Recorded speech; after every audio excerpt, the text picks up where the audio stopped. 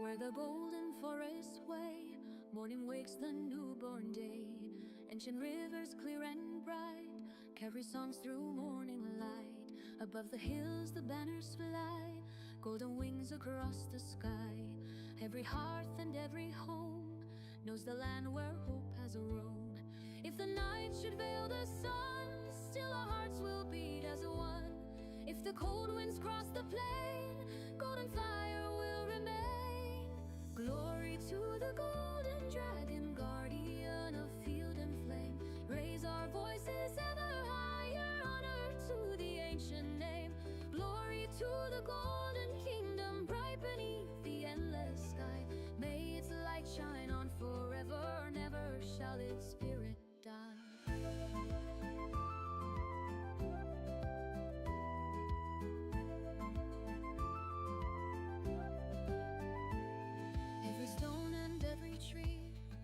Our ancient memory, from the mountains to the sea.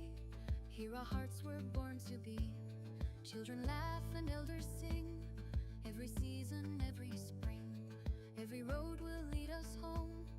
Nevermore shall we roam. When the stars awaken, when the rivers shine, when the old bells answer, the dragon will rise. Lift the banner,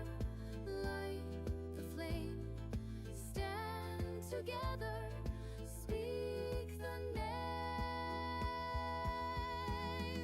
Glory to the golden dragon, guardian of field and flame.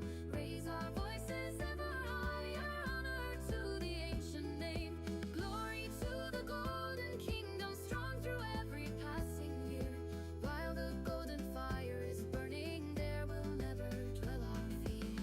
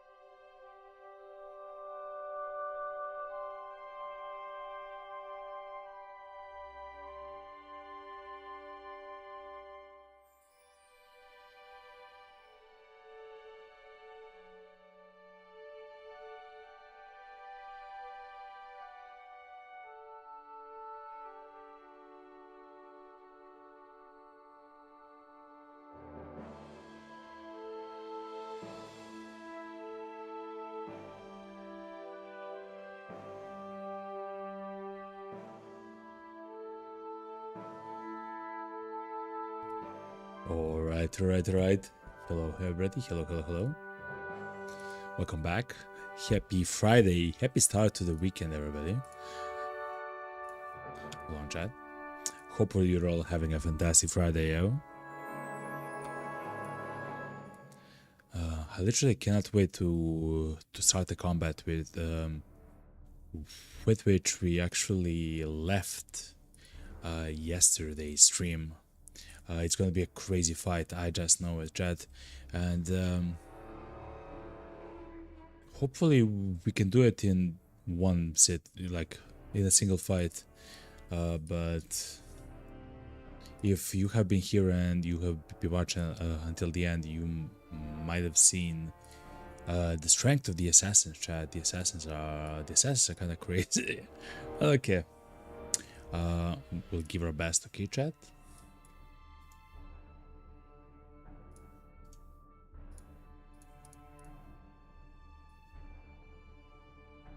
All right, let's slowly go inside of the game. This is us. Whoop. So we are all the way, chat. Look, we're all the way down here in the south. This is the entire world that we have uncovered, and there's still much more to see here in the east. But as the war is dragging on, the Holy War, and as we are approaching the Allied status with the city of Al-Hazif, the city-state of Al-Hazif, we will be able to recruit the agent, which will allow us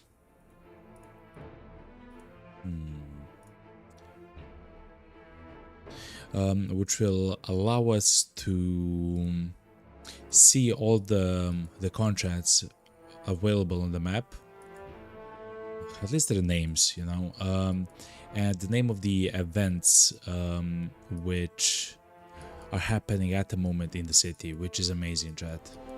With that, I don't believe we'll ever have a problem with money there when that happens, but we'll see as we play, of course. When it comes to the recruits and everything else,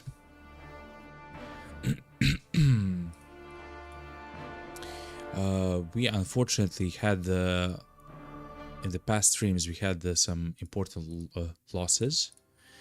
So we do have at the moment oh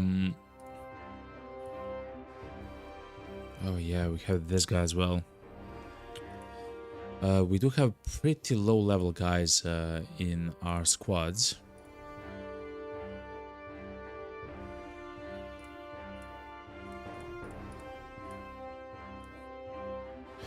Like, for example, Hafez, which is essentially the main tank on the left flank. He's only level 6. He doesn't even have Nimble or the Battle Forge. He'll probably go with the Battle Forge in the next level. Of course, we have Sir Jarag, which is only level 2 at the moment. We might think about exchanging him for someone else in this fight. Maybe something like Tarek, like the new Tarek. Maybe in quarter with a flail. We have to fight against the assassin, and having people who have nets is gonna prove pretty important in the fights to come.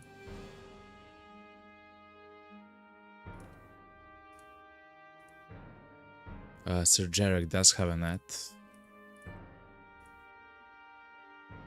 Heron, man. So the left side has nets, the right side not really. Okay. I'll try to give Heron this one. He does have quick hands, so he might utilize that, which is pretty good. Yeah, something like this.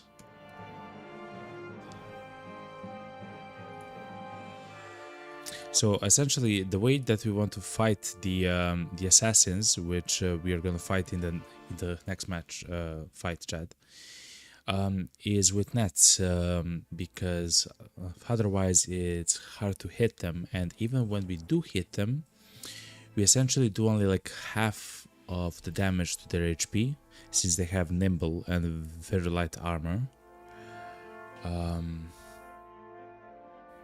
So the fight against them is quite of a pickle. Of course, they have also stun of grenades, which also reduce the amount of damage that we do to them. So it all kind of combines in being like pretty dangerous for us, you know.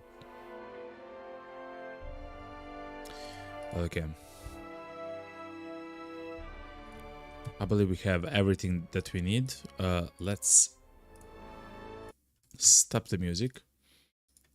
That was some crazy music, chat, for our first fight of the stream. But yeah, you can also see that it says unknown garrison. It means that it can be anything. We do know that it's gonna be assassins. So let's try it out, chat. If we cannot accomplish this fight in the afternoon, we can accomplish it in the night against their archers. We'll see though, chat. We'll see how we play this out. You charge the camp just in time to see a man in black clothes step out one of the tents. It's the assassins, chat. And the assassins are gonna fight together with the outlaws, and the nomad leader, by the way, as well, is there. The last time, the fight that we lost, there were 2 assassins. Oh my god. We cannot fight this. Though there were 15 of them, now there's only 12 of them. I'm not sure how that functions, chat, to be quite honest.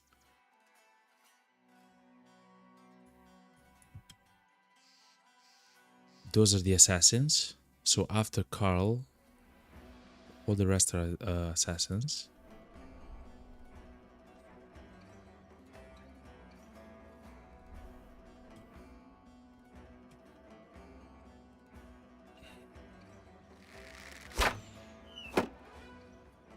Okay.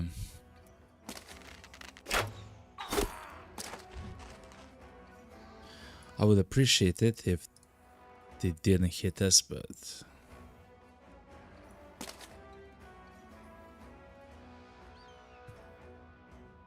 so I will say it immediately. We might restart this fight a few times. Oh, that's the boss, chat. Look, Razzle the Exiled, and that's the assassin with a Catal dagger as well, by the way.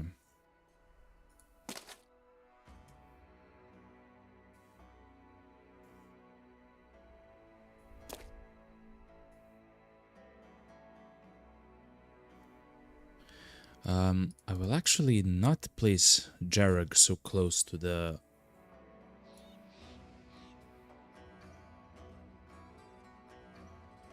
leader. I'll place him right here. Then I'll place Karkani right here to try to lob some of the people. Lob some of the javelins to try to hit some people. This is not like the best position that we can be in, chat. It's a little bit of a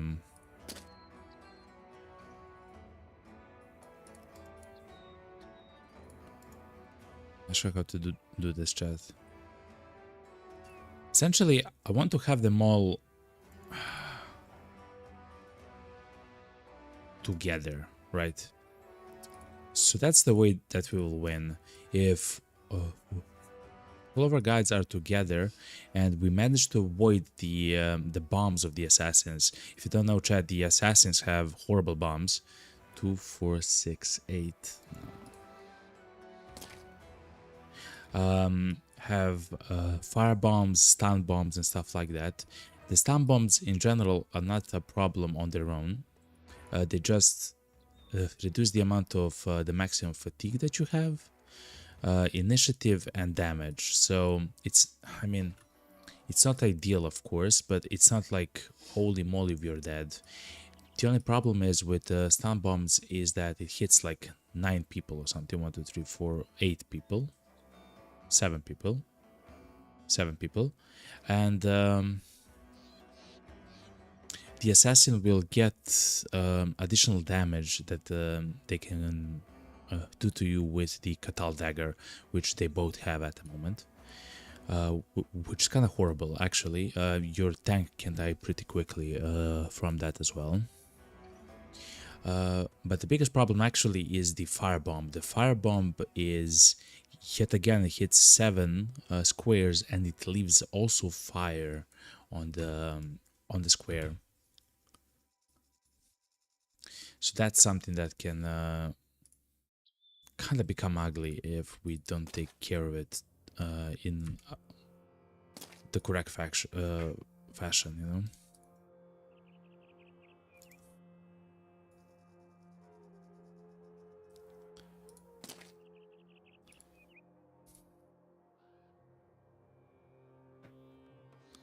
Okay.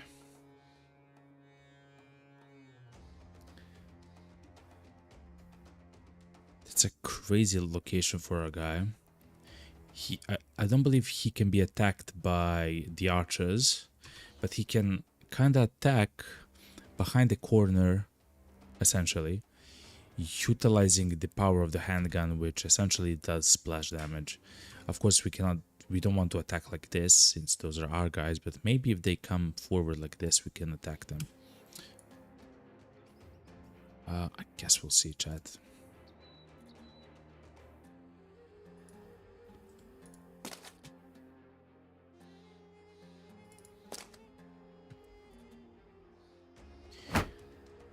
The good thing is that this guy, the assassin, is now out.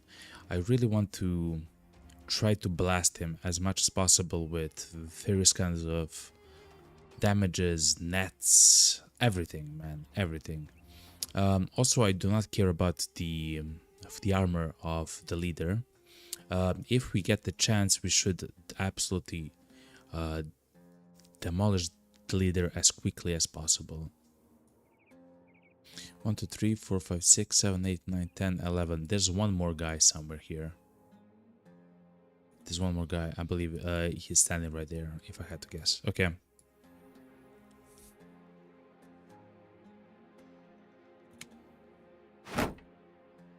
Okay, they are going into defensive stance. That's completely fine for us, especially for now.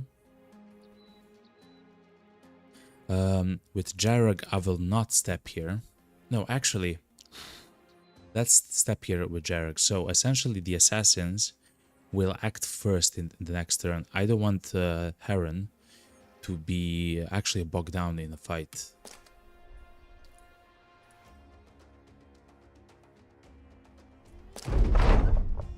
See? Okay.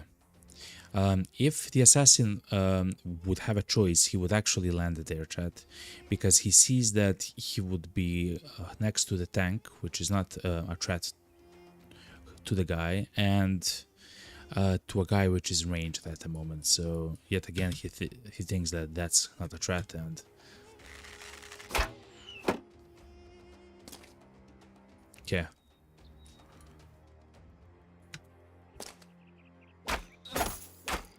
Oh my god, of course he hit.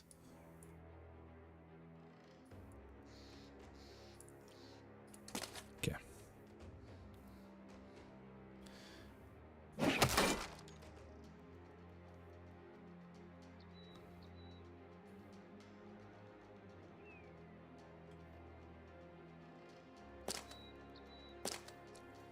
Yeah. Okay. So they will try to attack us, chat. As we have seen here. We'll skip the turn with Abby, and then we'll probably blast some of the guys which will act and actually try to surround our guys. Yes, they are coming towards us. Okay.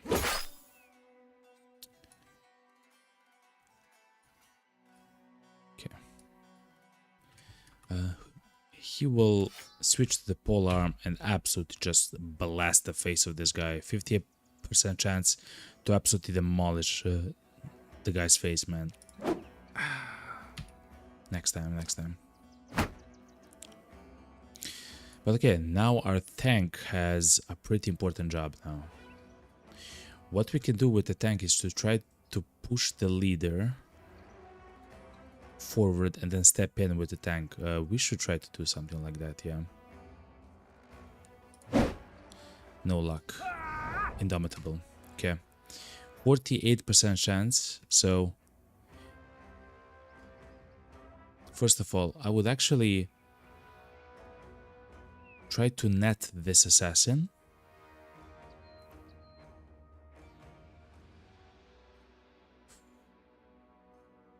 So he doesn't come too close to Jarek. And we should try to kill the guy with the axe as quickly as possible. Okay.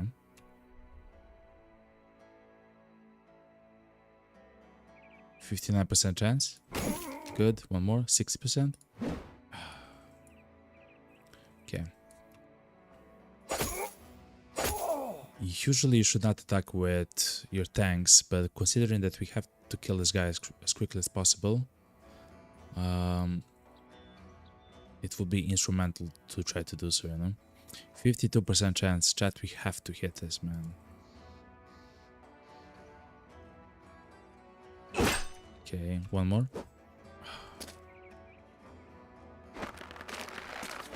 The assassin broke away from the net. Like, stuff like that is... oof.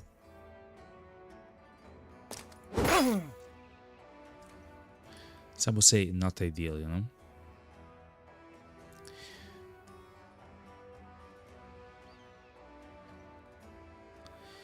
He might stun our guys here, which is a problem.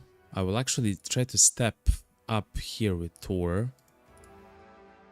Actually, the ideal place is maybe... no, not for now.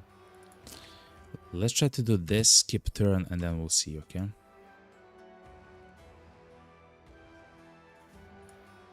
Oh, Abby is there, of course.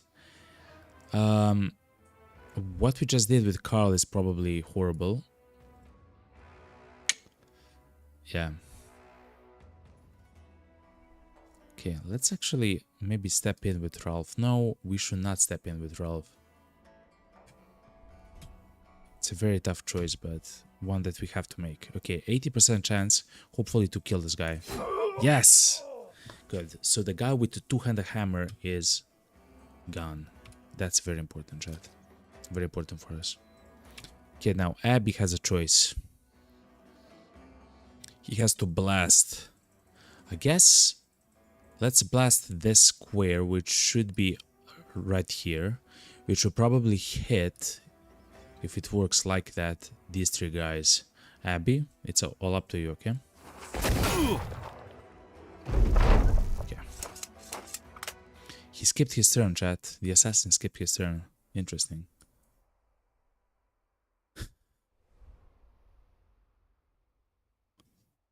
Let's try to fight this guy which is surrounded by several people.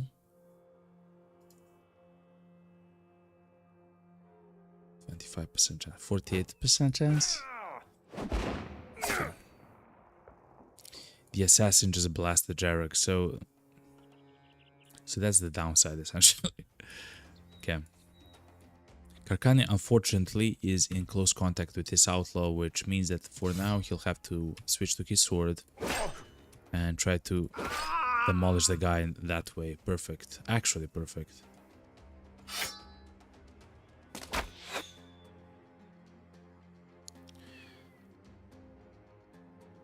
Unfortunately, this guy with the two-handed axe is about to slam himself into Jarek.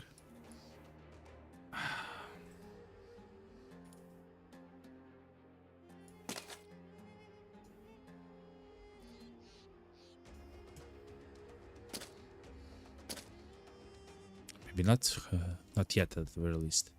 86% chance. Good. Okay. Oh, he hit him in the head as well.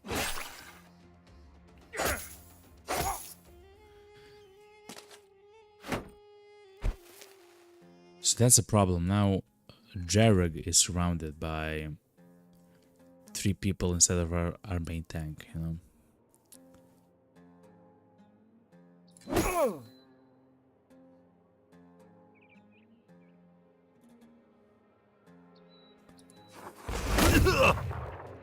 Okay.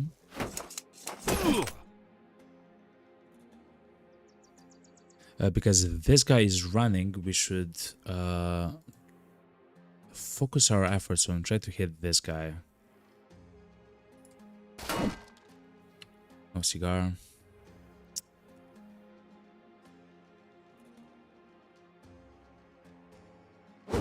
%29% chance, yeah. This is 48%.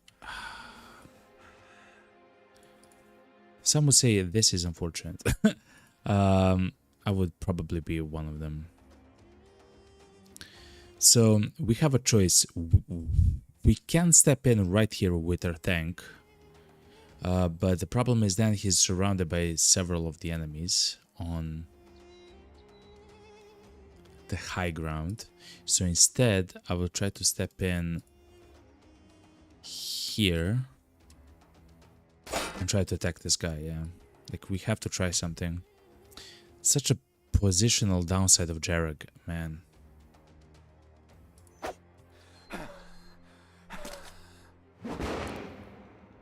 Okay. That wasn't ideal, but it's actually not so bad. I mean, it's not good, definitely, but it's not bad. We should try to kill as many of the guys as possible in the center before we swing either north or south.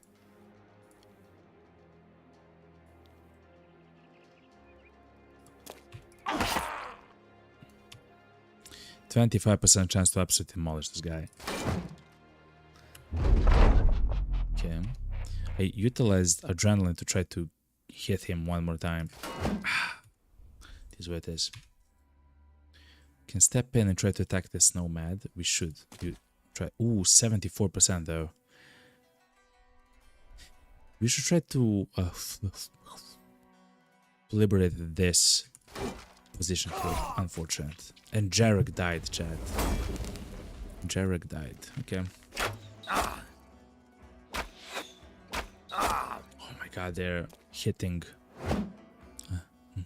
Tarek a lot, by the way. Okay. So now we are in the fire pot. We should try to leave this place. But first we have to fight the guys here on the down low. Karkan is still yet again in a fight. He has yet again to try to kill these guys.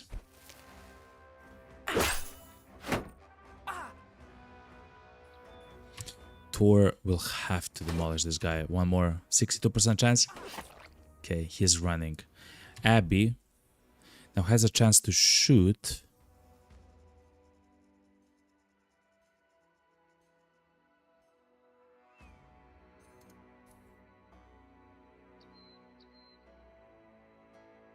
Hold on. 1, 2. 1, 2. No. Not sure how to utilize Abby at the moment. Guess like this, but then we have to run, chat. Yeah. And then we simply have to run from the fire, you know?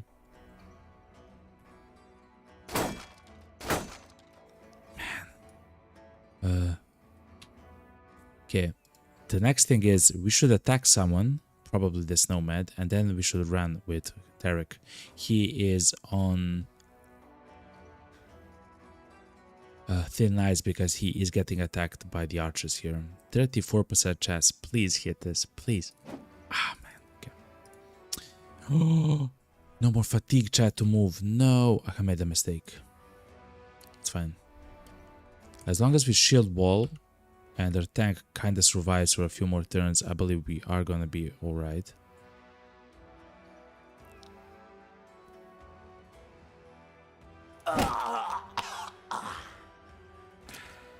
We should step up.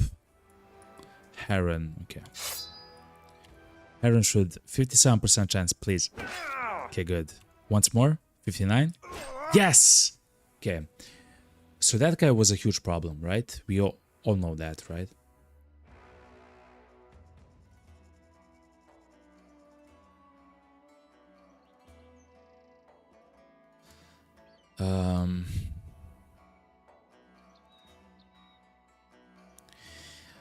I would like to actually move here, but he has a spear, essentially. I would like to move here with a tank, just so we block the assassin from actually coming in and attacking Heron.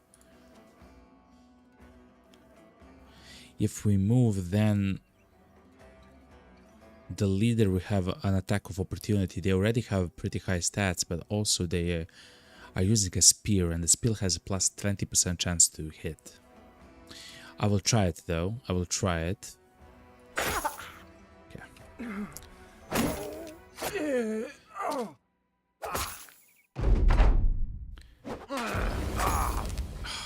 That's horrible.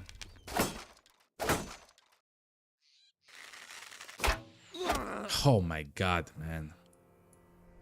I hate that it happened, but...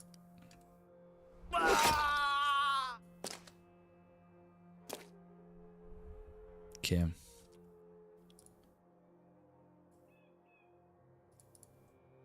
Is that a fire? It is. Okay, so step out of the fire, please. We'll yet again utilize adrenaline to try to hit the assassin, though. Before we try to do anything like that, though, I would really like to maybe even step up here, so the assassin cannot actually try to demolish us there, you know?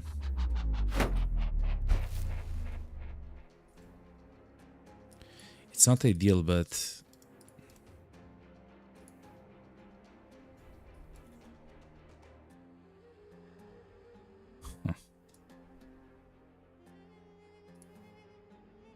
Huh, that's actually kind of cool. Okay, let's step up here. And I will try to get...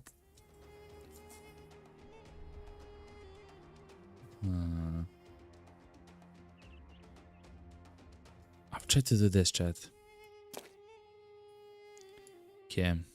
Abby is safe there, I believe, yes.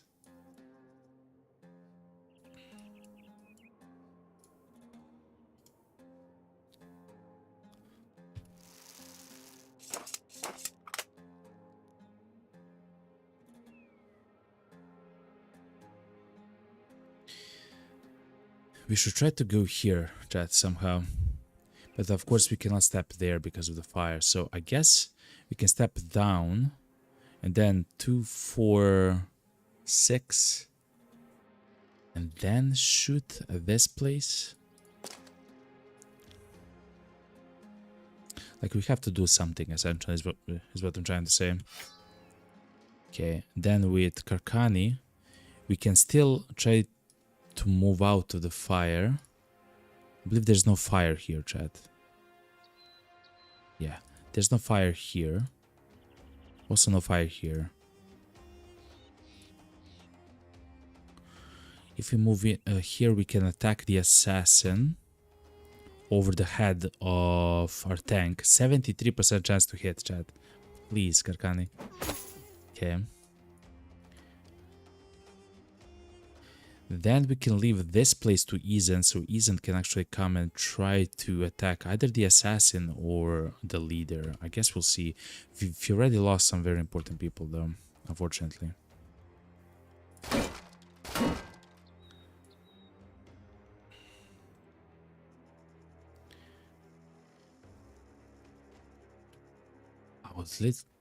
I would truly try to push the assassin and yet again try to step in. I just believe the chance to hit of Razzle is just too high, chat. So we have to utilize in them. I don't believe we have a choice, to be honest, there. 77% chance in the dream, chat. Okay.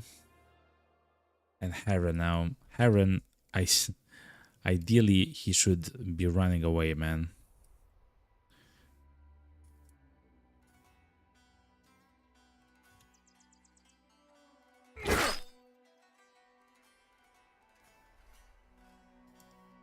so he is not in the fire essentially.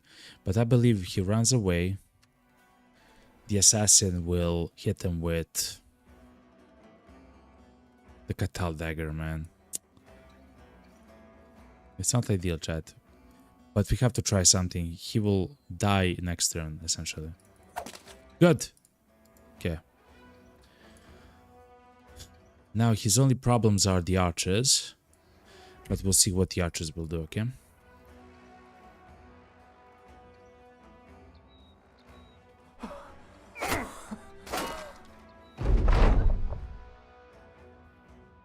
Okay.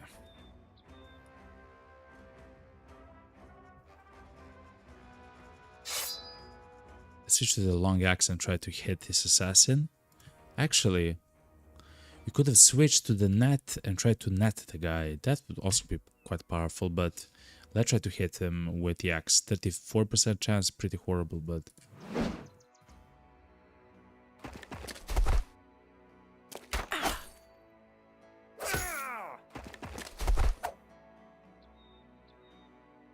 That's a little bit weird, okay. So Heron is still alive. I'm so sad that Jarek died, man. Hopefully he'll survive with an injury instead of actually being hurt, you know. Okay, so Karkani.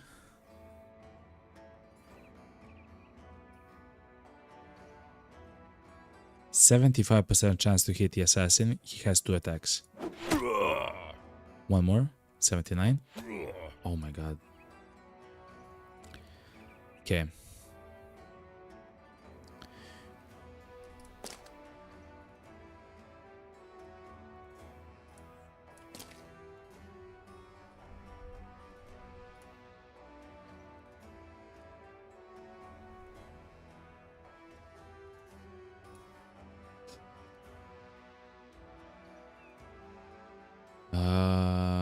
What?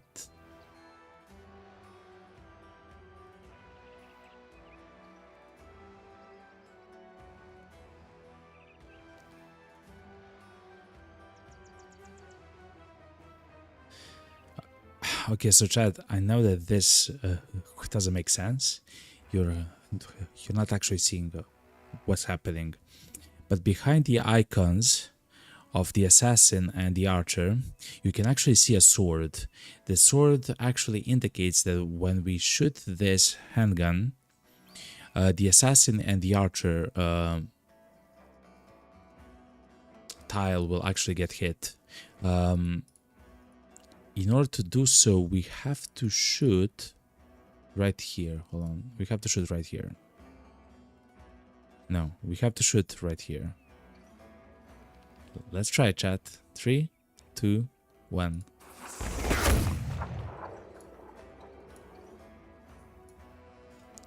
Somebody has got... Oh, the assassin actually got hit there. That's pretty powerful. Okay, so instead of stepping here and attacking the assassin, I will not do so. I will step down and attack the nomad that's running. I don't want the nomad to actually come back, essentially. I hate that guy. I hate that guy, chat. So we should try to kill the leader here.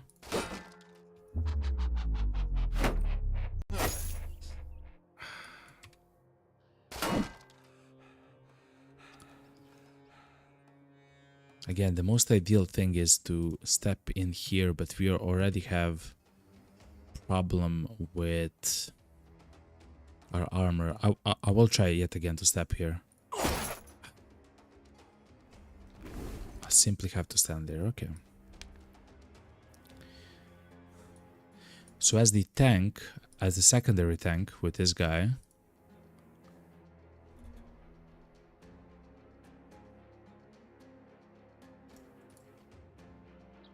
yo, I can actually stand here with the secondary tank. Oh my god, that's perfect, which means that Heron might be able to survive this. He has only 20% chance to hit the assassin, but still. So, he actually hit, okay.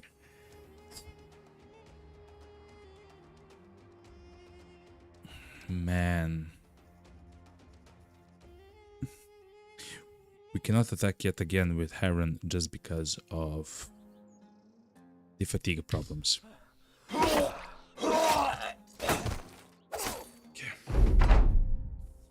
Oh, that was so good. Okay. Still, we lost two pretty important people. We lost Jarek. And we lost one more guy. Oh, Tarek. Hopefully they're not dead, chat. Hopefully they're just, you know, sleeping. No, guess we'll see, chat. Pretty good hit from Isend.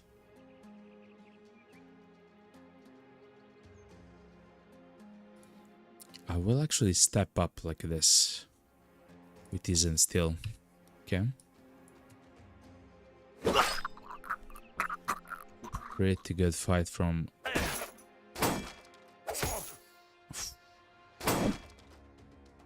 Okay. Let's reload. And let's see if yet again we have a chance to do something like that. Oh, but now we cannot. Yes, no, we cannot. Because of our own tank. Okay. We can try to hit only the assassin though. Funnily enough. If we attack one of the places here. So only the assassin gets potentially hit. Let's try it out, chat. That's a miss. Okay. So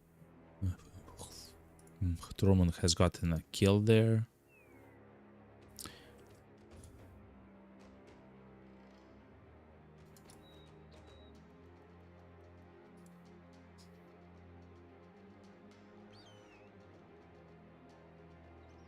I will stand right next to Karkani just in case if the assassin wants to fight Karkani or something crazy like that.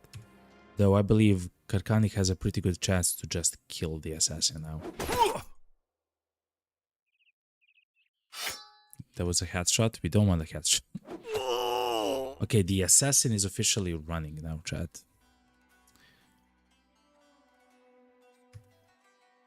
%62% chance to kill a guy. Ralph has gotten the kill on the assassin. Good.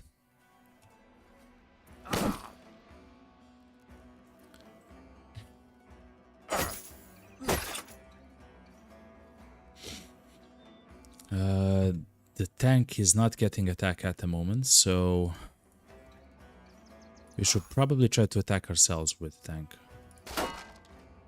Okay, but this tank should just save his stamina or fatigue, because with him at some point we can probably activate his shield, right? So he'll actually survive a lot more hits, but that will have to be in the next turn. Okay, with Heron we have a 24% chance to hit this assassin. We'll have only one shot, it seems like. It is what it is.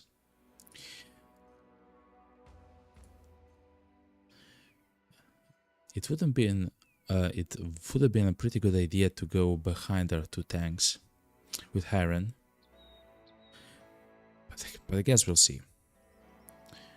We'll just leave. Yeah, let's just stay right there.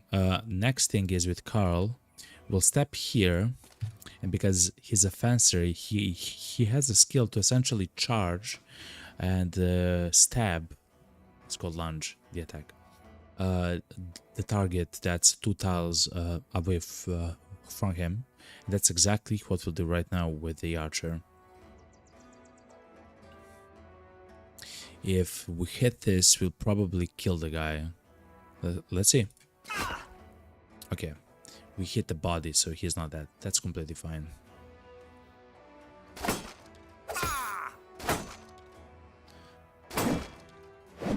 But the circle is slowly closing on these guys, chat.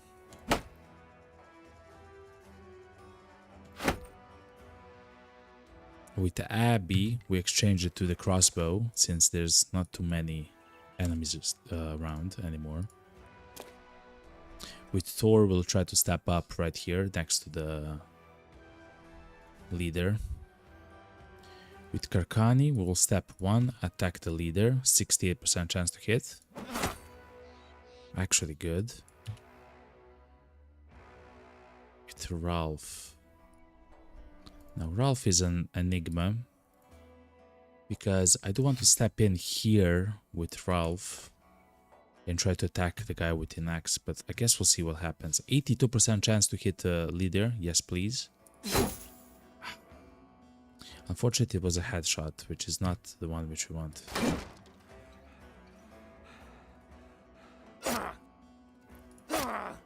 Okay. Still taking damage, okay. Heron should attack the assassin, 24% chance. No luck.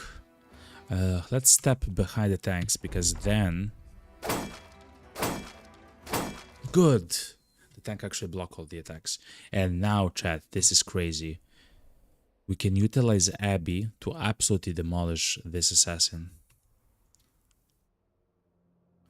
I'm not sure actually if we want to push the assassin away actually, because this specific crossbow, when it hits a target, it actually pushes the target away from the archer.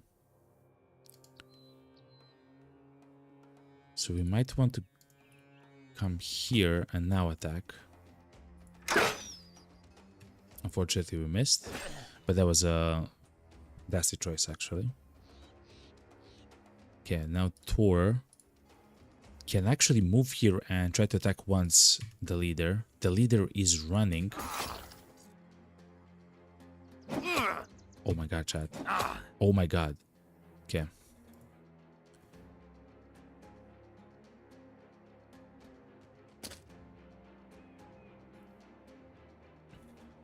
Then it means that we can step in here with ease and actually attack the assassin. 77% chance to hit. Actual hit. We destroyed his armor, chat. Okay, hold on, chat.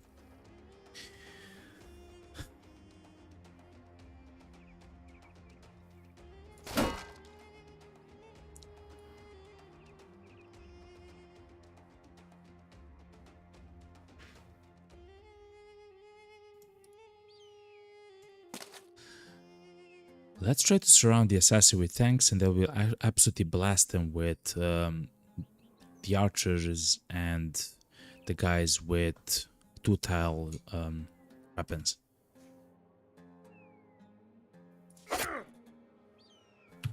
And shield wall on Hafas, perfect. Heron should just chill now. He did more than enough. You're good, man. Stay alive. Okay, the assassin has actually moved. 57% chance to hit the guy, and he will actually move towards our main tank and Carl, which is actually perfect. Yes!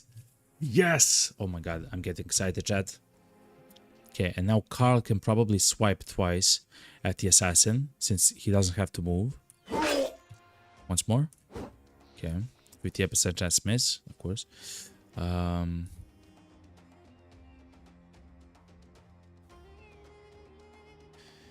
Karkani can probably step here and throw one bolt at the assassin, though.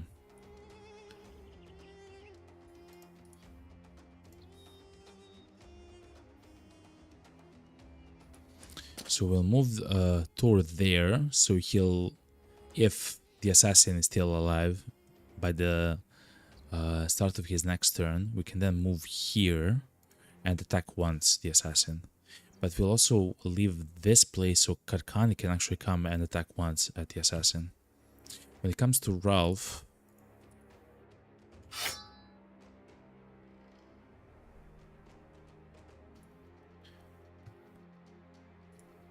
let's step in, and next turn he can attack the assassin from that position. And the Eason can definitely 83% chance to hit, chat. Perfect. Jarek died though. Jarek has officially died. He was like a god pawn, by the way, chat. He was a god pawn and he died. That's horrible. The Hammersbro, the Hammersbro, the Hammer Bros injury, the permanent injury isn't so bad because he only takes what 12 fatigue to attack with his weapon, so it's not so horrible. But this guy, so Jareg, he was one of the best bros I have ever recruited. He had 3 stars in attack for melee. He had 3 stars in defense for melee, and he had 1 star in HP or something like that, and he had pretty high HP as well.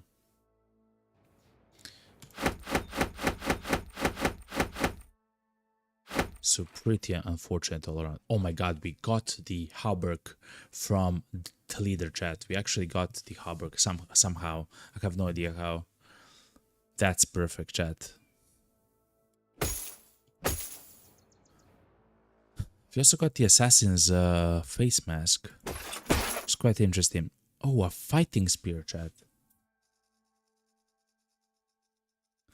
It's worth a lot. I don't like spears. We don't do damage with them and stuff like that, so we'll probably just simply sell them. We did get another Catal dagger though, which is interesting. A little bit of rings. I guess we'll bring everything, chat. And then simply sell everything. Man, the Catal god died, chat. So we have a choice, chat, to save the campaign or to load and try the fight again. And Jarek, if you're here and if you're watching, Jarek, I'm so sorry, but we have to move on. You'll have another guy which will hopefully survive a lot longer than this guy.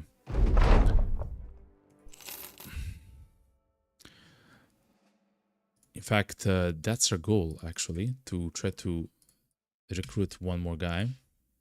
Hopefully it's gonna happen soon. But yeah, we are quite close to become allies with this city-state, which is exactly what we want, chat. Okay. Let's wait out the night. Did someone get a level up or something? Let's see. No, but Tarek is very hurt. Heron is very hurt.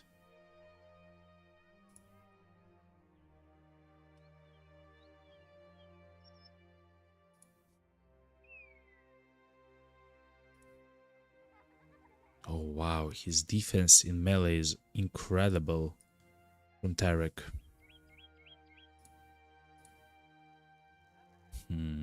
Okay.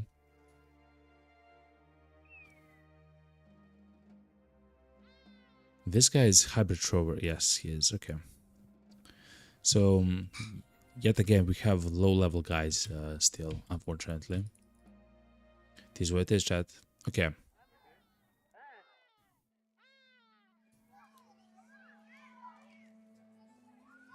Let's see if we can sell some of the stuff here. But yeah, before we go further, we should tell them that we want to repair some of the items. Potentially the face masks. At the very least, they kind of look cool. The flails.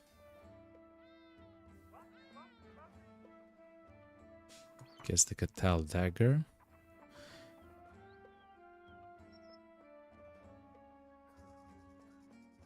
Guess the scimitar.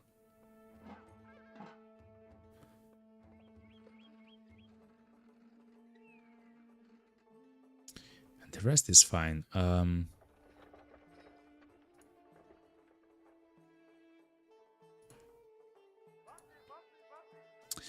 Let's try to hire or try to find someone else. So the caravan hands are not that good, actually.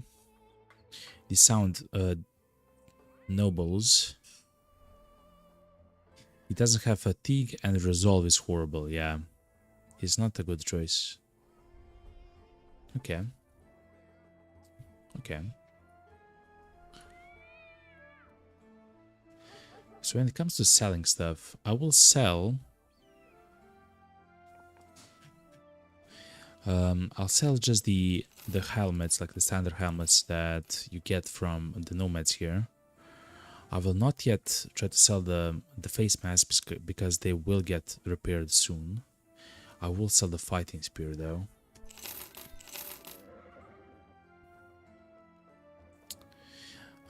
I will sell the shamshir, but I will leave one of these swords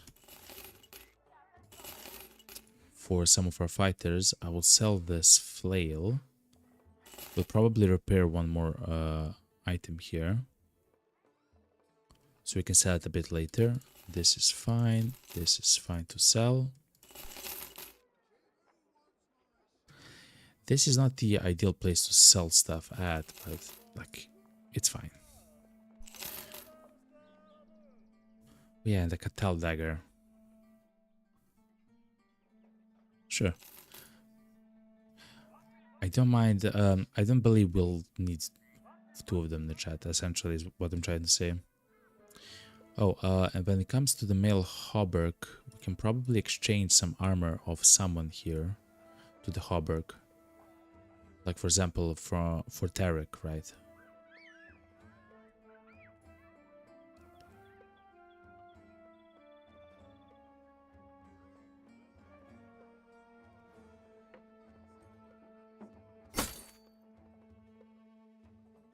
Because to be honest, he is getting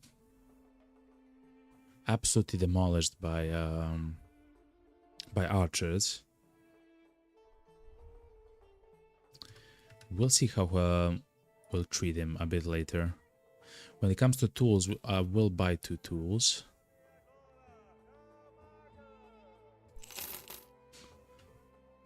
And we'll still only have 100 by the end of all the repairs. Oof. Okay. I'll also buy 1 ammo stack. Okay, chat. Let's go to the temple. Let's take care of our guys.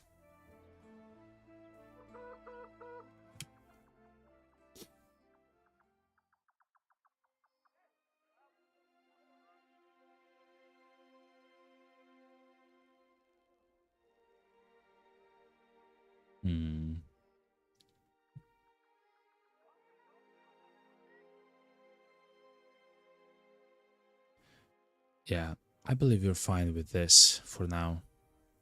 We should try to find more fights. What's this? This is black paint for a helmet. Okay.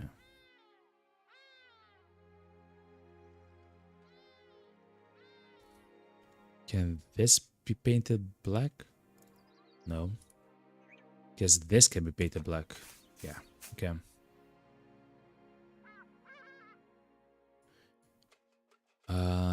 And any special armor? No, they got raided, chat, so no special stuff for us. Potion of knowledge, though, we might buy this, chat. As far as I understand, you get 100% experience for 1 fight.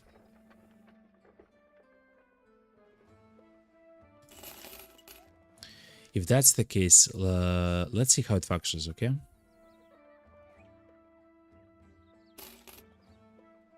So, for example, let's go to the roster, and I really want Tarek, for example. Do I really want Tarek? Garo actually has 3 skill in melee, so Garo might actually become the Catal guy. I guess we'll have to see, chat.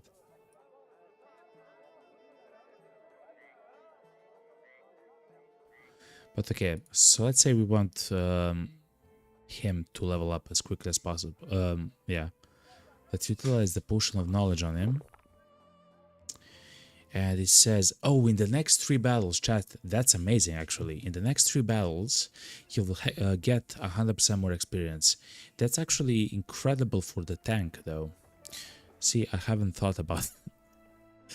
Now that I used it, that's actually amazing for our tank. Our tank yet again on the left flank. He's only level 6. Soon he'll get to level 7, probably in one more fight.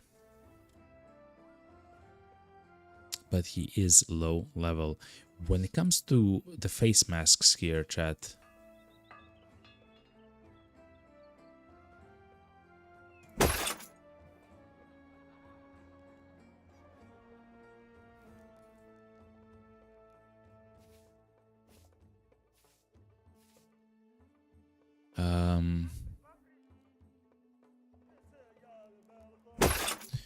we can give them the assassin's face mask because it's actually pretty light armor when it comes to the fatigue.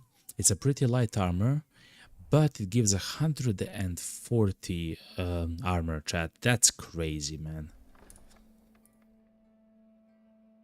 It kinda seems like that the armor of the assassin is made almost perfectly for nimble builds. And it kind of course, it makes sense that that's the case. Okay, so Tarek will heal in 4 days. He cannot fight anymore. Not now, at the very least. Okay. So let's simply save. Yeah, and let's try to find a fight, chat. Kill the soldiers have passed through here. Usually if you see that, it means that the land is completely empty. Unholds though have passed here. Oh, of course they have. Oh, those are the 7 unholds, chat.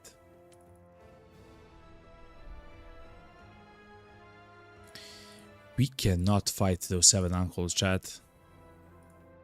Hold on. Maybe somehow it isn't.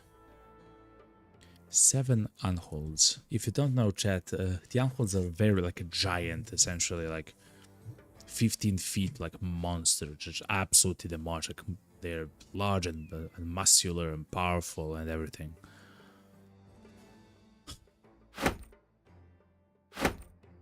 And they can actually take our tanks and throw them away. They can charge at our bros and stun them, which they do often. They're actually horrible. Like, as enemies go, they're quite formidable, chat. The only way that I kind of think that we can actually beat them is utilizing several tanks at once, like 4 tanks at once, which we simply do not have, chat. So we'll not fight the 7 unholds, even though I really want to. If there were 5 of them, I would consider, but 7 I believe is too much.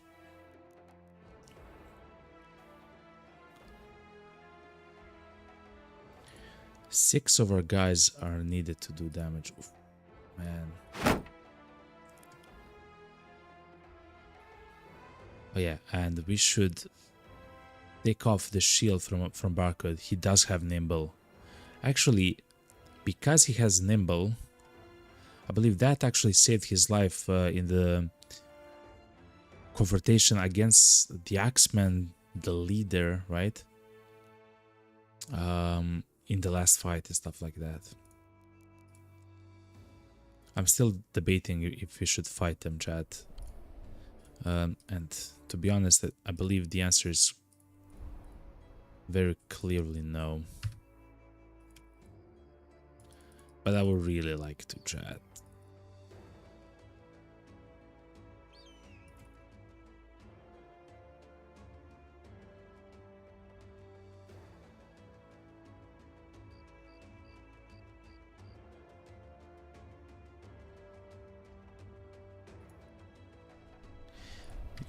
You know what, chat? Let's try. Let's try. Since they have traveled towards the city, yeah, let's place Aura guys like we should place them. Something like this. Essentially, we want to do as much damage as quickly as possible to these guys, chat. I don't mind actually Barcode with a mace having a shield. Like, I don't mind this at all. And trying to shield wall, even though he's not a tank at all, by the way, chat. Try to shield wall a little bit. Quarry will have problems as well.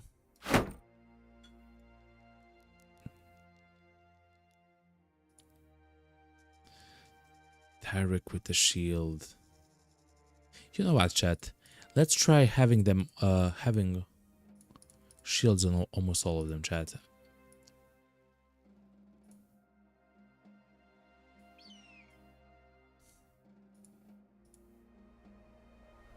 Yeah. Let's try this, chat. This is gonna be crazy.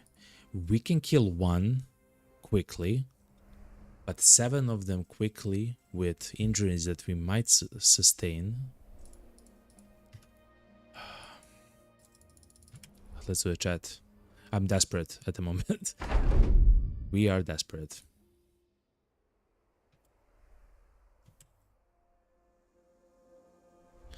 We can also utilize the handgun, chat.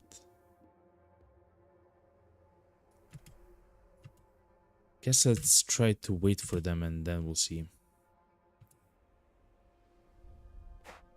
Here they are.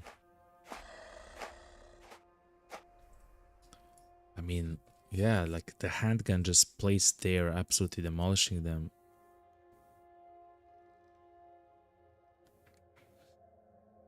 Two, 4, 6, 8. Let's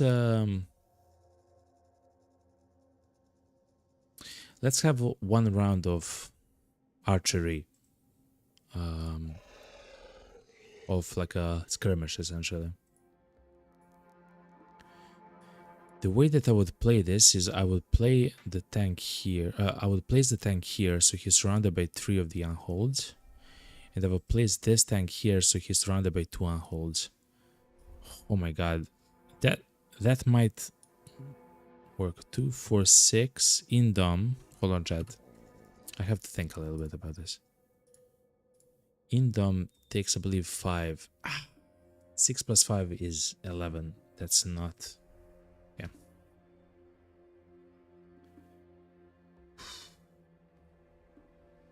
Yeah.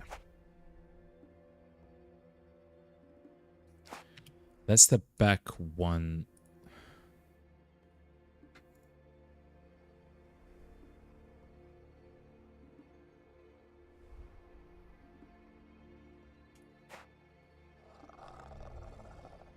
Okay. We can attack once, hit that, yeah, and then go back twice. Yeah. I'm not sure what that does, to be honest, but...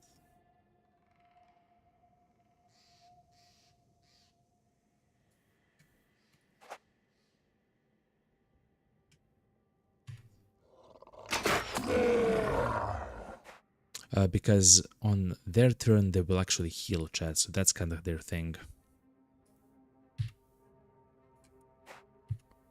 Is that they're huge and they heal. Okay, so let's step back then. We'll probably have to utilize long axes on this guy. He's gonna come back.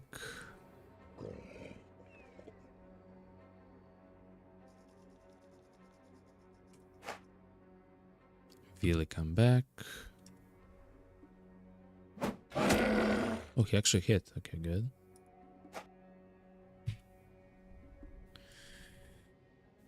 So let's try this. Next turn, they can move 2, 4, 6, 8, and the idea is for us to essentially touch as many of them as possible with Willibald, which is our main tank, and utilize the skill in Indomitable, I believe is the name of it. Yes, Indomitable. and he cannot get stunned, he cannot get knocked back, then he cannot get grabbed while he is using this skill. Very powerful against exactly the fight like this, you know.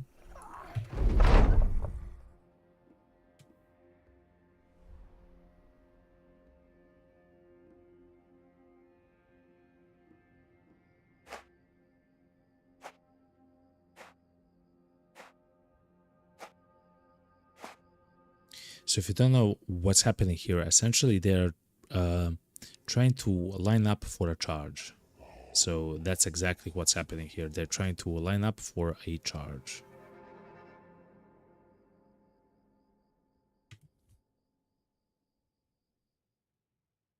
I will move into them.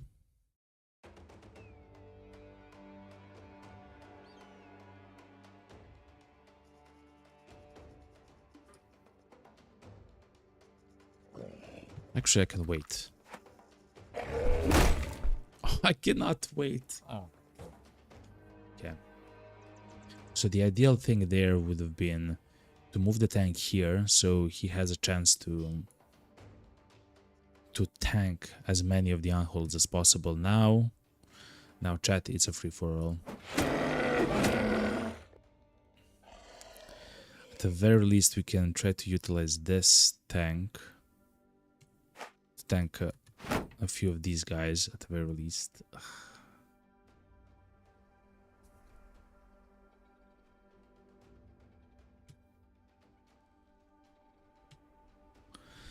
And we'll see what happens, chat. We'll see what happens.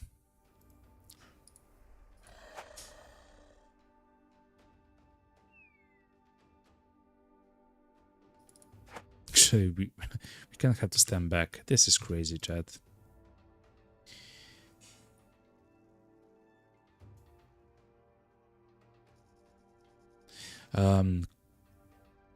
Corey should not come forward. Actually, maybe they should.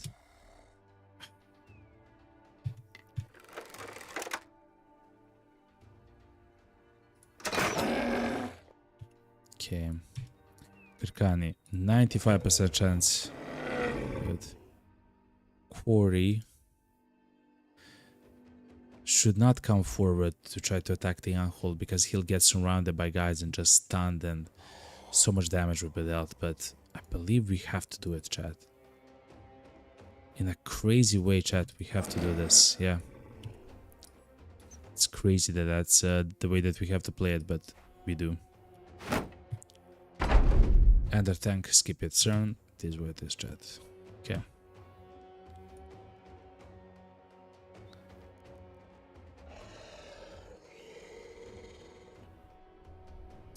I'm not sure what Ralph will do.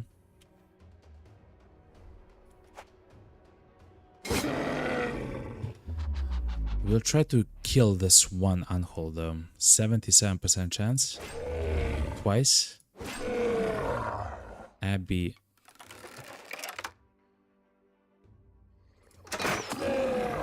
Okay. 76% chance for a kill.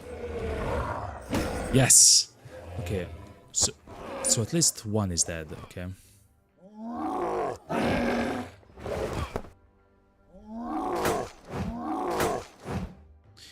So that's exactly what I wanted to happen to our main tank, not to Bark then to half-ass, but to be honest, we literally cannot choose at the moment. At the moment, we cannot choose anything. We have to play to the best of our abilities and try to save them.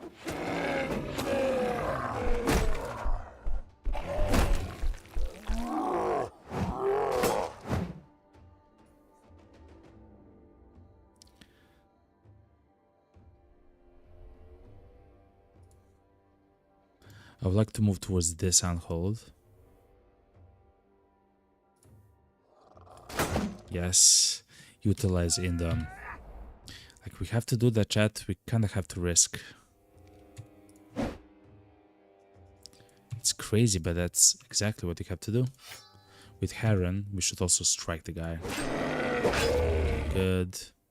With Half-S, shield wall. Hopefully he doesn't get grabbed.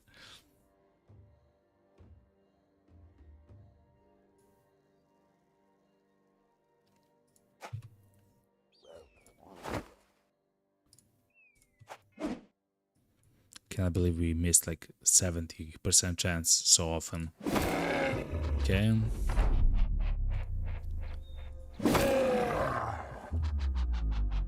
Isn't... We have a choice now. Do we want to kill this handhold or this handhold? My choice would be... Hold on. My choice would be to kill both. I'm not sure if we can kill both.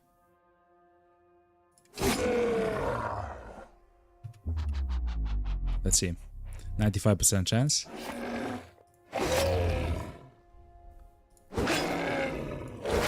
Oh my god. Okay, hold on, chat. Stuff is happening.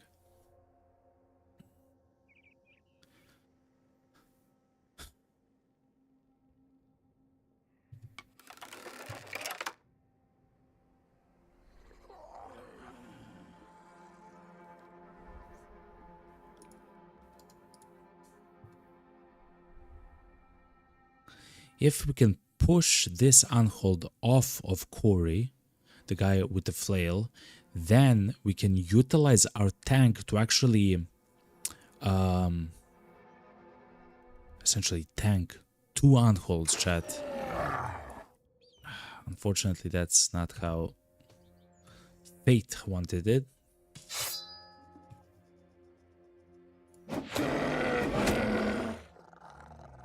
Do you know what they say about fake, chat? Fate. It's fickle, yo.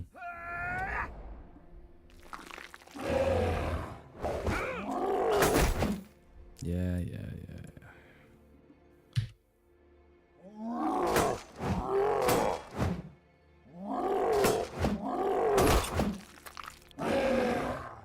No! He's now placed in between 3 of them, chat, so that's kind of like the problem which we are facing at the moment.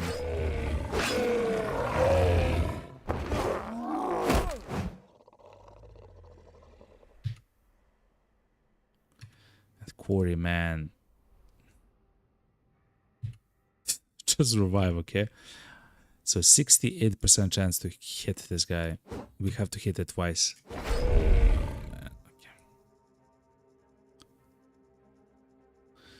So we have a choice. Who do we try to kill? To be honest, I believe we have to try to kill this unhold and this unhold before we even go try to save Corey. Horrible position for Corey though.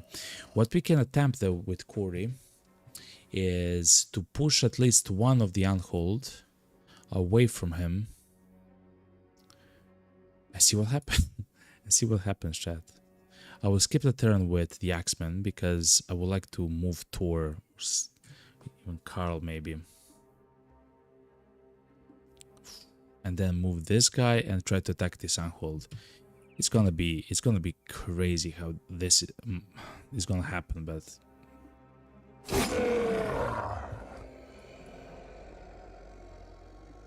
so Thor can move here. Yo, Abby, what's up, yo? Welcome. You are still alive. You're doing well for now.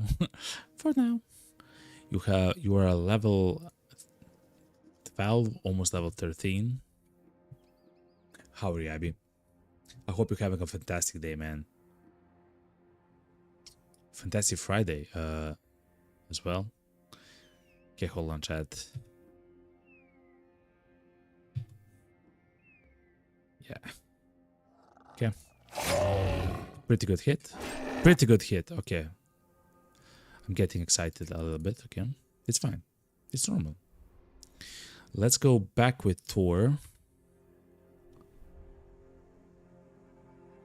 We can simply attack this unhold.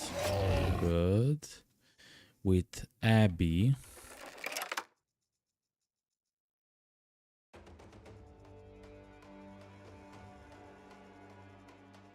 We should try to kill this unhold with Abby and with the javelin from Karkani. He's running, chat. Okay, so we don't have to touch him.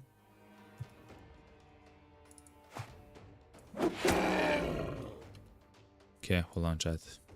Shield wall with this guy. God willing, Indom with this guy, man.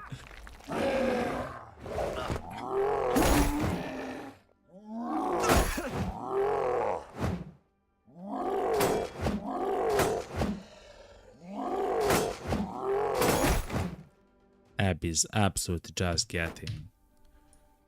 Actually got demolished in the head, and Corey might die if you don't do something quickly. So next turn we should try to kill this Unhold as quickly as possible so we save the life of Corey. But we have a problem that this Unhold and this Unhold are alive.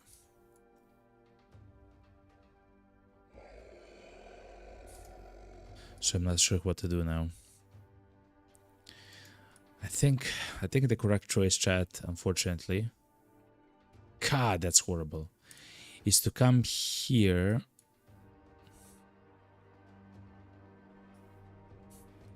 So what's the initiative? Only 31. Okay.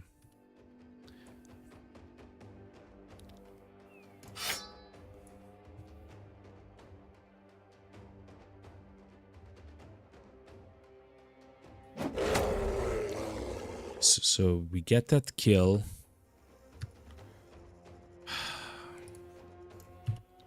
Yeah, and we're out of everything. Okay. Oh, our chance to hit is incredibly low because of the fracture hand. Oh my god, and we're staggered. God damn it. Okay, we should try to shield wall, chat. But they can still grab us, I believe. So we can push the guy. Chat, we have a choice.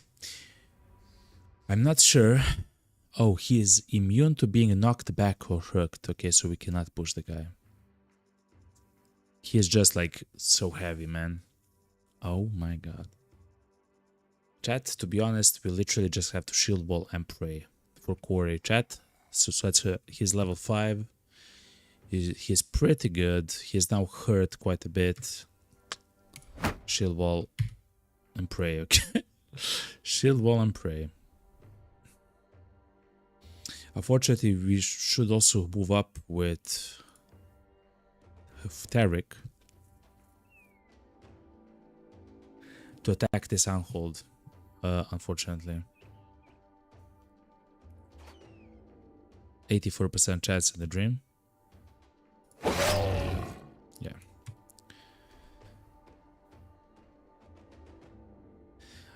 What we can do with Ralph, though, is we can take the woodcutter's axe, step in, 73% chance to hit, and simply try to whack this guy twice. If you don't know, when you hit with this axe, it actually hits the head and the body at the same time, chat. It's pretty powerful. Good. Okay. Okay.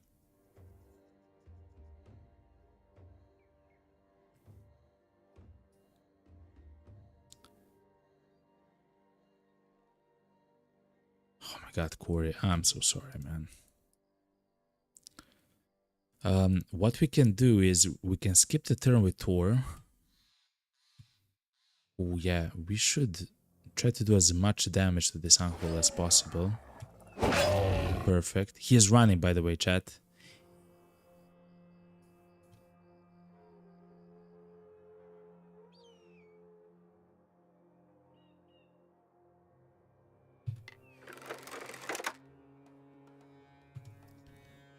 So Abby has a broken nose, man.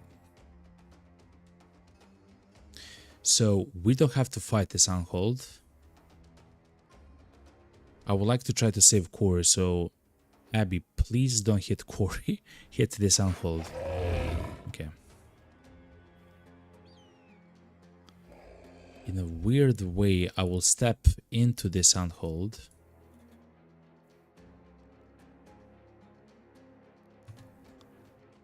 And I will simply just attack with this guy, I guess. We missed. Okay. It's a little bit weird. Okay, let's try to do as much damage to this Unhold as possible. He may even get hurt or something. He might begin to waver. Quarry, no. And we don't have enough for a shield ball. It's the turn of Quarry, but we don't want him to be... Okay, we hit some attacks.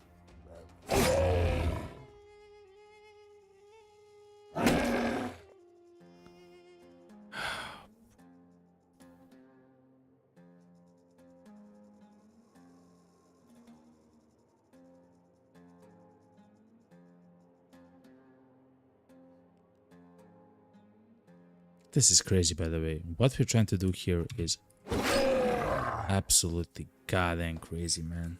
Okay.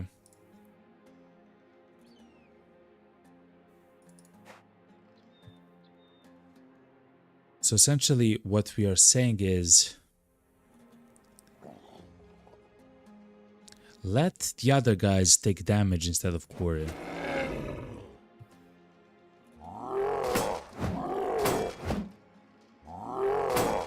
Hafas, you're doing well. Yes! Yes! We have one more turn. I'm so sorry, chat. I'm so excited here. So we get one more turn to save Quarry, chat. Holy moly. Okay, hold on, chat. This is incredibly important, man. Swabby says on YouTube chat, use nets and focus fire. Trying to waste time at the very moment, trying to waste the action points and time to use nets is not ideal, since they're large and we can actually easily hit them. It's just that we don't do a lot of damage, essentially, unfortunately. Okay.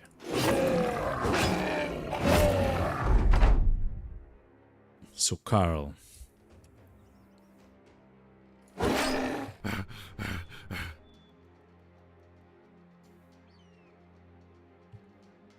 Tor.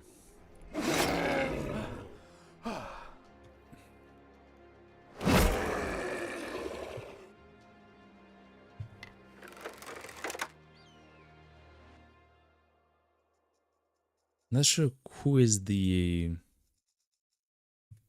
next uncle that we want to kill. I guess this one? I guess that one.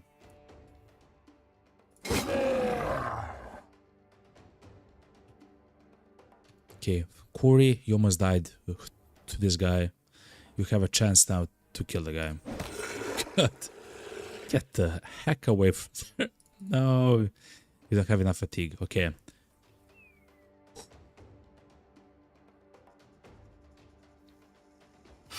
Karkani now has a chance to blow up this guy from afar. That's good. We'll not step in with Quarry and the Barcode. But we will step in with our main tank. Half-S, shield wall, you're beautiful. Holy moly, chat. Okay, so now...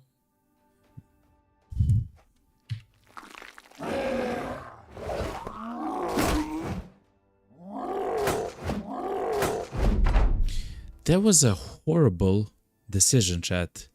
So when I placed my my main tank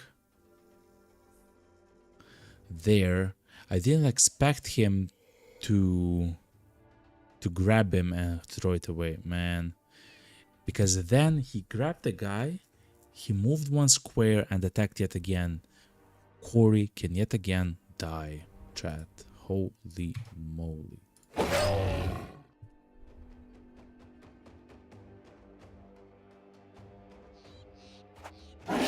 We literally have to do this, chat. Is this crazy? So Abby says the nets are basically a wasted action on their part. I killed 3 Anhods in the N35 in your new run, and only one guy got hit in general. Okay. Abby, as always, I will listen to you. You're invaluable in a run like this, man. Okay. And also, I do want for Corey to stay alive. Holy moly.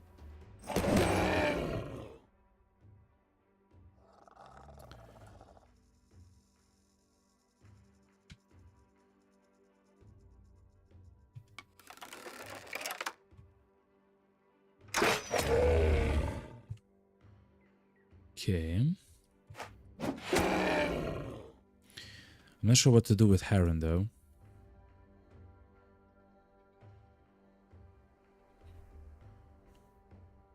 Guess go here and try to wait for some horrible decision by the Anhols, I guess.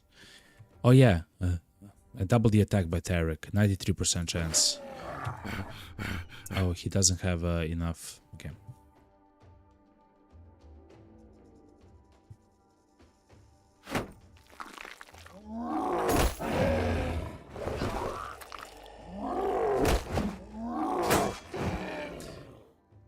No way. So Corey at the moment is trying to run away. Chat, we cannot let Corey try to run away. Chat. Oh no.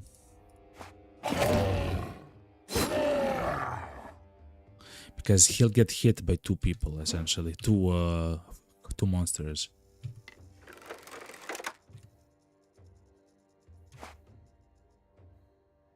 Oh my god, chat. Hold on. Hold on. We are all fatigued out of our minds, man.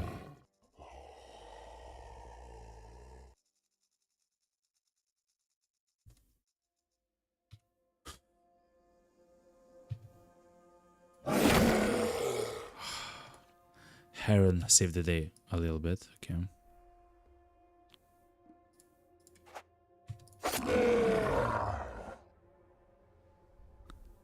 Oh no, we still have a huge problem actually here. That's amazing. That's amazing. So he threw Corey away from his punch. His punch, if he gets through, and it has a 30% higher chance to go through because he's fleeing, would actually absolutely demolish him. Like, he would be dead there. Oh my god. Remember, he doesn't have Nimble yet. He's only level 5. Oh my god. What a crazy turn of events there. You using another net if you can?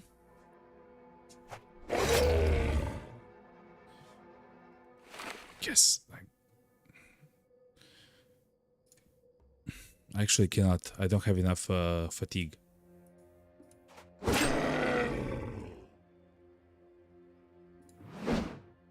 %85 chance miss. BDW chat.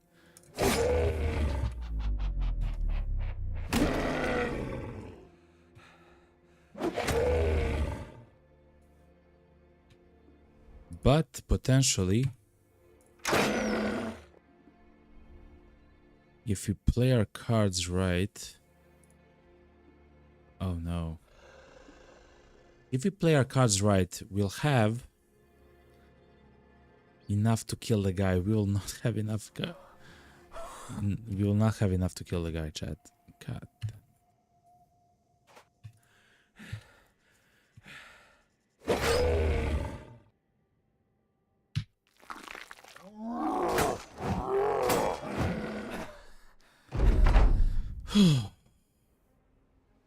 Okay, chat. Nobody died. 7. We killed 7 unholds, chat. Just so you know, chat. Just so it is noted in the history of the channel. We defeated 7 unholds. It's crazy, man.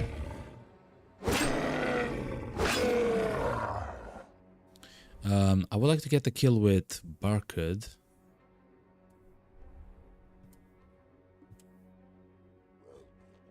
Or Heron. Actually, with Heron. I would like to get the kill with Heron.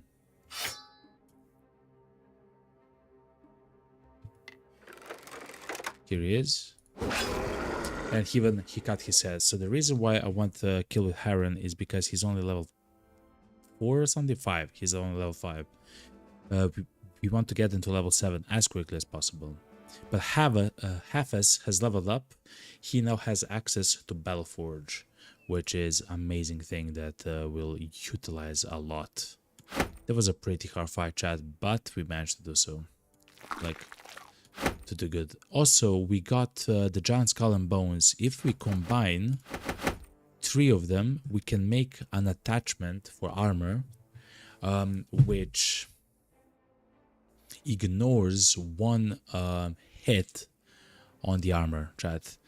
So it's incredibly powerful because you have actually seen there when someone hits your armor, so even if you have like 150 armor, usually around a third of your armor is lost, right?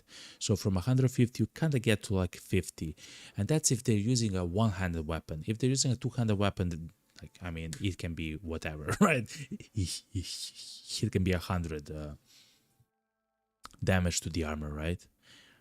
But what the Giant Skull and Bones attachment does, and I'll actually show you, it's amazing, chat, in my opinion. It completely absorbs the first hit of every combat encounter, which doesn't ignore armor. Amazing stuff, right? So it doesn't matter how hard you got hit, as long as you got hit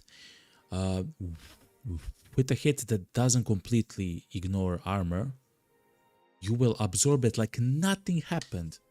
That's amazing, chat. It's much better than any attachment that I know of, since the rest of the attachments, they give like 20 armor, 30 armor, 40 armor, 15 armor, 15 initiative, and stuff like that, right? Like stuff like this, right? It gives 15 armor and 15 initiative, right? But if you think 15 armor is nothing, right? In addition, right? So instead of 110, we now have 125, right? So, right? I believe that's true, yeah. That's not even like a half of an attack of an enemy, right? Like that additional 15 armor. Yet, one full attack, it doesn't matter how small or large, gets fully, completely absorbed by this attachment. And now I believe we can make 2 of them with this, which is amazing because it will allow to keep some of our more important guys alive afterwards. It's very powerful, chat. Of course, we do have to visit a taxidermist, which is in the Western City, but that's a pretty amazing thing.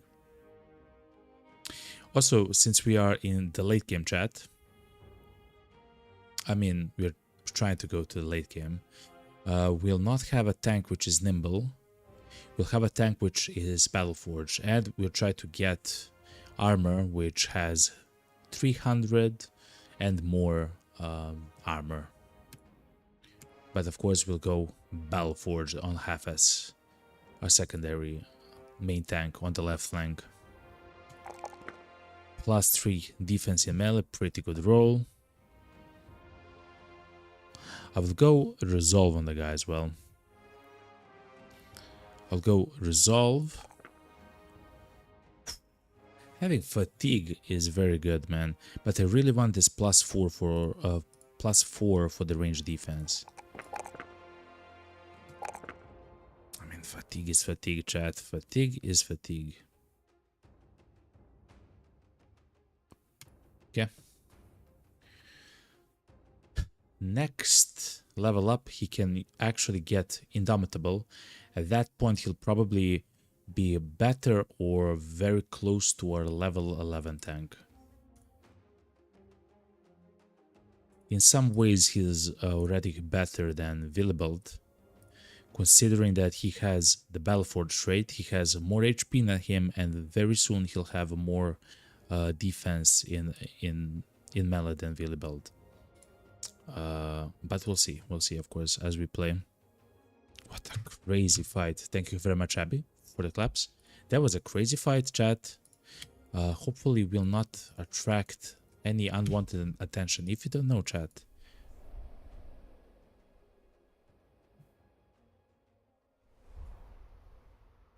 we are still in a fight against the nobles of the north, chat, and they are everywhere around here, chat. Everywhere around us and everywhere around here.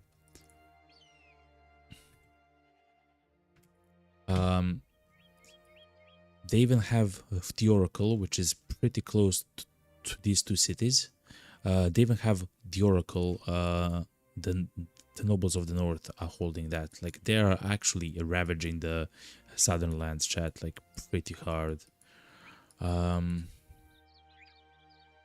not sure how often the north quote-unquote wins, but besides one small, like some huts and small buildings, like a village, besides this one village that the north has, everything else is completely intact by the south, like completely intact. Yet the south is kind of getting pushed. They constantly have to repair the barracks, the farms and stuff like that, the silk farms, day in and day out. It is what it is, chat. It's a war, as they say. Okay, Abby.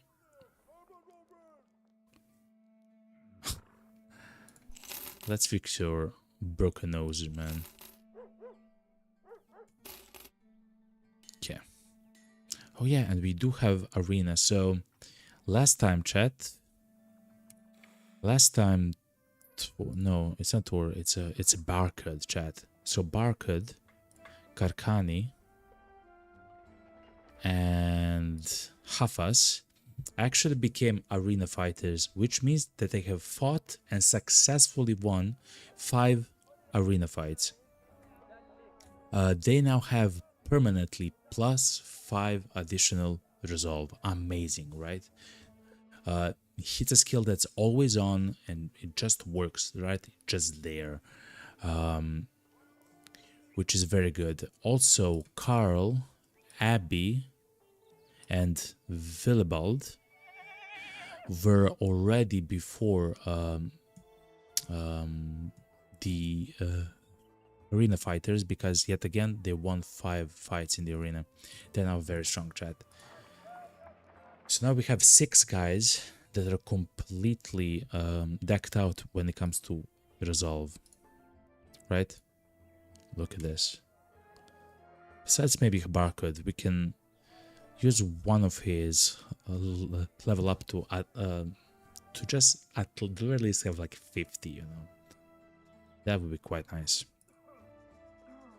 But yeah, we're very powerful at the moment when it comes to resolve, chat. Okay. Since we're here, you can also check the prices. They seem average. Okay. We can sell some of the valuables and stuff like that. We can utilize the Unhold's Hearth by trying to make it into like a food item. I will never do that, chat. It's not that important, chat, to be honest.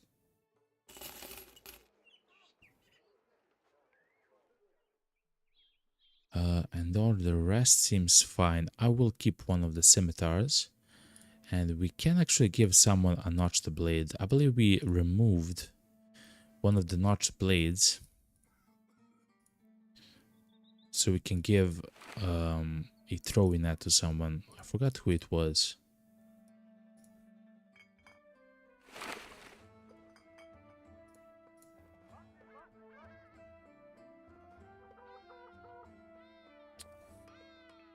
Oh, and The Hammer Bro is almost going to be level 7, chat. And I believe that I will not go Nimble on the guy.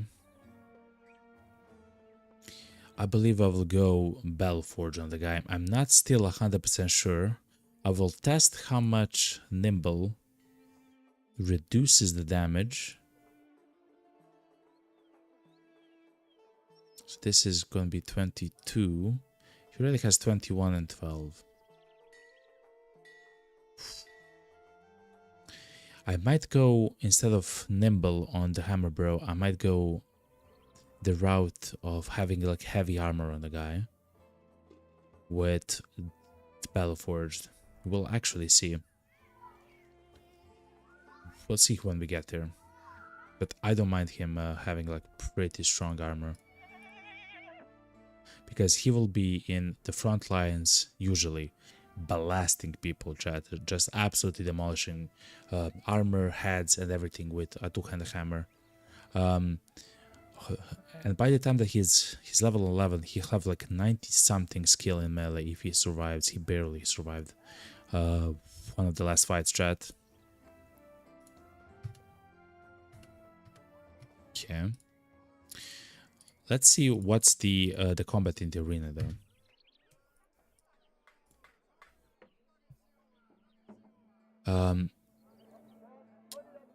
A grizzled man, the master of the arena, holds up a scroll and he taps it with a hook for a hand.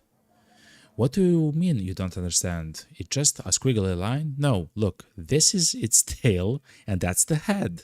It's a snake. You're fighting 4 snakes. Serpents, the alchemists like to call them. Which 4 snakes against 3 guys. So if you don't know, the serpents actually pull your guys towards them. I'm not sure how to do it. Yo, Spart, what's up, man? He has a collapsed lung. I don't think he can handle having heavy armor. Actually, you're right, Spart. What's up, man? I think you're correct. I believe... I guess we can see. Also, chat, I don't believe with our hurt guys that we can fight 4 snakes. If it's 3 snakes, I believe it's fine. Essentially, they're giant snakes. They're hard to hit. I don't believe they poison you. I don't believe they have actually poisoned us, or you know, like a venom, like venom and stuff like that. I'll set this one out. Let's look at the contract though. Crowning. There lies a fort north of here. It's a fallen fortress that's made of little more than rubble, some say.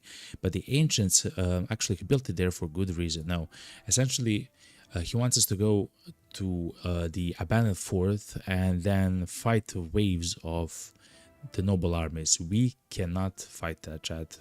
We cannot fight that. If you're new to the channel, chat, we have lost so many of very good people.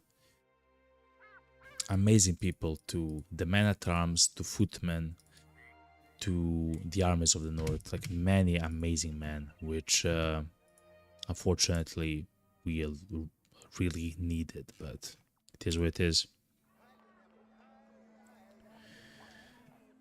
We still have a room for one more guy, you know? Oh yeah, so Spartan says the guy does have a collapsed lung, you're right. Here has only 21. Man, you're right, you're right. He cannot take the Hauberk.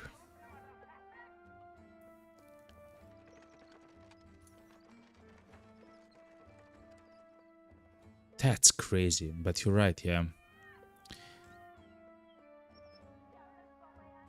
I guess...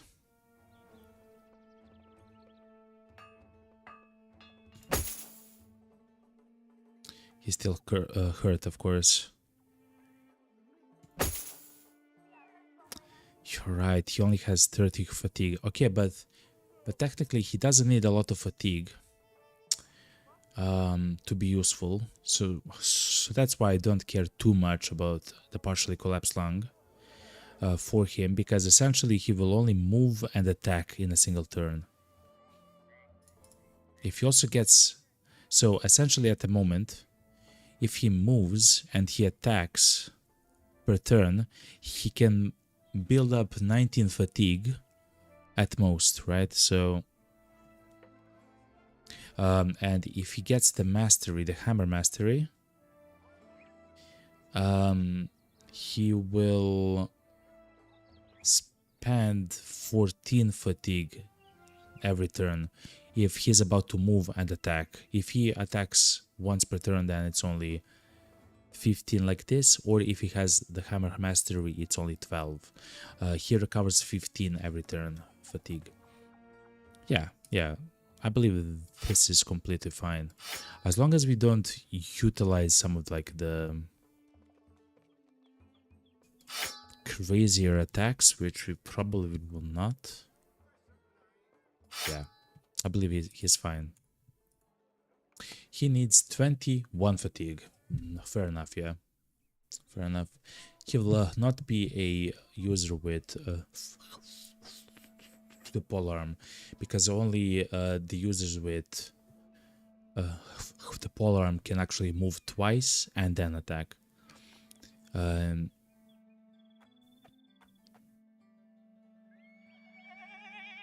I guess if you consider the dagger also can do something like that, but yeah.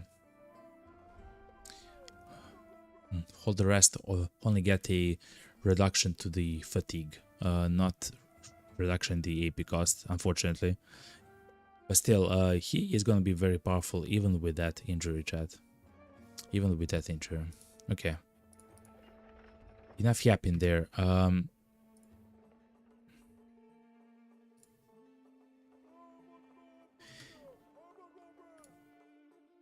To be honest, chat, I'm very close to going all the way left. Oh, another fencing sword. Look at that, chat. Two-handed flanged mace. Oh my god. So if you don't know, we are trying to make this guy into a guy with a mace.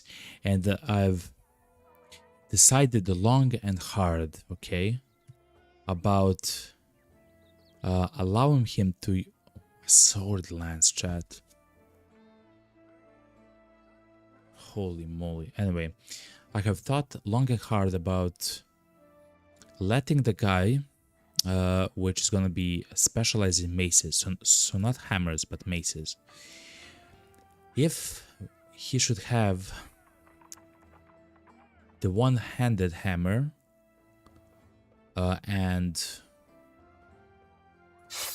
the poleaxe, of course, or if he should have the two-handed mace, or I'm sorry, one-handed mace and the pole mace, or if you should have a two-handed mace that can only attack one tile, which is this chat, this specific weapon, and of the pole mace.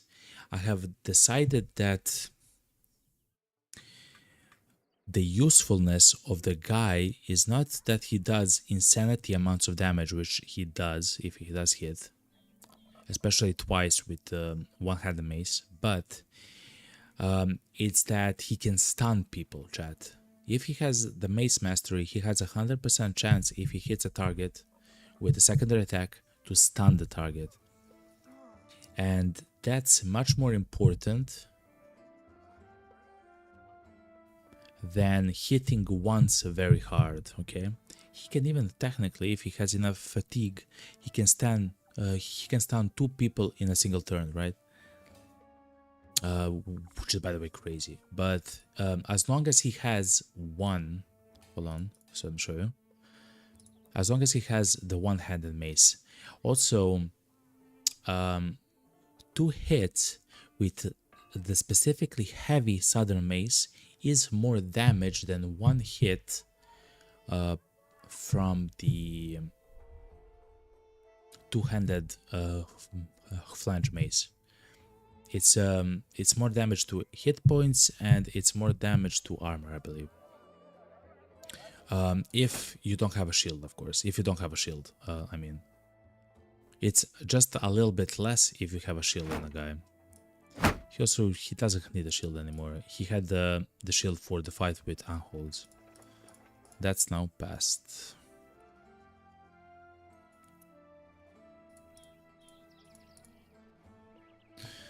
But yeah, so in the end I have decided to leave the guy with the heavy standard mace.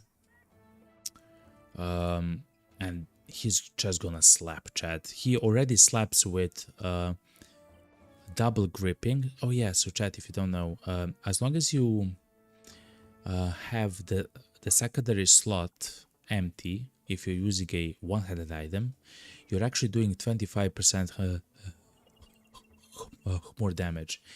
Sometimes that's a lot. In this case, it's good. It's not like amazing, considering the amount of damage that the one-handed mace does. But it's, to be honest, chat, it's pretty good. The only thing that's better is probably something like the flail, the three-headed flail. It can attack twice per turn, but that's a very RNG fast, man, if you'll hit or not. But the mace is pretty good, chat. Essentially, what I'm trying to say, the mace is absolutely amazing. The Spartan says you either go mace duelist. Oh, that's a fantastic suggestion. You either go mace duelist, which can be nimble or battleforged. He'll probably go nimble. Or you can go the two-handed route with or without quick hands. Oh my god, I'm so happy that you said that, Spartan. So Mr. Spartan, thank you very much, man. Oh yeah, or you can go the two-handed route using the two-handed flanged mace. With quick hands or without. I believe in the end he'll probably have quick hands. I'm trying to think. So at level 8,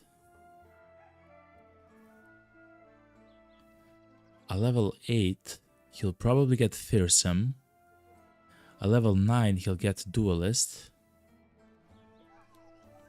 so he does more damage. So that's level 9. At level 10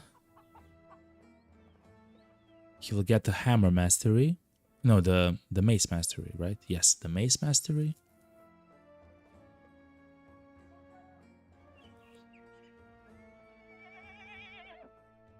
Ooh. And then it's a choice between the bags and belts, Pathfinder, quick hands, technically recover as well, maybe.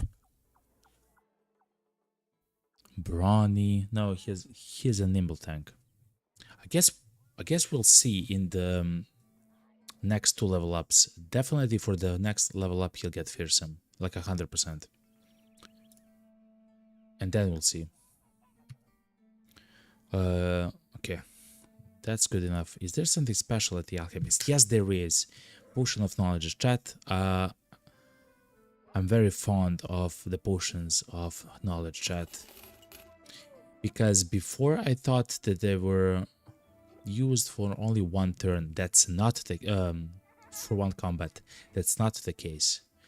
You're essentially paying 2 gold per 1 experience level, and in 3 combats, that's depending if the guy is a tank or the guy who kills people. That's between, let's say, 600 experience or maybe like 900 experience if you really kill like huge fights and the specific guy kills many targets, right? So it's between 650, let's say. Yeah, 650 and like 900 in my experience. For less than 1,000 gold, completely amazing choice. For some of our guys who are very low level, right? Stuff like Harun. Even with Tarek, to be honest. As soon as he gets to level... As soon as he gets to level 7, he'll be much better, chat. At surviving, especially.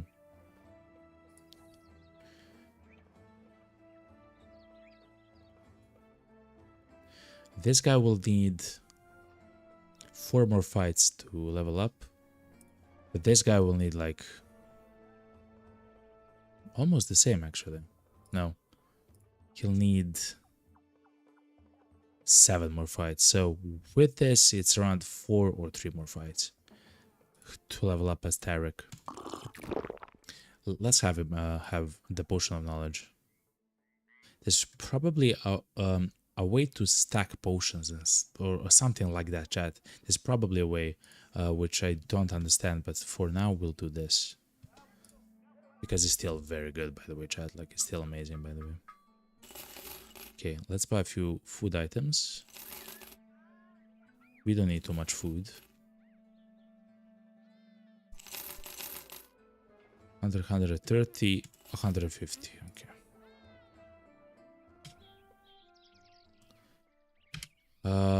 What next, chat?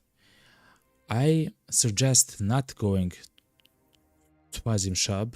I suggest before we took the path towards the south to Kabira, and unfortunately, I think they're trying to find contracts in Al Hazif is going to be like the best way to actually level up and try to get our goal. If you remember, chat, at the beginning of the stream, our goal is to get the agent, which essentially means that we have to get allied, which are kind of close with Al Hazif, the city state of Al Hazif. We have to get allied with them. It should be like 1 or 2 more of the contracts. I guess we'll see. It's at this point, it's a little bit of luck, to be honest. But that's fine, chat. We can work with luck. Gladiator, man. I would really like to try to gamble on some of the guys which are lower level. Stuff like nomads, maybe caravan hands. I don't need tanks though, chat. We don't need tanks.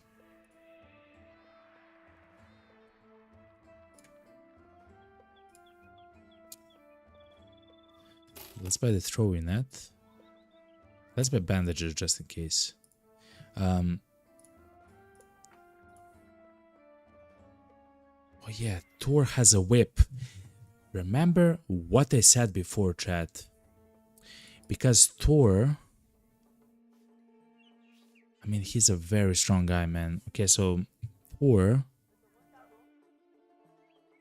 can absolutely... Hold on, chat. Let me think a little bit.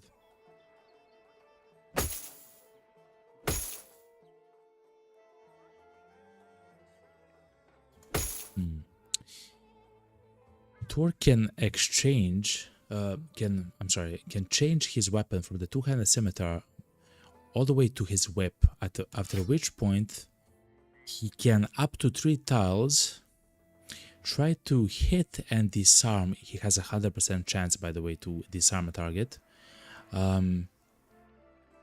with the whip. That will usually save a life of someone.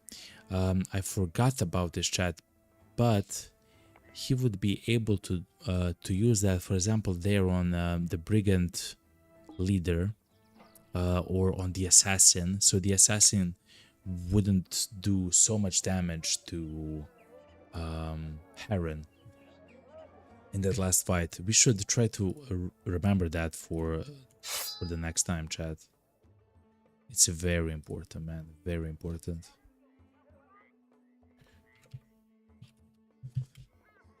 This guy's a fencer with the bags. Okay.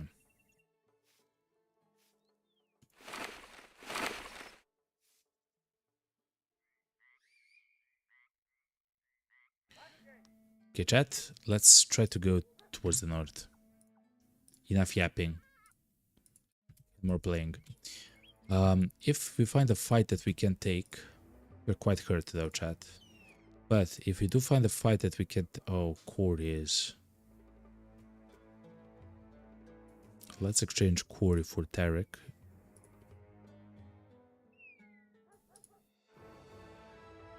The hammer bro, and this is still an unknown.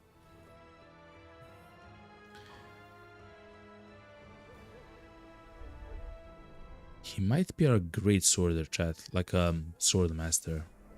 We don't have one yet. And when we find a guy who is going to utilize Catals, we should... Nomads, chat, good. We should be ready for that. Spartan says, I'm so sorry, Spartan. I see that you have actually wrote a lot. Since you went relentless, I will go duelist. Yeah, it kind of makes sense for the mace. And rope and drop the both items in the backpack, and to put the knife only, the standard one. So he has the bigger fatigue pool to work with. The guy. Oh yeah, I'm not sure why he has the axes there, but the notch blade is only one fatigue and one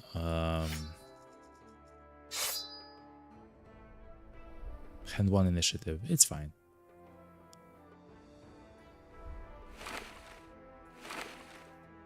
It's kind of like a bandage, you know, or I guess a net. But yeah. For now, he's gonna be like this. For now, he's gonna be exactly like this.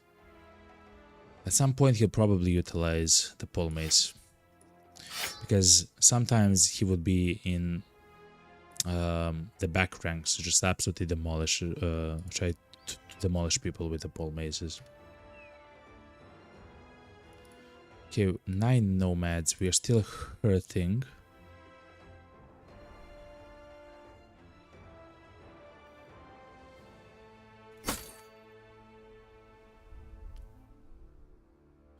Yeah, we're still quite hurt, chat. I'm not sure what to do. Tarek with 5 fatigue recovery. I mean... Okay. Abby is still very much hurt. But I trust in Abby that the fatigue recovery is not going to be a problem and they will not die from a simple attack there.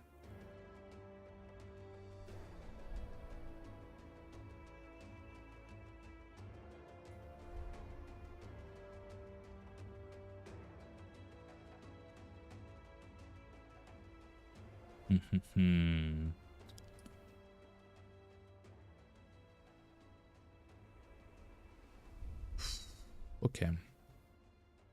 See, since he has only 70 HP, he will get a shield. For this white as well. Also, they have archers, so it's always nice to have one more guy that has a shield. But Tarek is absolutely broken. Okay, at least for now, we'll have to play like this, chat, unfortunately.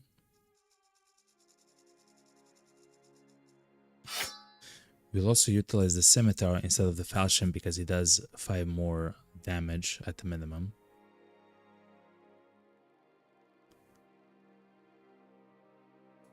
No, we already have the pole hammer. I'm not sure why we have the second one here. I guess if we play against the ancient skeletons, then it's kind of useful. But okay.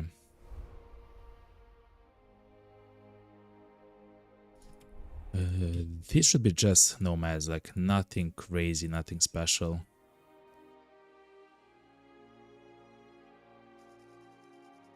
Let's attack them, chat. This is it, yo. They do have super shields. They have a pole mace, chat. We can step back 2. We don't have to step back 2, actually. So let's see if they think that they have the advantage or not.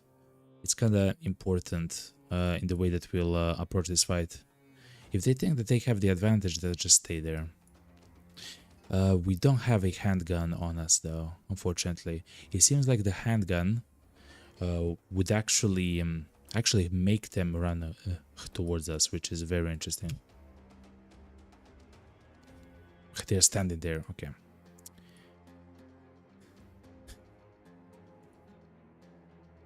Two, 4, 6, 8. No.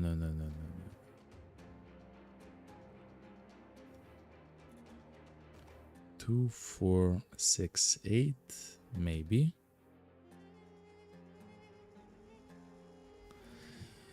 We should move our tank here in the next turn. But for the northern tank, he has to be there. Okay. Archers.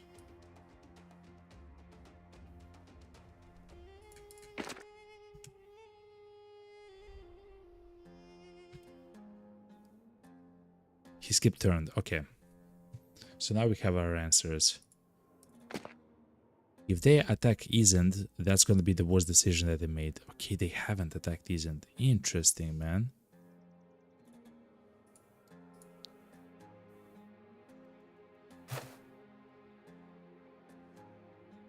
%62% chance he'll get actually pushed back once.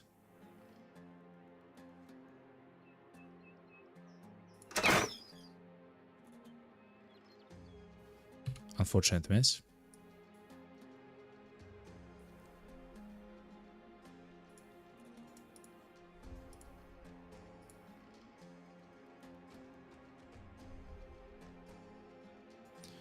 I'll skip the turn with him as well until these guys move. Okay. So yeah, it's gonna be the correct choice when we step here with the main tank.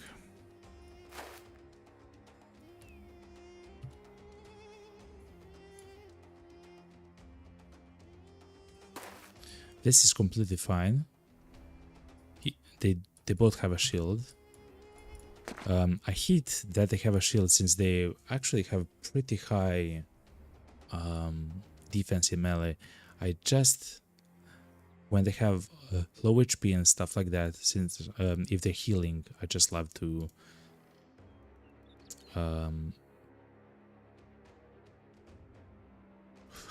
keep them healed essentially. I will actually step here instead of here or here. The reason is I don't want this guy to step onto the high ground and absolutely demolish Gero. I would much rather a guy step here and then have Gero attack the guy.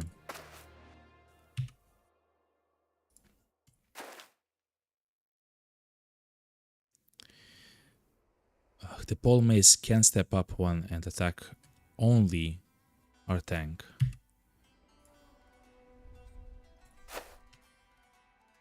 And let's see the archers.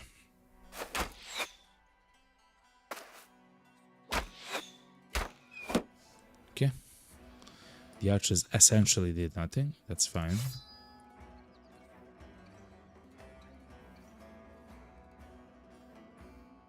Tour is actually good right there. Karkani can maybe move towards the center and try to attack someone here. Why not? He'll also act first in the next turn, so... I mean, among the firsts.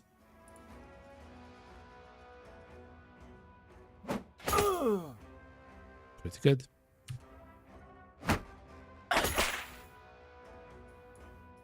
Yeah, that does nothing, by the way. Okay.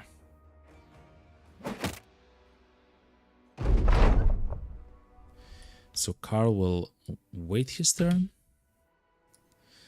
Okay, Abby. You will actually also wait your turn, Abby, and then you'll blast someone who dares actually come closer. Or if the guys which are in melee try to surround us, even better, you'll get to shoot at the archers. Okay, it's happening, chat. They're coming. Okay. Oh my god, Abby.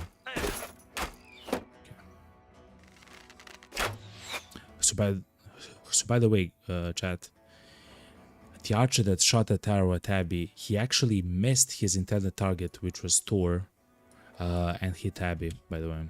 That can happen, of course, it's a part of the game. That's amazing, by the way. Carl is gonna have a field day with his Nomad, chat. He's gonna absolutely demolish him. You'll see. 82% chance in the dream. Good. Kiev Karkani, step in. Blast this guy in the face. 79% chance miss. This.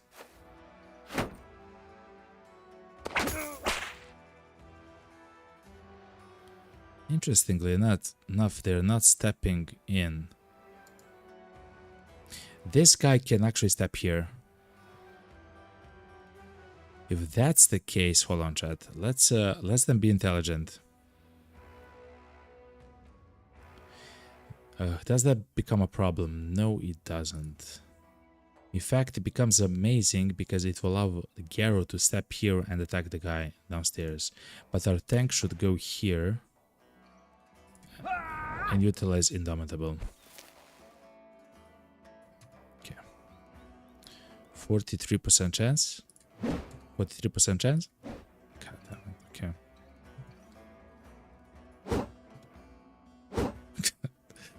Okay. Shield wall for a main tank. Garo, step up.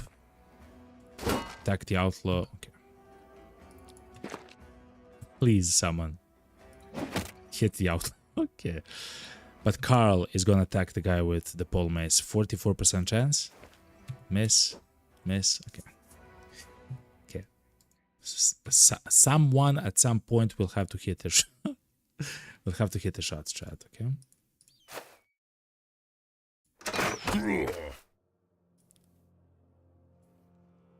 So that's fair. Okay. We can actually step here and attack the Nomad, but then the pole mace will be able to attack our own guys, so...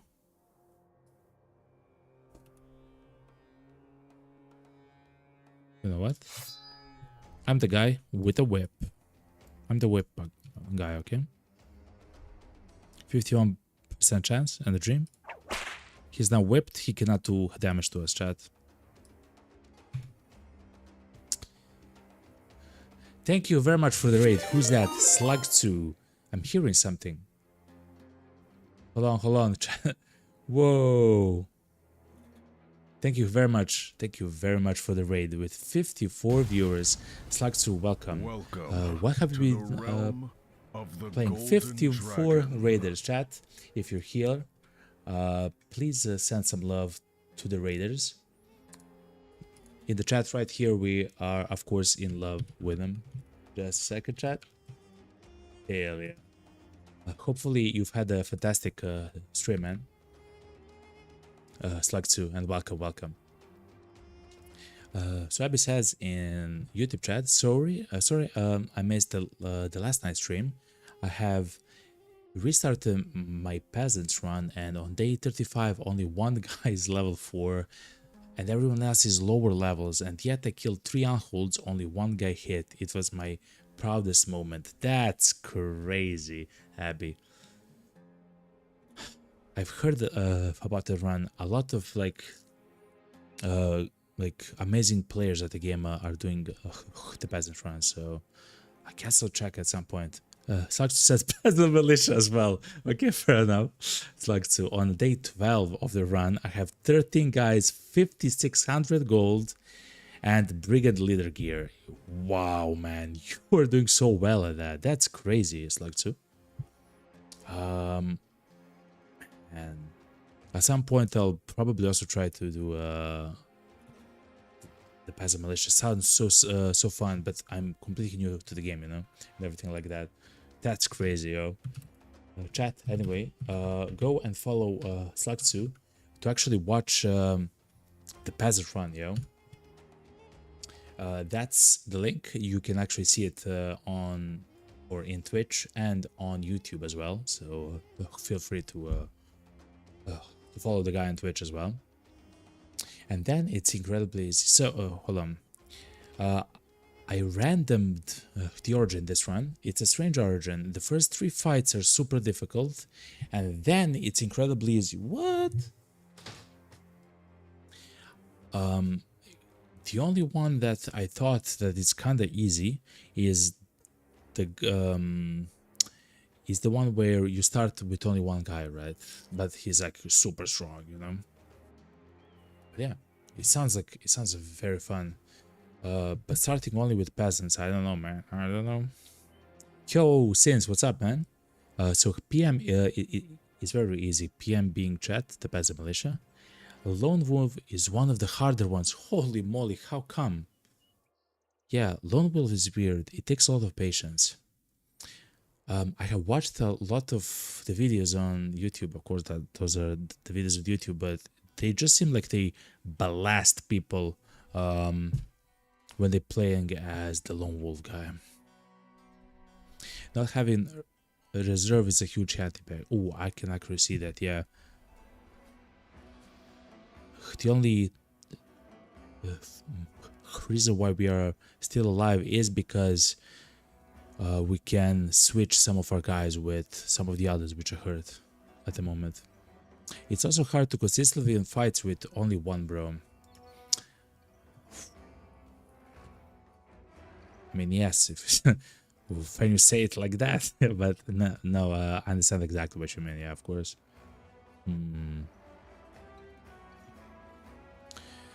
But he might be pretty strong, right? At the beginning, it just seems like he is, right?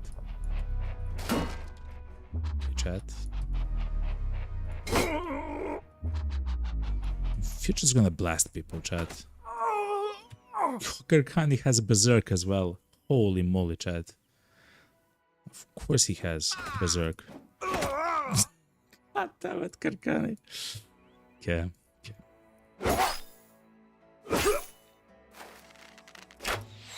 Since you were completely right about throwing weapons, it took me what, like 40 hours or 50 hours to find out how amazing they are, but I got there since I got there. Okay. They're crazy powerful, especially if they are in the hands of a skilled thrower who has berserk, who has duelist and stuff like that. Like the damage effect just start like stacking and you just absolutely demolish everyone. Crazy stuff. Slaxu says in Twitch chat, so you're basically forced to take Pathfinder and kill thugs in the forest for a couple of levels. Yeah, it kind of seems like you want to kill like the weakest enemies as much as possible. Wait, hold on.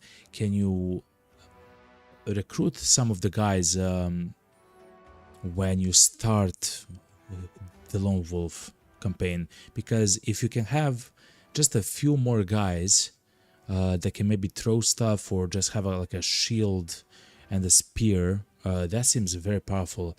At that point, that's kind of like being in the arena with, instead of fighting raiders, you're fighting like peasants, you know, like thugs.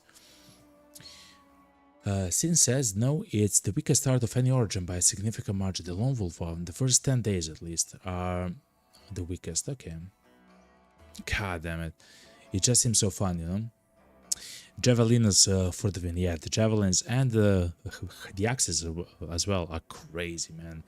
There are a few of the enemies in the game, like sword masters, that are borderline invincible to melee but get obliterated by javelins. Yeah. I learned that the hard way in the arena. We have spent yesterday playing around maybe 20 rounds in the arena, learning or trying to learn how the swordmaster behaves. And when the chance to hit is 5% with guys that have 80% chance to hit, hold on, I forgot who it was. But yeah, in like in melee, you're like, what am I doing wrong? It turns out you want to use throwing bros, and then it it becomes much easier. It's still like a kind of RNG, but still quite good. Sin says in Twitch chat, civilian thugs in the forest can kill a random lone wolf a good amount of the time. Holy moly, I didn't even think about that. You don't have enough money to recruit. Of course, it's always problems with stuff like that. Of course. But of course, it can make sense. 1, 2, 3.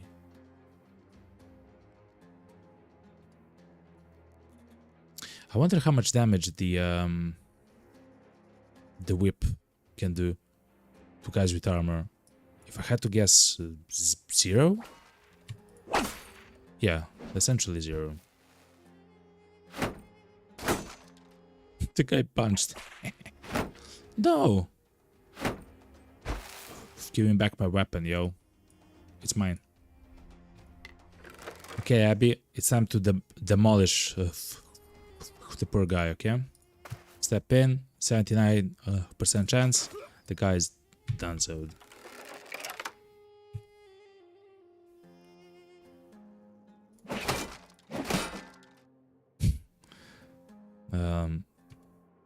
You punch the guy because you hate the guy, and then you shield wall, okay?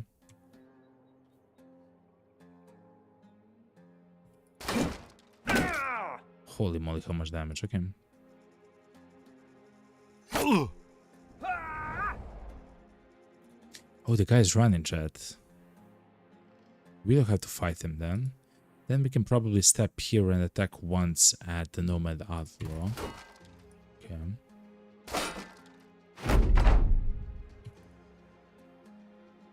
I hate trying to attack the guys who are shield wall.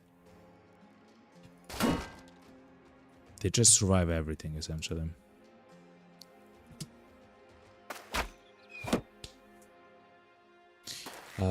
Saxo says... I'm sorry, chat. Saxo said in Twitch chat, yeah, you watch those videos and the guy just allows himself to be surrounded by nachos and then sweeps for a triple kill. Yeah, all the time, actually. Like, okay, bro, how many runs before that? Okay, I didn't know that part. Wow, because yes, that's exactly what I actually see, Saxo. I actually see a guy that gets surrounded by thugs and he utilizes his, I don't know, greatsword, I believe you start with, and you just cut to the head of like 15 people in a single attack, you know.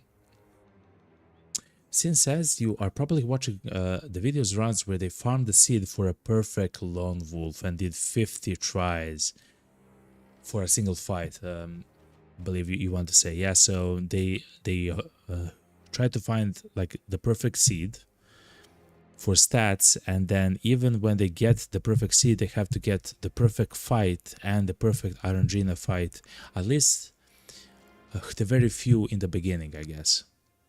That kind of makes sense, actually. The more you say it like that, it kind of makes sense, of course. So Abby says in the YouTube chat, that's why I have a lot of nats on hand. Even Swordmasters will have 100% to get hit by them.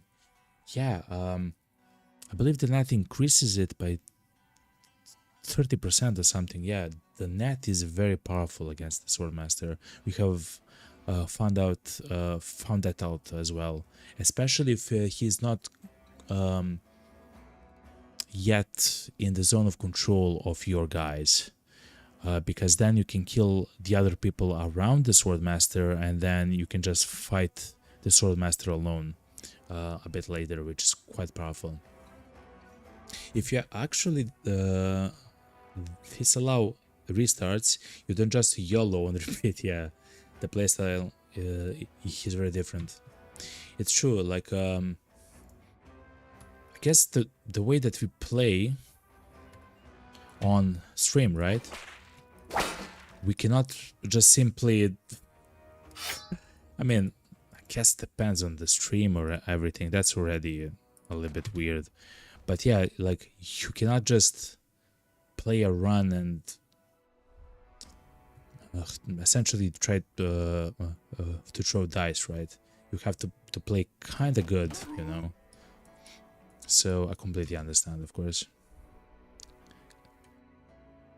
Wow, I really thought that the origin, that specific one, is one of the best, but no, it turns out, listen to me, it has nothing to do with the game, essentially. Okay. I'm learning, chat, okay? I'm learning. This. Abby, you are a monster. If you're here. Abby, you're a monster, yo.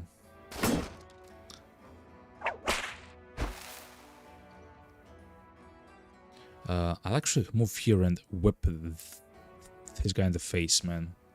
No, actually I cannot because of this guy. I hate you, okay.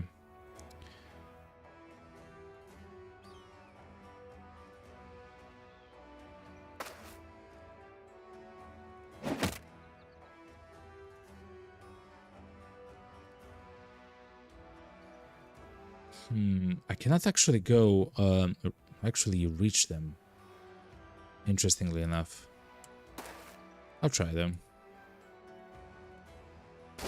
Man, try to kill the guy so we can get this guy, man. Hold on. Yes! Because he is actually running and fleeing, that allowed us to take this guy and to enter the zone of control of the archers, because they will actually begin to run very soon.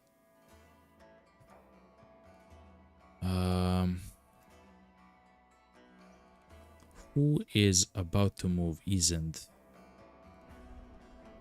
Isn't can move, use adrenaline, then kill this guy. We're playing the checkers, chat. Oh my god. Okay, hold on. No. Okay, hold on.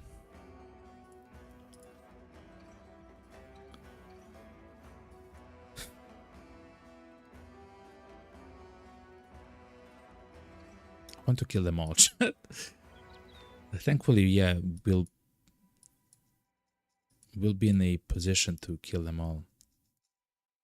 Continue the onslaught. Destroy them. Saxon, thank you very much for actually stopping by. Alright, you got the scoot off to work. Hell yeah, man. Thank you very much for the raid. That's 50 people, yo. Thank you very much. And everyone here and on YouTube. If you like of the Battle Brothers and everything like that, I completely suggest to go and watch Slug 2. You have the link here on YouTube and on Twitch, so go and click follow on the guy if you would be wonderful, chat. Thank you very much. Anyway, come on, man, chat. I believe we can do something cool. Okay, just it takes time. Okay, chat. Okay, good.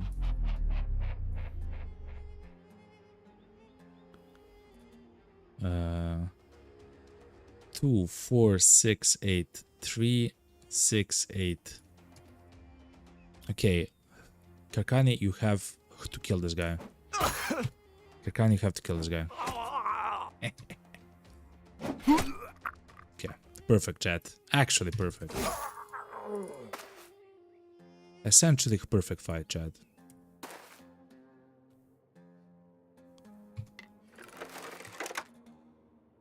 Definitely not bad at all. Alright. Let's blast these guys, yeah.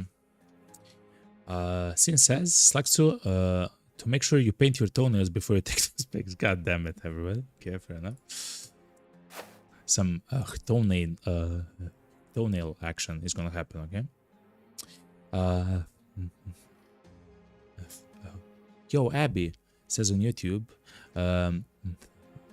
my wife is calling and the baby is crying. That is for me tonight. See you all later. Thank you very much, Abby.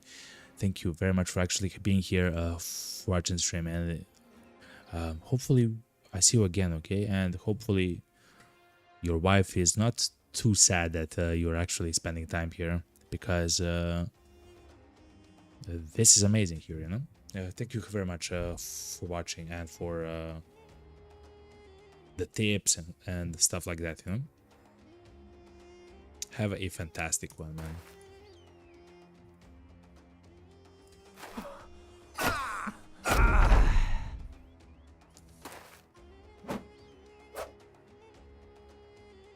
Okay, let's try to get a kill on Gero. He says that he attacks with Carl, who is already level 11. That's fine. Oh, thank you again, Abby. If you're still here, thank you very much. See ya on the next stream. Also, I will be here for a few more hours. Like, so if you ever have time free, I'll be here, you know. So don't worry, man. Some simple loot, chat. To get the gold, we are ready for everything. And Heron is actually level 6. It's actually quite close to getting nimble, which is something which is gonna change the way that we play with this guy. He will definitely be overwhelmed. Is that correct, chat? Yes. Ranged overwhelm seems absolutely incredibly powerful.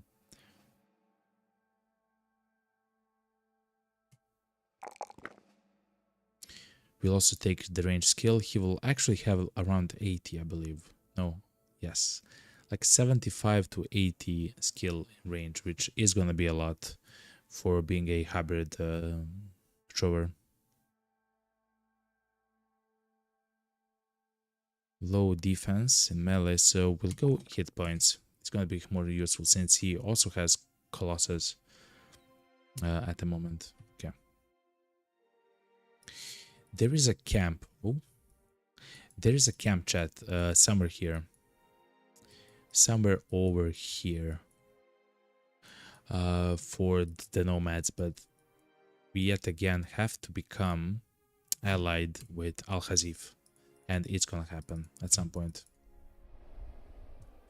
Sin says, usually you will use the javelins to finish off targets. So overwhelm is probably not a great choice.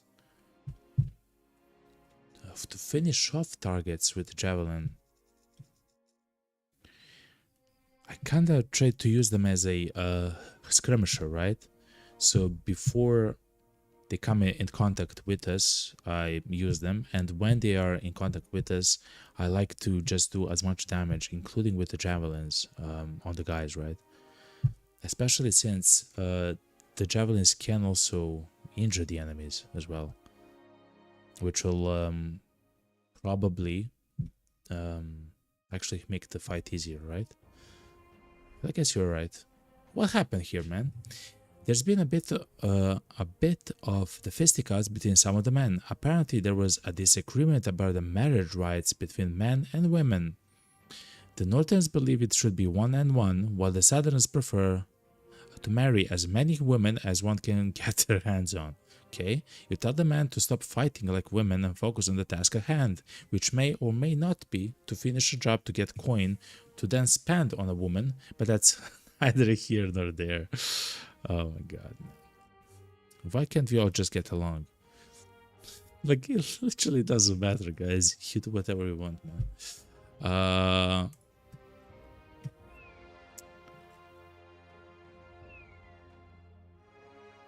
With your coin, why can't we all just get along? Exactly, man. Sometimes, you know. Northern soldiers, chat, look. But now we are all hurt. We are not in a position to fight. I guess we'll heal over time kind of quickly. It is what it is, chat. Plus, in order to overwhelm, you have to act before the target. Oh, that's true, actually, yes. So we have to have a high initiative on the hybrid thrower guy. He's gonna have light armor, so depending on the fight, yeah, he'll probably be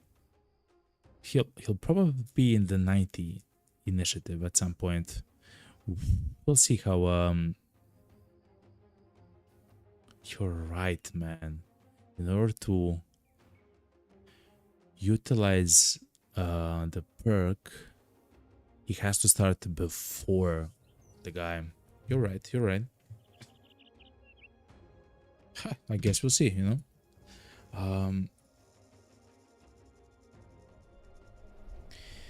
Then utilizing the throwing. Then instead of this, getting him to the throwing mastery would have been, oh my god, that's actually I believe what we decided on the guy. Yeah, the last stream when he gets a level.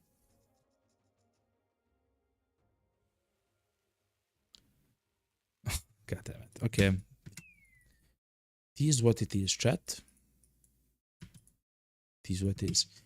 Since says you probably want FA on throwers as well. Oh, the fast adaptation. Yeah, on this guy probably yes. On this guy, and is there a second guy who's good? This guy.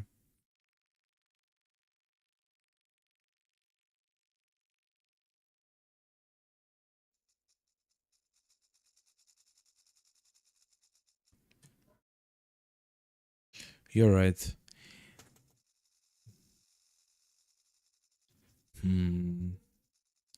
We'll see when we get there. But you're right. Because he will not have too much, like too high of terrain skill. He'll probably hit 80, I believe, at this point. Yeah. Something like that. Having the fast adaptation will be amazing. Also throwing mastery. So that's level 8, level 9, level 10. And either Berserk or Duelist. Oof. Okay. We maybe have made a bad choice. But I guess we'll see, you know?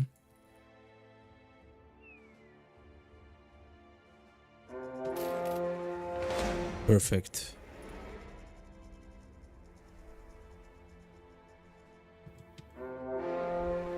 Oh, a city of tents. Yo, chat, I have a question. Is it possible for the tents to actually spawn? Like the tents, the camps, the ruins? Or do they exist in the world and when they are found and demolished, that's it?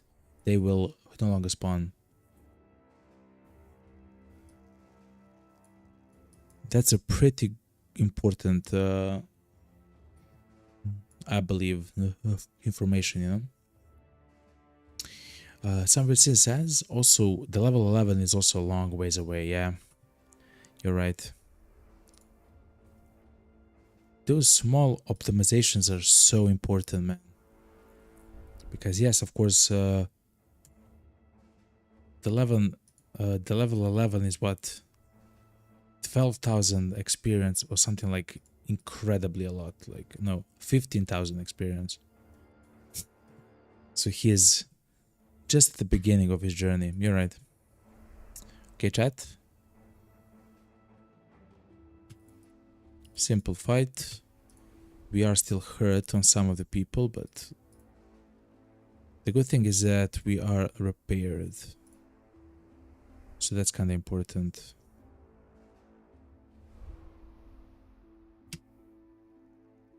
Yeah, let's go.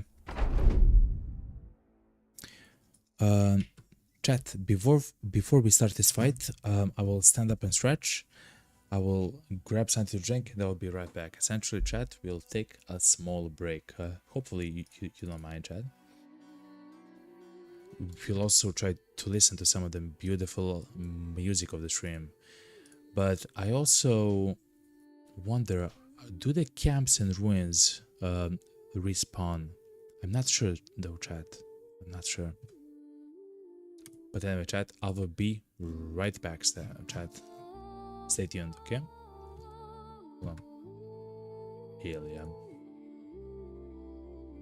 Okay, chat, I'll be right back.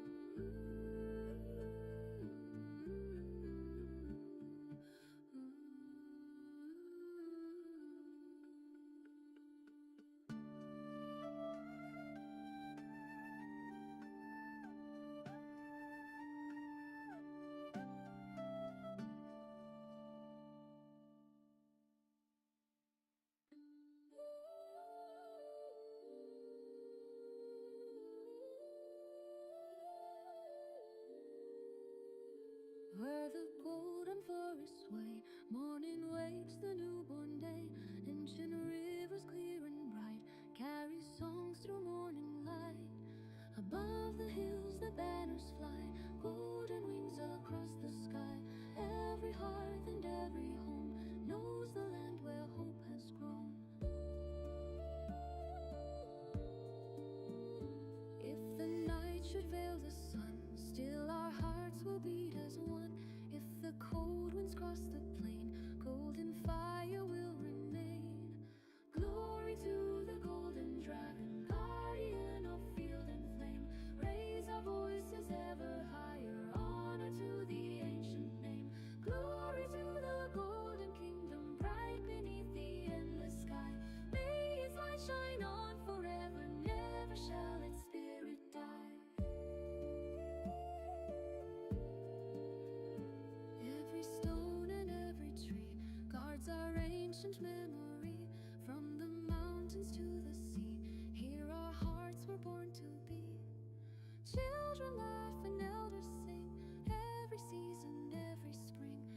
Every road will lead us home, nevermore shall we roam. When the stars awaken, when the rivers shine, when the old bells answer, the dragon will rise. Lift the banner, light the flame, stand together, speak the name, Golden Dragon.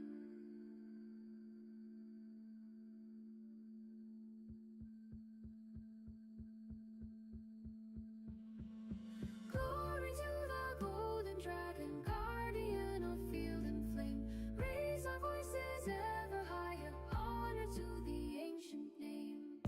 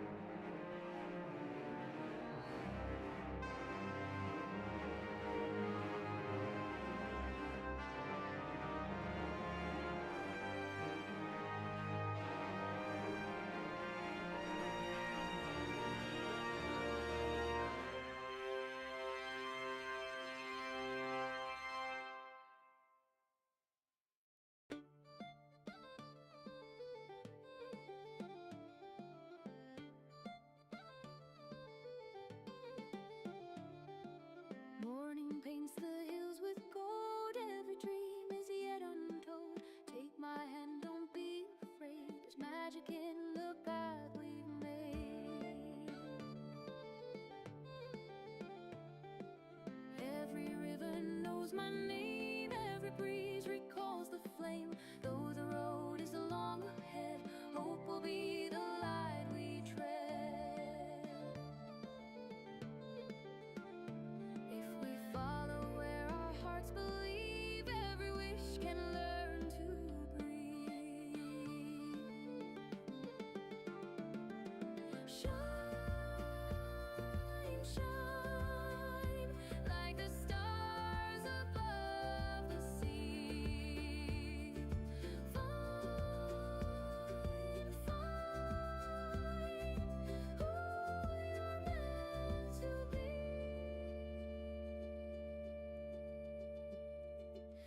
Every step will lead us home, though we wander far away.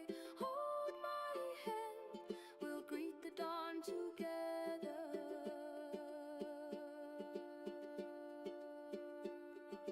When the night begins to fall, love will answer every call. Shine, shine, like the stars above the sea.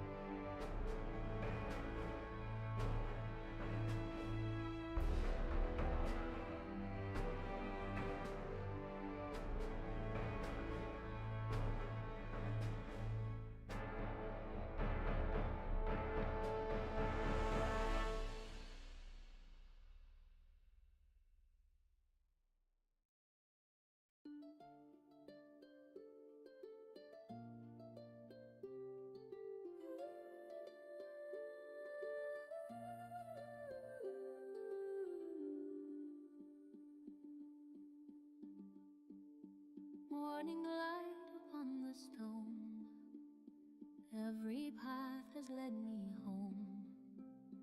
Friendly smiles and open doors, gentle hearts forevermore. Here I'll stay, here I stand. This is home, this is my land. Oh, I love these hills and valleys, every face I come to know, every laugh beside the fire, every field where wildflowers grow. Oh, I love these faithful people, kind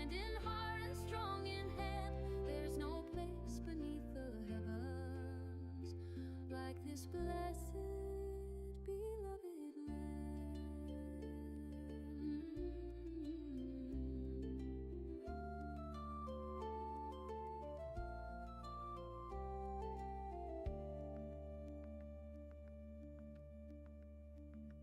Children laugh beside the stream. Old ones share another dream. Songs arise with setting sun. Every voice becomes as one. Here I'll stay, here I stand. This is home, this is my land. Oh, I love these hills and valleys, every face I come to know, every laugh beside the fire, every field where wildflowers grow. I love these faithful people, kind in heart and strong in hand. There's no place beneath the heavens like this blessed, beloved land. Alright, check. Hello. Welcome back from the break. Hopefully you had a fantastic break. And to be honest, hopefully you're having a fantastic Friday, chat. I am having a blast with this game and in general.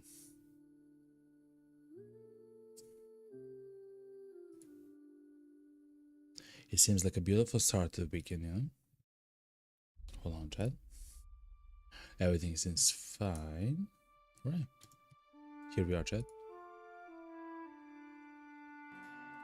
Let's turn on the songs of the game. The classical Beatle music, you know? The ballad music, that's there. Okay. Alright.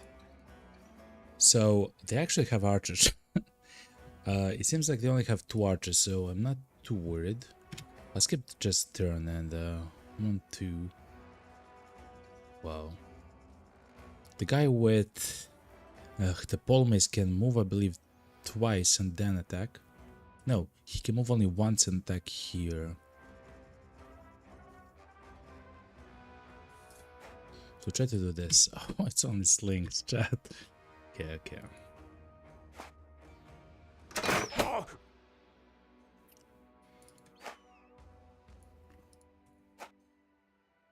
I am completely unafraid of whatever is gonna happen right now. 1, 2, yeah.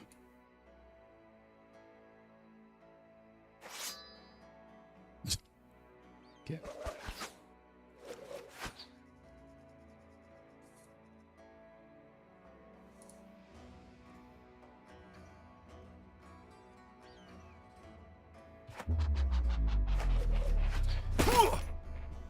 That was a headshot, by the way, chat.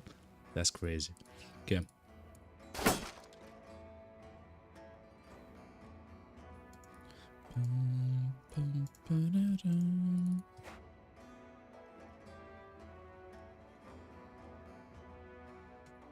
Guess we cannot act yet. Okay. Oh, but the poleaxe can actually step in and attack isn't next turn. Guess we'll see that.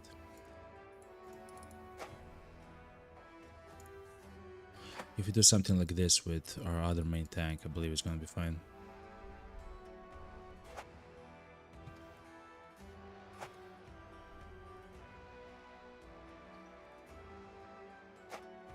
Okay.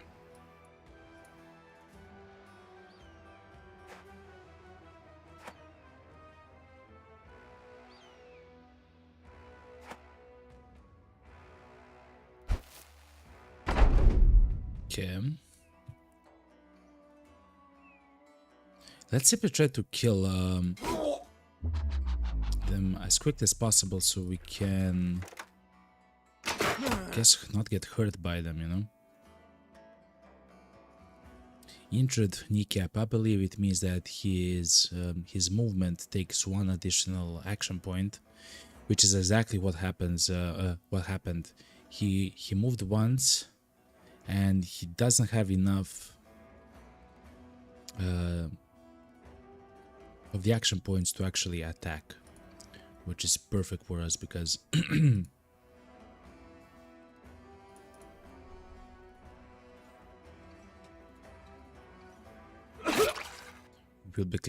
we'll begin blasting some of the people here, especially the ones that are gonna try to come towards us.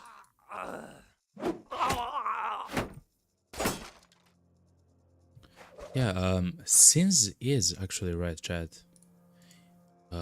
As always, actually, I should say that. When it comes to javelins, especially on the weaker targets, we do attack them when we want to kill them. But yeah, I guess it depends how you play them.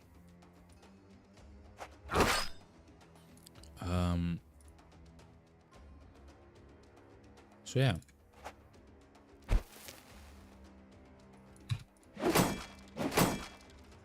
Okay.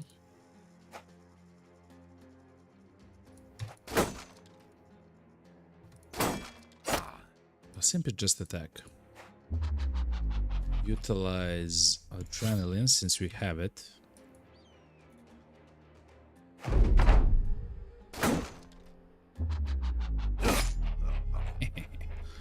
Okay.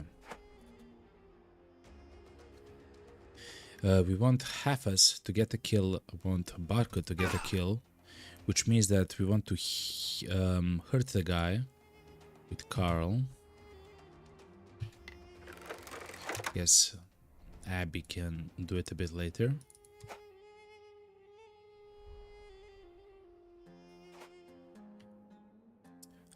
Thor can just stand here just so they don't run.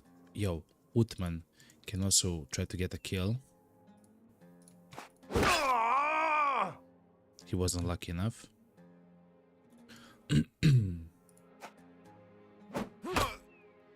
Okay. I also believe if you get a hit,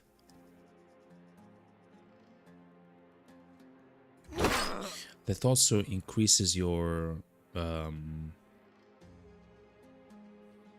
XP.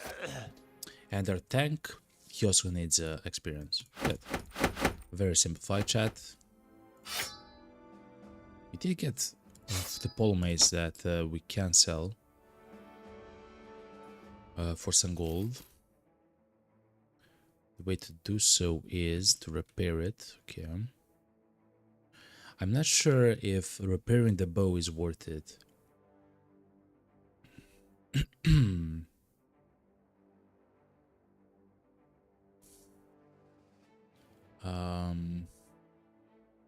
Is there a way to calculate this? Hold on, chat. I believe there is. Let's open up the calculator, chat. It's the app which you love the most, chat, right? Anyway, it should be quite simple. So 40, you don't see that. 49. How can I show you that, chat? I'm not sure. So something like this. So every point is worth 5. Okay. So every point is worth 5.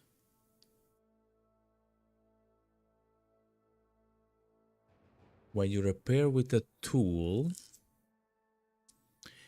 it repairs for 15 per one tool. One tool is worth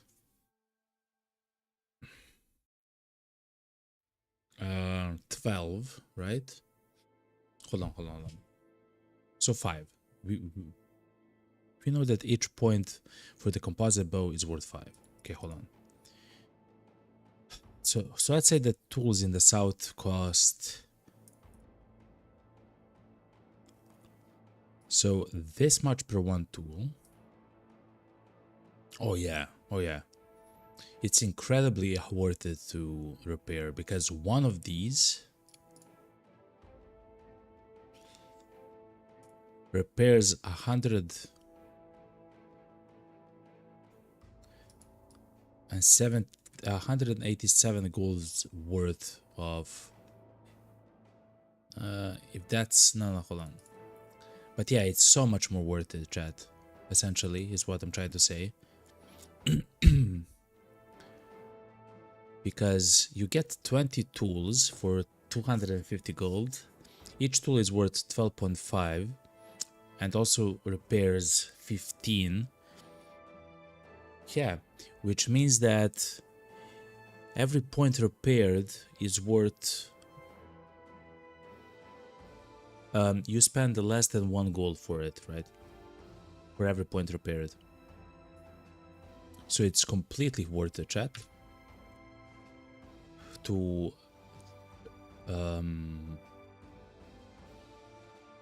repair the weapons is what I'm trying to say. Okay. But I guess some weapons, not all of them.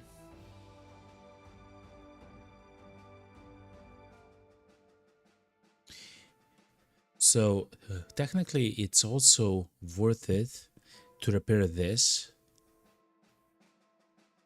by just like double essentially. But I will not repair the standard maces, chat. I will not do that, chat. Okay, I'm just gonna say that.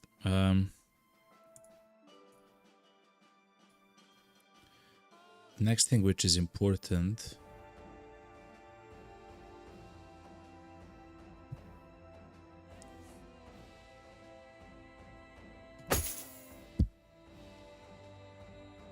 is to get back the armor, and that should be it, chat. Gyaro has actually he got a level. He is a incredibly powerful, some kind of an attacker, chat. I'm not sure what kind he's gonna be yet, but it's crazy the stats that he gets. The only problem is his defense is already horrible, to be honest.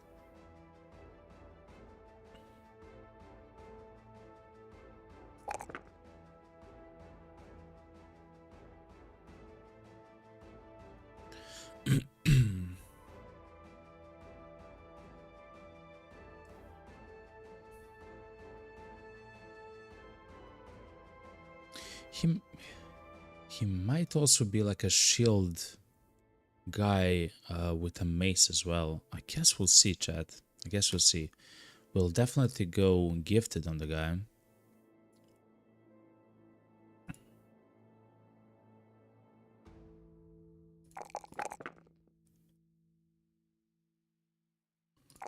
Yeah.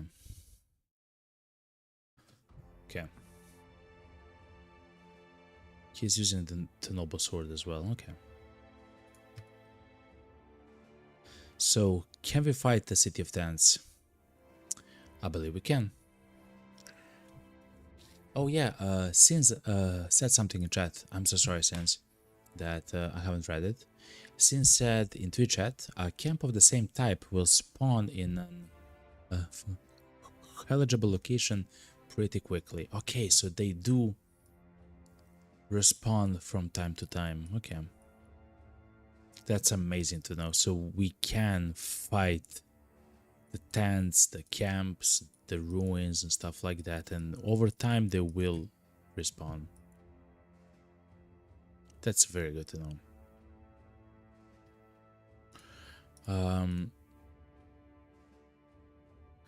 Some nomad archers, 4 to 5 of the archers. Nomad outlaws can have throwing weapons. I'm worried about Abby though, most. He's still hurt from the previous attacks. He still has a broken nose. If you use the handgun, he will not spend a lot of fatigue. Oh, actually he will. Actually he will. I don't mind fighting in the dark though. Or throwing weapons are gonna be like incredibly powerful.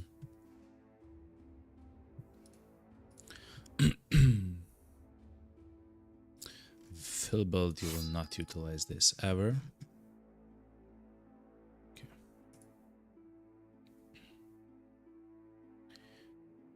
some of these guys are too low of a level as well.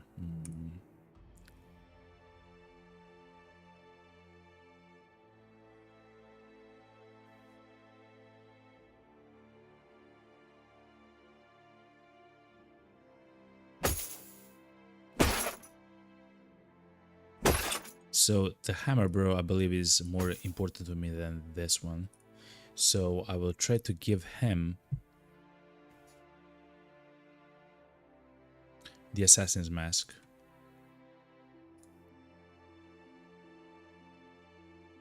He's also quite close to get the 7th level.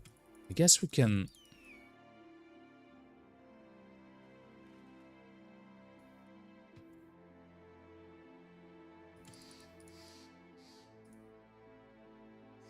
Try and wait for the night, so we attack them. Yeah, it's dusk. So their archers are not gonna be such a huge problem. Again, it's important for us to be able to kill the enemies quickly, but what I've also learned quite recently is that having shields on some of your guys, especially if they're very low level, it's such a boon, chat. It's good against so many fights.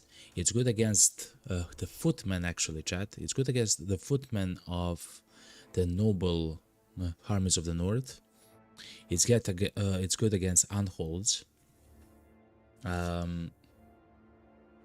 Because they'll very often hit the shields for some reason. I have no idea why. Or just miss. I mean, I guess they have pretty low chance to hit. And it's good against archers. Since you can kind of control who the archers will hit or try to target. But still, at the end of the day, they will just attack someone, and if they hit them once, it's not a big problem. If they hit them twice, it kind of becomes a problem. If it hits 3 times, like on one person, now it's a problem. That guy can probably not go into melee. And when there's 4 of them every turn, that chance increases a lot. So having a shield, especially a shield that we can just, even in a fight, if we want to, right, we can just remove the shield, chat, and that's it. Yes, you waste like 4 action points, but who cares, man? But I never felt the need to do so, you know. The downside of using so many shields is that you're not using two-handed weapons, which I learned are extremely powerful. But fair enough. It is what it is.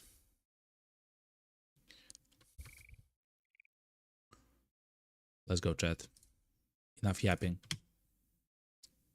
Lots of nomad outlaws, archers, and a nomad leader.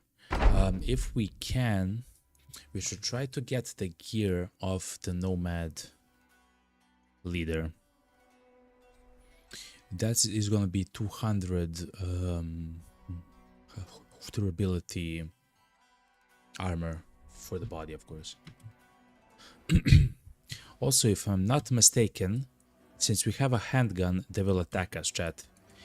I have noticed that when we have the handgun, they really want to attack us. Yes!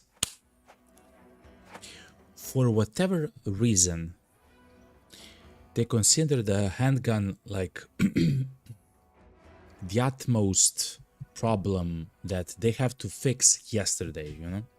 And we'll utilize that to our advantage. In fact, chat, I wouldn't mind having 2 handguns, chat. 2 handguns. They're horrible against undead. I mean, probably not horrible, but not good.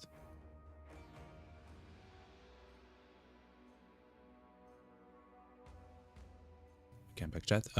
But against the living, As long as your handgunner has the fearsome perk and you do a little bit of damage to them, they just all become feared, chat.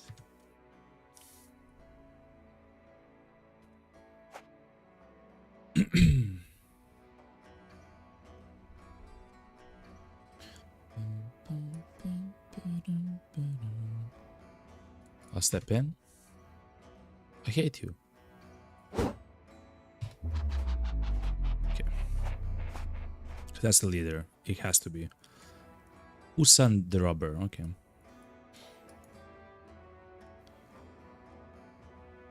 That guy's a Husan. Okay.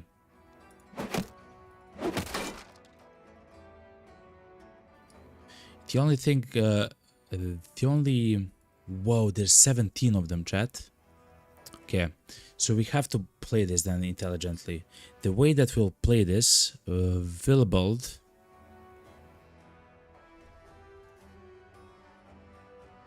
will intentionally surround himself and use Indomitable, chat.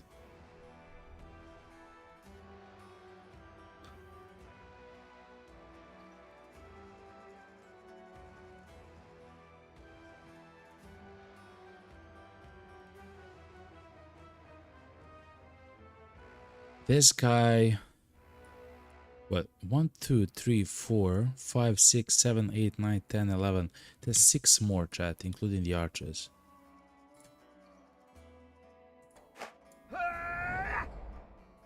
Oh yeah, we cannot step there. God damn it. We should have actually moved Utman there and then we could have stepped there with our tank. That's another tank which attack which I failed to see how how strong it is essentially.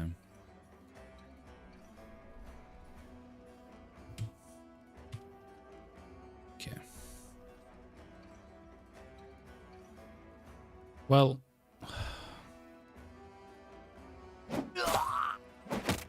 let's simply begin fighting, chat.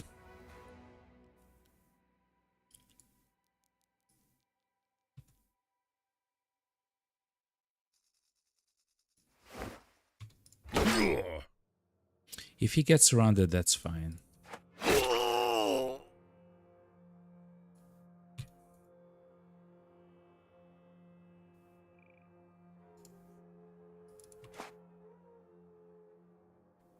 Okay, it shoots 3 people like that. Only 1 hit, that's fine. That's fine. He can actually stay there. Those are archers, okay.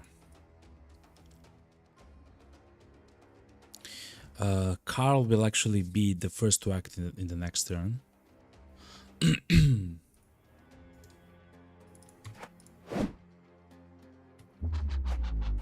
Or among the first.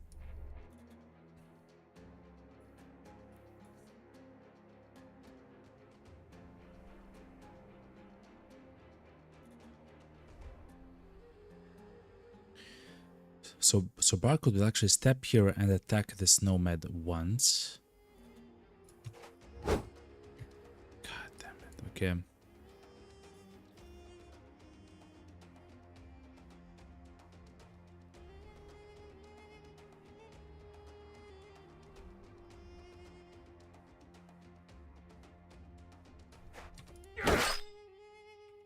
You'll have to be kind of smart in the way that we play this, actually, chat.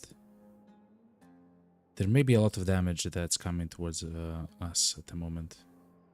We should also step with Hafas here. Not here, here. I don't mind him getting surrounded by all of these guys. Actually, Hafas want to... No, he should come here. Oh my god, that's such a difficult choice, chat.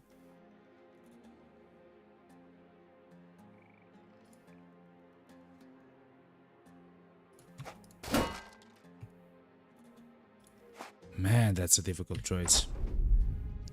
I still believe that it was the correct choice that we had just made.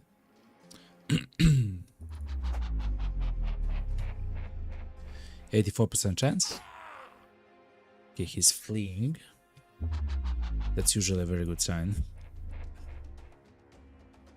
This guy is also fleeing, so we can actually step in and try to attack this guy.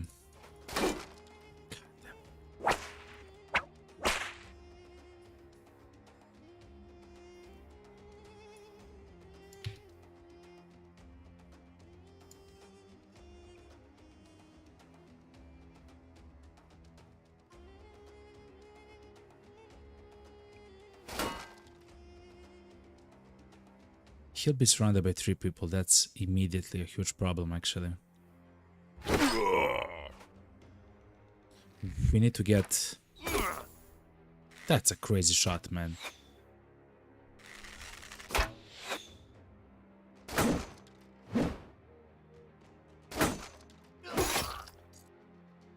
Pretty good hit. Thor got scared. Okay, rotation with a mace attack. Okay.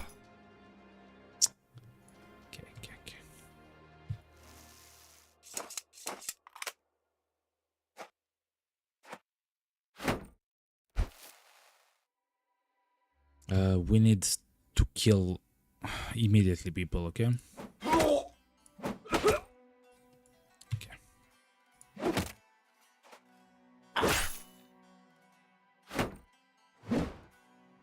He's getting surrounded by 18 people, man.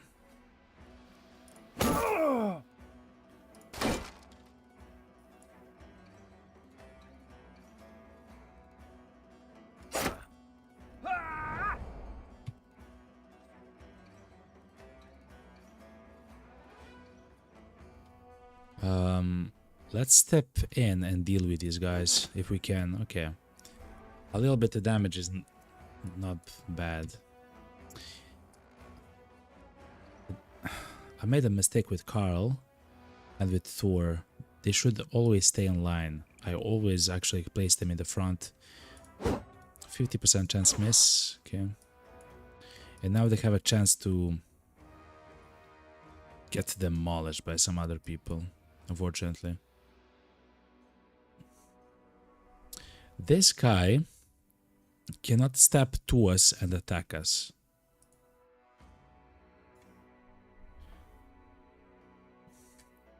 So if we place Garrow here, this guy might walk 1, 2, 3, 4. No, cannot. He'll have to make a choice how to attack us.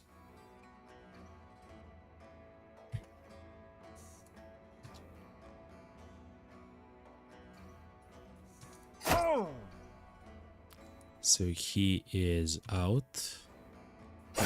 Like we have to attack. Oh my god, he quit. Okay. So essentially we have to choose who we attack like immediately. When it comes to armor, I don't believe we can get the armor of this guy, man. Because we have to remove Thor from this horrible situation that he is in.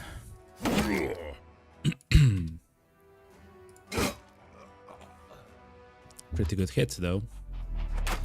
Hit archers. Mommy. Okay. So with the handgun, we can hit 4 people. Hopefully it's gonna be cool enough. Oh my god, we hit only 1. 72% chance to kill this guy. 72% chance to kill this guy. Oh, damn it. We have to kill that guy. Like, it's so important so we can begin attacking everybody else. Oh my god, chat. Okay.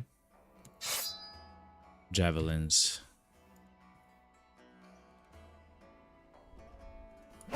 For 64, 71% chance. You're getting unlucky, chat.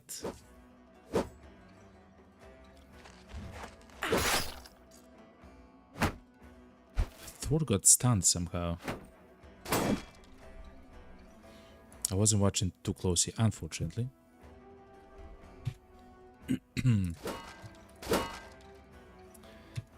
Okay, so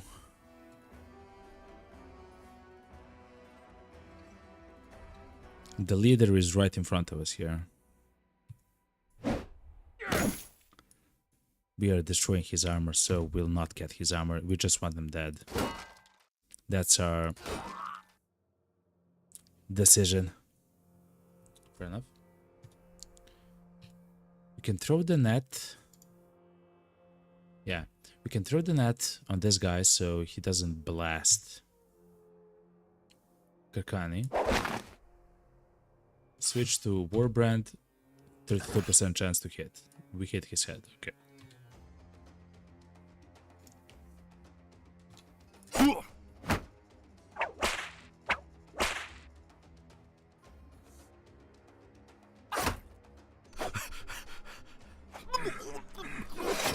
That guy died from his wounds. Okay. 60% chance to hit. Please hit. Yes! He's now fleeing. That's perfect for us.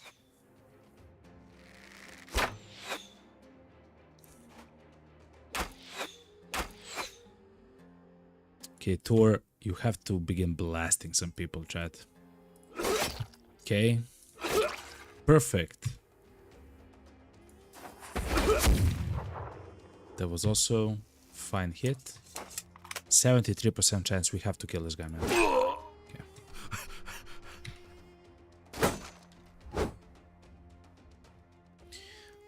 Alvar should kill this nomad. Okay, yeah, there were a lot of enemies actually.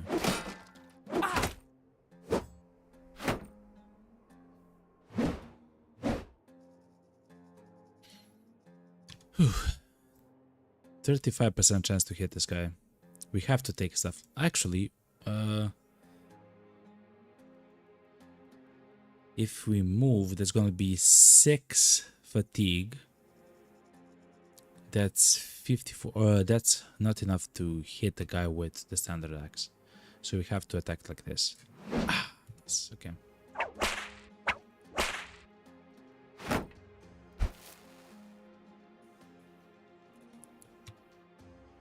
%71% in the dream.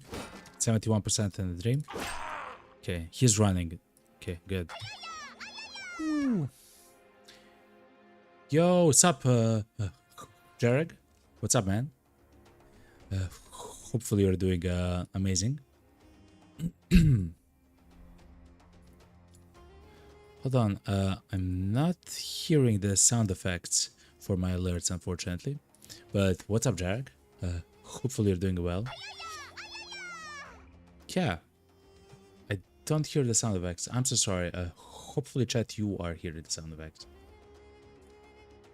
That's good, Jarek. What's up, man? Yo, Jarek. I have very bad news. Okay, we have to find a new guy for you. Okay, your guy, the legend, has died, but because of him, like 4 of the other people are alive. Okay. So you went down as a hero, like an actual hero, okay? Like the guy from the stories, okay? Like the campaigns. A noble gentleman, okay? The strongest of them all. It's you, Jarek. It's you. It's you, Jarek. You went out gloriously, actually. The Jarek says in Twitch chat, actually going down like the proper of the Viking I am, then cool. Hell yeah, you did. It was a fantastic fight, yo. It was against the assassins, but I believe it was against the assassins. I forgot. But yeah, it was crazy how amazing in the end the fight actually turned out. The fight is actually much more difficult than even I imagined, but it's pretty good, you know. Jarek asks in Twitch chat, did you still got the founder badges to claim? Yes, 7 of them. So, chat, if you don't know, if you subscribe to the channel, there is still 7 of the badges, the founder badges, that's left to be claimed on the channel. You only have 10. Like every channel on Twitch has only 10. And it's reserved for the first 10 subscribers, right, on Twitch. And The first 10 subscribers ever will substance will have a very special badge forever. It doesn't matter if they stop actually being a sub afterwards or not. You will forever have a badge that's the founder's badge, a very special badge for every one of the channels, and we still have 7 of them for this one. While I'm still here on YouTube, also the YouTube is offering to the channel 10 free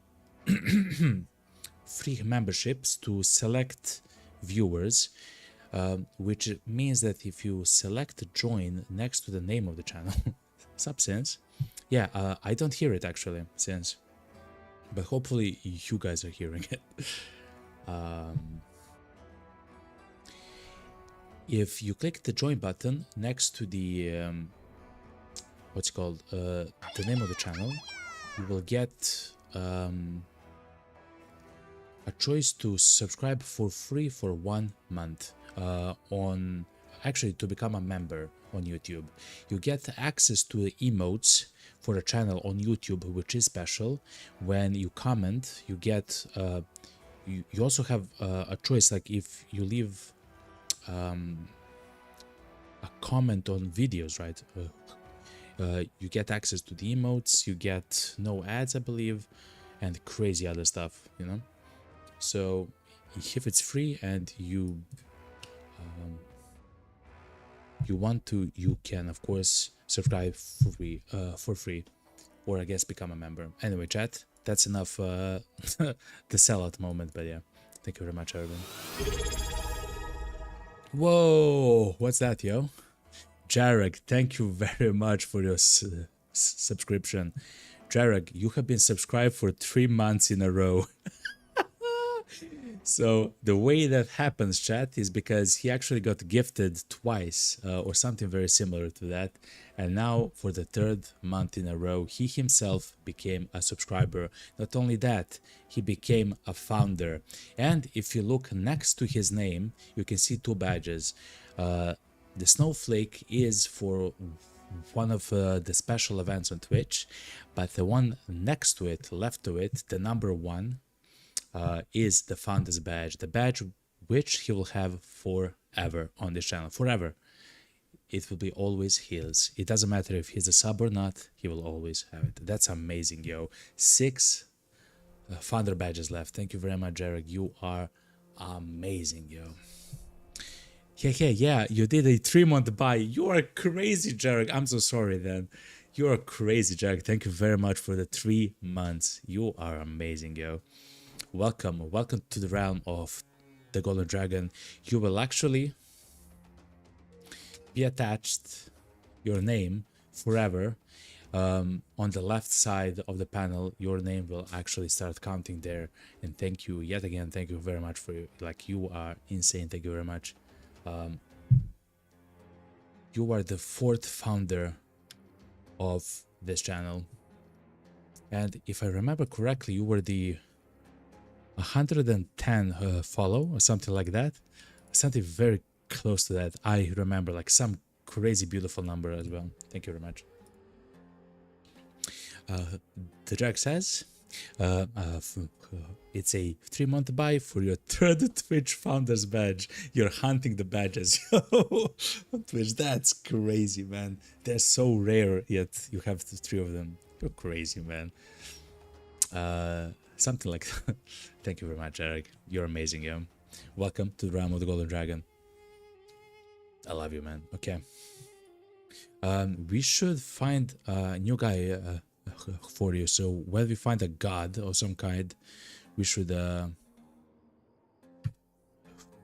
try to find. Actually, do you want to be Thor? Thor the whip. Use a cleaver, okay, and use a whip. And you're amazing. You can be Sir Jarek, and of course he has been with us for a long time. He's very powerful. He has a lot of HP. Hopefully he will not die quickly. God damn it. But yeah. Anyway, chat. It is what it is, you know. Let's step in with Utman and try to attack this outlaw. Unfortunate. Okay. The Jack says in Twitch chat, well, I mean, if you look at the snowflake, it says 2018. You have had some time to find them. The channel is to become a founder in 3 founders badges. That's crazy, man. But that's amazing.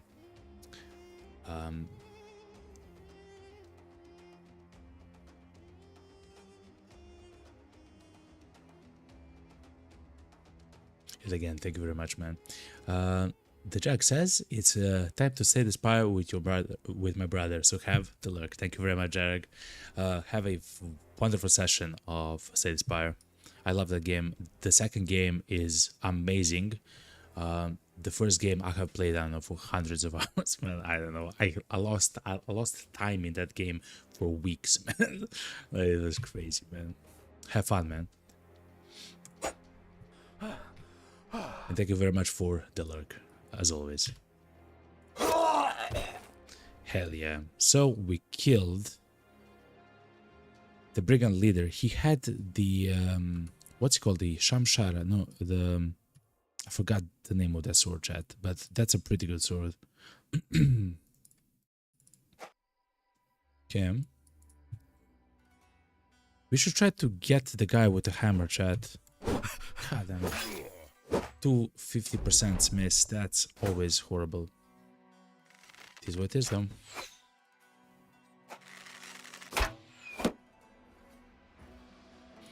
Okay, Carl. 42% chance. It is what it is. Nomad Outlaw. 62% chance. Only one attack, though, Chad. Pretty strong attack as well. Oh my god, man.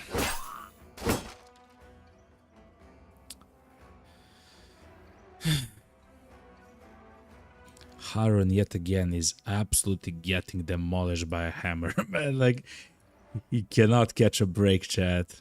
He cannot catch a break, man. Oh, man. Okay.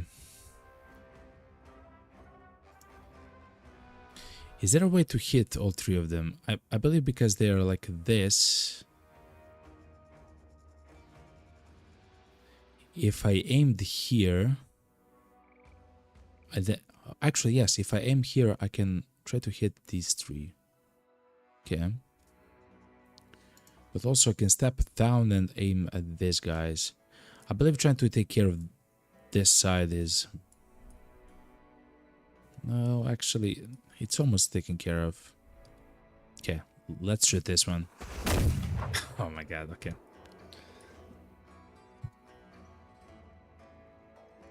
45% chance in the dream.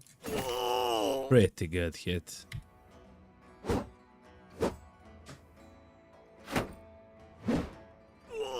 Whew. Karkani now has to take care of business with the sword. 55% chance to hit the guy with the hammer. Miss. 65 chance. Miss. Oh my god, chat. This is horrible for us. 95% chance. Please don't miss. Okay.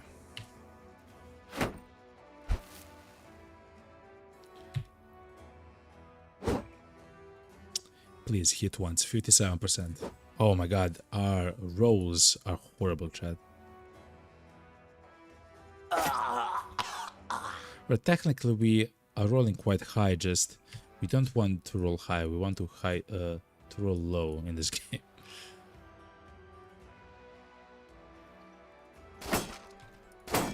Okay.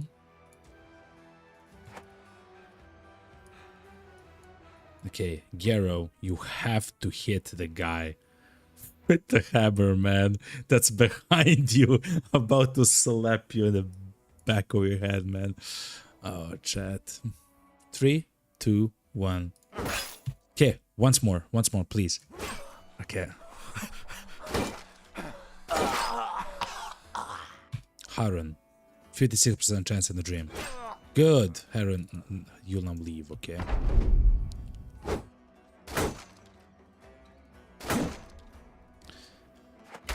So Harun saw too much of fighting. Like, he actually gets... gets killed or gets hurt. He gets hurt quite quickly, chat. He needs a shield until he's a bit higher level. He truly needs a shield. 58% chance for a kill. Come on. Okay, good. Thor, somehow you are alive. Okay.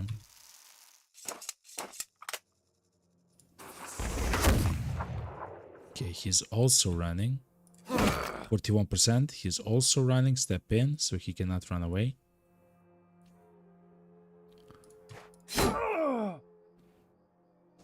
Okay, Karkani, you have to blast this guy. 70% chance. Perfect, Karkani.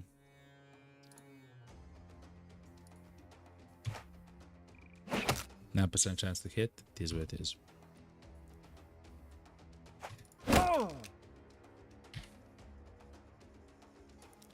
Okay.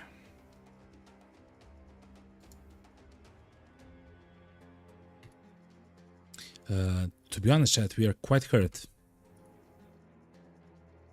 Oof, he's also hurt. I almost placed him next to the guy, man. Okay.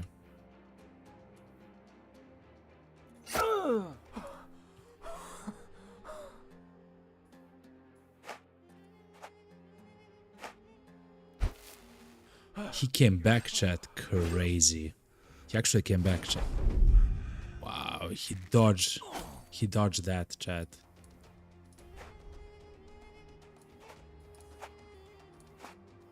Okay. Let's keep a turn with this guy, because what we might be able to do is if we kill one guy here. Actually, we cannot do so here. Don't kill Utman. Oh my god, chat. This is almost horrible. Hold on.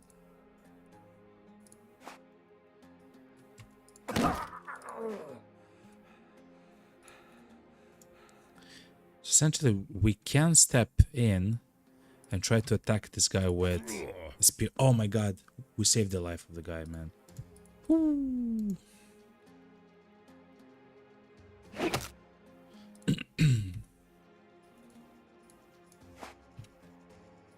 Okay.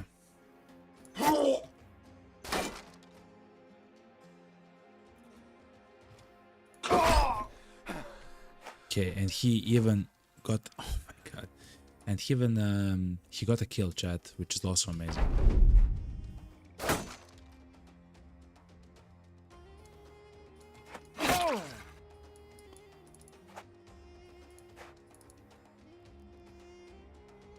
He's too far away to catch now.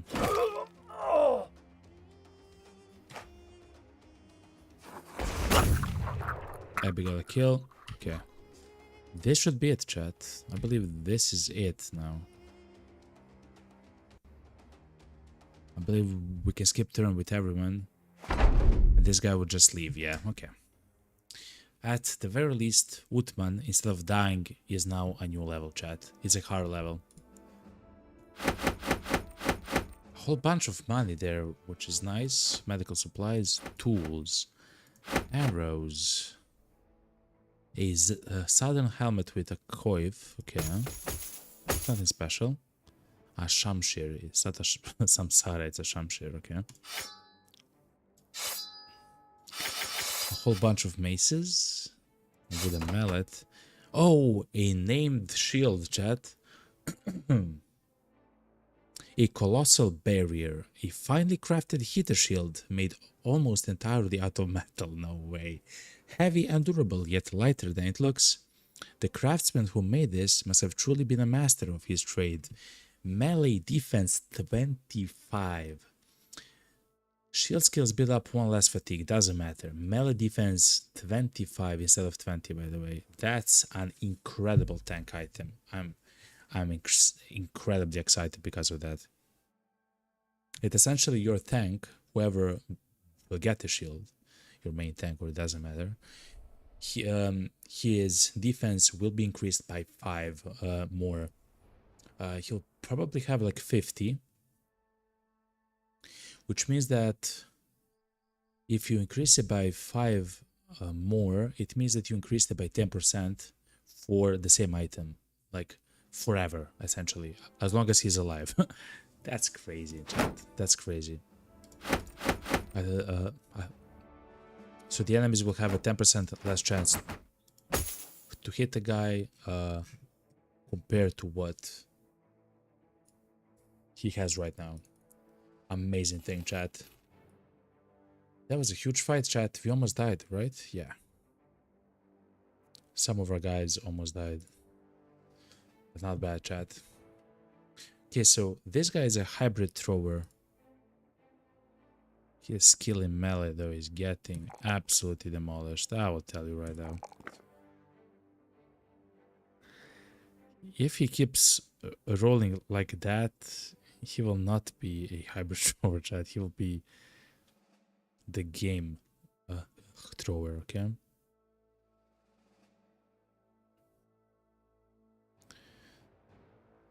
We should increase his resolve over time as well. I don't mind increasing his fatigue.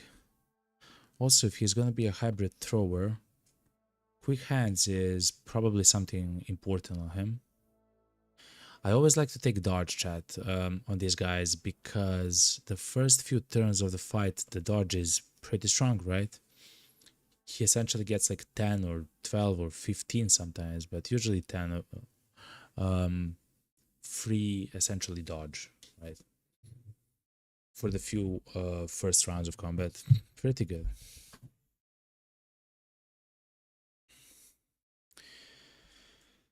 But he needs help, chat. He needs help with his melee skill, his defense skill. Because look, chat, if we take off his shield, he only has 10 at level 3. To be honest, chat, that's actually okay. That's okay.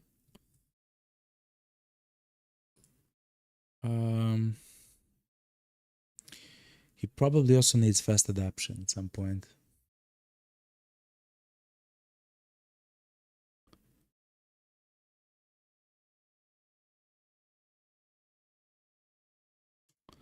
Let's go gifted on the guy. The gifted will allow us to pick a few more of the skills here. And I believe something like this is sort of like very important on the guy.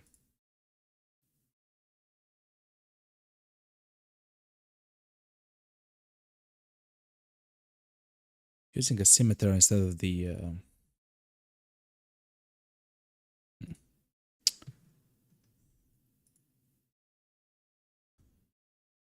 I'm not sure what to pick anymore with the guy. But that should be fine for now. Sin says, Colossus and Gifted is such a weak start.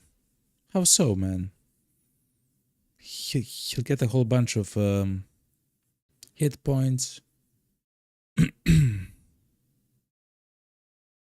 He's gifted, right? He's gifted, so now he got a whole bunch of stats in attack and dodge, you know? It's just way less stats than the other options. Fair enough. FA and 9 lives are going to be substantially stronger for most of the game on most bros. You're right about the fast adaptation, yeah.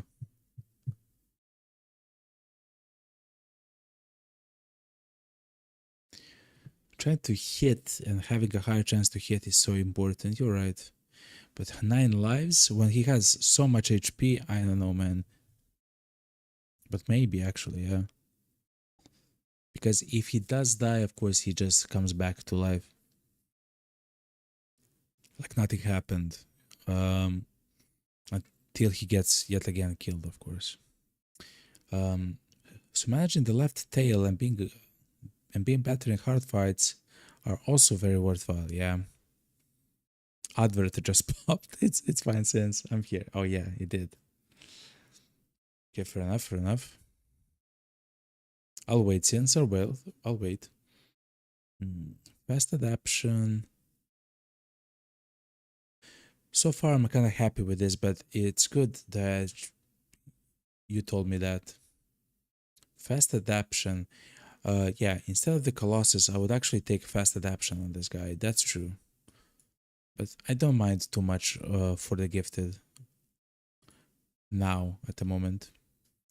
What would be, if you can hear me now, what would be the third perk that you would actually take on this guy? So if you had the chance to take the fast adaptation 9 lives, what would be the next one?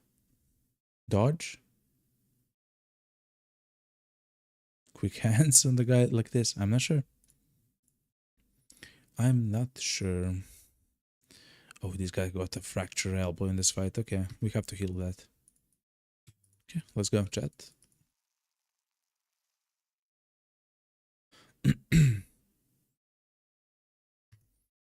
You back since?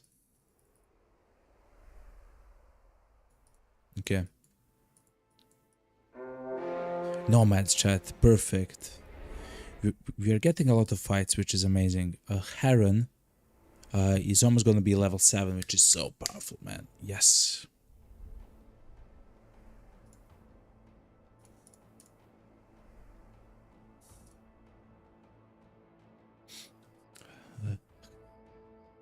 Yo, Sins. Sins. You're back? Sins. Yo, Sins. Yo, you're back? If you're back, what would be the third perk that you choose here? So you would choose the fast adaptation, 9 lives. What would be the third one? Dodge for survivability?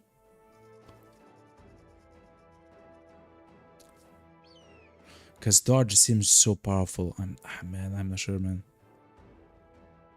And Colossus dodge just seems crazy good as well. Dodge, yeah. Colossus a gifter are mid game perks. So you choose them in the mid game, okay? Oh, is that the difference between the tempo bros and others, right?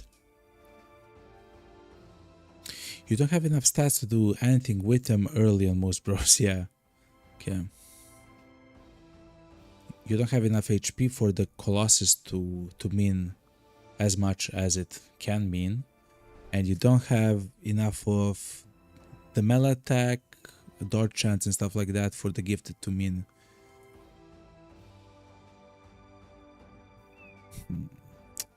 I understand. Oh, wow.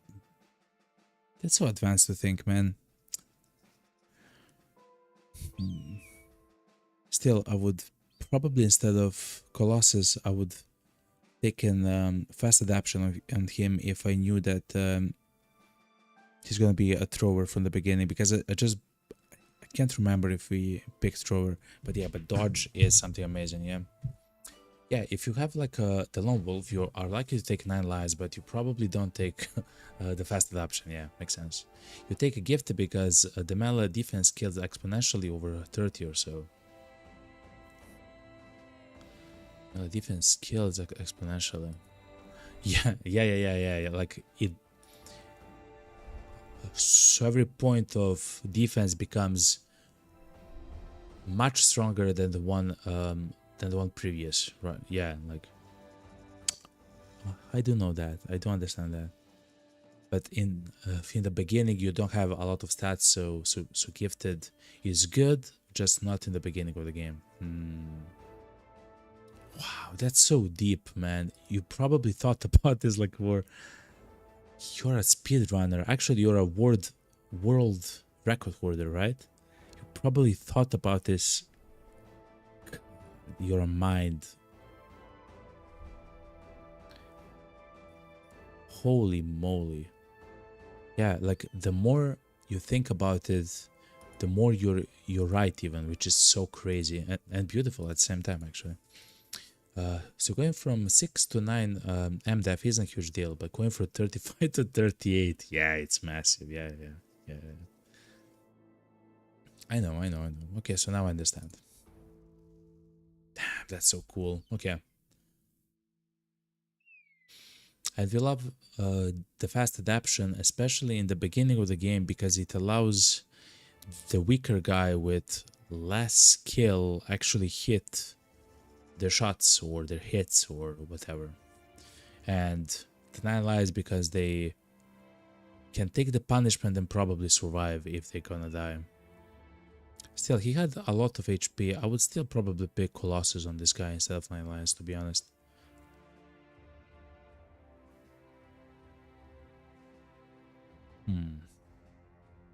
But yeah, fast adaptation dodge. That's so much better pick, man. Like for this specific guy because he has plus that 10 hit points because he's tough and stuff like that. You know? Man, you're so right. So Battle Brothers is very tempo oriented, yeah. So having a good early game makes you mid-late game better. So essentially we have that problem now on day 120 something, is because we didn't have such a fantastic day, such a fantastic time in the early game. Now we are kind of having some problems, not infinity amount of problems, but some problems. Heron should not go into melee with this. He's kind of horrible.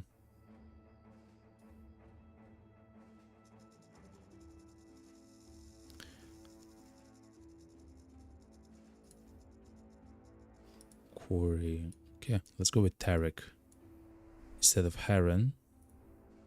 He's almost level 7, chat. That's crazy. Okay.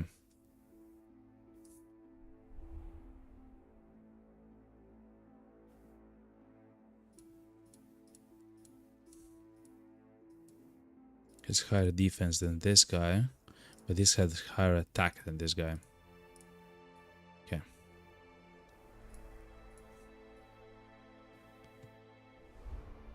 The nomads are so powerful. Okay.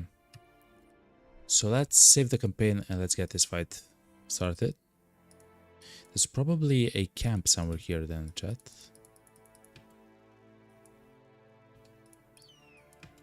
Seems like they came from this direction somewhere. Sin says you could have level 15 bros in mostly famed gear by now. What? You could have level 15 bros in mostly famed gear by now? How do you fight this, Sins? I mean, I know there's some pretty good players, but Sins, how do you fight this? Inside of this, like the Gragzugar and oh, actually, you might not have to fight this, right? But anyway, you have like orc warlords, berserkers, like a whole bunch of like, I don't know, like 20 something, you know, orcs, which they are already incredibly dangerous. Crazy, but I guess you will not actually fight that. Wow, that's so cool, man. Imagine having level 15 fighters now. Or it doesn't matter, level 11 on like the whole majority of your bros with famed gear. That's crazy, man. Since I usually get level 11 around day 50, give or take. Crazy. So there's the time-based scaling. So if you're fighting the stuff day 50, it's not nearly that hard. Yeah, fair enough. Because at around day 100, we went to see that to explore those orc cities or whatever. They just like 20 orcs, man, or something. Like, how do you fight that and an orc warlord? But yeah, that kind of makes sense. So, but day 50 with level 11, yeah, and you have gear and you probably have a pretty good stats, and you don't, and you know to look out for the fishermen, I guess, for like tanks, I don't know, thieves, brawlers. That would be so cool to do. It reminds me a little bit since of Crusader Kings. So when you start a game, for the first time you have no idea what you're doing, but as you play, you kind of I mean, you never become a god in that game, but in the but because you understand how the game works, you can begin affecting the game that and do stuff which is completely unexpected of the game very quickly, you know. Anyway, are we ready for a fight like this? They have archers, whatever.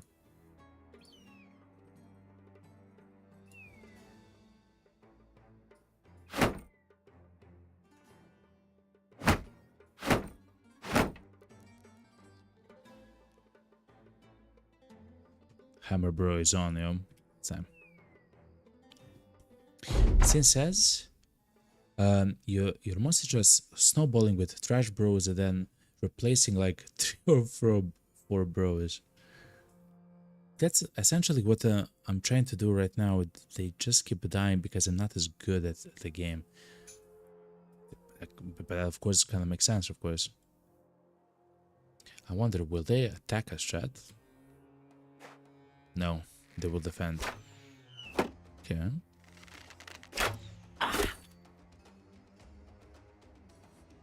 Okay, so they already attacked. 2, 4, 6, 8. No.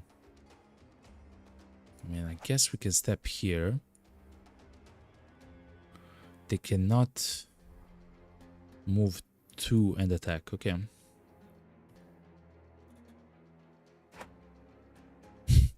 You didn't go back. Okay, fair enough, fair enough.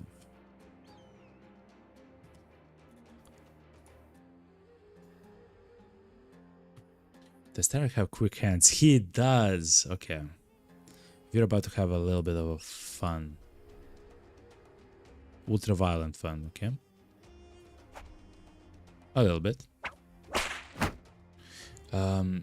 So you're mostly just snowballing with trash bros and then replacing like 3 to 4 bros. That kind of makes sense because that's essentially what I'm trying to do for some time now here.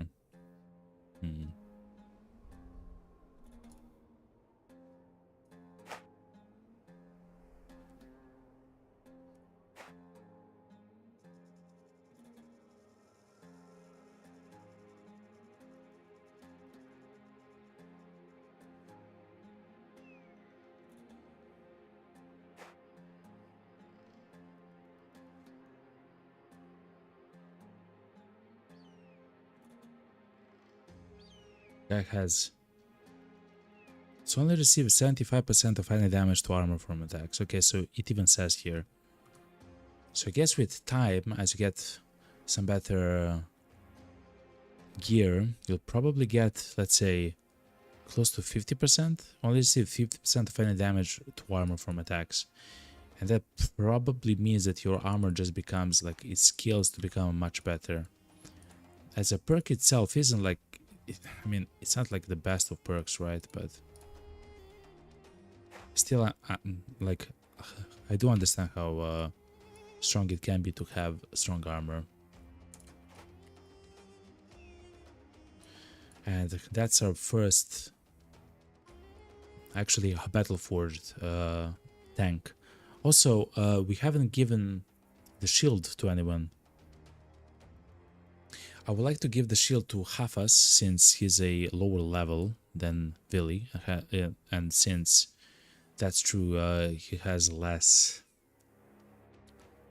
defense, but it will probably be more worth it on Vili, just so he tanks essentially everything.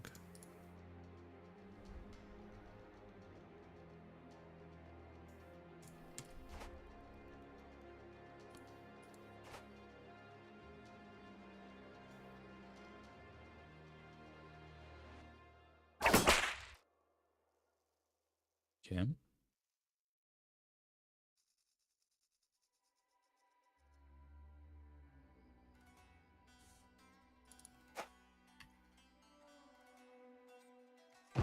Enough.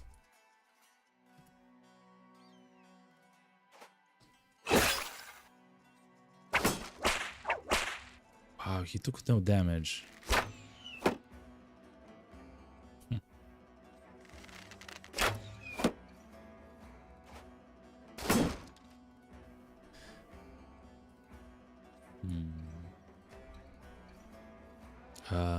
I'll skip the turn with that guy. And we'll try to hit this guy. 60% chance? Sure.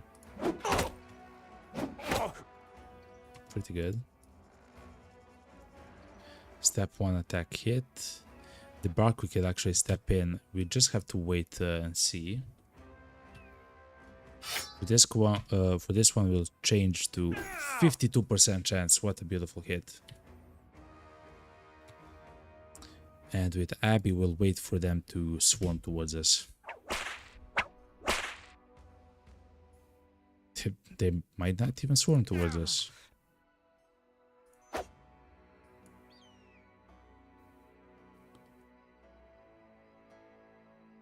I'm so close to step in and attack this guy, man. Let's skip a turn, then we'll see. What I will do, though, is I will step in with this guy to attack. Oh, man. Step in here to attack this one. He's still alive. God damn it.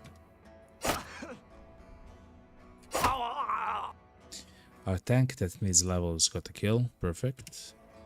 Skip turn, skip turn.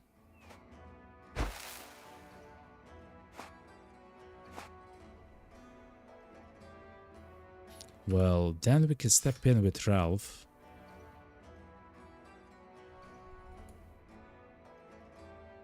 And blast the guy in the face. 43% chance. Not a pretty high chance to hit.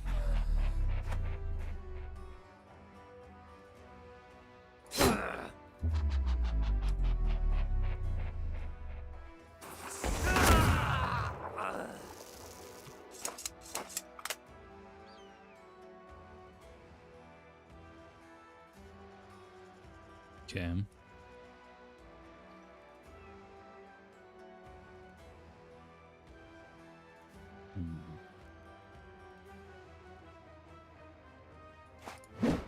God damn it. Okay. 46% chance still. God.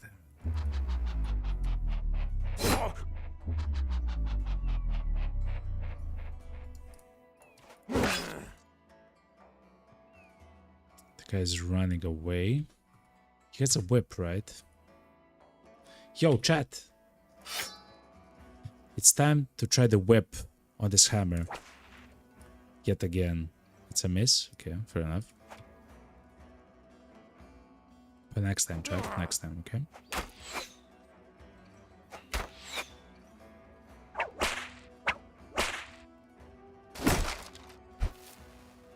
Almost broke the heater shield. Okay.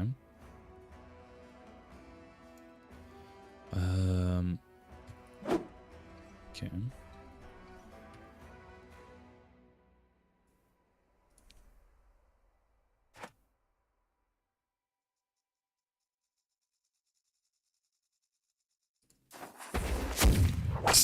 Okay. 63%, 62%. Okay, he's running.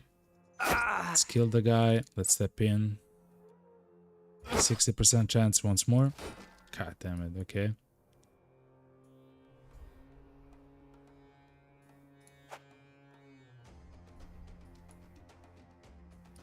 Stab the guy in the face, yo. Good. So I really want to get levels with the tanks, chat.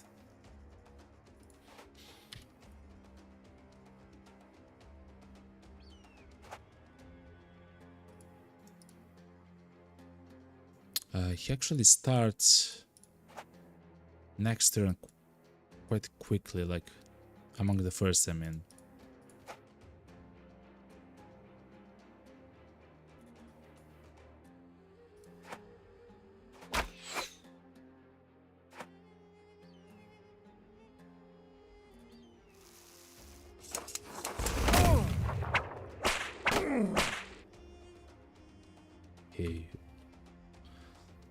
He just replaced the javelins that he throws. Okay, it works.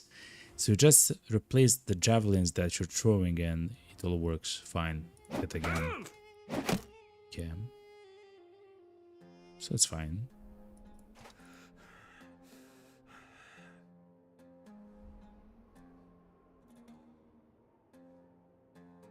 Oh, I forgot. He has a partially collapsed lung. I forgot, chat.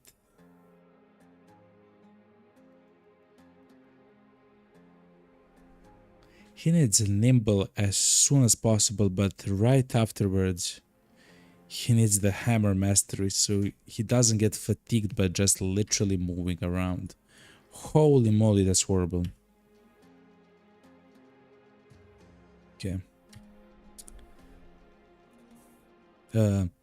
But just like attacking once, like actually moving around, you know?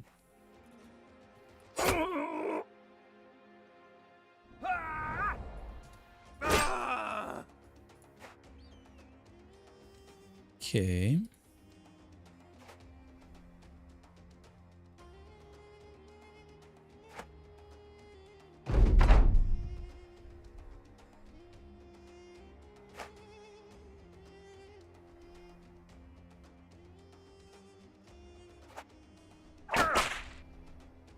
%95 chance to hit.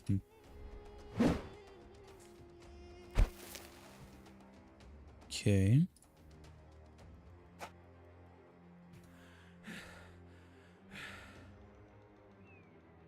Wow, okay.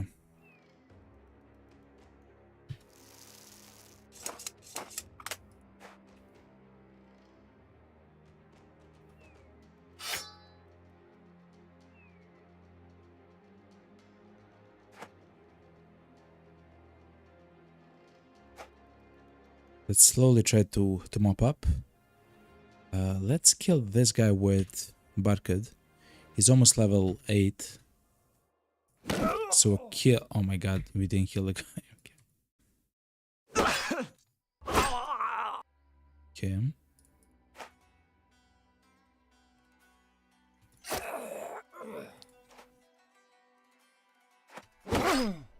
As long as one of the tanks. Carl no longer needs anything, just keep turn. He died from bleeding from the whip, okay. So Thor is now level 11 and Carl is level 12. Tariq, not the hammer bro, is level 4. I'm still not sure what to do with that Tariq. I guess we'll see what becomes available.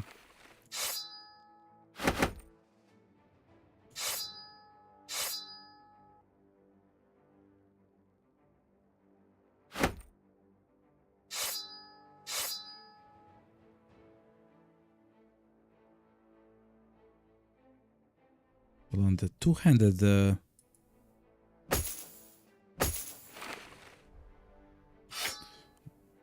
like the mullet is actually worth more than the helmets. And I guess I'll take the shield and sell the shield as well. Okay. Simple, pretty good fight. Let's go back to Al Hazif. We do have a few bros to level up, including Carl.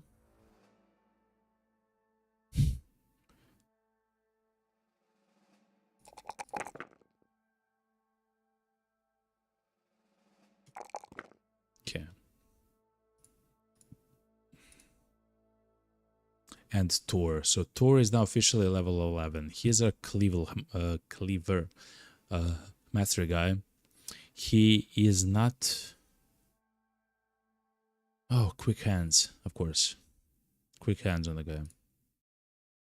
Anyway, skill in melee, skill in... So defense in melee.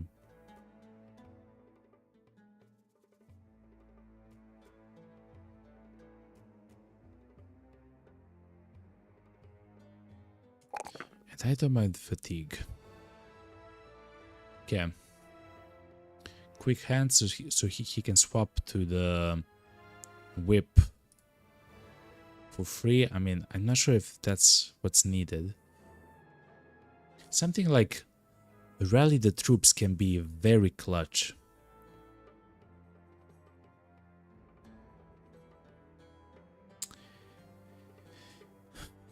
Because, man,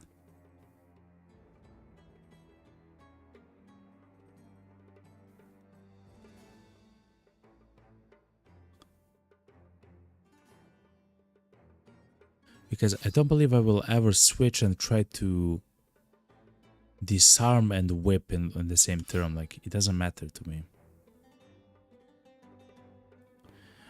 I might switch and try to disarm. That's true. Oh, but then it means that we can move 2 tiles and try to do so. No, no, no. I don't believe I will ever try to do that. Let's...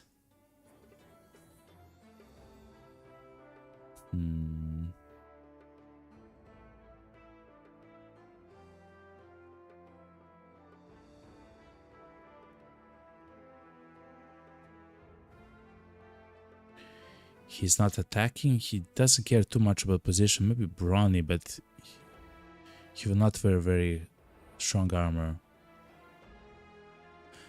Rotation so he can save his friends and himself or rally the troops against Geists. So literally against Geists. But he will attack. He doesn't have too much fatigue. He will attack twice per turn with a cleaver. That's 24.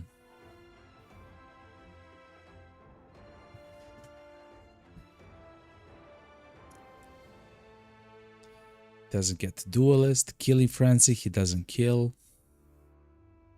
Head counter might be interesting, but he has only 25% chance to hit the head.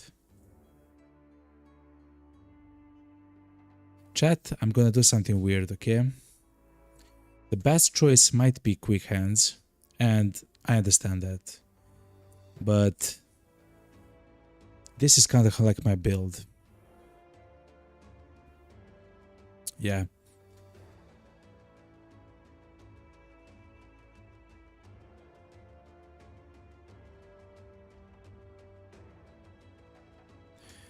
To get the rally on this guy.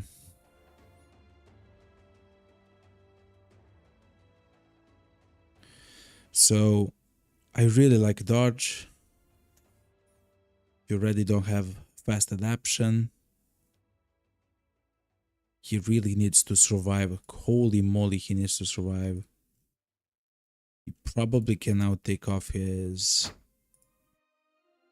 shield.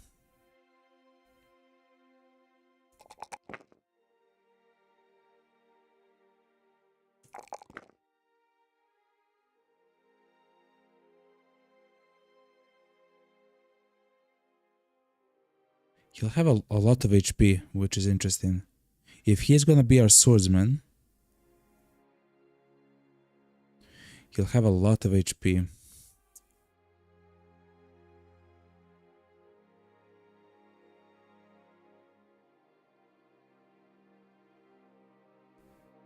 Let's increase the resolve. Okay.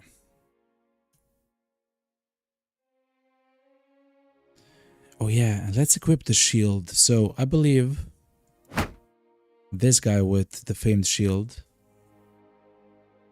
might be really good. He now has 5 additional defense, which means that he should have, yeah, the exact same amount as Willy, okay?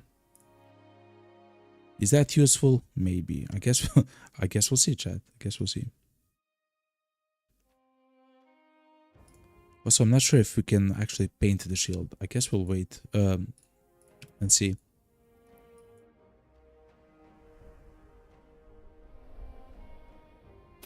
There was a fight near the town. Okay. Town is raided. Okay.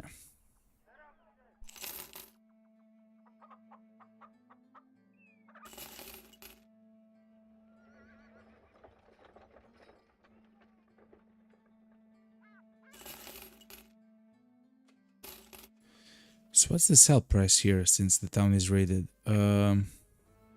Actually, not that good.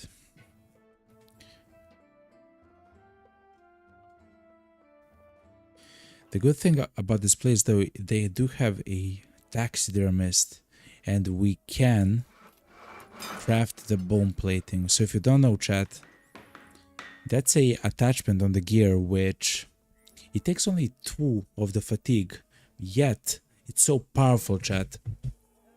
It essentially completely absorbs, like it does 0 damage to HP and to armor, one of the attacks. If you've actually saw there and noticed, when some of the guys attack our non-tank bros and actually hit, you might see that they take like 50 armor, 60 armor, like essentially like a third of the HP of the armor if it's like a nice hit, right, to the body armor.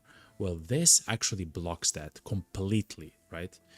So the reason why that's amazing is because you might see some other attachments, something like this. It gives 15 initiative and 15 armor. That 15 armor does nothing, right? That's like 3 times less than the standard attack of a basic enemy on this level. They can get harder and harder as the time goes on and hit maybe more often, stuff like that. So 15 armor is nothing. 20 armor that some of the attachments give is nothing. To be honest, even like something like 30 armor or 40 armor that they can attach to you to the what's it called, to the body armor is not as good as simply blocking one attack completely. It doesn't matter if it's by an assassin utilizing the Katal dagger, or is like a two-handed attack, right, that attacks once for a lot. If it hits, it completely absorbs it, and it's still useful even if it's only one attack from something like a dagger user that's an enemy, of course. So what I want to say that the bone plating is completely, absolutely, incredibly amazing, and it's not probably the best on tanks if the tanks are going to take the Bella Forge. Maybe actually I will have to calculate that, but it's amazing on all the rest of the guys, because essentially, as I mentioned, they absorb one completely absorb one of the attacks. Very good, like absolutely amazing, in fact.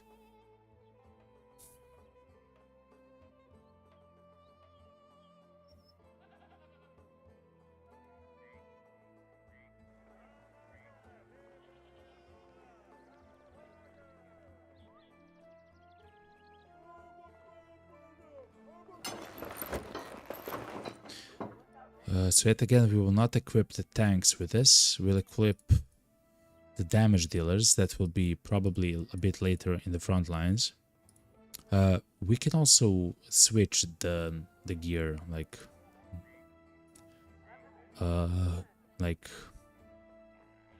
instead of one thing, something else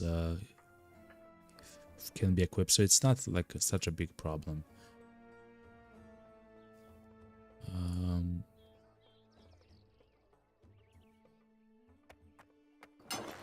Hold on.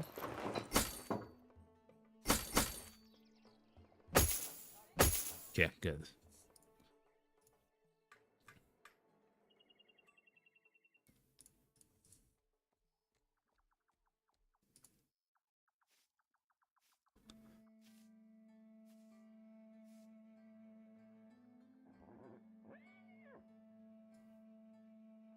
Yeah, he got dodge. Okay, chat.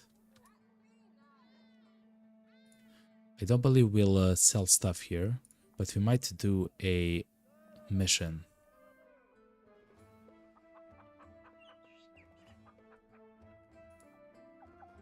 Escort the caravan to Kabira. Okay. We will escort the caravan to Kabira because, as I mentioned, we want to be on good terms with these guys. The Guild's gleam must be brighter than ever now. The Oracle has fallen under control of the Southerners. Okay. No, not yet with the caravan. Okay. Plus 40 is better than bones on forged tanks. Yeah, that kind of makes sense. Harun no longer suffers from fracture apple. Good as new. Good. So that kind of makes sense. if you're gonna take the Battle Forge, and especially if they get like gear that's like 300 or something, I guess it becomes even better, right? Than it already is, you know.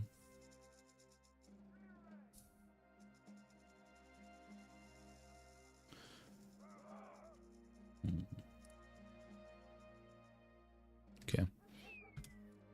Then additional 40 with the Battle Forge also means like a lot. Oh my god, the caravan is so slow. Chat, we are on 3 times speed, chat. God damn it.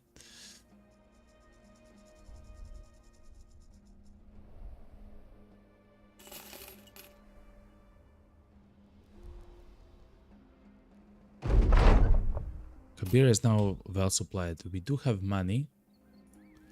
Show all factions. We are friendly. We are so close to allied. Oh my god. That's our mission, by the way, chat.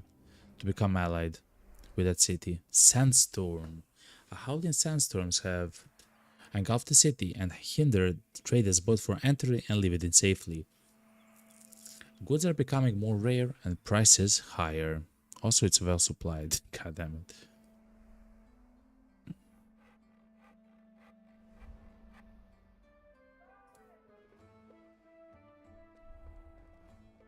Oh yeah, stuff is very expensive here. Does that mean that we can sell it for a good price?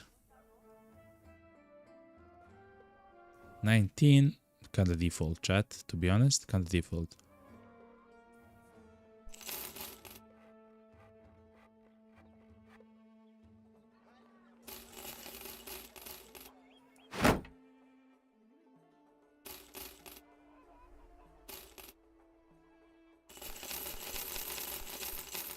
Oh, we could have repaired some of the hammers for a bit more money. My bad.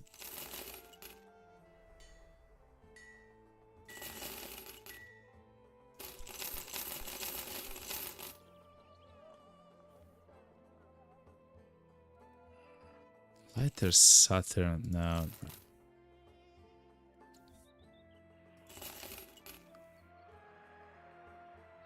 Also, I'll save a scimitar.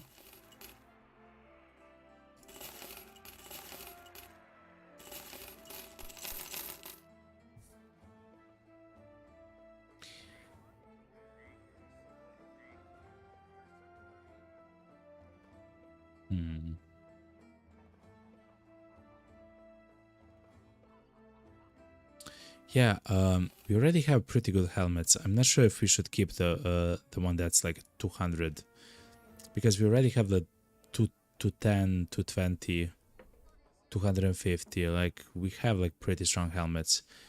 Also, we have like 3 famed helmets, chat. I'm not sure what to do with 3 famed helmets, to be quite honest.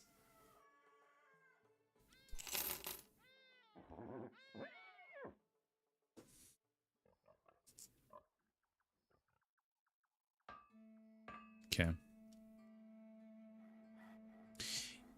Usually, you don't bother with Forge if you don't have 300 and 300 armor. Sometimes you'll use the leader or the fallen hero gear with a plus 40 for a few days as a stopgap. Yeah, we had a chance to utilize the fallen heroes like body armor, but that's when we had the guy called Monty, actually Malty, which had horrible fatigue injury and stuff like that. And he already had a low fatigue and everything. And equipping that armor, he would have like 11 or something fatigue or something like funny like that. You know, so completely not worth it. I mean, let's see the contract, yo. Ifrits have been spotted in the sands. A crawling, that is you, traveler, is to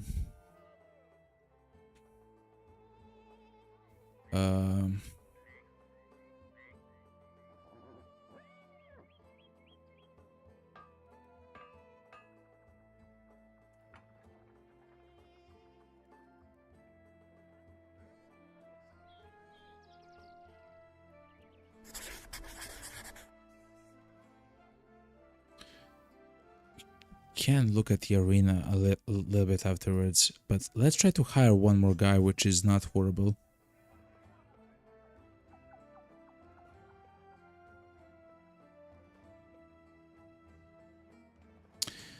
It seems like they're the same guys as they had before, including Hakan as well. Okay. But yeah, like the gear from the Fallen Hero just is not too good, not too great, is what I'm trying to say. For the guys who are low level and not like very powerful already, you know, in my opinion. We can actually fight Ifrits quite well.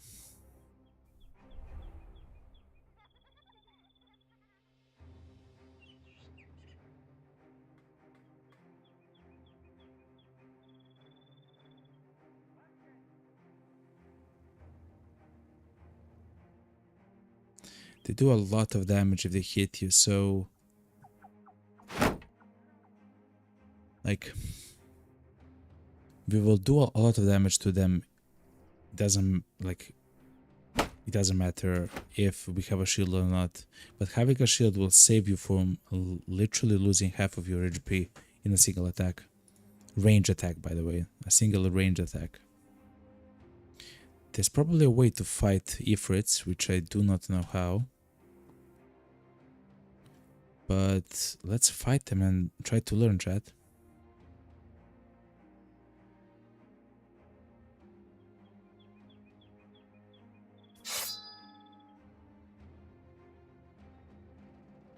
Actually, they don't have a lot of armor. Quite the opposite, they have a lot of HP.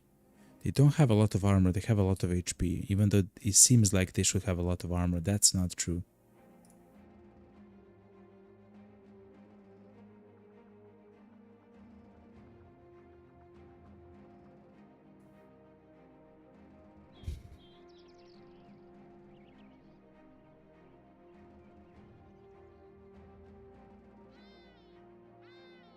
We can have the guy with the flail there.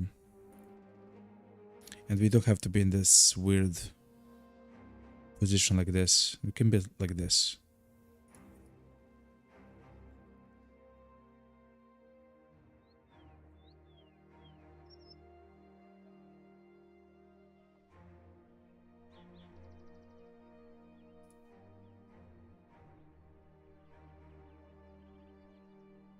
Yeah, something like this. This guy is also very close to level 8.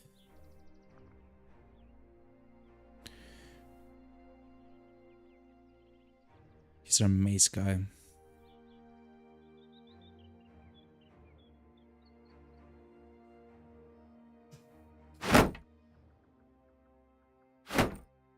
Wow. He gets 14 fatigue when he doesn't have a shield. That's amazing. For a guy with a mace, that's amazing. Okay.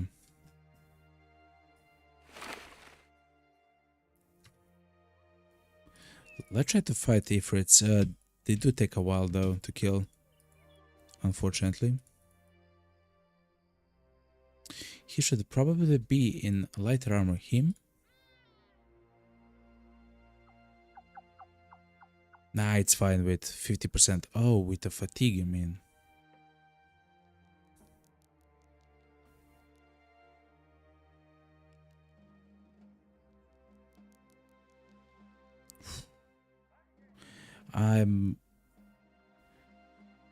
You give up like 10% of HP, so he's somewhere like half and half.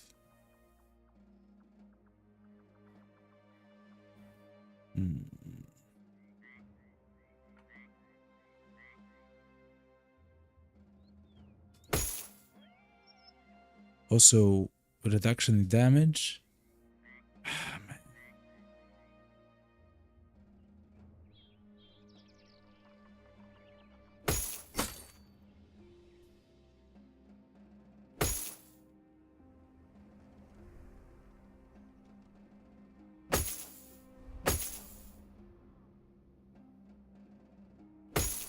Okay, so let's think. Instead of the Kel hat he can have the standard one, which is this one.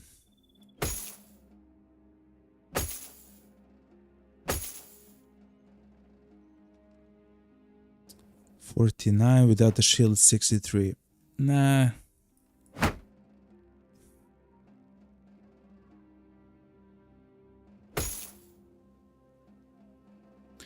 I like him surviving one more attack for certain. Like more than him having like 5 additional HP or something like that. So that's how my hand had things. Besides -6, -5, yeah. But he can have this helmet. Usually he doesn't get hit in the head, so he can have this helmet, which is better for nimble and stuff like that.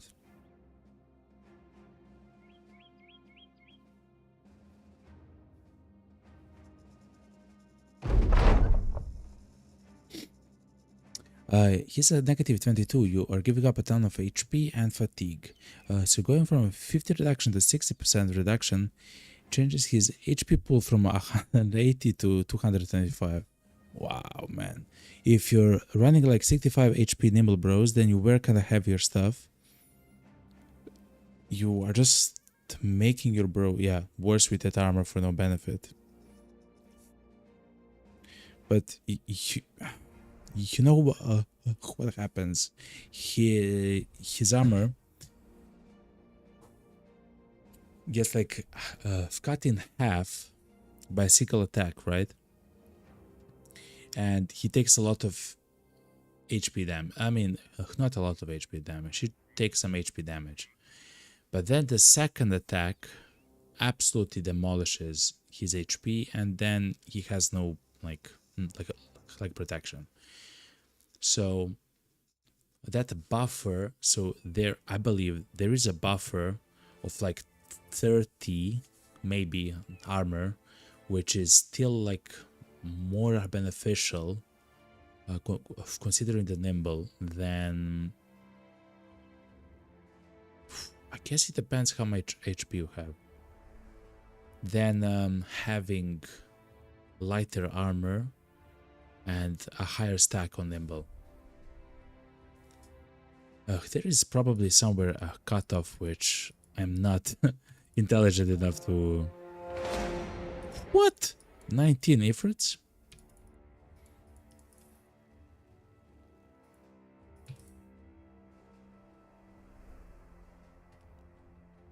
I guess we'll fight them with Kabira soldiers. Do we want to fight the Ifrits with Kabira soldiers? They don't do any damage, like Ifrits, I mean. It will still take a very long time, even with Kabira soldiers. I don't. The cutoff is -15. Don't overthink it. Fair enough. The nimble comes a bit earlier in the equation than you might expect, so it ends up being better than if you just use a calculator. Fair enough. Yeah, so that's kind of like experience in the game, and of course like knowledge of the game. Makes sense. Huh.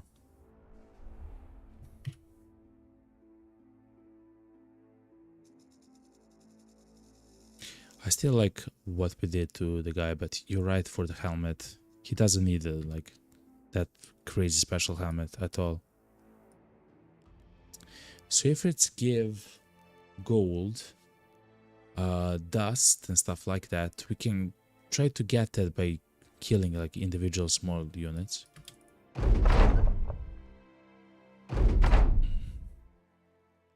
Look how many gunners and everything. Look at this guy. He's the officer. He's a Battleforge officer, child. Look at it. What is that? Is that a mortar? What? Acts in 58 turns. How many people are there?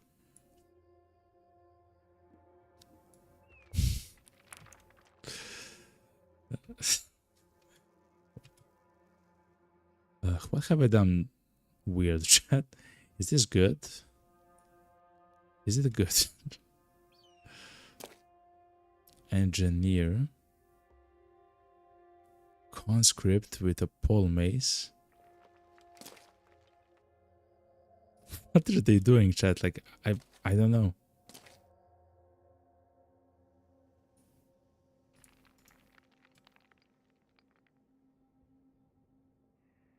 I wanted to go forward maybe first, but I guess we'll see.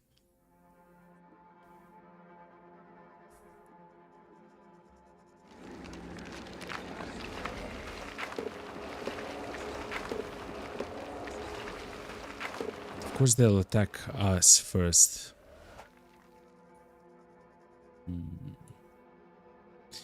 I hate this mortar, chat. I'm not sure how it works, what exactly it does. What?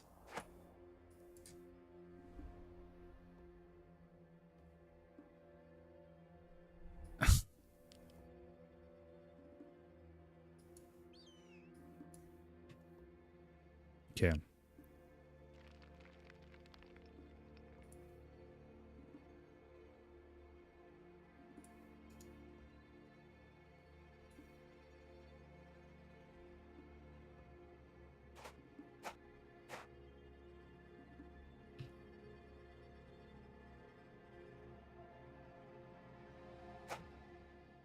We can try to attack and hit some of them, you know?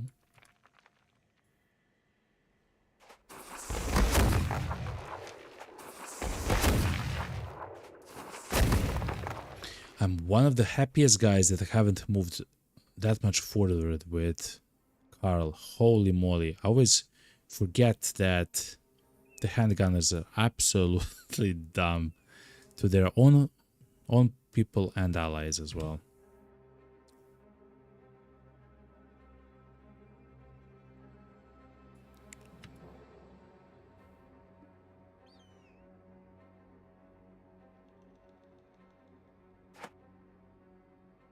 Yeah, it's better to not engage this side just because of the handgunners.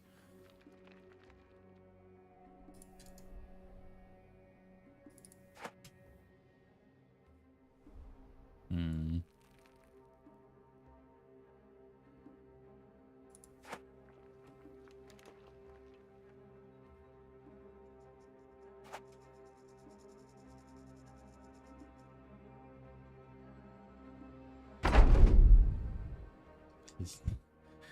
I truly want to see what will happen here, and then I'll engage with Carl and stuff like that. I still believe that Carl is too far forward though, unfortunately. But I guess we'll see what happens.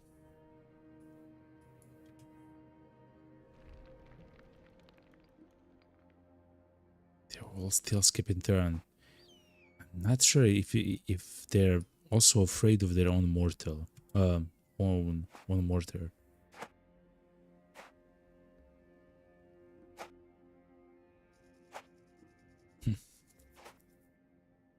Okay.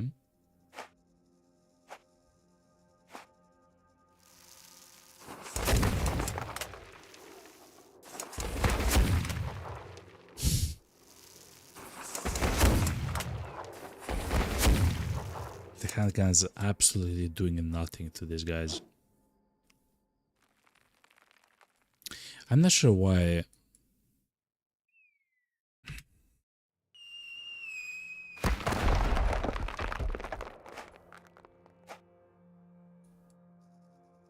What? They took no damage from mortar, and they have literally no armor. Like, they have like very small amounts of armor, so the mortar is horrible. So we can conclude that the mortar is horrible. Okay.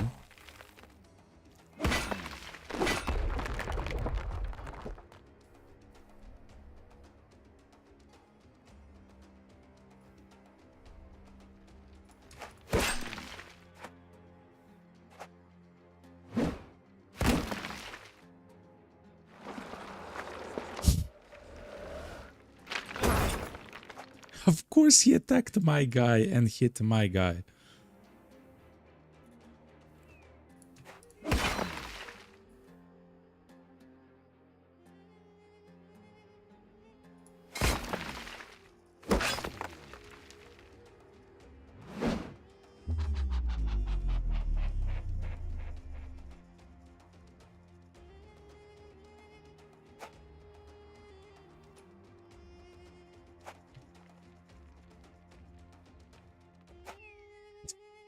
Can't believe that he got hit like Tarek, and he has a broken nose, one of the worst injuries. We missed twice a 90% hit that would have killed this one guy, man. Twice. Is that a sword lance? It is. Double the sword lance.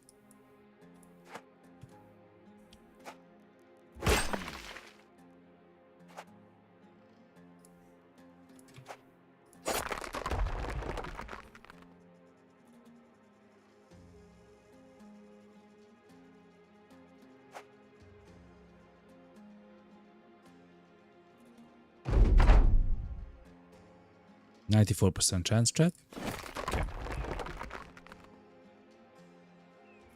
We might get some silver or whatever the name of that thing is.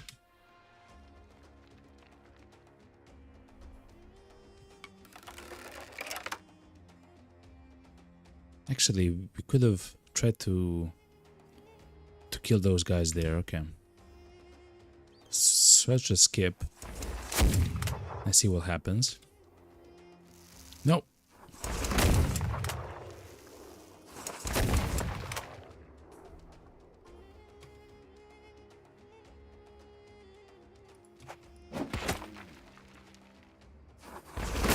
Throwing weapons also don't do much against them. Okay. He got a broken nose, man. Out of all the people, he got carried. And he was already hurt for a few days before. It is what it is, though.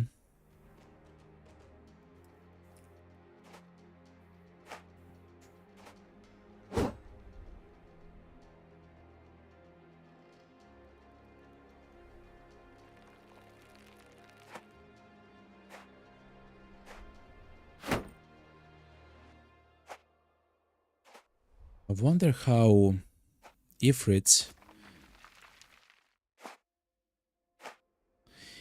decide to throw their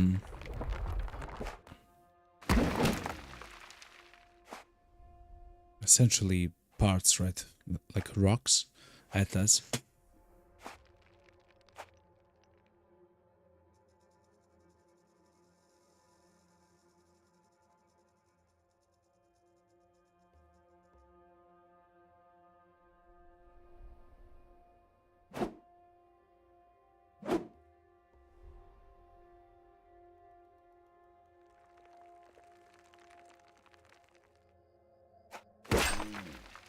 Almost killed, okay.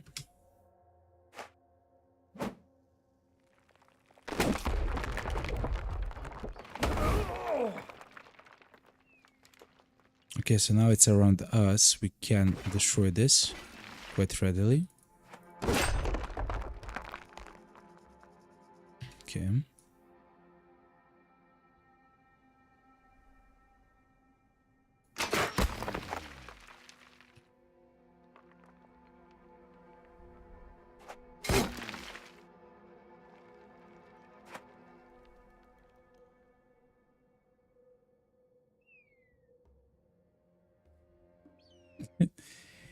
He has almost no fatigue already, and he got a broken nose. That's crazy.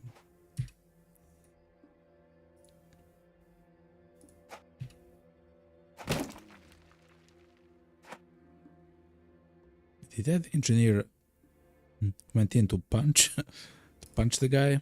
Okay.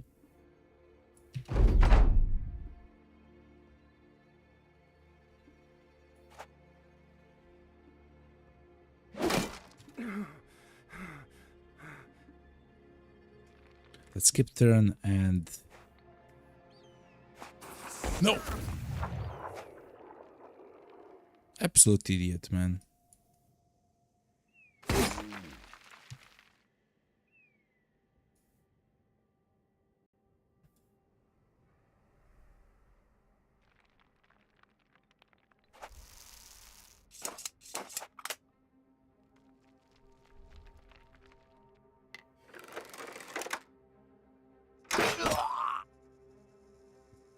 Fuck you, engineer. No!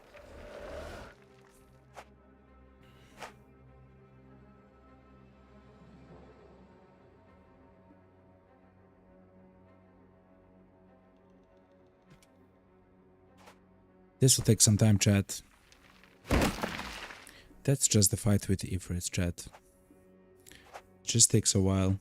Because they combine, they break away, they attack you, they move and switch places, essentially.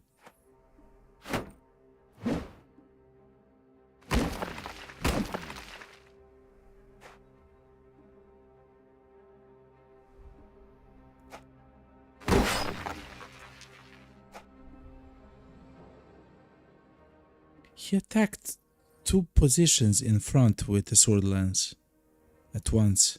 I didn't know that's even a thing. That's kinda cool.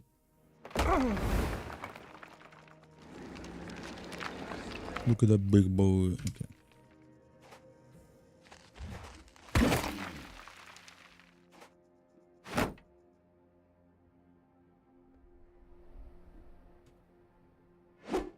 %95 chance miss. Okay.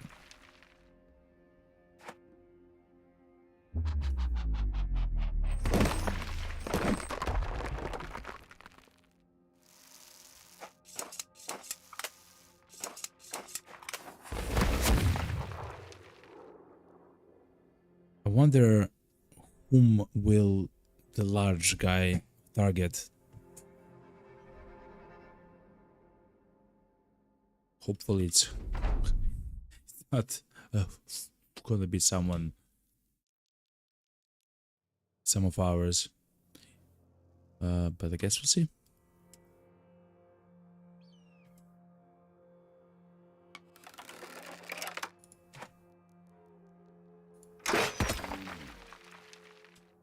So I just skip the turn until they act. Ifrits, I mean.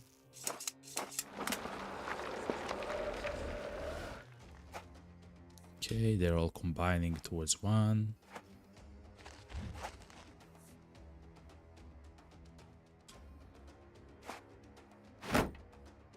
They're not attacking. Okay.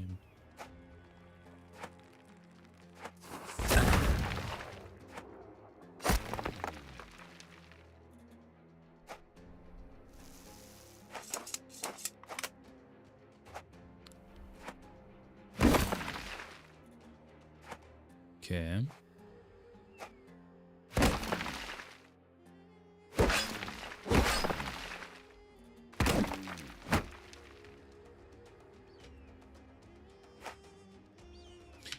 I just keep turn until this large guy. Oh my god.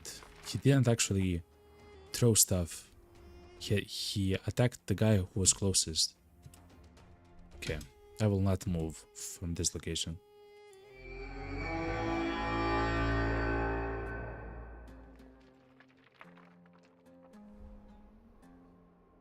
Okay, chat.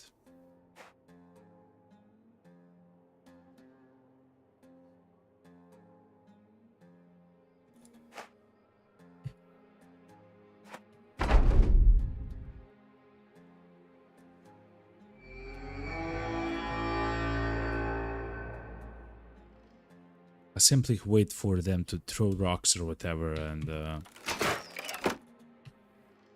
but otherwise that's it. I wonder how quickly they can destroy an Ifrit. Wonder. There's 29 of them or something like that. A lot of them.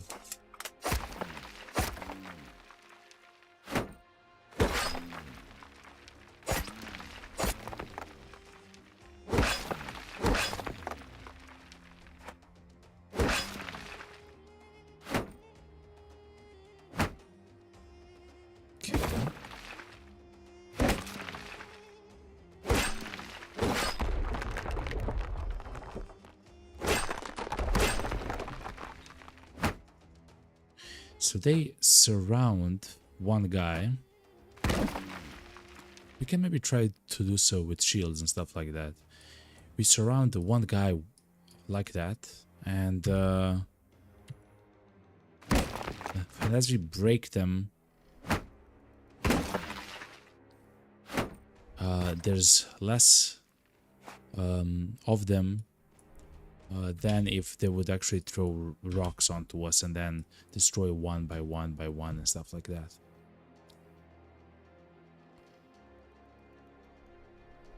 Okay. But I hate this fight, chat. I'm so sorry that if you took it, but we do need rep and stuff like that. Gold is always nice. And usually the fights with Tifrits are easy.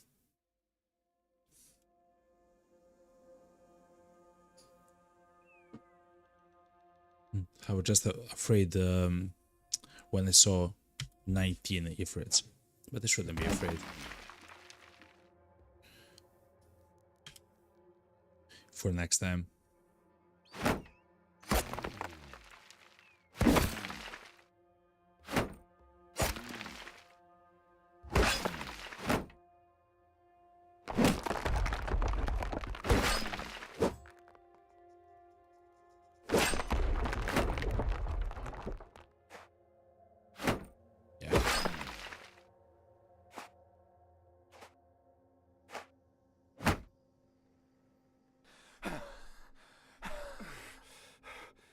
Have recovered. That's crazy good, man. Okay. I'll simply skip the run with all of our guys. So next time we know we don't have to fight with these guys at all.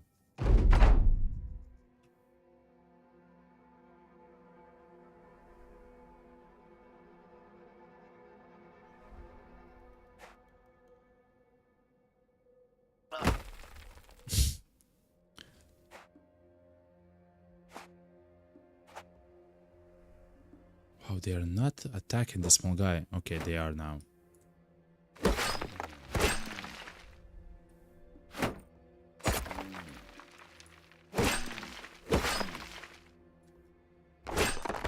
Okay. What a horrible time. At the very least, we got a whole bunch of money, chat. There's 29 of them. That was crazy.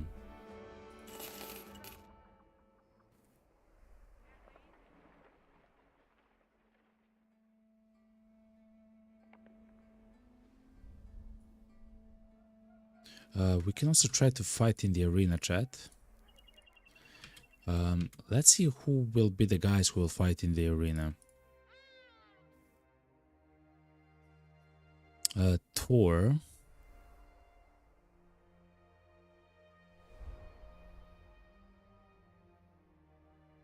I will maybe like Heron.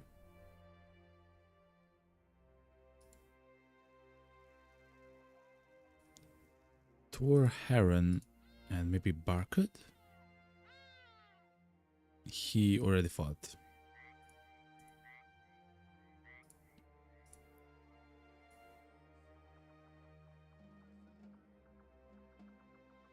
To be honest, some of the guys here don't even need to fight, you know. But I will still take Hafaz because he's a low level. Barcode as well, so he gets level 8.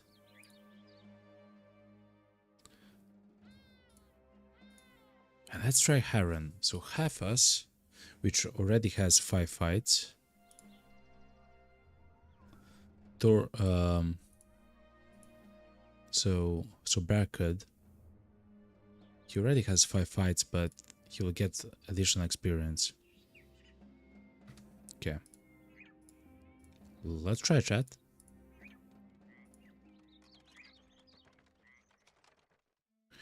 Okay, yet again, 5 snakes or serpents.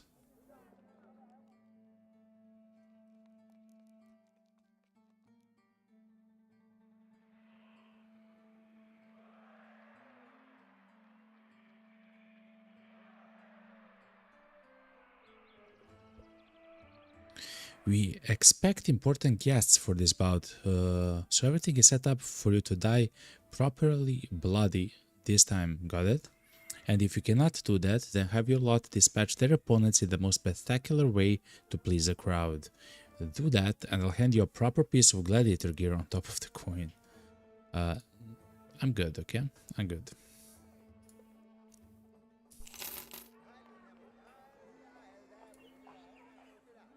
Crazy, man. Oh, look how valuable the sulfurous rocks are. So now I guess I understand. You can get a lot of gold by fighting Ifrits. So next time we'll try to fight them completely alone, chat.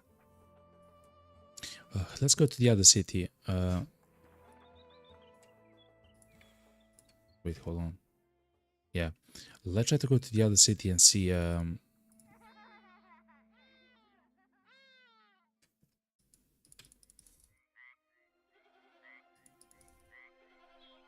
If there are any new contracts that we might be able to do.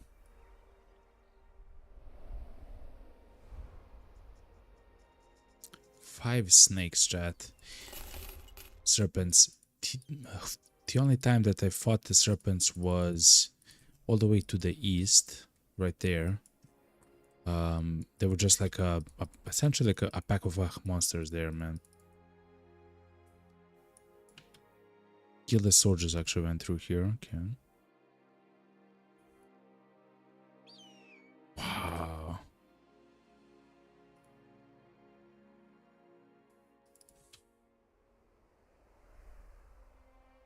The silk farm is on fire. There's no contracts for us though. Okay. There's a nomad, chat. Melee nomad. These sound noble. I hate them because they have very low resolve and fatigue. But the nomads are just straight up better in essentially everything that we want. They are a bit more expensive as well, but still.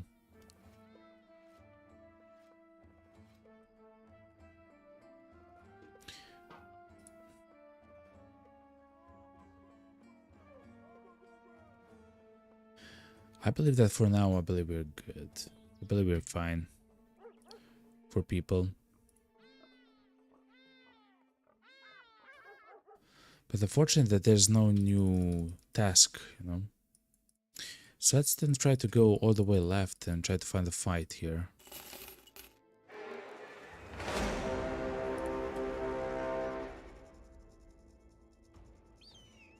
This guy has a broken nose. God damn it. He cannot fight well.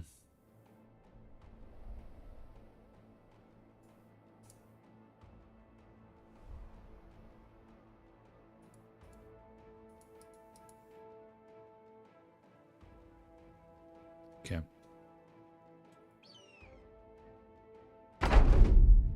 What a funny fight, chat.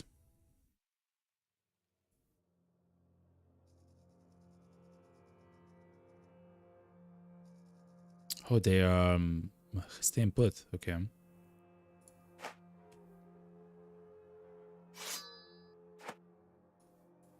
Or at least some of them are staying put. Okay.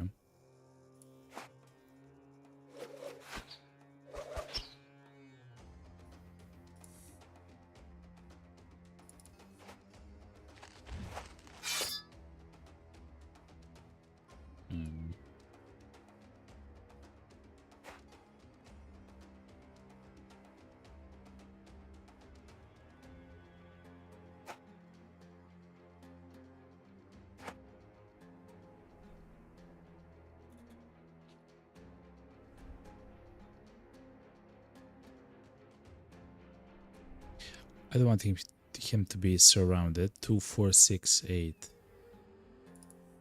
Something like this should be fine.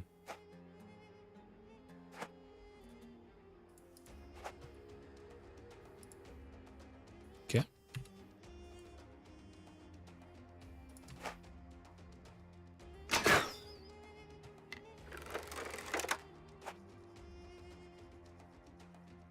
They're still not trying to attack.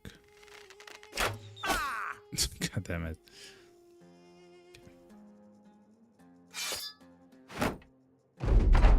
Interesting. 3 spear whirls.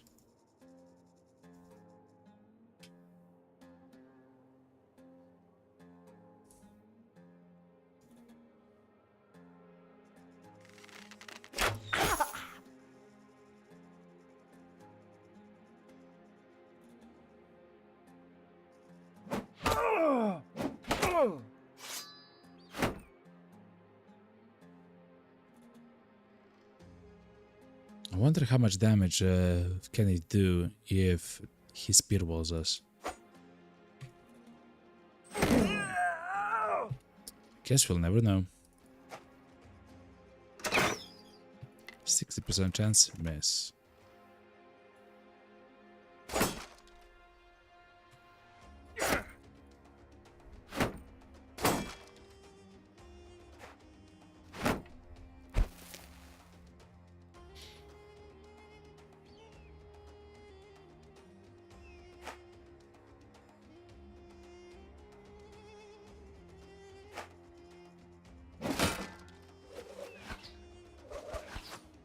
Okay.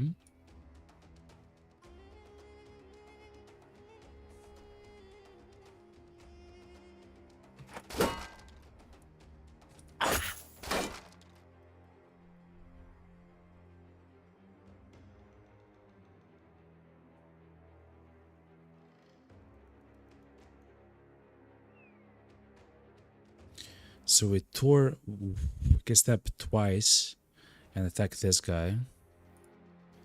With Carl, I'll step right here actually. That was pretty good.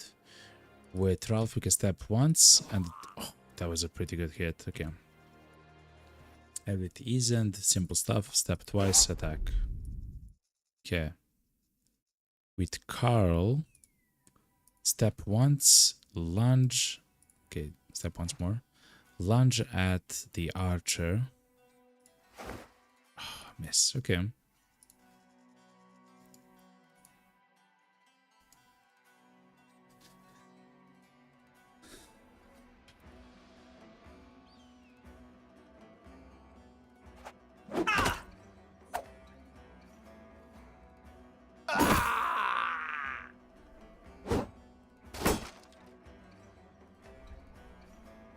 Hopefully some of our newer guys can get some experience in the fighting here.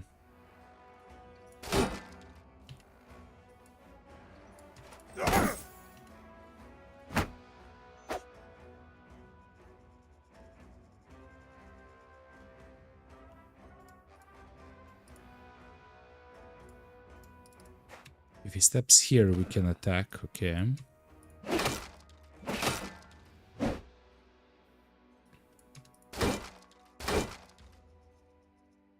Okay. New guys are not that good yet.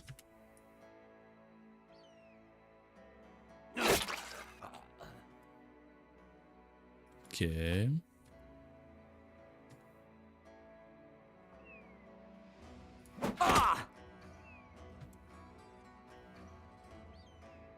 Okay, skip turn with literally everybody until the new guys attack. The new guys being Half-S, which will get the kill 100% on that guy. This guy might not die though. Okay.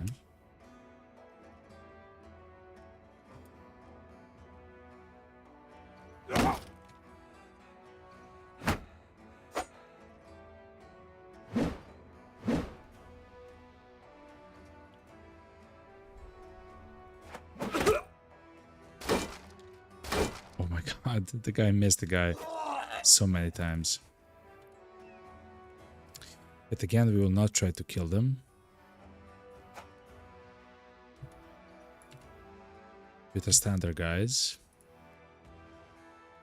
Guess he can try to kill. Good, yeah.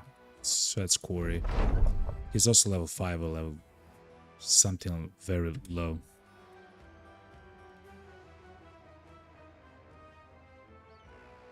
step up with Quarry, but I would like to kill with Barcode. Good.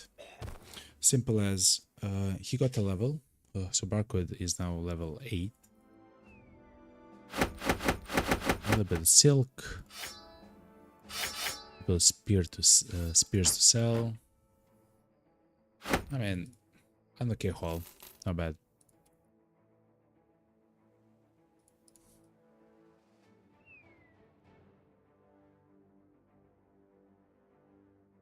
Lots of ancient legionnaires. When I see lots, I think like 12 of them or something.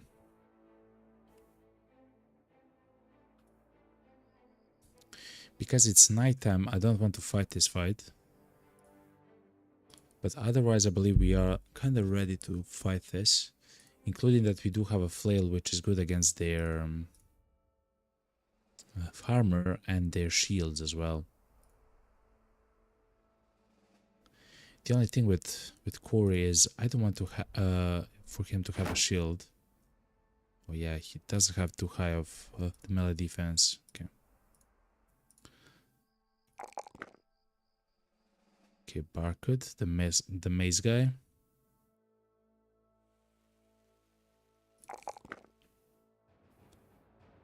Resolve and I guess fatigue. Okay.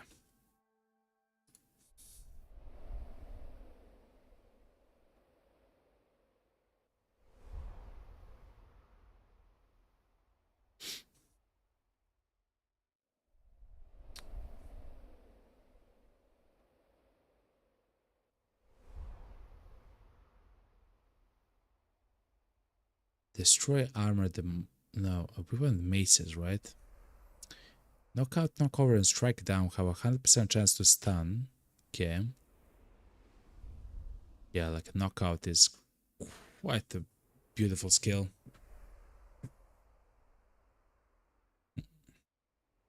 He actually has a lot of the melee skill. He'll probably have around the 90. Which is not bad actually.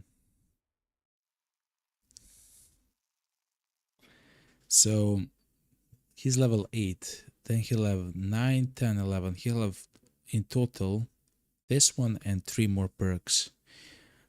To be honest, chat, I will go Fearsome 1, Duelist 2, Mace 3,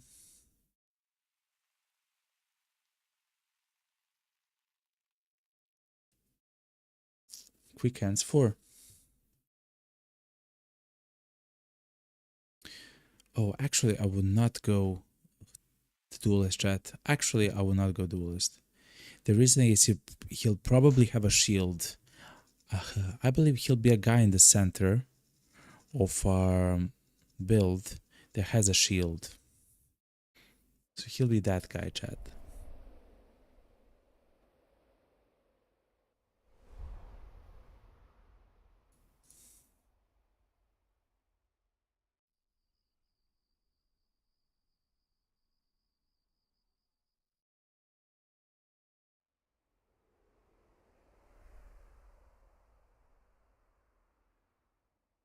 So he's kind of gonna be like a control guy, which then probably means fast adaptation is pretty powerful instead of duelist fast adaptation on him. Not something that I thought about. That and quick hands. Okay, fearsome, mace mastery.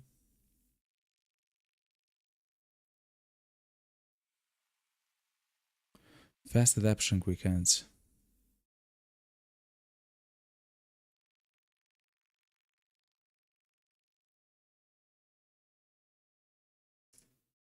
Okay.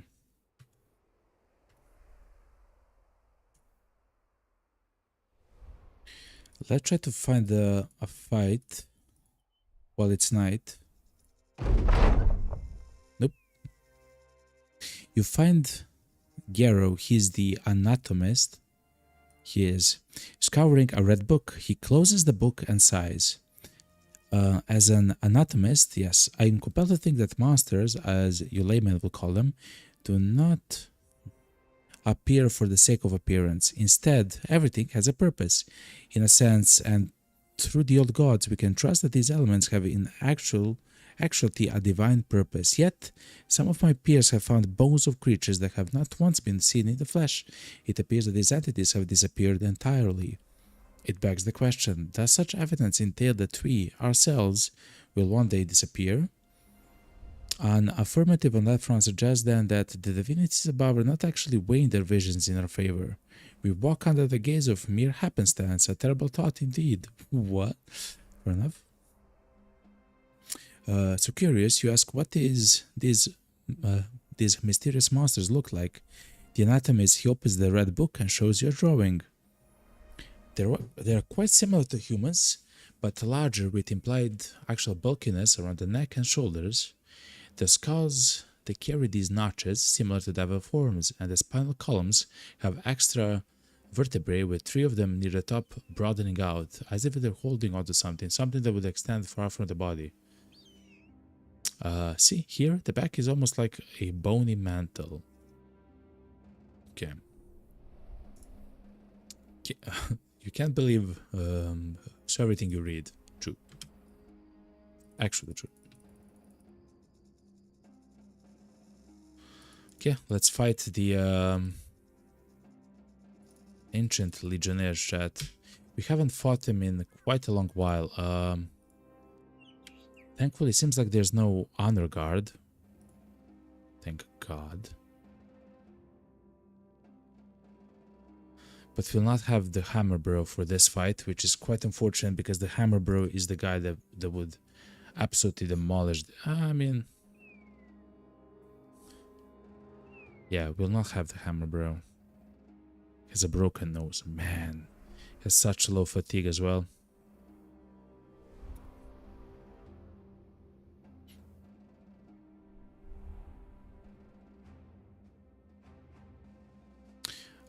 Then throwing axes, chat. Throwing axes is the name of the game with these guys.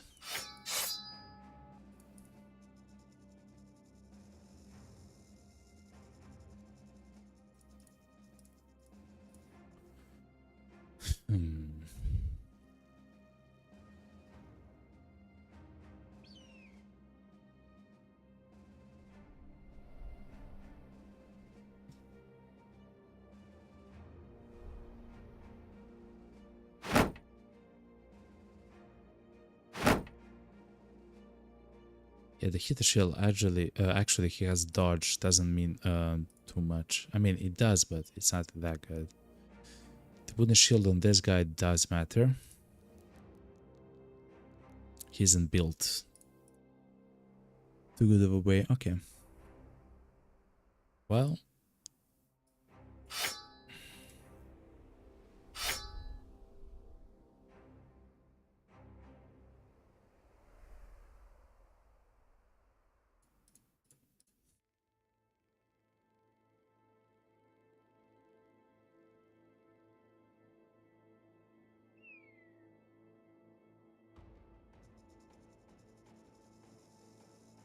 Do we do the chat? We can also try to hold them in the center for as long as possible. I don't believe that's going to be a problem if we try.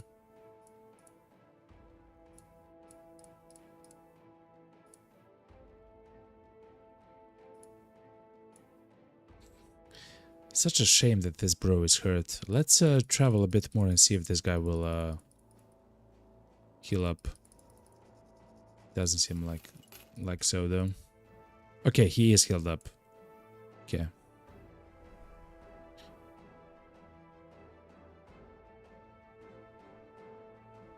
Then we can do something like this.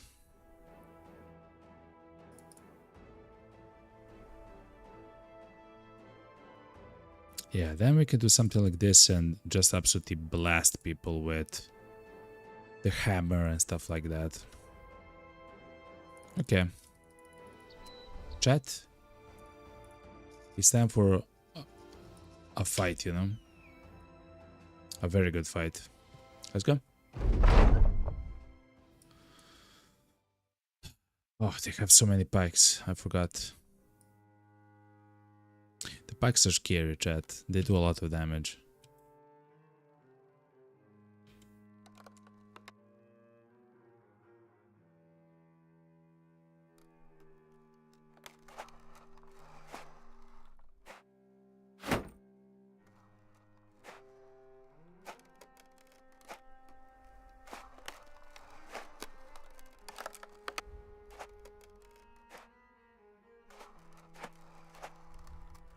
Oh wow, 1, 2, 3, 4, probably 5, 6, 7.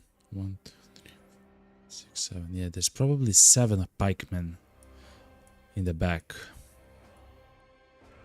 We'll move 2 spaces back as well. Huh.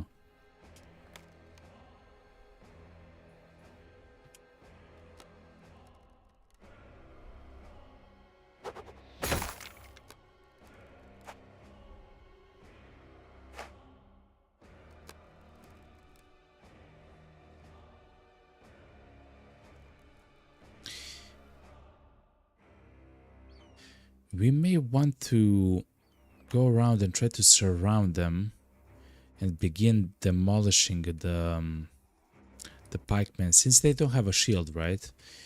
We might destroy them quite quickly if we can somehow hit them, you know?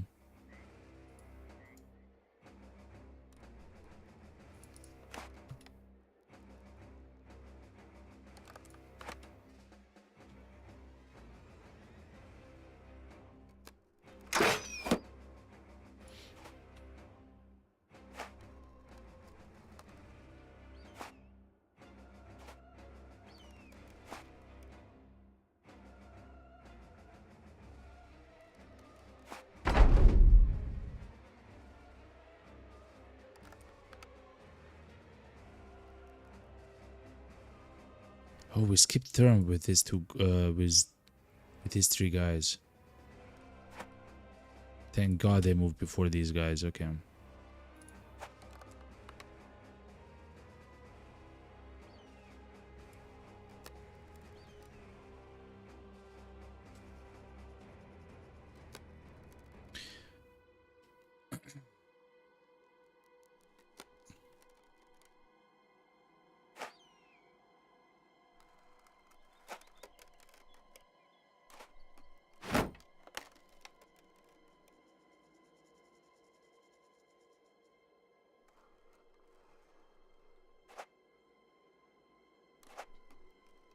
Want them to surround our tanks, but they are doing something weird.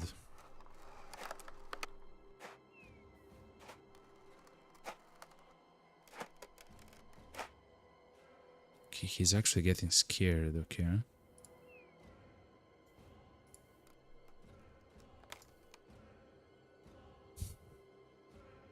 Unfortunately, I want to step here between all of these spikes, chat, with Carl, and I believe we should do it, chat. I believe we should do it. And also, we should step here forward and try to destroy this spike with Thor. We cannot attack now with Thor, though, which is unfortunate.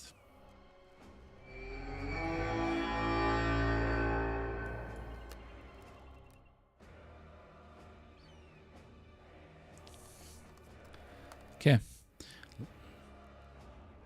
Chat. We have to do something, otherwise we get demolished by pikes.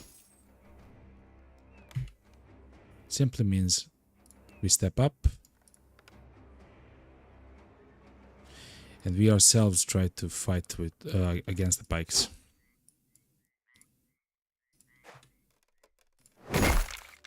Good.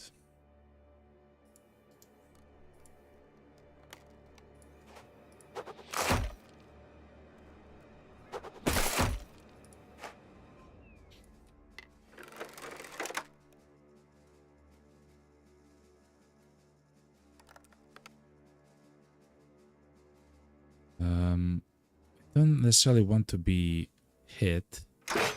So if he gets pushed, that's good. Because he maybe will not attack or something like that.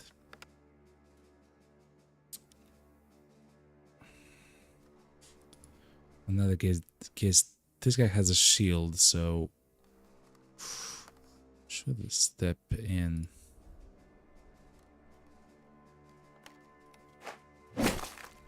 We should step in like that. I know it's weird, but it's actually a pretty correct choice.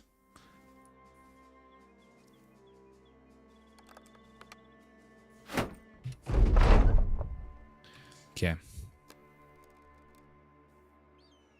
We have to destroy these guys as quickly as possible. 88% chance. Once more. Okay.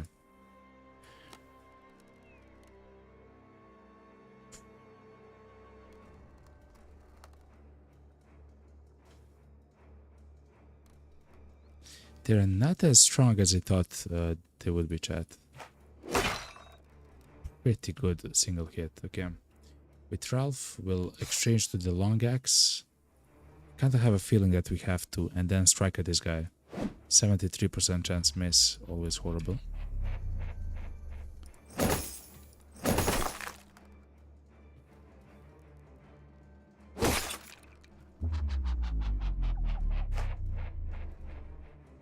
%91% chance in the dream. 91% chance miss with that two-handed hammer. Oh my god, chat. My soul hurts.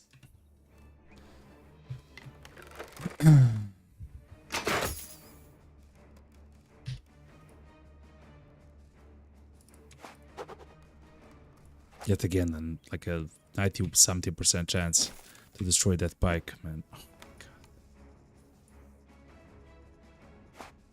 god.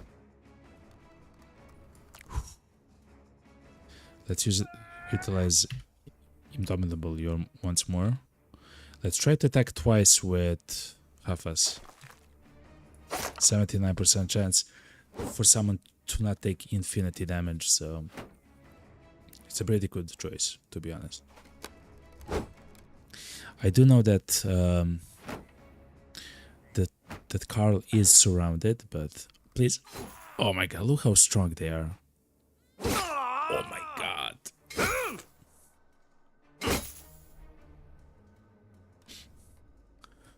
So because we missed so many 90% chance, chat, we're getting demolished by these guys. Okay.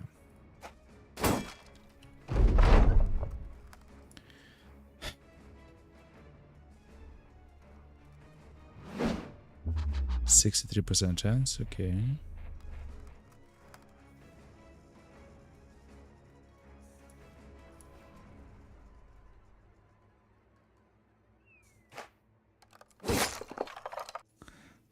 Let's try to liberate Corey. He has only 1 HP left, literally. Interestingly enough. Okay.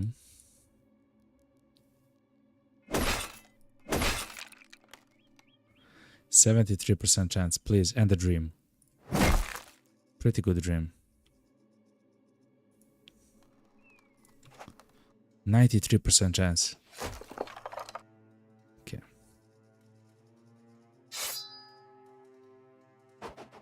%95% chance miss. Okay.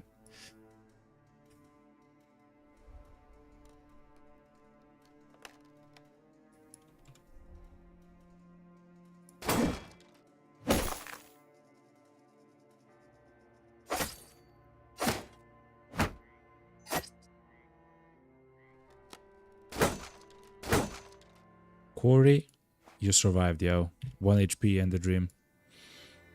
What a true champion.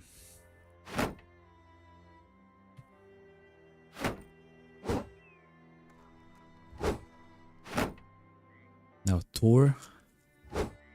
Would be cool to survive a hit from the pikeman. Ah, man. Tariq. Oh my god. Okay.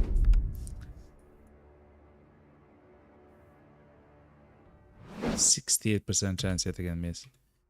83% once more.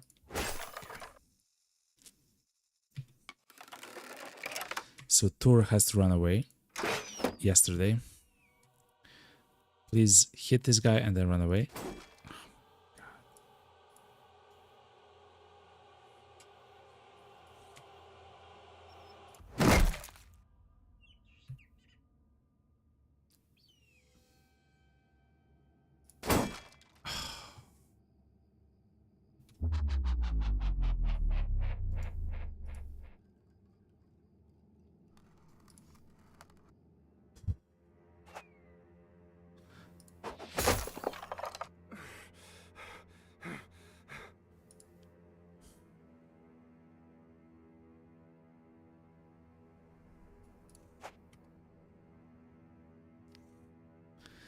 Okay, for Thor, we have to try to step up. Maybe even push this Legionnaire. No, we cannot push. We cannot push the guy. We just have to attack and pray that it's enough.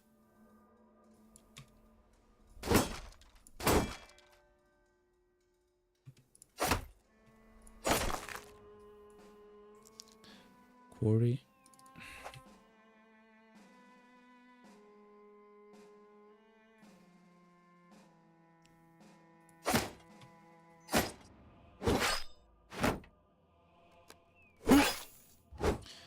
Please, the pikeman.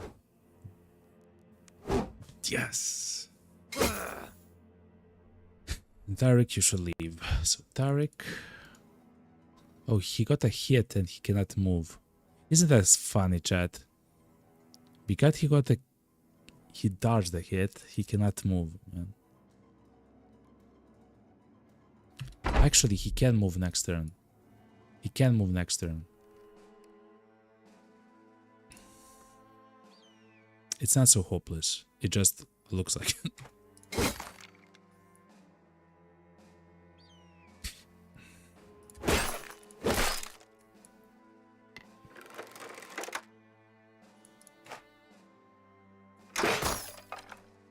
Okay. Thor is saved.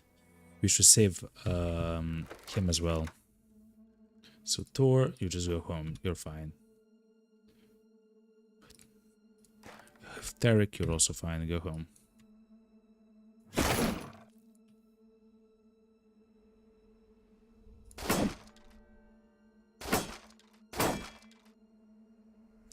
This guy will probably try to demolish his end, though. Unfortunately.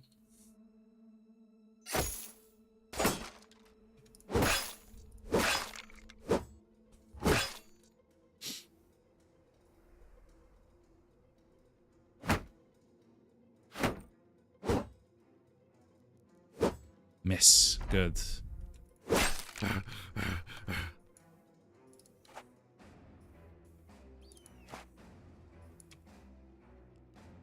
Actually, he does have a, what's it called? A two-tile weapon, which he can use from the back row, but now that he is all the way back, like, let's not do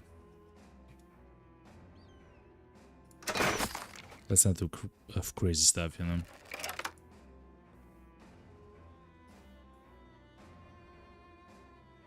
He can actually step up once and attack.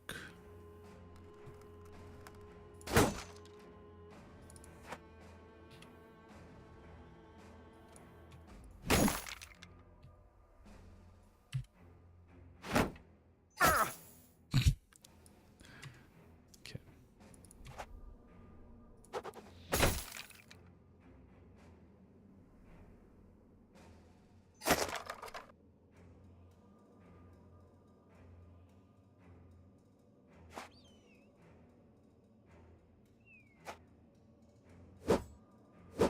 If he wants to attack someone, he has to attack the tank.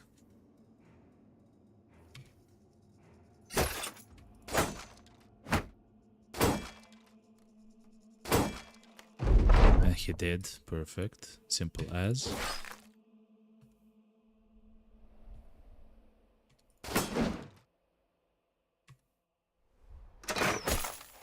Okay.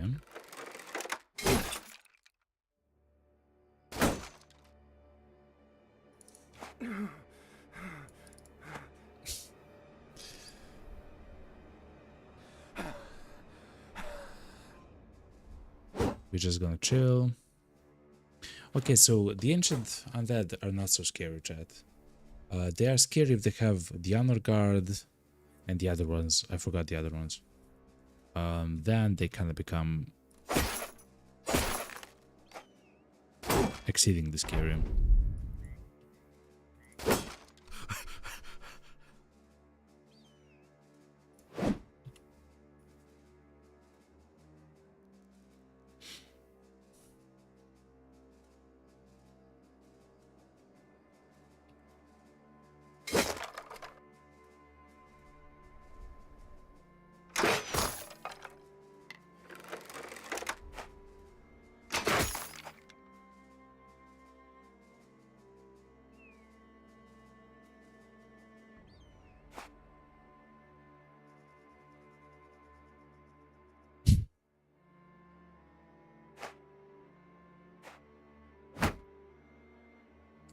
Okay.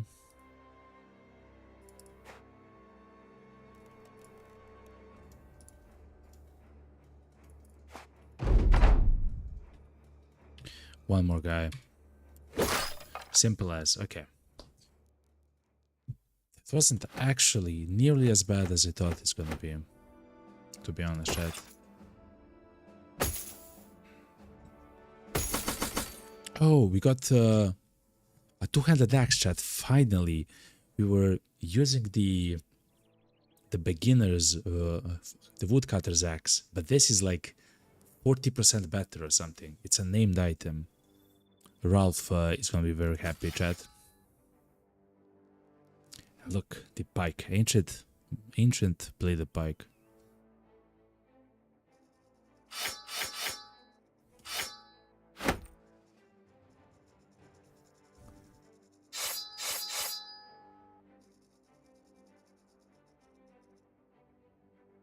Okay. Acquire 5 named item, chat. That's a Steam achievement. So Ralph, if you have noticed, chat, he is using the woodcutter's axe, which does 35 to 70 damage. The reason why it's kind of good is because it can do a lot of damage, because when it hits, it will hit both the head and the body at the same time. It's actually pretty good, chat. Like, and of course, it does a lot of damage to the armor. So both the head armor and the body armor. It's like quite strong, right? Even like the basic one. But if you look at the difference, so this is the exquisite harbinger, a long two-headed axe designed for battle that bears down heavy with every swing and can easily cut a man in two. So it almost has the same amount of fatigue that you spend, but look at this difference between instead of 35 to 70 damage with every attack, you do 88 to 110 damage. Isn't that absolutely horribly insane against the enemy? And of course, it has the same attack, Splitman. It literally does like almost double the damage, chat. Almost double the damage, like 80% more damage if it hits. It essentially can kill everything in a single hit. And the Axeman now shows itself like its worth. It's very powerful, chat. Very, very powerful. Pretty beautiful named item, chat, if I can say so myself. Some of our guys got absolutely demolished, unfortunately. Including Thor, by the way. So Thor could have actually died from those spikes. He's level 11 with only 17 defense in melee. Yet again, all of our guys in the beginning rolled only like horrible stuff, like ones and stuff like that. So instead of some of the ones, we took initiative, which is kind of fine.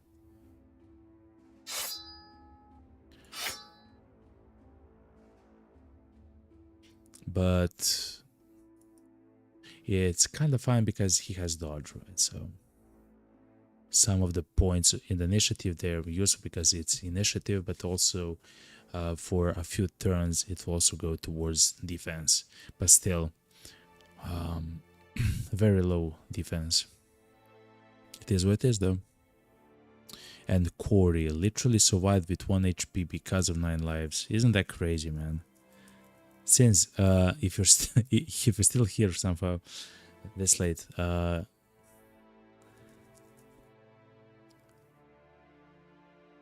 lives seems to be also quite strong. I believe you're right. I believe like a combination of 9 lives and fast adaptation, unless he really has a lot of HP in the very beginning, is probably quite powerful.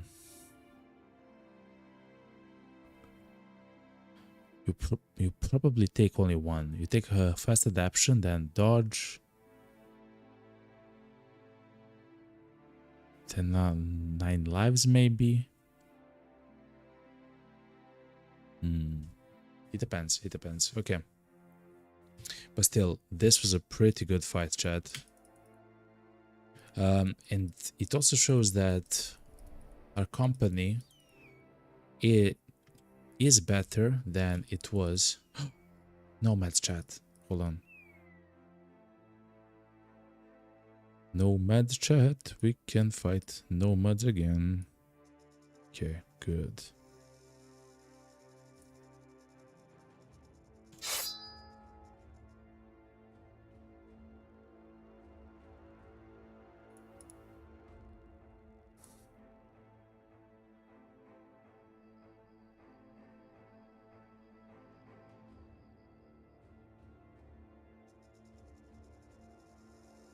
Where's our hybrid thrower? Hybrid thrower.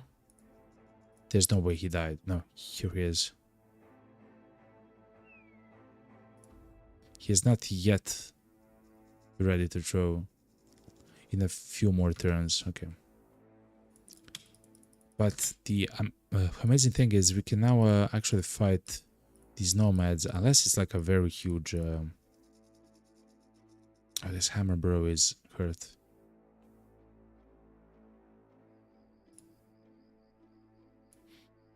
Hold on. He also has a scimitar. We should exchange that for a better weapon. The Shamshir, chat. It's essentially like the noble sword of the south. It's pretty good. Okay, let's try to fight the 29 Ifrits, chat.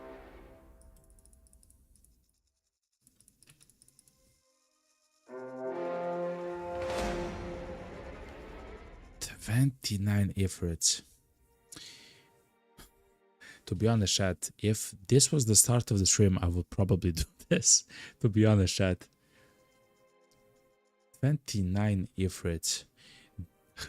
So that's a fight that will last for an hour with nothing happening. For an hour.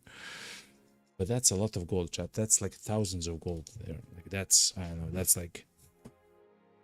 That's a single fight, like, I don't know, like 5,000 gold, 6,000 gold in a single fight. 6,000 gold, let's say. Like, we'll have over 20,000 if you take that fight. Easily, by the way.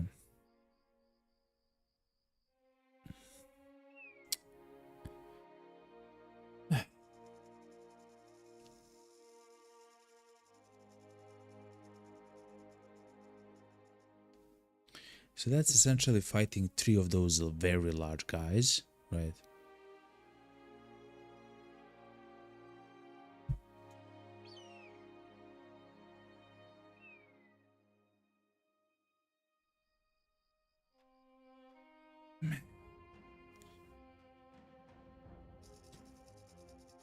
If our hammer guys was healed, the guy with the flail as well, and the guy with the cleaver, because it does do pretty good damage, I would actually 100% do it now after I've thought a little bit. No.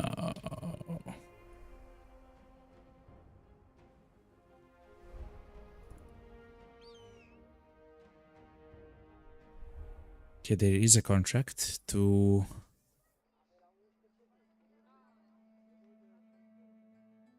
Deliver the cargo to Kabira. Okay. That's the other city over. We'll probably take it, chat.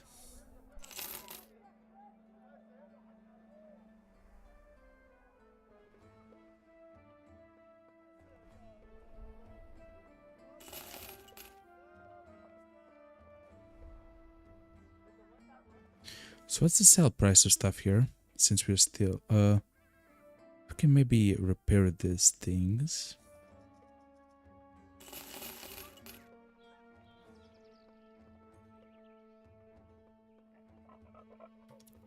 Hold on, chat. Let's also set some of the weapons to be repaired.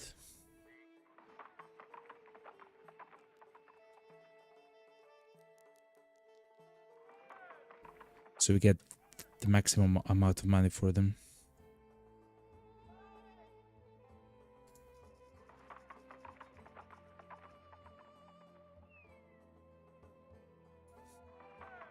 Except the armor, we'll sell the armor. I'm not sure if we brought all the armor, but look how heavy it is as well. Crazy, man. Okay.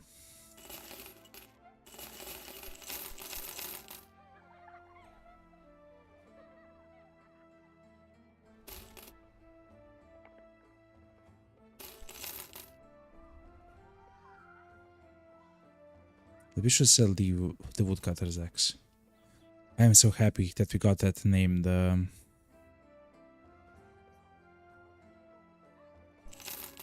Okay, this is fine.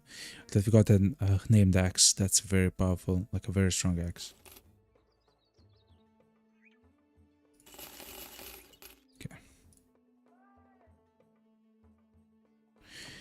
Let's go and try to fight those Ifrits, chat. It will take such a long time, man.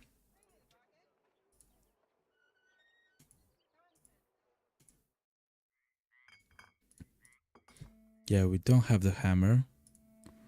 We don't have the cleaver.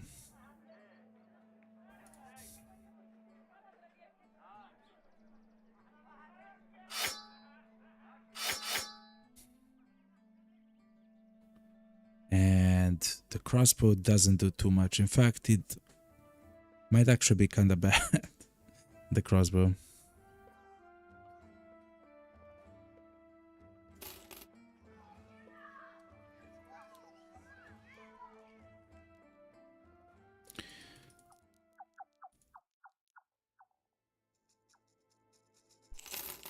Let's try to fight the 29 Ifrits, chat. That's so greedy. We fought 7, if you don't know, chat. We have no food. At the modern cities there, chat. Hold on, chat. We have no food. Ooh.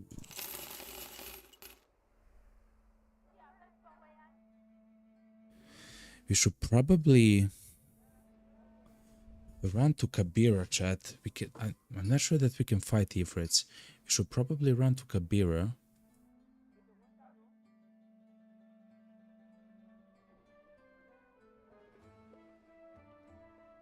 Which is the city over.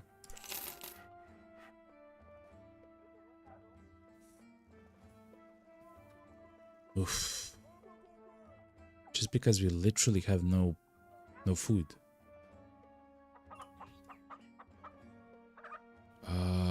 How do we do this, chat?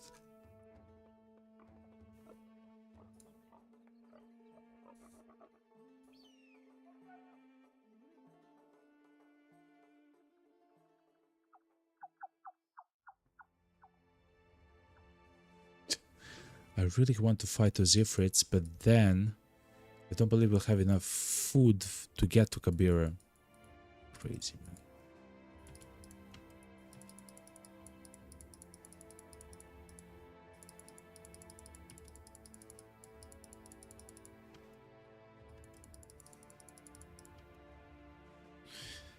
In the water city, there's a plethora of nomad outlaws, so let's say like 12, 13, 14. Many nomad archers, so 7, 8. Or what, 5, 6, 7. A leader and a blade dancer.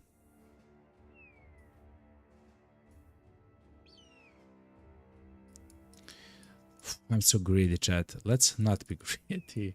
Let's not be greedy and understand that there are ifrits there. Kind of like we understood that the Tianholds would be there even much later because no army can simply destroy them easily.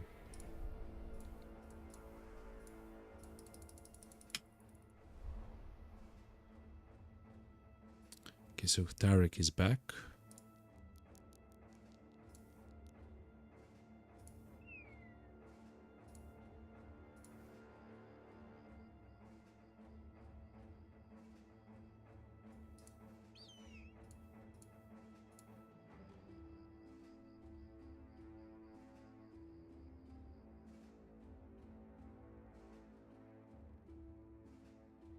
Papas, okay.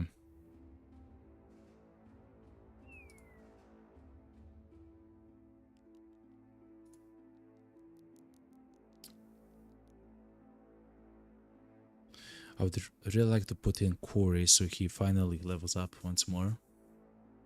He's very close to a level up. I guess we can do it with a hammer bro and stuff like that. In fact, it's gonna be quite good if we do it like this. Okay. What? Please.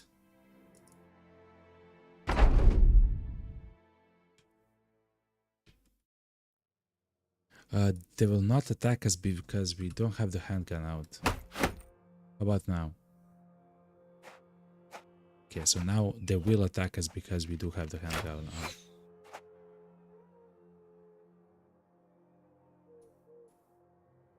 We'll try to also move twice back.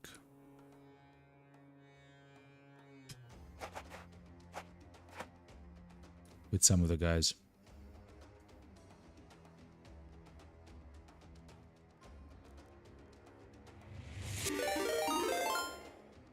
Who's that? What's happening?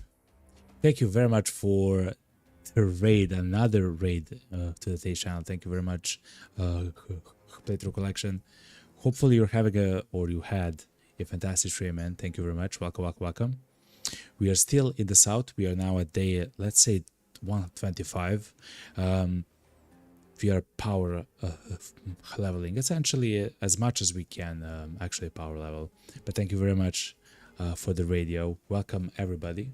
In fact, if you're still here, here are the chests for you. Thank you very much. Welcome, welcome, welcome. Welcome. Hold on. Welcome, raiders.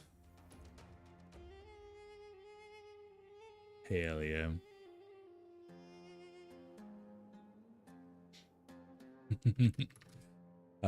If you guys are online, the guys that are lurking, you do have access to the emotes, some of the emotes, and you can spam them for like you don't have to worry. Sup, man? Now you're up to day 102 in your 4th run of Battle Brothers, so we're doing pretty good. Hell yeah, Playthrough Collection. That's amazing, man. That's Awesome Fop. Also, thank you very much. Welcome, welcome. That's awesome. Is that your 4th campaign, right? Or is it your 4th stream? But they are 102. It means that you have played like quite a lot, man, which is amazing, yo. Such a crazy game.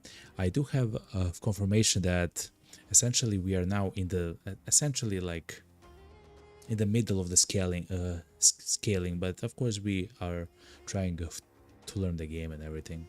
But yet again, thank you very much for the raid. Welcome, welcome, welcome. We are still fighting the nomads. We are in the Holy War yet again. Oh, we got the if you can see the axe on Ralph, hold on, I want to show you. We got a crazy, look at this weapon, chat, the Playthrough Collection, the Awesome Fab. Look at this crazy weapon. It's a two-handed axe. Essentially, it attacks once per turn, right? 6 AP. You have to step up to the guys like it's not like the long axe. It's just like a standard axe, except it does like 110 max damage. In fact, it does much more because if it does hit, it hits both the head and the body for additional damage, and it does essentially, let's say, like 85% more damage than the last weapon which this guy had, which is Ralph. He's not like the best. He's not the most skilled user of the of the axe. Some of the other guys will probably have to switch him over because he is pretty horrible. He does have pretty high defense though. But anyway, we just got this weapon which is exceedingly powerful. I'm exceedingly happy because of that, and we got a shield, a named shield, which is essentially like a heater shield but with even more, like 5 more additional defense, like melee defense. It's very strong, and it has like almost double the amount of armor or of condition, essentially. Yeah, it's pretty good. Like, so I'm very happy to try out some of the crazy weapons and everything that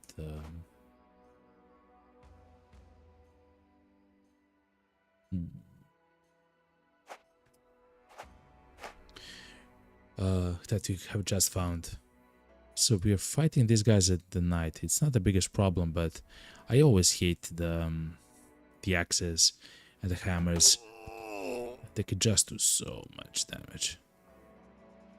Okay. But yeah. Crazy run so far that we have, like absolutely crazy run. I'm very satisfied with it.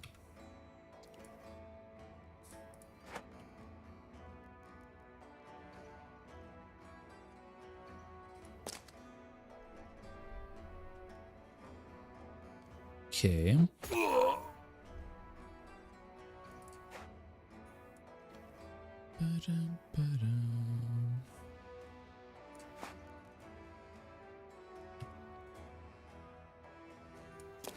Let's move back. Let's come here. So they will still have to move 1 turn essentially to get to us. Because I will skip turn with Carl.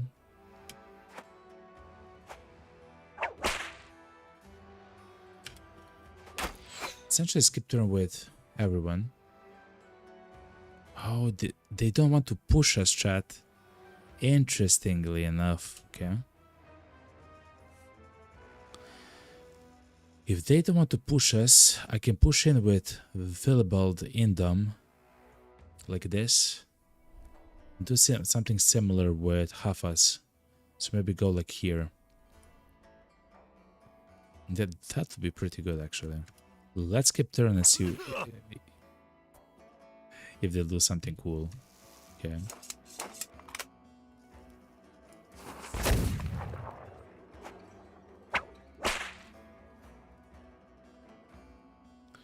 Well, if he cannot use those javelins, then he could just switch the javelins and use these ones, I guess.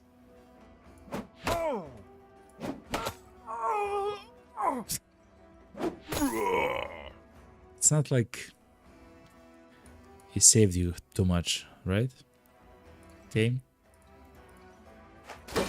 Okay.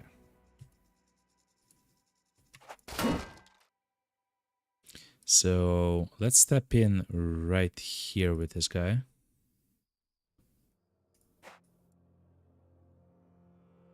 We might even attack. Huh. Okay.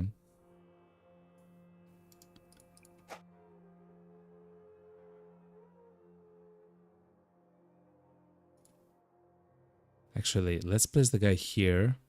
Willibald will come here and utilize Indom. Oh yeah, and one of the most important things is that with every stream I'm learning the game a little bit more. Some of the traits. In fact, you guys are helping a lot Sins and Abby. You guys are crazy. With the conversations that I have like with you, I slowly begin to understand the importance, because to be honest, chat, all the perks are good in some fashion. Like I can think of a situation, or several of them actually, where the perks are amazing, of course. But in a game like XCOM or a game like Battle Brothers and stuff like that, you usually want the perks which have the maximum impact. And in a talk with Sins and Abby and stuff like that, I quickly understand which perks are essentially a bit better in general than others, because the perks themselves are quite actually good. Not like every single one of them, but you know, you can kind of understand what I'm trying to say. Okay.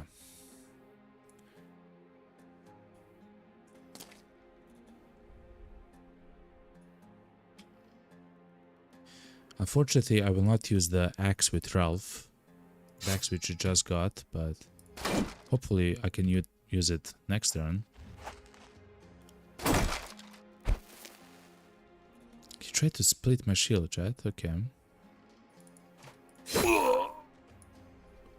No. Well, he did it. Congratulations, okay? I hate you.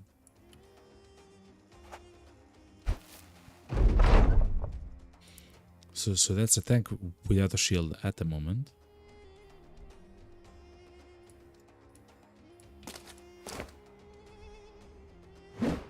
Okay.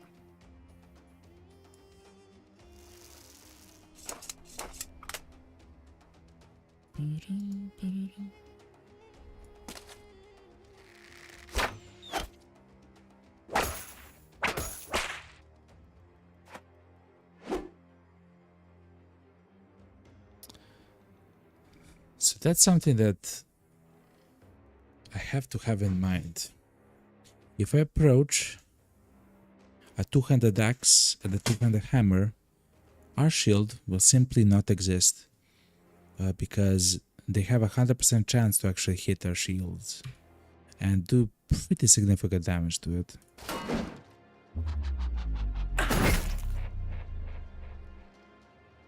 Thankfully, yeah, we do have an indomitable Unvili. So it's not essentially the dire straits, but something like this, like Tarek, the hammer bro, getting absolutely demolished by, well, a hammer. That very quickly becomes a problem that we have to solve somehow.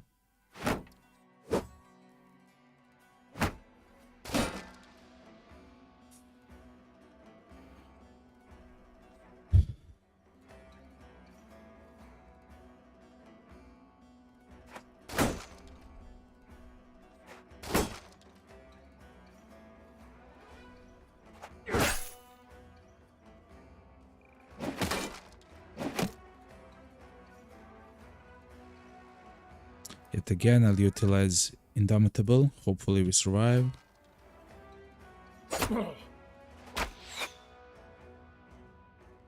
Two-handed hammer and a dream, 60% chance. Pretty good hit. We also have a lesser chance to hit because of the crush finger, but it's not like a huge debuff. It is a debuff, but it's not like game defining, you know?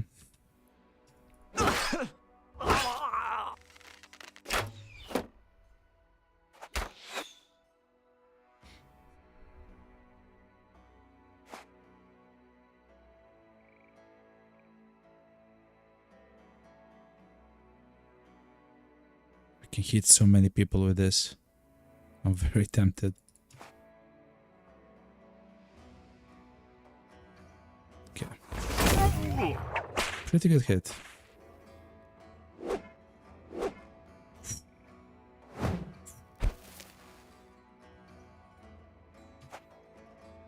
%95 chance for a kill. No, 95% chance miss to save Tarek, chat. Isn't that crazy, man?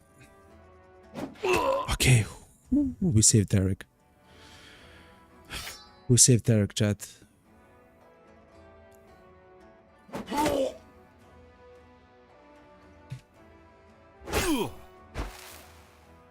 The hammer, bro.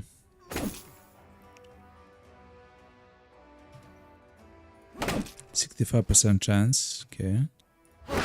65% chance. He's running actually. 40% chance. He's also running. This guy is running as well.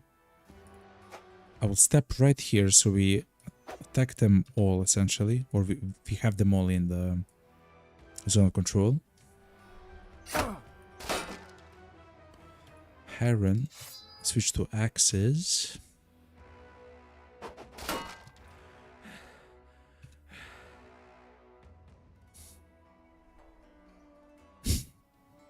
And Hammer Bro.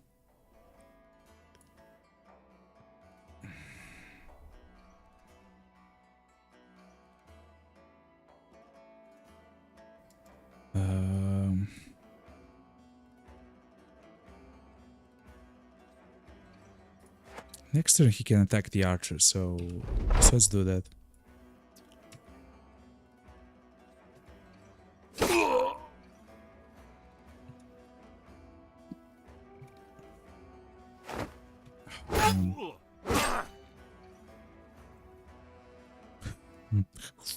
Tarek is almost dead, chat. And it would be my fault, of course.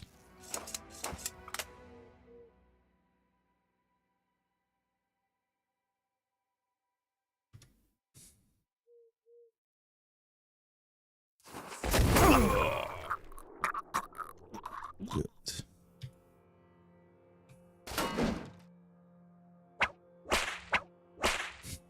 He really wants to kill Tarek, man. 83% chance in the dream. Okay, he's running away.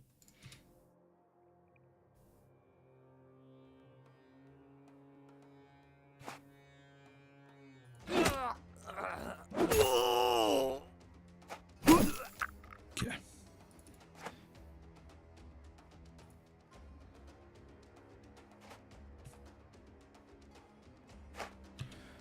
Okay, good.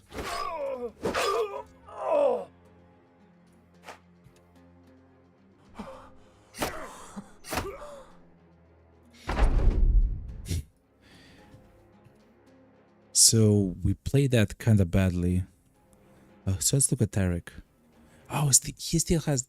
He still doesn't have nimble and stuff like that. He's just taking so much damage, and I always wonder why. Like, so damage to the HP, and I always wonder why.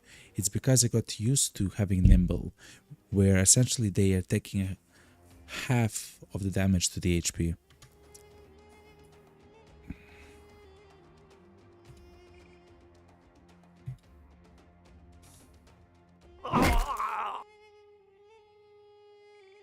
Cut arm sinew, no. Reduction in damage inflicted, no.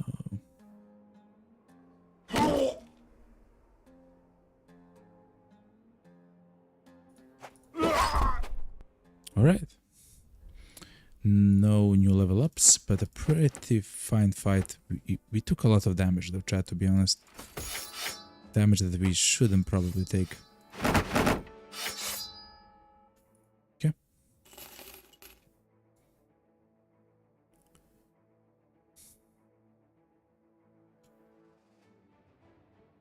Let's repair some of the weapons so we can sell them for a bit more money. I will not repair the bow and the safe.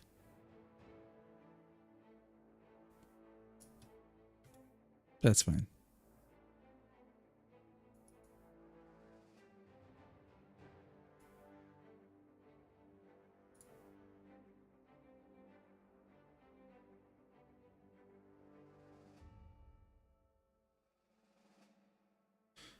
Hold on, do we have that quest that we took from Al-Khazif?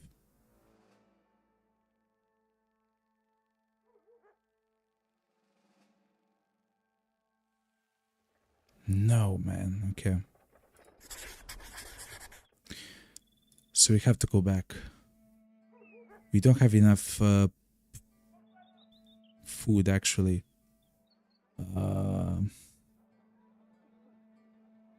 This is a little bit horrible. Hold on, chat.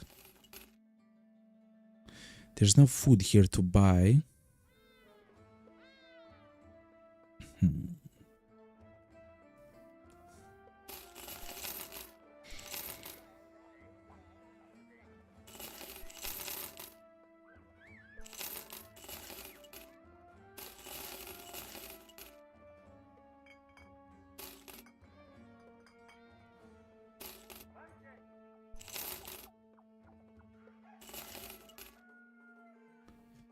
Okay. We took now the contract and we should rush all the, all the way to Kabira now. God damn it, chat. Wait, hold on. What's this? Oh. All the way to Kabira to buy some food, chat. They don't have food because they got raided to hell, chat. And instead of repairing the place for food, they repaired the place for money, chat. How typical. How typical. Okay. A sword eater is dancing around the plaza of Al-Hazif. He holds out a blade about as thick as your pinky. As the guilder sees me, I will eat this steel. The man announces his intent and follows through promptly. He arches his back, he pinches the blade and glides it into his mouth and onward and inward. His mouth actually puckering around the steel as though he were slurping noodles. The crowd at first gasps, but then the swallower gives 2 thumbs up and the onlookers cheer. Bravo! Give the guy a few coins for me, Gunther. You hand to Gunther a few crowns and you tell him to tip the entertainer. He grinds and heads over, then you realize that there wasn't just any seltzer you beckoned, but Gunther the wild man. Before you can stop him, he pushes the sword salver over.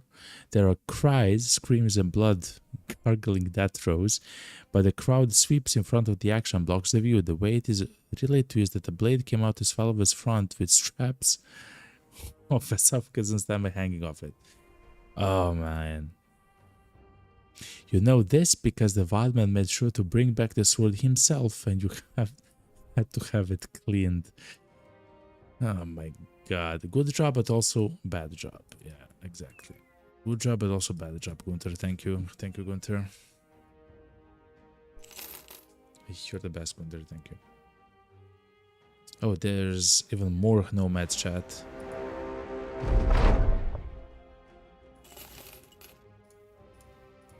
Let's go to the market before day ends so we can buy all the food, chat. We're very hungry boys now.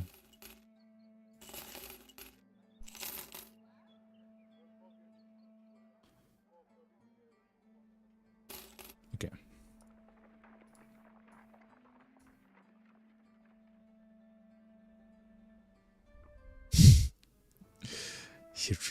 He got us a fencing sword, chat. Okay. It is with his chat.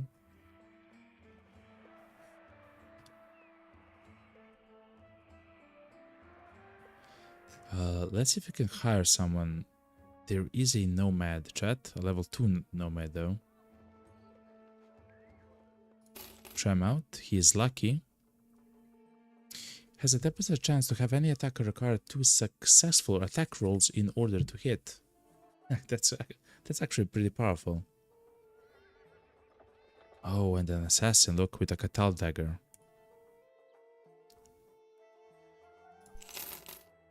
Oh, he's paranoid though. He's actually tough and paranoid. Interesting combination.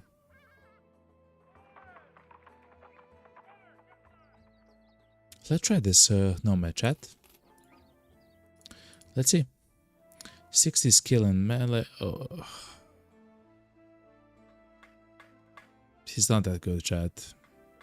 Low resolve, low fatigue, low attack, low defense.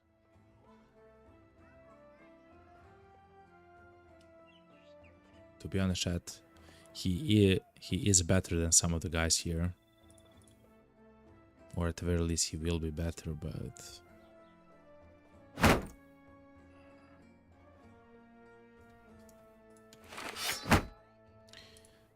he'll get this minute strat.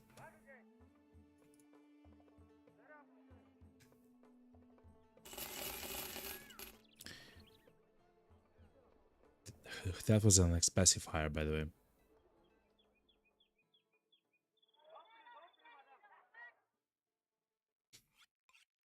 Okay. There is an arena though happening. Let's look at... No. Let's look at the arena. We'll be facing two gladiators, so they are very powerful, chat.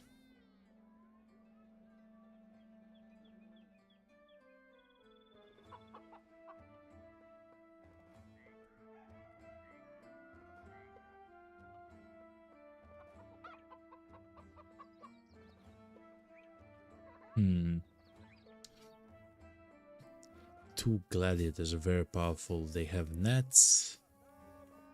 They do a lot of damage.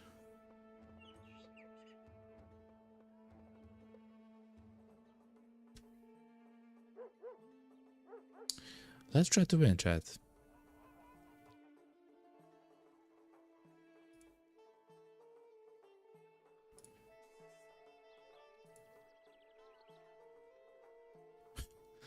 And this guy yet again got hurt, man.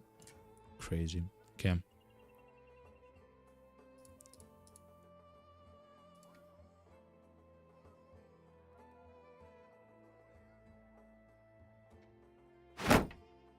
Oh, our tank has lost his shield. Yeah, okay. It's crazy how quickly a shield can just vanish from your tank's hands if essentially the shield gets attacked twice.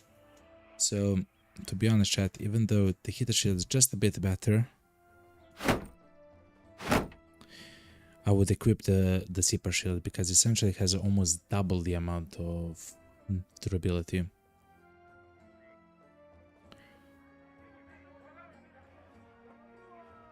And I believe that's very important now. Okay.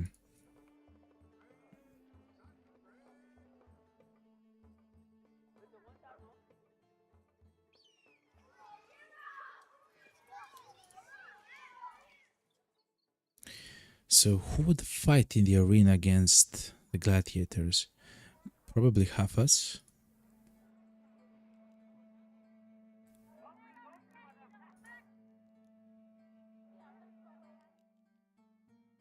Probably Barcud and Heron.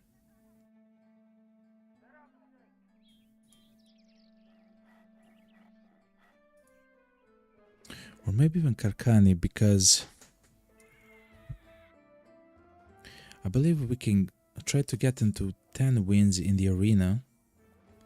And yeah, I believe we can try to get into 10 wins in the arena, and that will improve the resolve to 8, maybe.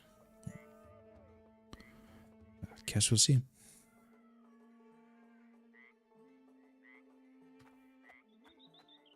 Let's heal up though.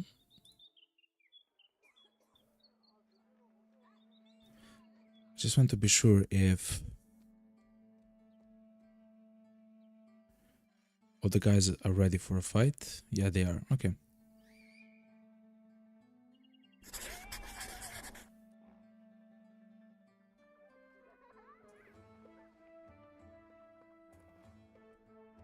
Let's see, chat.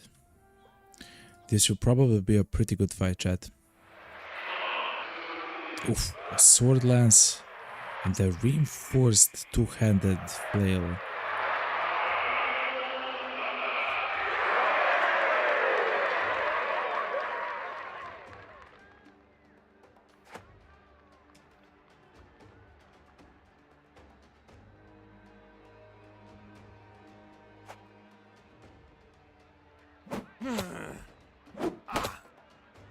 They have a lot of HP, interestingly enough. 3, no, 2, 4, 6, 8.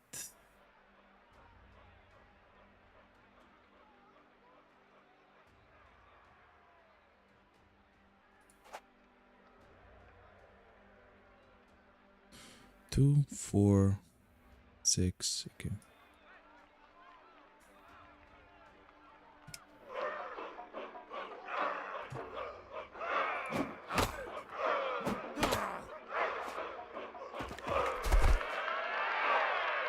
I'm not sure what just happened there, but fair enough. Fair enough. 62% chance in the dream to hit. Once more. God damn it. So let's go towards the sword lance guy. Okay.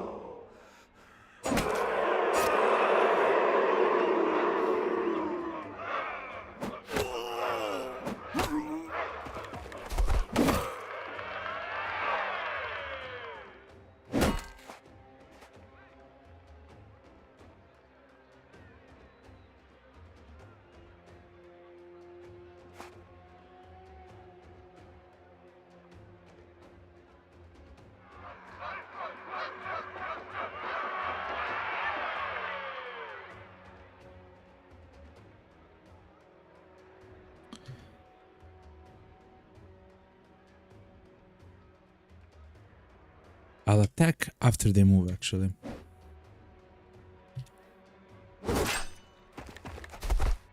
Yeah. So that's much better. Because now I can stand here. And they're, by the way, they are exhausted. Now he got hit yet again. Now he's completely exhausted, chat.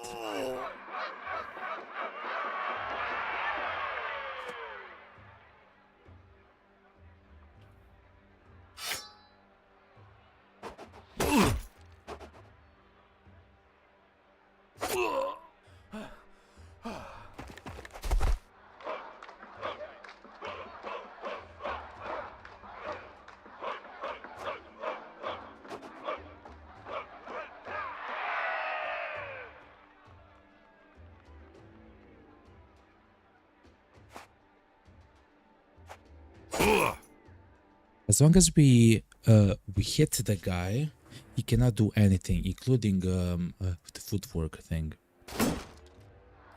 I mean, I guess he can attack once, and that's kinda it.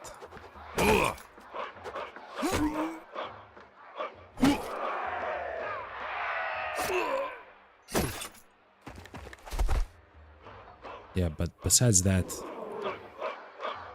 he truly cannot do much.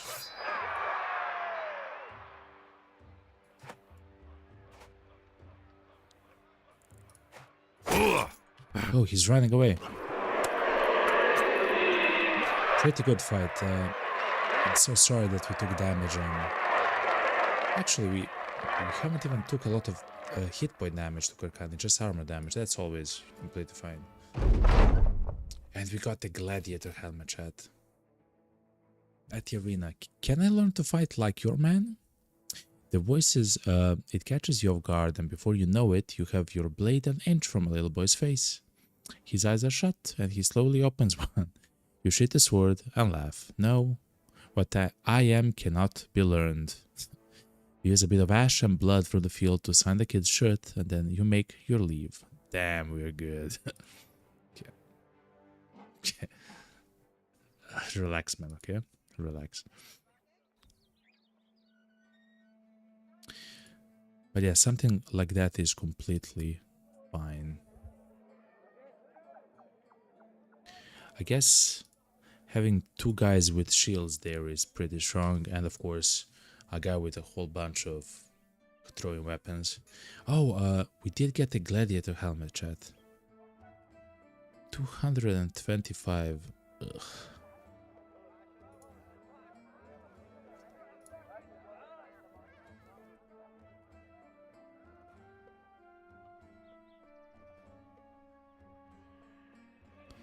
A lot of fatigue, chat. We can maybe sell it. I mean, it looks amazing, of course, but...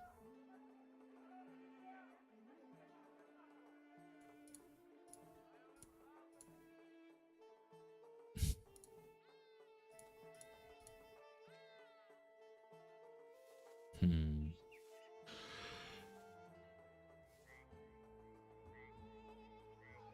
Yeah, I don't believe we'll utilize the gladiator helmet, but it's so cool that we got it. You can probably sell it for a whole bunch of money, chat, to be honest. Let's see, 400 gold. Not bad. What's up, Jarek? New Quasimorph update. Hell yeah. I believe the game released today, I believe, right? The game is now officially out. 1.0 just launched of the game. That's crazy, man. You're super excited to try it, but you can't. I have to be up in like 6.5 hours. You'll have time now that the game is out.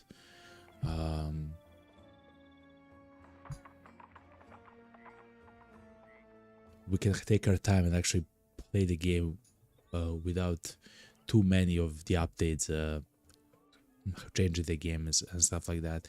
Now it's like the perfect time to chill out with that game, you know, to take our time and everything like that, which is, by the way, amazing.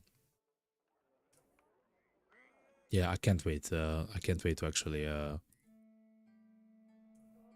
get into the mood to play it again, you know, because I really like the game.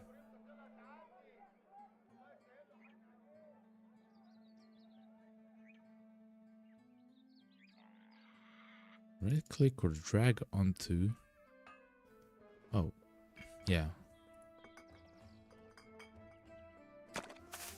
Okay. But yeah, crazy good game. We are probably gonna play the game on the hardest difficulty, with some tweaks to the settings, of course, to have it made like I like it, and also for streaming a little bit. But it's probably gonna be like a permadeath and stuff like that. But I guess we'll see it, no? Jack says, I'm going to bed now, so I'm leaving you to the sleep, Lurks. Thank you very much, Jarek. Happy battle brothering. Sleep tight, yo. Thank you very much, and have a fantastic weekend, Jarek. Yet again, thank you very much for your subscription. You are a founder of the channel now, Jarek, and the guys who, or the people, of course, who are the founders of the channel at some point on Discord will get their recognition and everything like that, right? Like a special role and stuff like that. It's gonna be amazing. But before I do so, I will also give you... Hold on. Hold on. I forgot how to do it though. You should also receive... Oh, it's here somewhere. The community. Hold on. Hold on.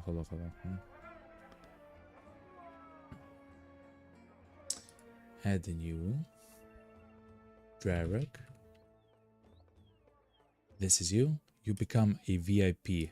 So you are also the founder and the permanent VIP of the channel. I forgot to do that before, but thankfully now I have remembered. As the founder, you will also be a permanent VIP of the channel. But yeah, cheers, Jarek. Enjoy the emotes, and I love you all. Okay, and see you next time, right? Next stream. Have a fantastic weekend, man.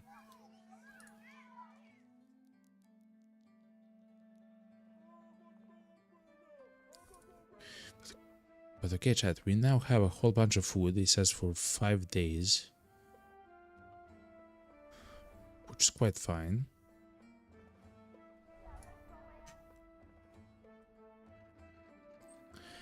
I really want to gamble with some of the cheaper...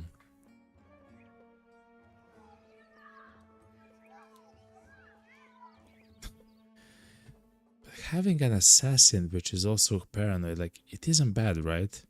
You still want to be after the guy with the maces and hammers to play with the Katal guy, right? Like, and you as the assassin will also have increased initiative in general, so that's also fine. I don't know.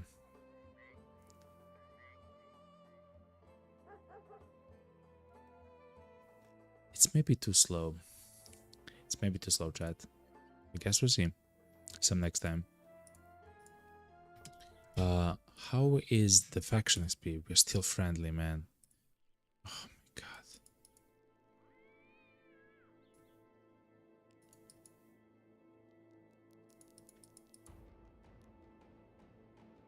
How are guys though, no? They seem pretty strong. The only thing which I'm not happy about is the throwing axes on this guy. He doesn't need that. He has a fencer. But he has a bag, so it doesn't matter what he has in the bags unless it's a, let's say, two-handed weapon. He can actually even have a shield just in case. Yeah, he can even have a shield for when stuff gets scary, man. You should probably have a shield, chat.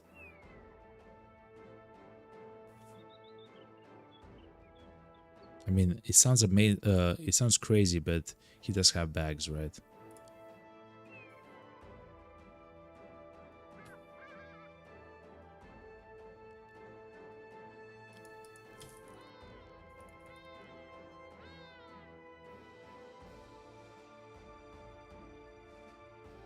Nomads have passed through here, chat. Well, here they are.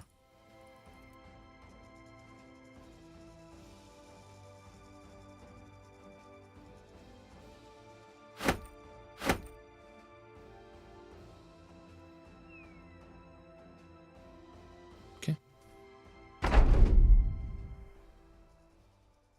Ooh, poleaxes, shields. Okay, these are equipped a bit better than I expect them to be equipped.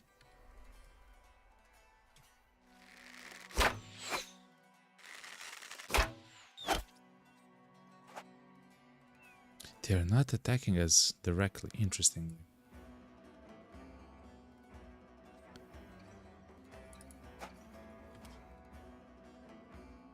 Yeah, they are not attacking us, okay.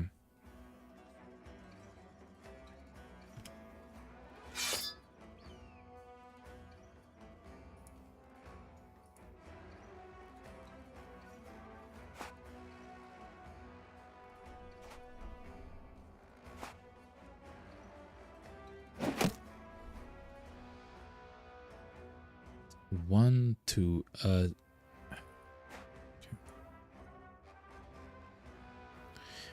so they can move only one and attack, essentially. The guys with the pole axes. So if you're here, we're good. Unless we are a tank. If you're a tank, we want to be as close as possible to them.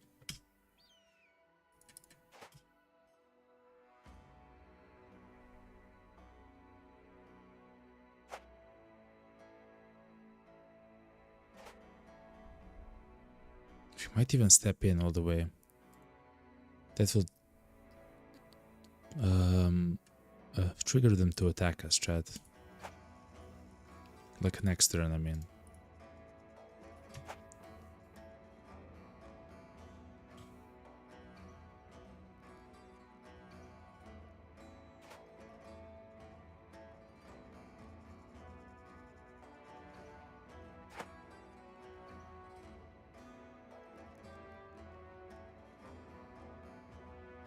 Okay, they are not pushing this specific turn, okay.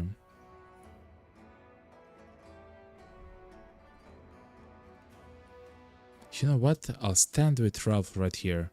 He will be in danger of the poleaxe.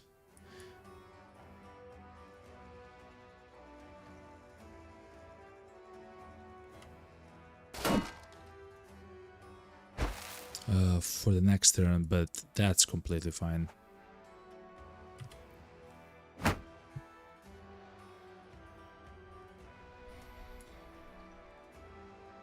The next turn, we come all the way here and use Indomitable with our main tank. I'm happy with the movement that we did right here.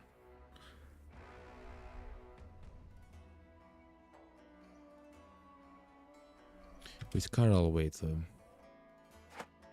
Oh, wow, they're rushing. Okay.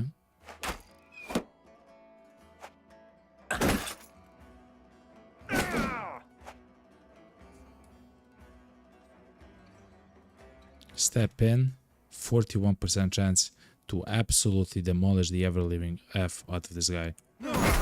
Oh my god, we demolished his armor, his helmet, his armor, and everything, man. Oh, it feels so good, man. Okay. 61% chance, okay.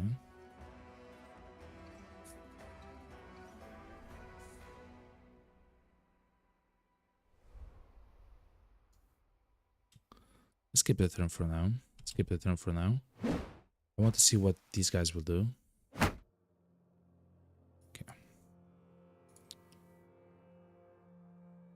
Simply put, we'll step in, 59% chance. Good.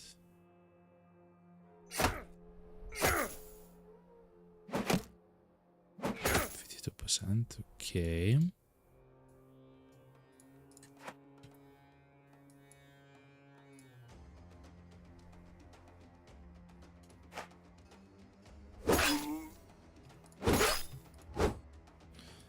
Okay.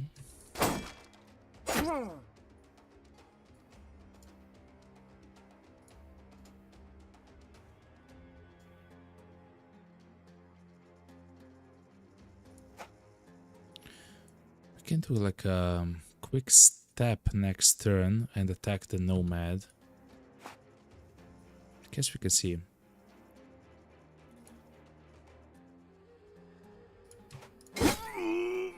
Pretty good.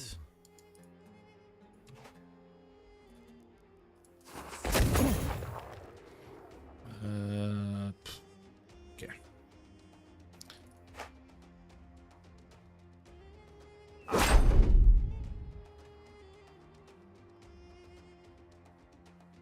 %32% chance, Chad, to demolish this guy.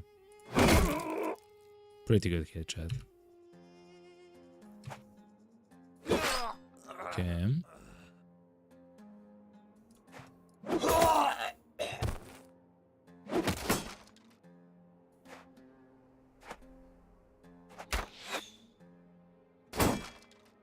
Interesting, they're running, Chad.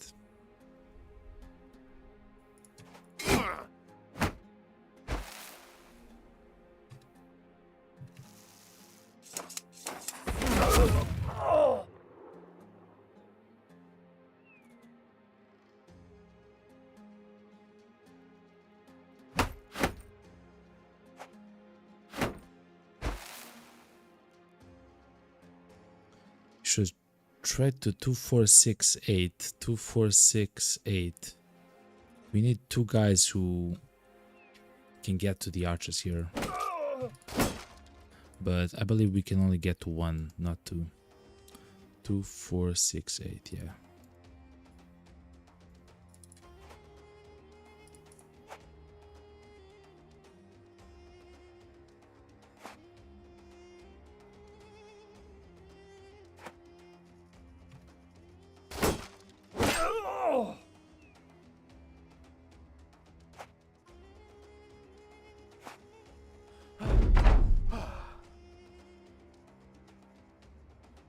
Oh, I should have known that Carl would actually act up first. Okay.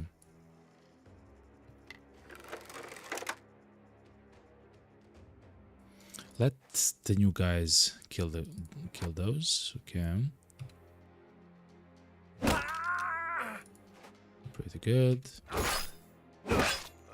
Okay.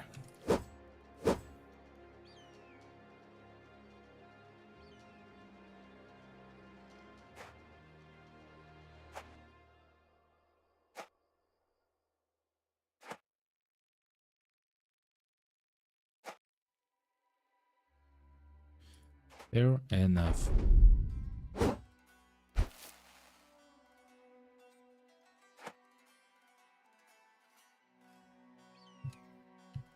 Okay, chat. Simple fight.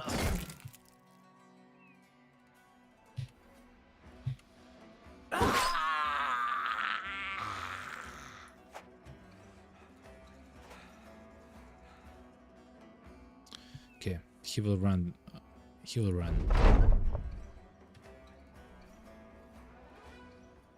And that's it. Okay. Doesn't seem like there are level ups. No too much damage to HP. It will heal up quite quickly. Perfect. Oh, and we did get stuff to sell actually, which is quite nice. Especially if we repair it right now. Good. Okay.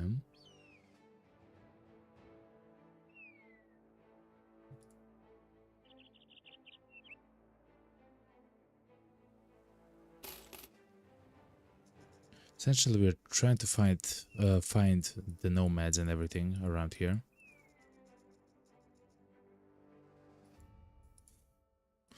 We do know that they have this city. Ooh. Chat. This might be Ifrits, and it seems like the Ifrits won. No, the Northern soldiers won.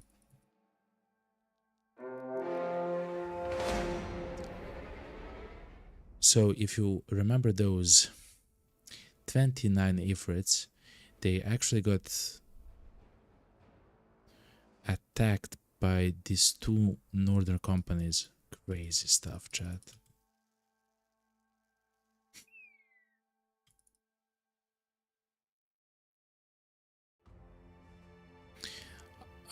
We might get a quest from Al-Khazif to fight that.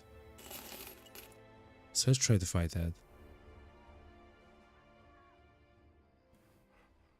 Ambushed trade routes and stuff like that. Yeah, maybe. Any food? A little bit of food. The food is extra expensive here. Okay.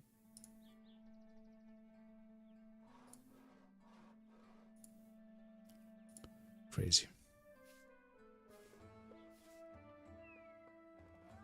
Nomads. Okay. Yes. So we got the quest to fight those nomads.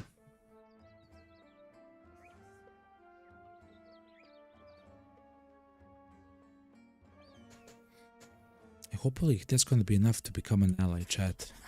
If you don't know, the reason why we want to do the contrast for this specific one, a rumor is that a local entertainer was killed by one of your men. No! God damn it. Essentially, we want to do task until we get, I believe, here. And then we officially become allied. It's called allied. To them, and that will allow us to recruit the agent.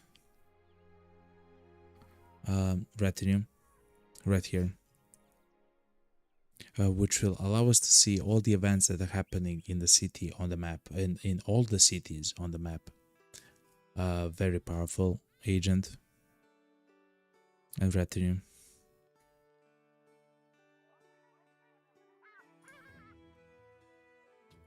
Okay, let's go and fight the Wandering City Dread.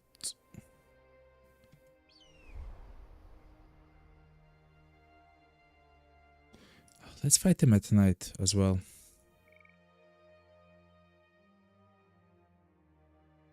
We can also try to utilize the hammer bro instead of some of the guys like this guy. Yeah.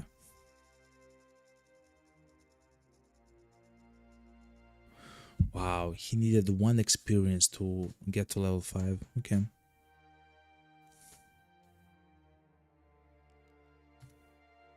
Let's try chat. Day 130. Let's see. We are fighting at night. Oh, hold on, chat. We are fighting at night. So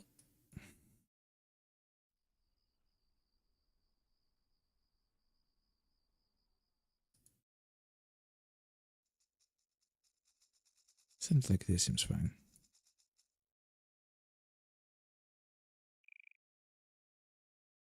Okay, we are fighting at night, so their archers are less precise when they try to shoot us, chat. Even though they don't have too many archers, it seems like they have only 2 or 3 archers. It's so quiet, chat. Okay. And I believe because of the handgun, they will rush towards us. Yes, they will. Okay.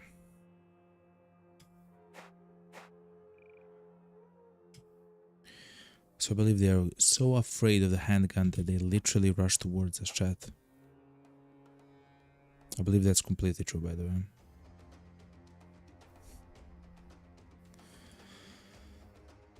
With the tank for now, there's 4, 5, 6. With the tank for now, I will step right here, but I have to make sure.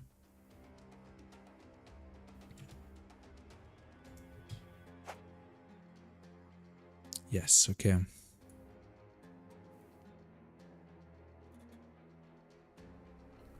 Actually, with the tank, I might step here. What? 2, 4, 6, 8. With available, I will literally step right here, chat. I'm not even joking. On the sand tile, if they allow me.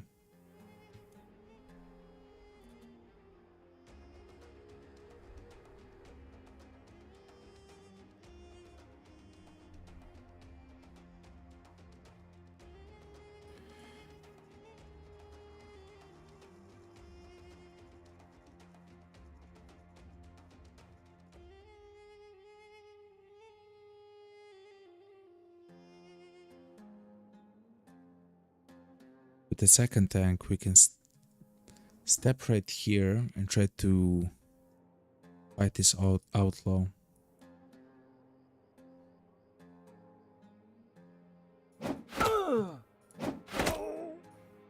Pretty good hit to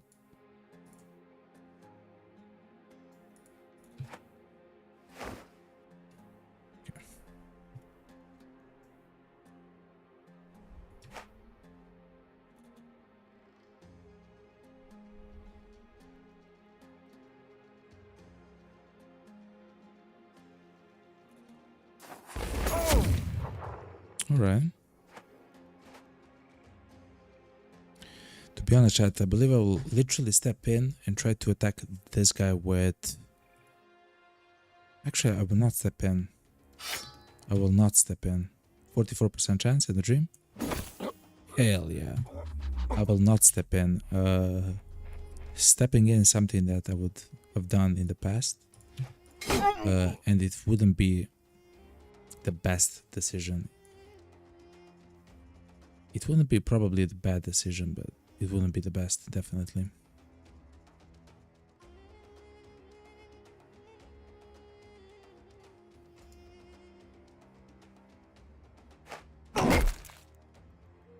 Pretty good hit.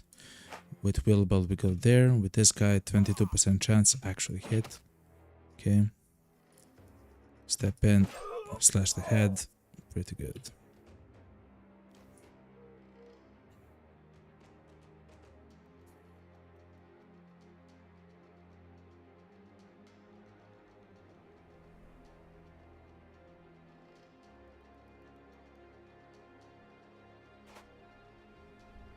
Okay, he's now running. He's afraid. They are afraid. Okay. And we can now actually be right here, surrounded by so many of the enemies with 2 tanks, right? Pretty good way to take on the engagement, chat.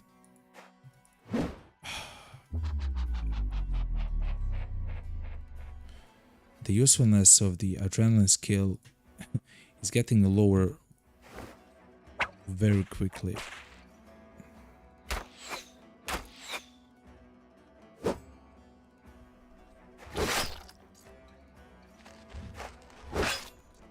Oh, they switch positions. We can try to get his armor. We can sell it for like 600 gold or something. Gold, if we get it, you know.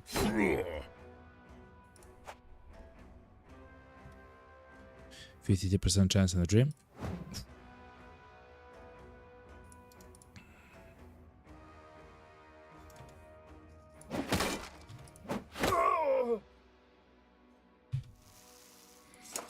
Reload the beautiful gun. Okay. So that's the new guy that has actually killed that guy, which is awesome. I will not step in to get surrounded by people. Actually, we should. Actually, we should.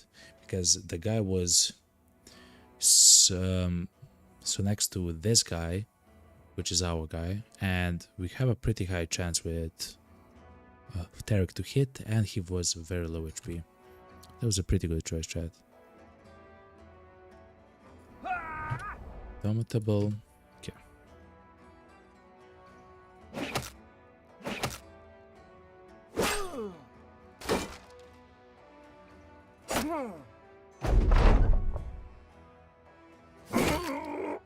Pretty good hit.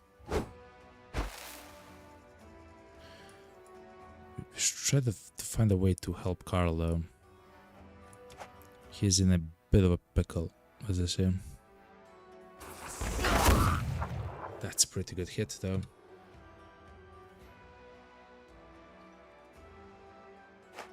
Oh!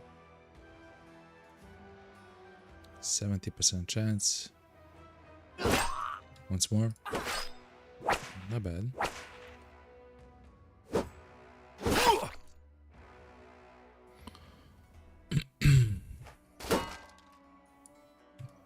%65% chance to absolutely demolish this guy.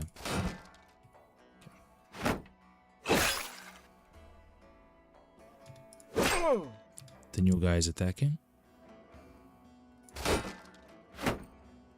Okay, literally survive with 1 HP. God damn it, chat. Okay.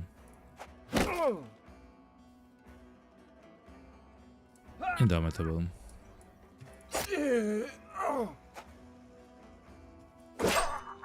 Good. We can actually now surround this guy when we kill the archers and everything like that. Okay, he's running away.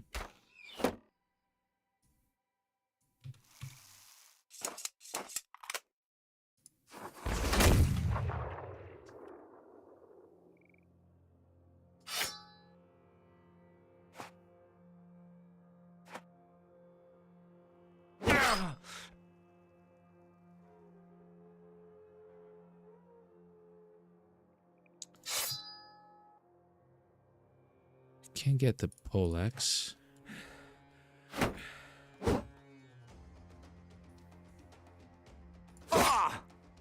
Okay, he's running now.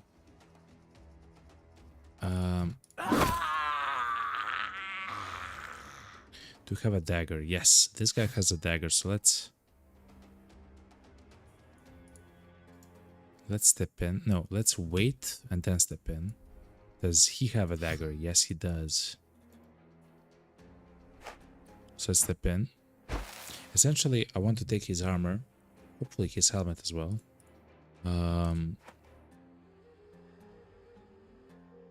He doesn't have, okay. So we can sell it.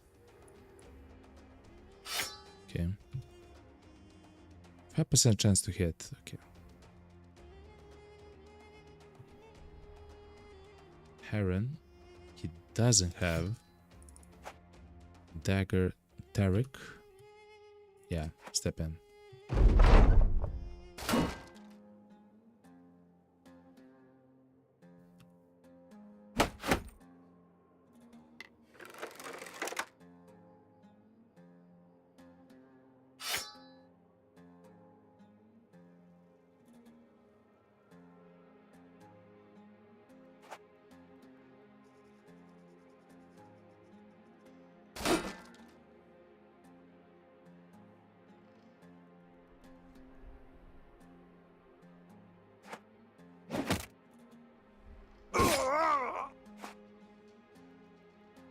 let's see who has the oh, also net the guy. So next turn we can net the guy. That's cool. 5% chance to hit this. Oh, he has shield wall. Okay. That kind of makes sense. 50%. Okay, Heron doesn't have a dagger.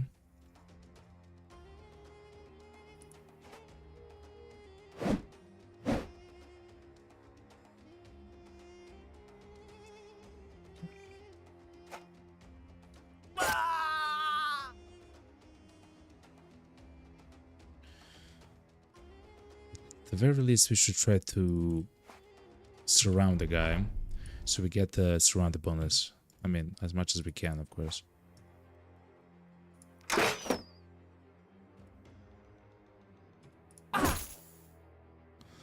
Okay, we hit his helmet as well. We broke his nose. That's pretty good. I believe that means that... I believe that means, chat, that he will not recover that much of the fatigue, which is amazing, which means that probably he will attack only once per turn, and then some turns he will not attack at all. I hope that happens though. We'll see. Yo, what's up, Abby? Good morning, Abby. I can't believe you're still playing. Hell yeah, I am, Abby. I love this game, man. And now that we have entered into a pretty good machine, schedule to play the game, and of course tomorrow is Saturday, I am. Such a good setup that we have here, you know.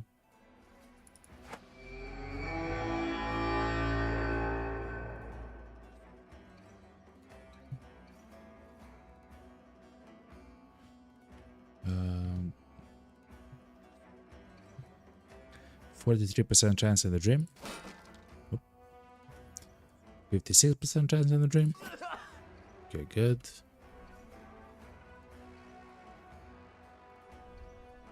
We just want to surround the guy essentially, so that's fine. Okay, so he is now essentially almost completely exhausted.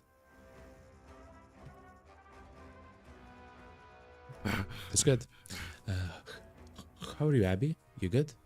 You slept well, you know? So I would guess you didn't finish the Holy War since you're still in the south. Yeah, the Holy War is gonna be over quite soon though. It says that it's dragging on, but it's quite close to be done. Yeah, quite close. But when that happens, and when we become the ally of Al-Hazif city, and we get the agent retinue, I'll go north. I believe we have some unfinished stuff with the barbarians, chat. We have a lot of stuff to check out there, you know.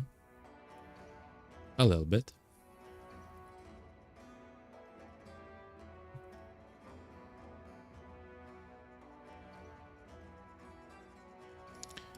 Guess technically we can use the whip on this guy to try to make him bleed or something, I guess. 74% chance. Okay. 48. Okay. 61. Okay.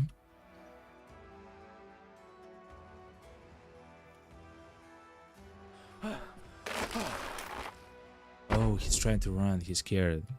He is scared.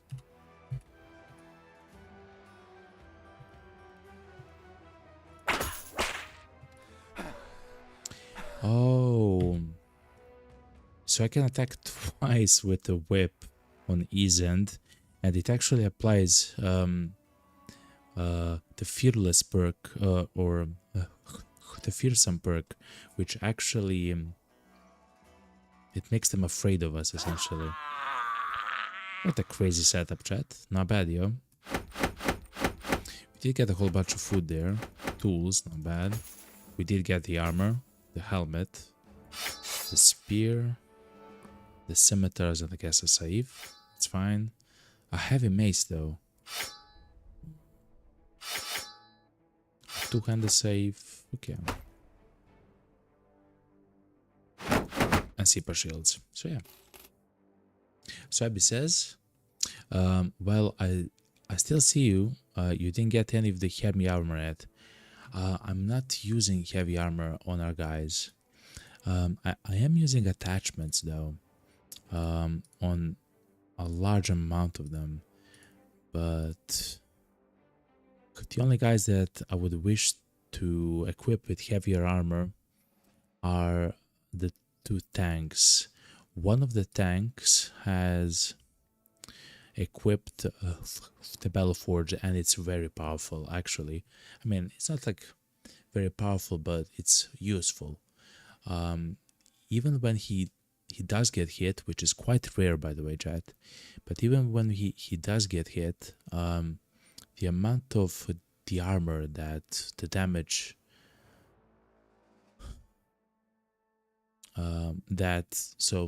the amount of damage that he takes to the armor, I'm sorry chat, is very low. It's like 12 or something. Like it's a stupid number, like a sliver of his armor essentially.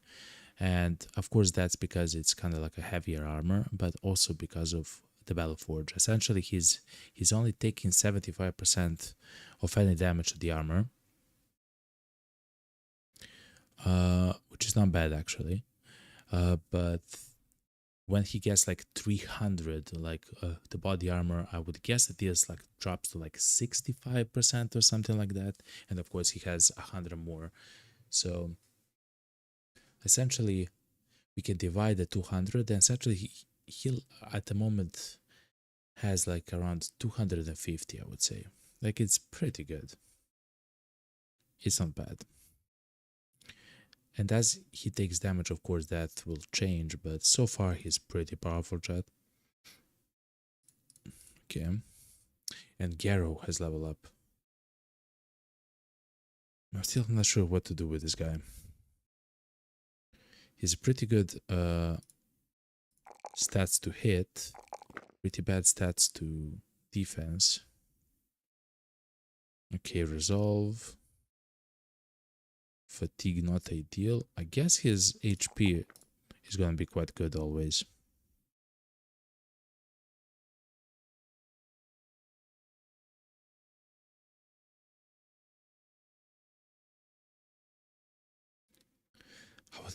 I would maybe take a mastery on him. I'm not sure what he can be. He is maybe gonna be our Catal guy. In a very weird way, he might be our Catal guy. No, he doesn't have enough defense. He cannot be our Catal guy.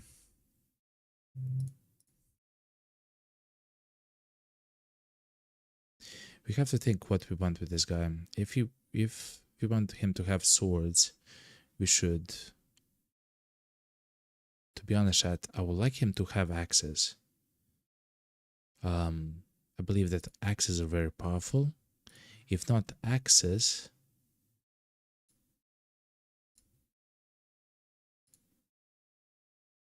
then maybe maces, chat.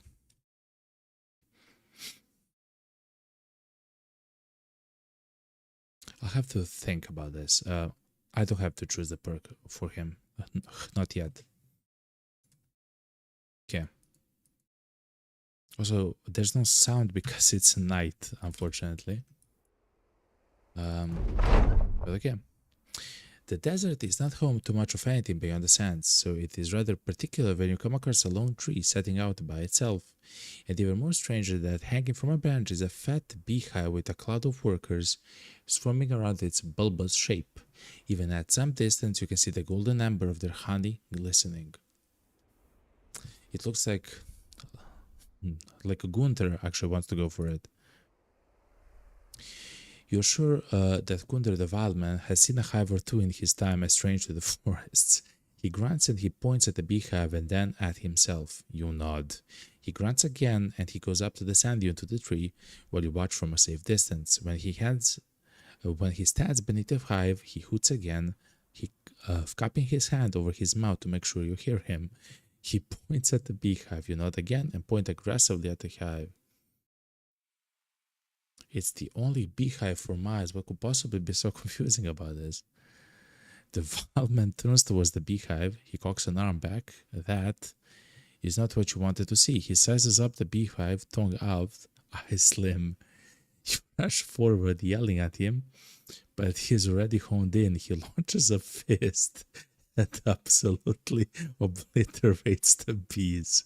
Honeycombs thickly flare around his wrist as though his hairy arm were an impromptu maypole. The wild man casually walks back down the sand dune. As he nears, you see bees crawling all over his face and stinging away like the pissed off savages that they are, but he doesn't seem to even sense their presence. He holds out the crunchy remains of his honey demolition as though he held the heart of a ferocious beast. Thank you very much, Gunter. You did well. Go rest now, god damn it. And take a shower. Holy moly, that's good. Damn it, man. Thank you, Gunter. I love you, Gunter. Okay. Damn it, chat. Sabi says, my only nitpick is the low fatigue everyone has in your life. Yeah, there's not a single guy who is actually pretty high fatigue. Some of the guys actually stuff like Tarek has okay fatigue and stuff like that. Yeah, but we are pretty bad with fatigue at the moment. The nomads actually all had high fatigue, but we'll see. We'll see.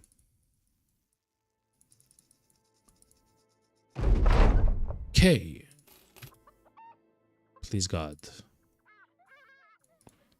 Okay, so now we can sell.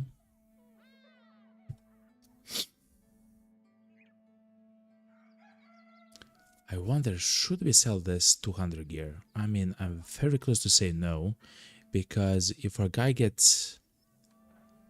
I mean, if he gets destroyed, we can always switch to this one, right? So for now, I will say no. For now.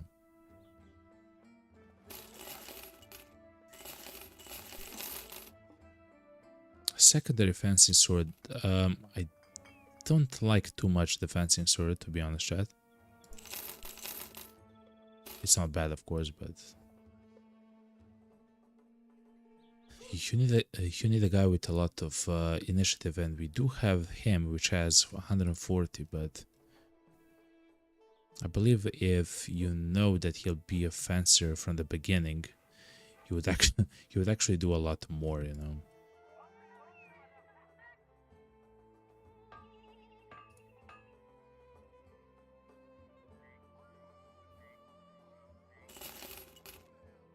The selling price was kinda doo-doo here, but it's fine. It's still quite a lot of gold. Okay.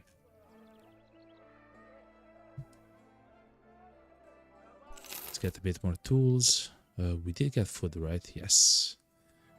5 more days. Okay.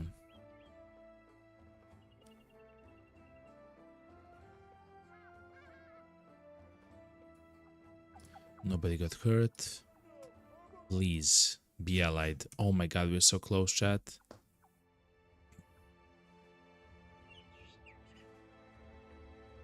We are glorious though, chat, which is quite nice.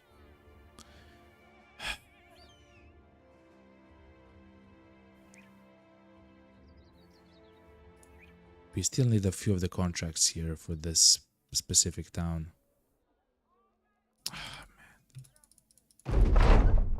News travels fast with a bit of religious spurs. The Oracle has been taken by the Northern Crusaders. God damn it.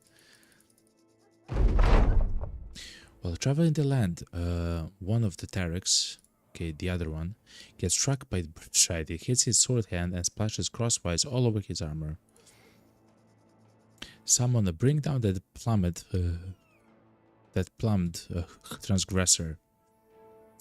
Karkani the archer, he looks up. So the first time this event happened in chat, we have Abby.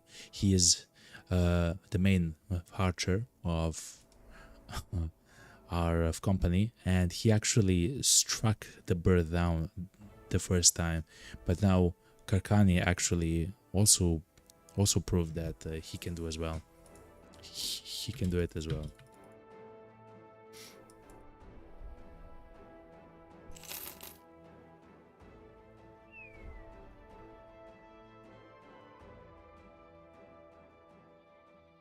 Can do the arena here in the south, actually.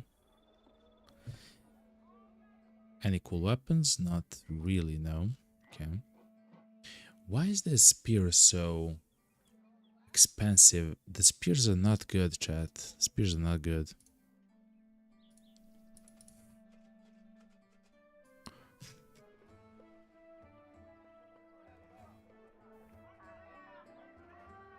Let's see this. The Manhunter. He is dexterous. Huge. Okay. He's dexterous and huge.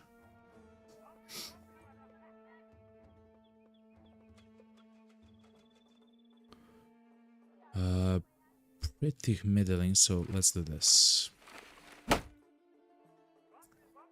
Pretty middling HP, that's fine. Pretty good fatigue. Pretty good resolve. Highest roll for initiative. Pretty good melee attack. Pretty low everything else because of huge, though he does do more damage than usual.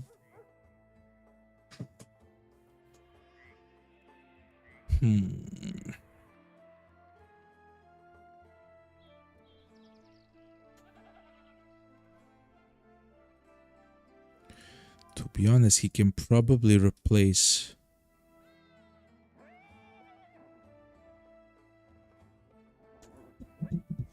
Can probably replace someone like Arna. He on level 1 almost has the same amount of skill in melee as Arna, which is level 9, almost level 10. At level 1, he's almost as good as the guy at level 10. Crazy.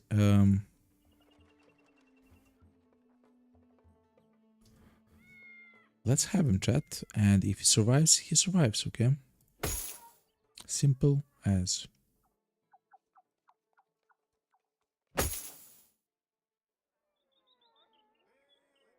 Here's a sword. Here's a shield.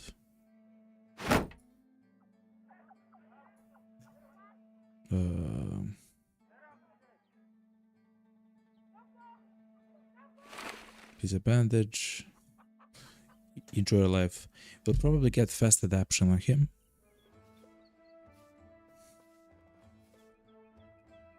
Dodge. We'll see what we can do with the guy. But he's pretty bad, actually.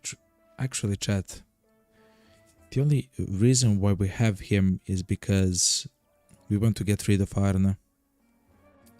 Let's pay the compensation for armor and let's leave the guy. I love you, Arna.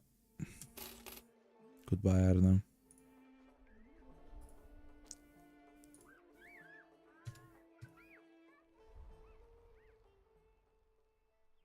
Essentially, at the moment, we can then hire the drill sergeant. Hold on. We can hire the bounty hunter. I'm not sure if we counter champions though, chat, so I'm not sure if that's for us. But we can get the drill sergeant, so we get additional experience. Oh, I'm so sorry, Abby. I actually missed your messages, even though I see that you wrote a lot. I'm so sorry, Abby. The chainmail you have, the new one, is 12 fatigue, 115 durability. But the rusty mail is 12 fatigue and 110 durability. So you can sell the rusty one now since you have the better armor. I don't want to sell the armor because a whole bunch of guys will actually come and go and come and go. And I always have to, I always love to have a bit of armor in the...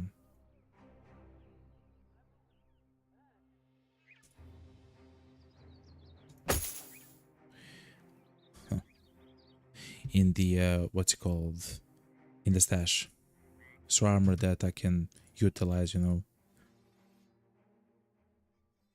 Oh, wow, look how much food there is. Rice is good for 8 days. Goat cheese for 11. Okay, 7 days we're free for food.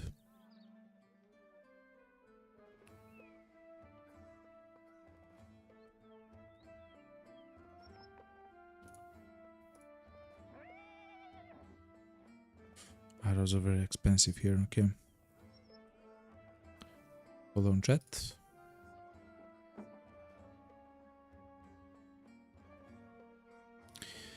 So yeah, essentially this guy is instead of Arna. Arna was our guy with the pole arms. So he can be another guy with a pole arm.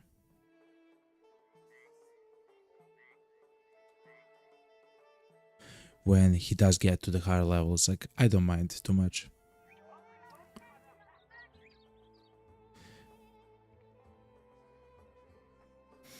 He'll probably have like 80 something skill in melee.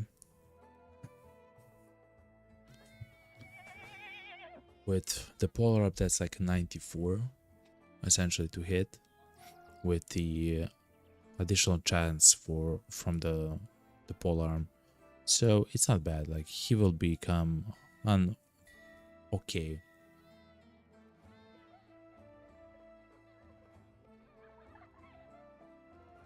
Pole arm user. Okay. Let's see the contract though.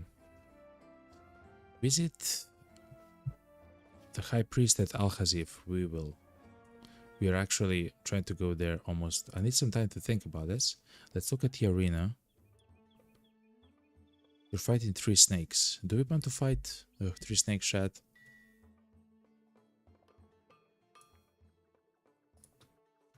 I believe the answer is simple and yeah, and yes.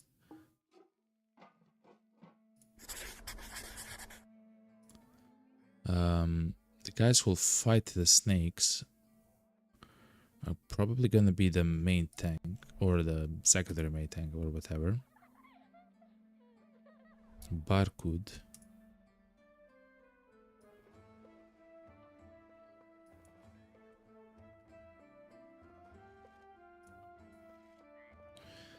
This guy. And probably I don't want to risk Abby. I mean, Karkan is also important, but Abby is, man, handgun and everything. Yeah, let's try Karkani. It doesn't matter who I choose actually here. Abby or Karkani, they'll do a lot of damage to the opponents here. So now it's essentially just about maybe posterity against the snakes. Okay. 3 snakes.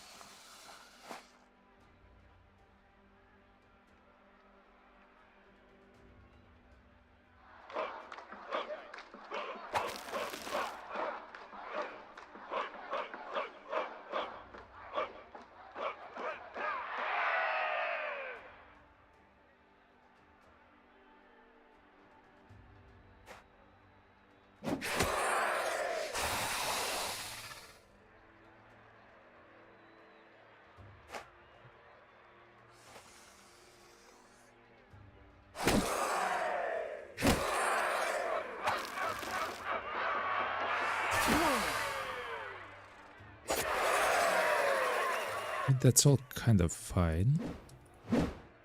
Please hit the 76% chances, please. And the 60% chances.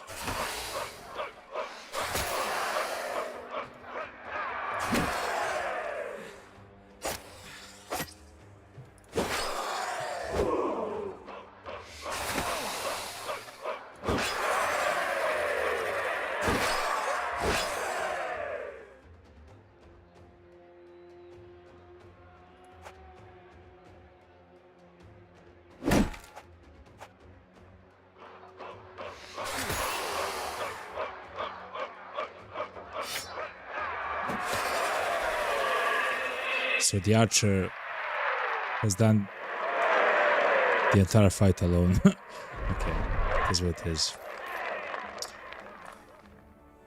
Thankfully he's not injured, he's just hurt. And everything else will actually heal with time. Fair enough. Simple as. The good thing is that we got Hefes to level 7 for Battleforged. Level 8 is important, so he finally gets in them. And he'll probably have like 60 fatigue. I would really like to get to maybe 70 fatigue on him.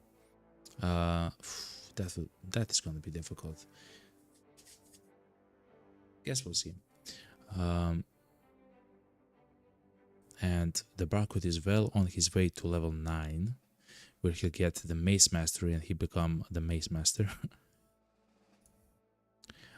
Tarek is almost level 7, so he gets Nimble, which is finally, because he actually took so much damage to the HP, right? So even before he got his armor destroyed, he had like only like 25% HP or something. So Nimble is quite important, unless you want to equip them with very heavy armor. He cannot wear heavy armor because he has negative 40% fatigue. It is what it is, you know.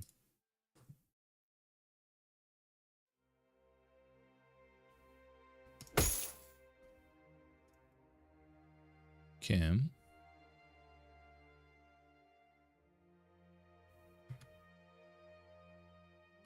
Let's go to Kabir.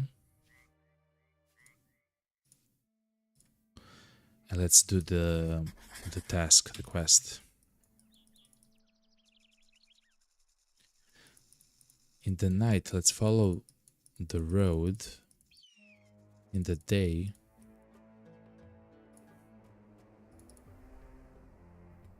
Northern soldiers, chat. A few war dogs, a few billmen, a few arbalesters. We can't probably fight that. I don't want to fight that now. We have a pretty important other thing to do.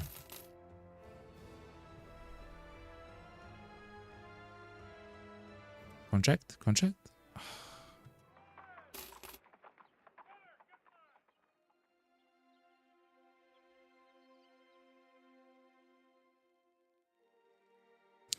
They do have pretty good armor, but the armor that we got from them is the male Hauberk armor.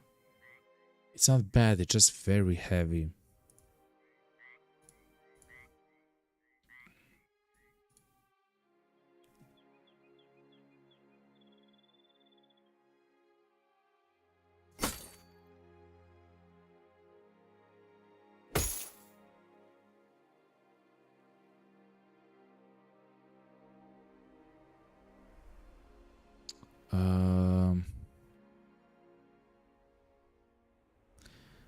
Let's go towards the south and see if we can uncover some of the fights. Some of the nomads or something.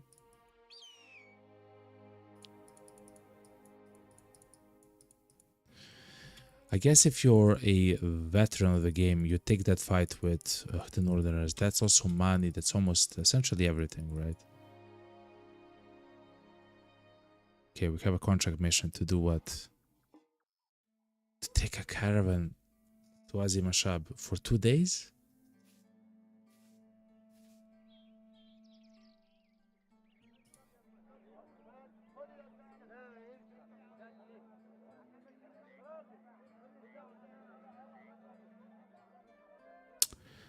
That's horrible, chat. Please look at the chainmail armor in your inventory compared to each other. Okay, I will. Hold on. I'm so sorry, Abby. Let's see. So essentially, we have the worn mail shirt on Tarek, which has the attachment, the letter shoulder pads, I believe, and it has a 120 durability compared to 12. And that's the worn mail shirt. The other is 115, which is also 12 fatigue. So when we do get some other attachment, we'll of course place it on the mail shirt and it's going to be perfect when that happens. For now, this is slightly better, so it's kind of fine, you know. So Abby says, your Wrath chainmail with attachments is better. Yeah, slightly. Yeah, you're right. But the base armor is different. It is. The base armor is 110, while the one which isn't rusted is 115. To be honest, that 5% difference isn't that much. It's not even 5%, it's like 4.5% or something. But still, when we do get new attachments, we should place them on the basic shirt, not the rusted one. Similarly as we did here for the mail shirt, we're here for this, and here for ease end. And oh yeah, and here for barcode. But I'll still have these ones just in case if these ones gets demolished in a fight, and we have to have new ones for the next fight that's coming up quickly. You know.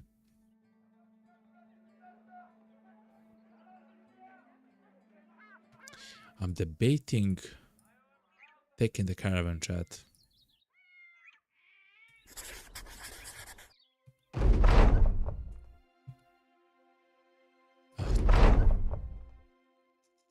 So during camp, you find Gero, which is our anatomist, holding up the bare foot of Abby, Rami. So naturally, you inquire just what they're doing. The anatomist straightens up with a tweezer in hand, and pinched between its prongs is a huge splinter. Abby Rami wiggles his toes, then gets to his feet. He walks around and quickly plants his foot and pivots and walks backwards and forwards. I'll be damned. I thought I just busted my foot or something. Turns out I've just been walking around with a huge arse splinter for years. This feels great. Thank you, Gero, the anatomist. Instead of throwing the splinter away, Gero confines it to a wooden box where other medical oddities are rolling around. Okay, fair enough. I best not see you using that as a toothpick. Okay. For the helmets, we'll check the helmets. So Gero is using a bit better helmet.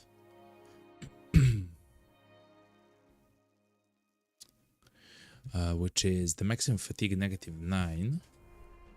The next one, which is better, is the nasal helmet with mail. The problem with the helmets is that they essentially never get hurt, and for less fatigue they have higher durability. So we never essentially run into problems with helmets, even though I try to give the new guys like a bit stronger helmet, just in case. If they are fighting a axe, then it kind of becomes a problem, because if they hit the body, they also hit the head, essentially, with the axe. So then it kind of becomes a problem, but otherwise, the helmets always stay like pretty good. We do have some of them which are pretty strong, right? Stuff like the Soldier's Heraldic, maybe Bassinet, stuff like that. Just the ones that we have at the moment is quite good. For others, they have the nimble perks, and I don't want to take away too much from the nimble perks. The only one that's better is this, the padded kettle helmet, I guess. It's a little bit better, I guess. Fair enough. The others are too heavy for our guys. I still want to have a... You're right, you're right. The padded kettle head. We exchanged that from Barcode because we want to have as much nimble as possible, but also as much of the armor onto the body, and it actually helps a lot, by the way. It does help a whole lot. Okay.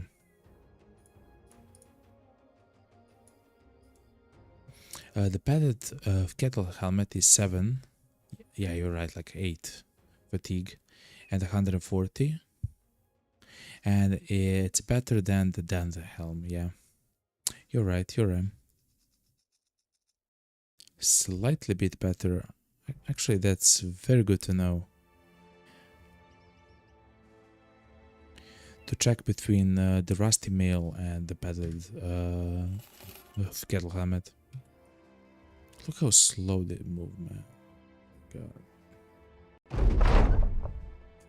Crusaders have taken the Oracle, chat. Okay, what's happening? You find Ramald, the apprentice under the wings of Gero, the anatomist. No, not Ramald. It's a bit of a frightful sight, as you briefly wonder if the Egghead is planning something nefarious. But Ramald is only learning things from him, as he is wont to with most in the company. As he is want to do with most in the company. Okay. I do have a C2 in English, but I have no idea what that means, man. I still have a lot to learn. This time around, it is not martial matters to which the anatomist is privy, and the apprentice not, but instead the methods of how to think, how to remember, how to recall. You see Gero tap his own head. Now remember, the faintest of inks is infinitely stronger than the most incredible of minds. All that you remember, you write down, but also recall this. Your mind shall remember things you think you've forgotten. If, in a moment of need, do not dwell on your thoughts, but let them come to the fore on their own, as they will usher themselves into the light without aid. But if sought, they will only go deeper and wish to be forgotten. Crazy. The apprentice nods attentively and takes notes. So long as these conversations stay within the bounds of not dissecting animals and questioning the old gods, you have no real qualm about it. Ramald the Whip gains training experience even though he is traumatic about the fight. He is in good spirit. Okay. He's probably the worst one to train because he is traumatized, right? And he's already level 10, so his experience game. He's there just if everything goes to SH, then we can exchange some of our guys that have died with Ramald for a few fights until we get new people, because he is still quite powerful.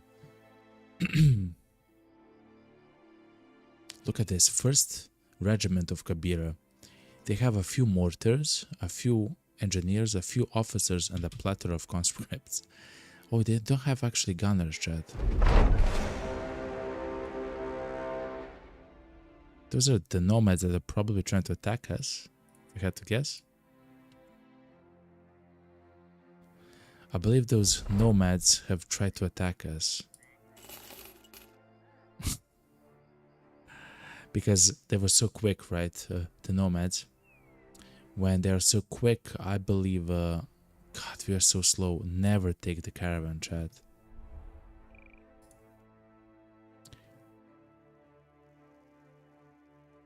When they're so quick, I believe they always attack the caravan, like the serpents will. If they get to us, they didn't get to us. Simple as. can actually attack, get some named armor here, probably.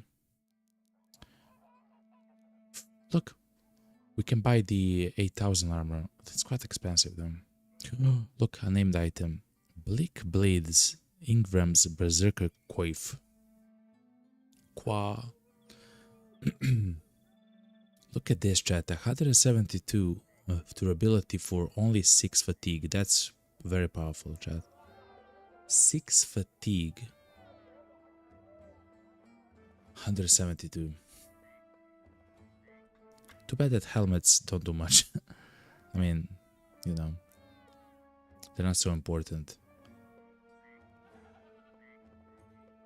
I love this Hauberg though.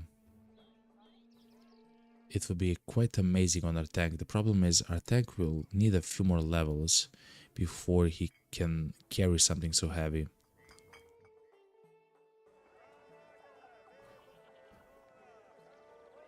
Yeah, a few more levels, and hopefully by that time stuff like this will be cheaper, or we'll maybe find like a named item which is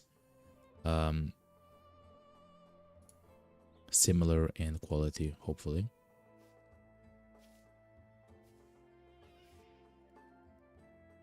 Oh, let's try to paint the named item. If we cannot, okay. How about the Zipa shield? We cannot, okay. Then the heater shield, like this. Okay. I had to check chat. That's my first time actually trying that. 290. It's actually quite strong, chat.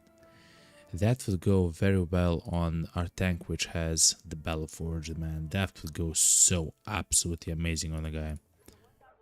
We just want to save money for the agent, though.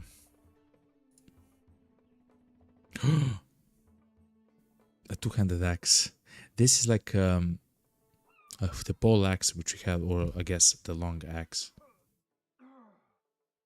How strong it is compared to the one that Ralph has. By around 15 damage. Actually, it's quite a bit stronger. It's not worth that much money, chat. Not even close. That's pretty strong. A two-handed flail, chat. Oh my god.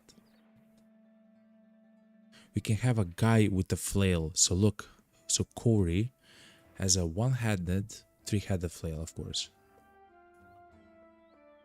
But we might buy this flail for only 2,000.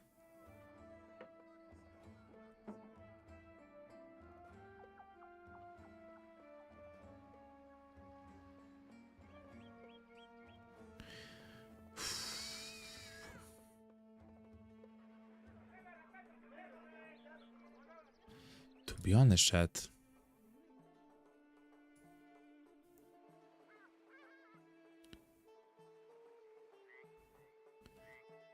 I would much rather utilize the three-headed flail, two-handed, just because of the chances to hit and stuff like that, than this. But it's probably very close. If I had a way to test all of this, then I would try to test it. At the moment, we are not there to test. But that's good to know that we can find that at the guy. Oh, and we do need to buy the potion of knowledge. I have been converted, chat, to the potion of knowledge gang, chat. I very much like the potion of knowledge. The amount of experience that it gets is amazing because it actually works for 3 battles, chat. So essentially in 3 battles it'll function like you did 6. That's why the hammer bro and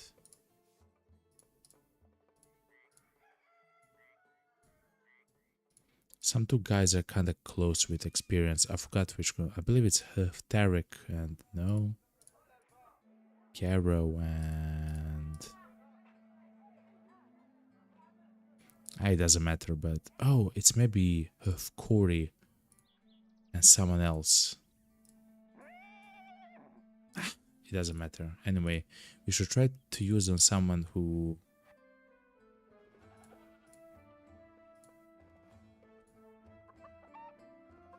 needs the levels. Half us will actually get Indomitable very soon. So he doesn't need it for the next fight. With the Barcode, next level, he'll get a mace specialization. Tariq would be...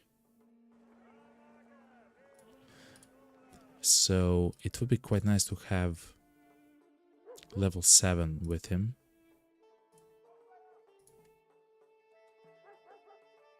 So he gets Nimble. Same with Harren. So let's try to influence Tariq then.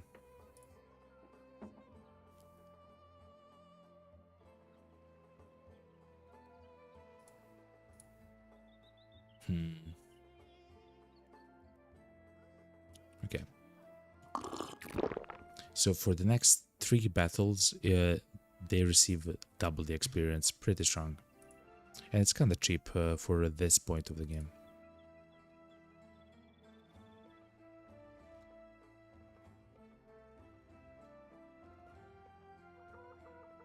Nomads. Butchers actually can be quite strong. Let's see what he has. He has 2 stars in the melee defense, 1 in resolve, 58 skill in melee. I don't believe it's good enough, chat. He is insecure but impatient as well.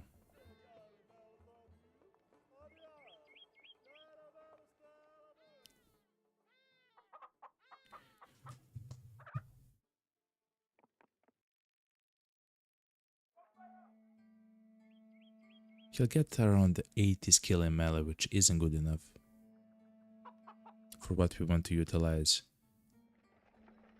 He'll get around 30 defense in melee, which is not bad. He can be some kind of a mace bro, maybe. He does have a lot of resolve.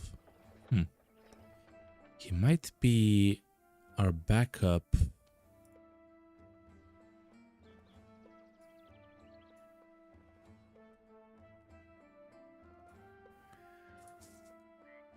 Banner guy.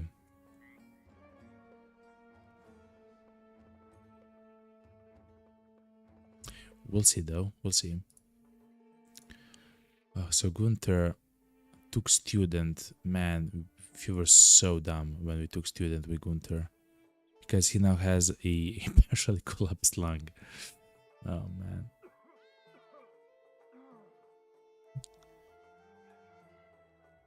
No.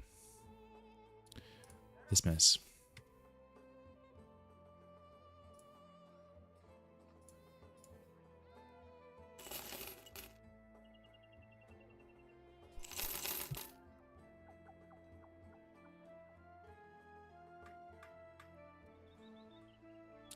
Do we have something to sell? Not really, no. Okay. What are the contracts? The caravan to Al-Hazif. I want to get to Al-Hazif, but not with the caravan. No, it's too long of a march. Hell no. Oh my god. We're so close to get allied. Essentially, when we hit the end of the F, we become allied instead of friends, instead of friendly.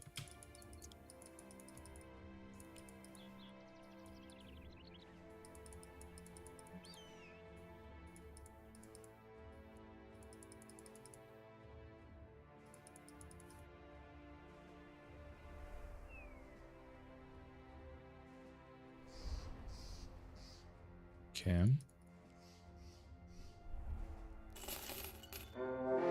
Nomads chat. Many outlaws, a few archers. Okay, so at least we have a fight chat. That's incredibly important. Because for like 2 days we didn't have a fight.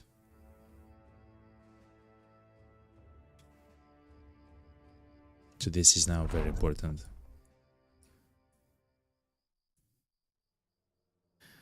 We are not in the position that I want us to be in. That's fine.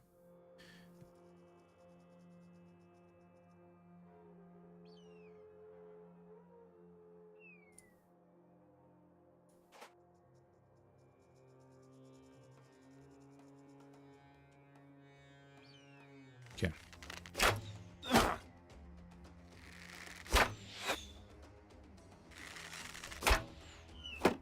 Okay.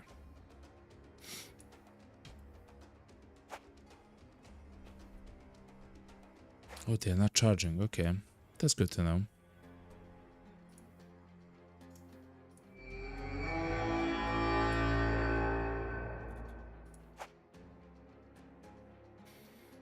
Two, 4, 6, 8. We can stand right there, but we want to stand right there. Okay.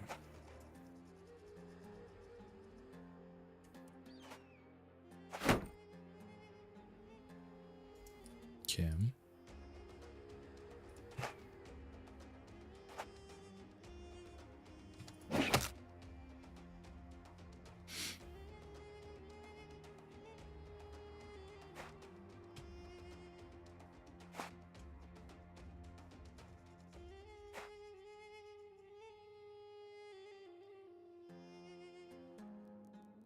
Something like this seems fine for the battle setup. Okay.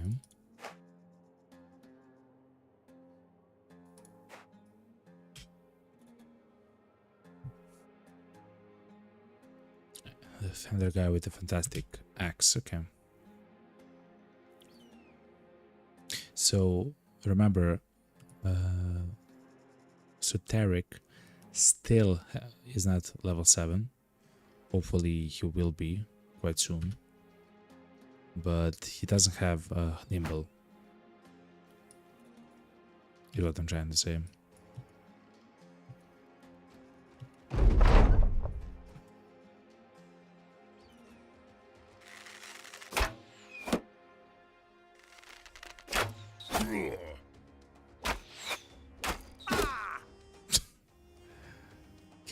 Okay.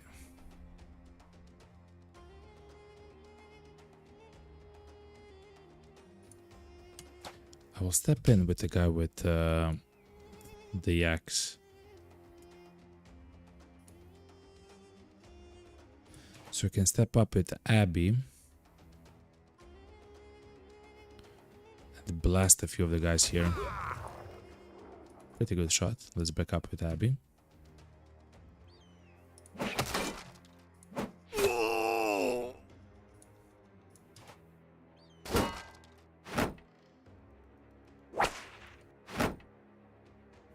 Seems like they will still not push, which is of course completely fine with me, just a little bit weird. Okay. I will though step up here and use Indomitable. He will utilize the hammer to try to break the shield, but he'll not be successful.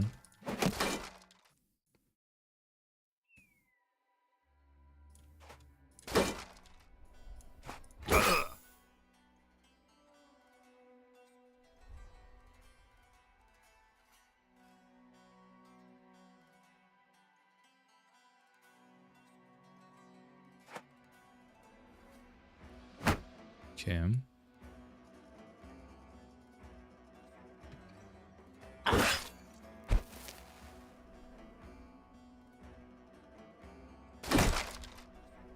Yeah, look. Okay.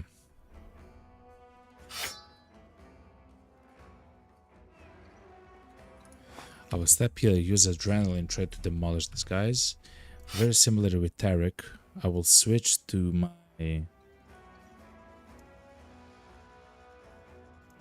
two-handed build, essentially. Actually, wait for them to try to attack some of our guys before we act. We don't have to be rash. 39% chance in the dream. Okay.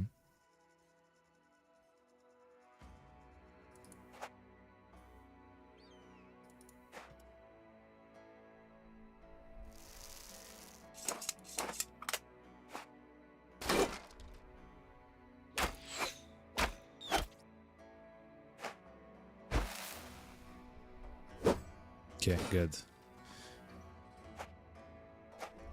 Now we can actually demolish these guys. Oh, the hammer, man. Okay.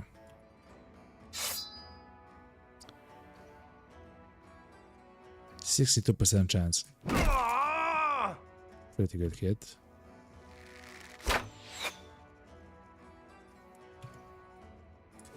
%74% chance missed. That's kind of horrible.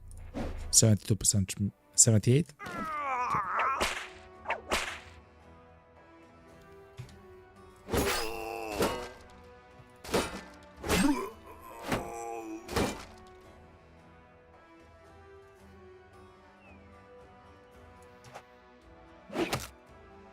Okay.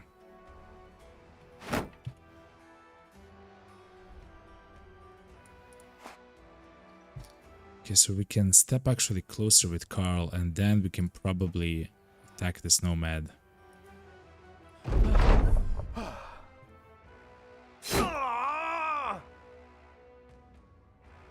That was a fine attack.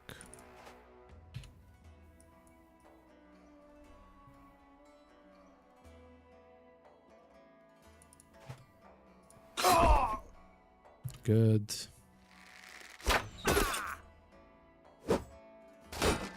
I do like the Fancers chat, they're pretty strong. I also like the handgunners, especially when it's in the hands of Abby.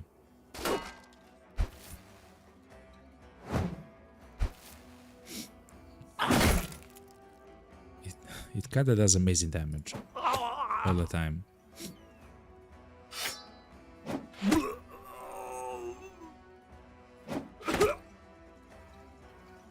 Okay, let's step in, switch the weapon to the poleaxe, so we can actually try to hit someone like this archer.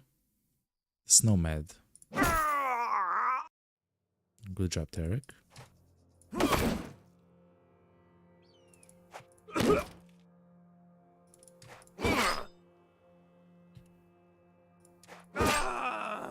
Okay.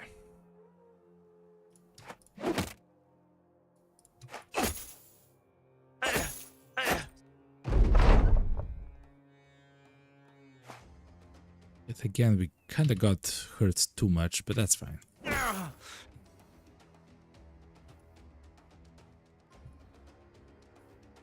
I let the new guys level up. So Tarek is now level 5, Hafez is level 8, he finally got Indomitable as a tank. Perfect, chat. Perfect.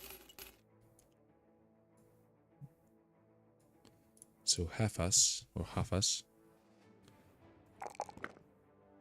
additional defense in melee. I don't mind fatigue. I don't mind him having over 100 HP, man. That's very powerful.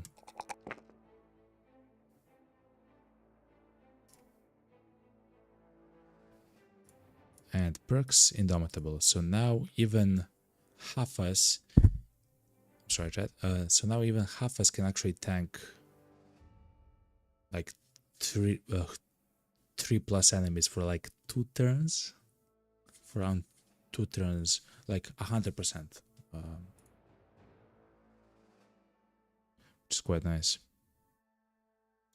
We should discuss what we should do with Tarek, chat. With Tarek and Garo.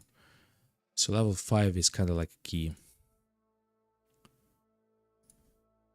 If this guy is going to be a sword master, he probably should go with sword right now. Because I don't believe he'll get a chance later.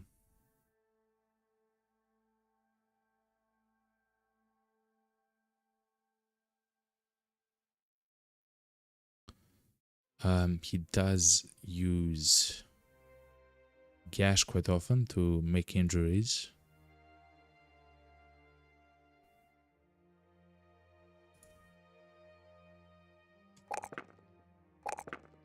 These are pretty good rolls though.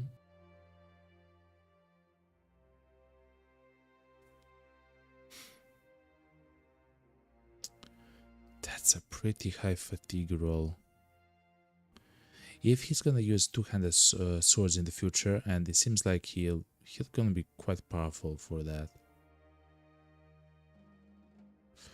Oh, he might be a Katal guy with fast adaptation, chat.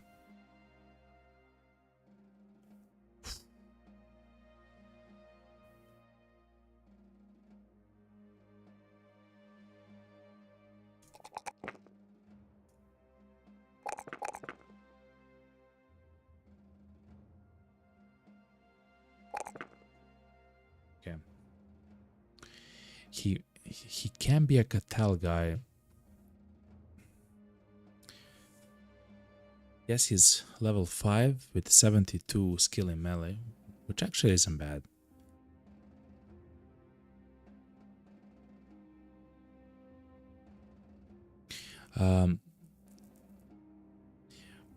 What we want from the guys who have a Katal dagger is to have also quite a lot of defense in melee, which he will have.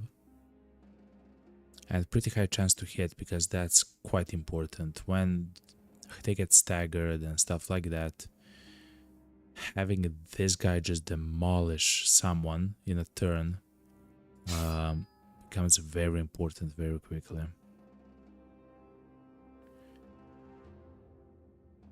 It isn't very fatigue expensive, which is kind of nice.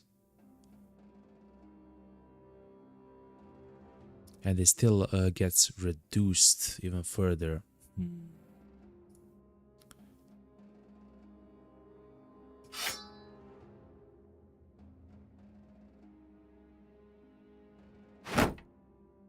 We have to think, chat. We have to think about it. One of the guys here is a Katal guy. It's either the guy who can hit with every hit, or it's either the guy who can defend much more often. If I had to guess, it's probably the one who can defend much more often, but we don't have to pick the perks on these guys yet. We did pick the skills though, like the levels up.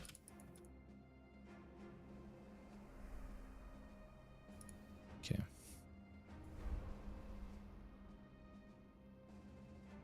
Fallen Star, okay.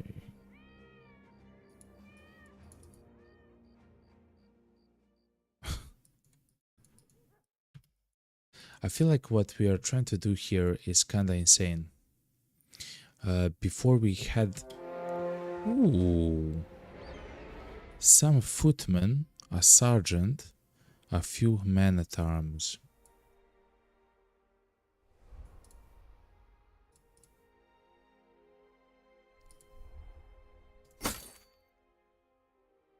Okay, so we can exchange the armor because the other one got broken.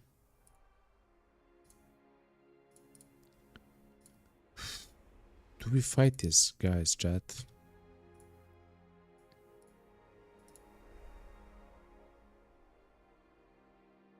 They don't have archers. We do have a handgun. They will try to rush us.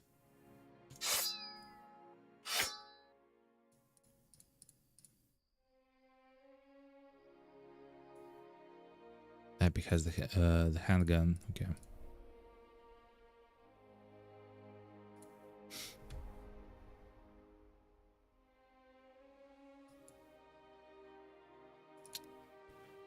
I believe we can take them, especially with our very strong tanks now. Oh, they were getting chased, and we cut them off.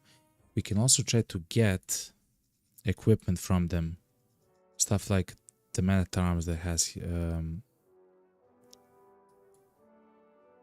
2, 3, 4. Okay.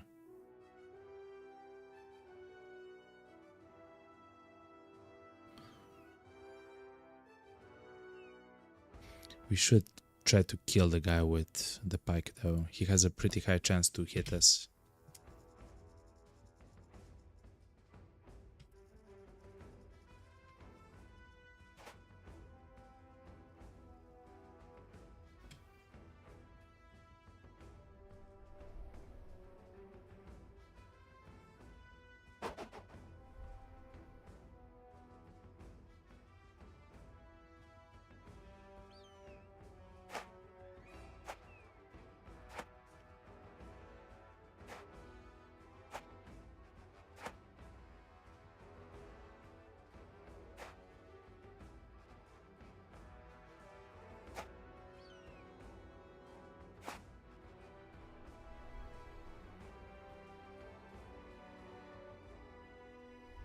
Actually move here instead of Ralph. Ralph will go here. Yeah, let's skip turn with half us and see what we will do a bit later. Okay.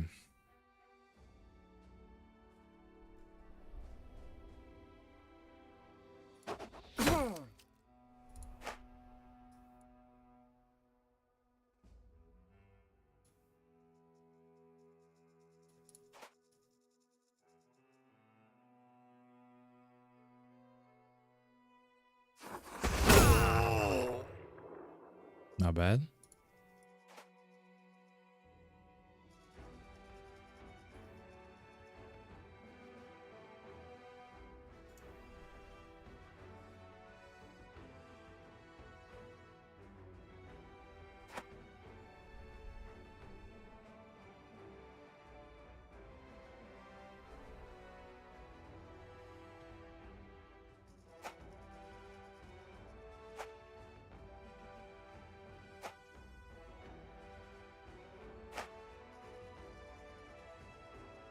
Okay.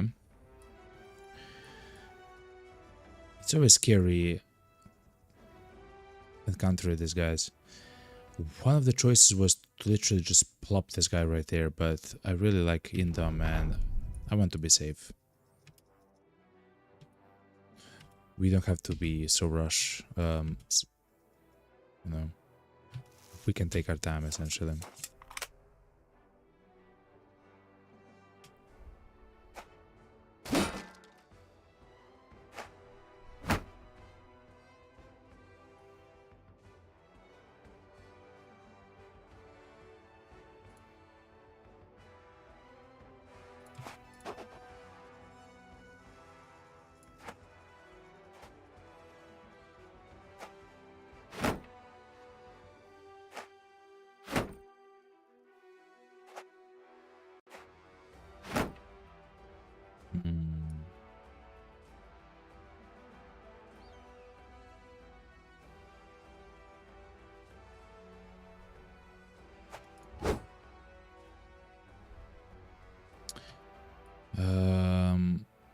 I'll wait with these guys. Okay.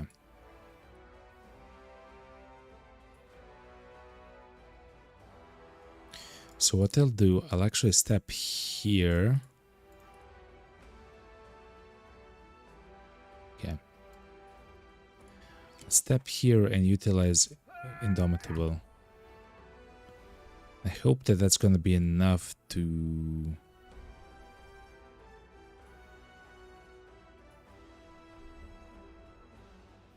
Oh yeah, it's gonna be amazing actually. If we step in with every single one of our guys, it's gonna be fine.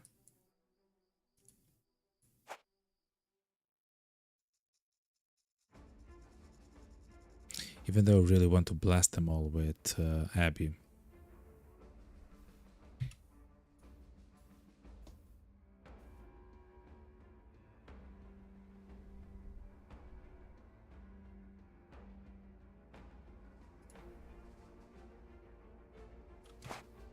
%33% chance. Adrenaline. 76% chance miss, okay.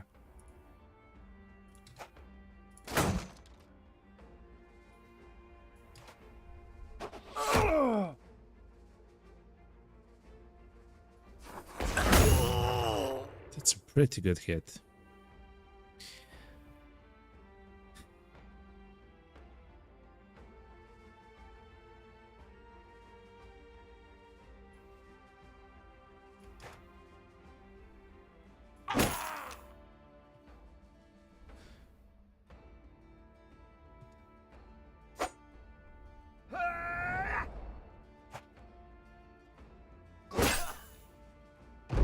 Okay.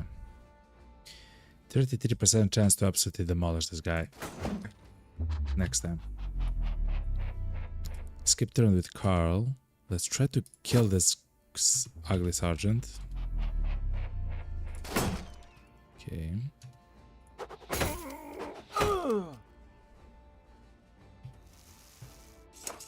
Does seem like he'll die very soon though.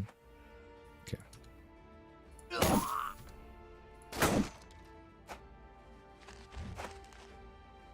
I'm not sure what just happened there, but the sergeant is dead. With any luck, which we don't have. Okay. God damn it, man. Okay.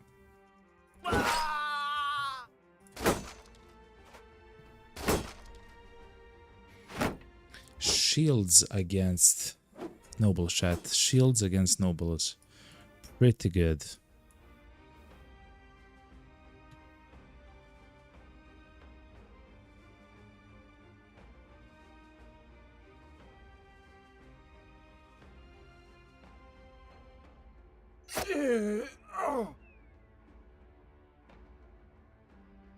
Let's push the foot. No. Let's just chill for now. Oh, we took the place there. Okay. Because this guy will probably attack the guy with the axe. We should just attack with the spear. Yeah. Okay.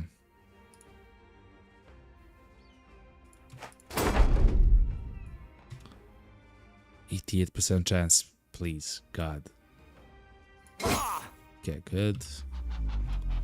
33% chance.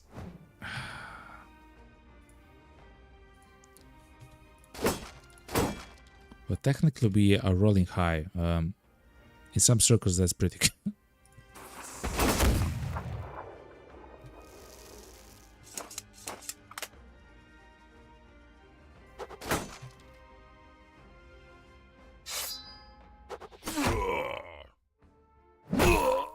Oh, 51% with a hammer, and we get it, Chad. Yes.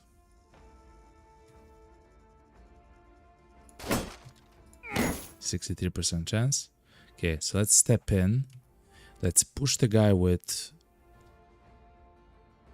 the pike. And let's step in yet again. Perfect. So now the pike can only attack our tank, which is dealt, which is made to be dealing with a lot of HP with precise attacks and stuff like that. So that's pretty good.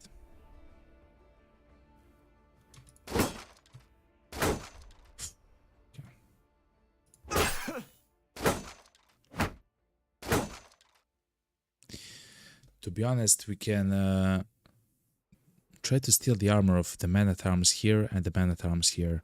I believe they are wearing the male hauberk. I'm not sure though. I don't know the armor is that good yet. Still.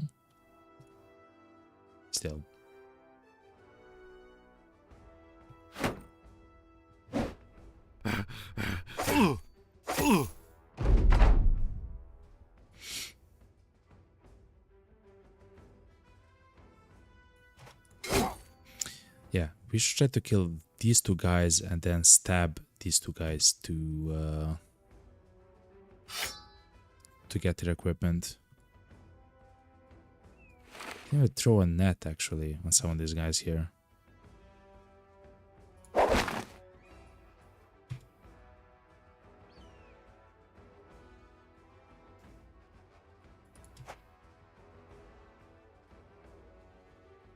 That hits our own tank.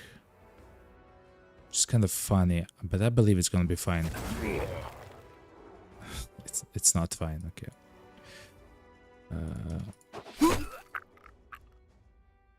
Pretty good, Kirkani.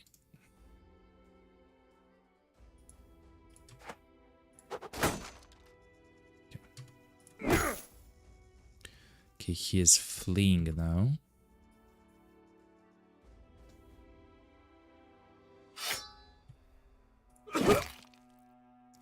Okay. What we can do now is to step around this guy. Try to get his armor. Very similarly, we can do something like that to this man of arm. In fact, we can wait one turn, and then with enough fatigue, we can push this, the man at arms, one more space, so we can actually properly try to surround this guy without a chance of him attacking. Actually, he might attack here. It's something that we have to determine if it's important to us or not. I believe it is. I believe it is important, yeah.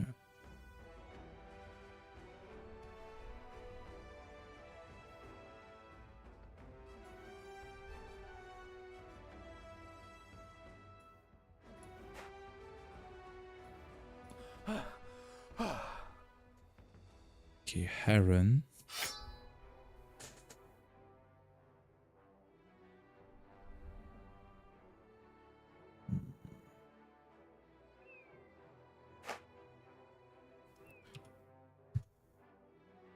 To be honest, we can simply go one by one. We don't have...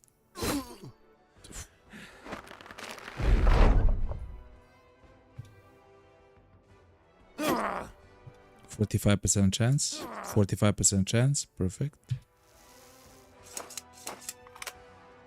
Okay.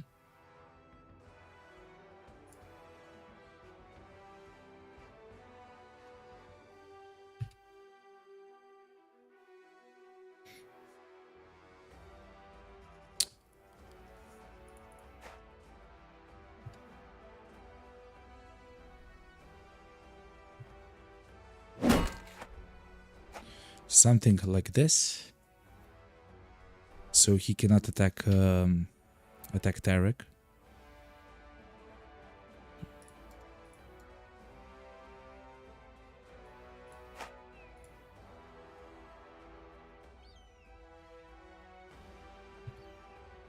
%53% chance to get the armor. We got the armor.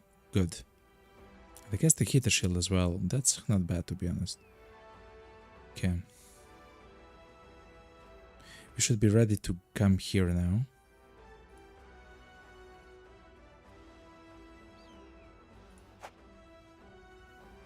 One, two, three.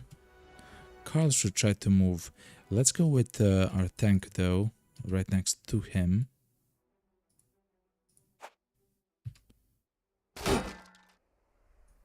Yeah, okay. This is kind of perfect yet again.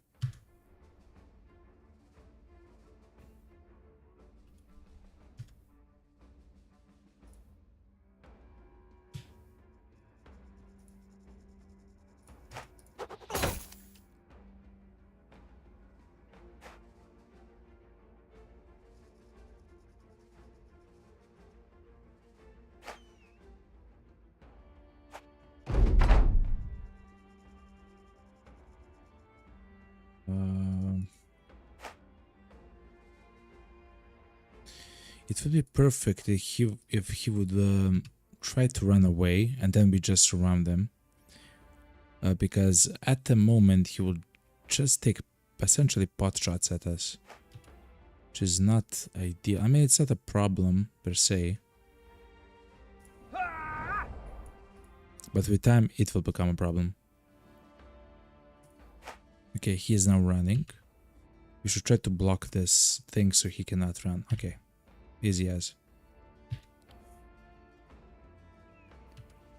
Okay. Now we don't have to worry about much. 75% chance. Good. Because he cannot run anywhere. He stands in place because he's afraid. He's fleeing. And he cannot attack when he's fleeing. So the only thing that he has to do is to stay in place there.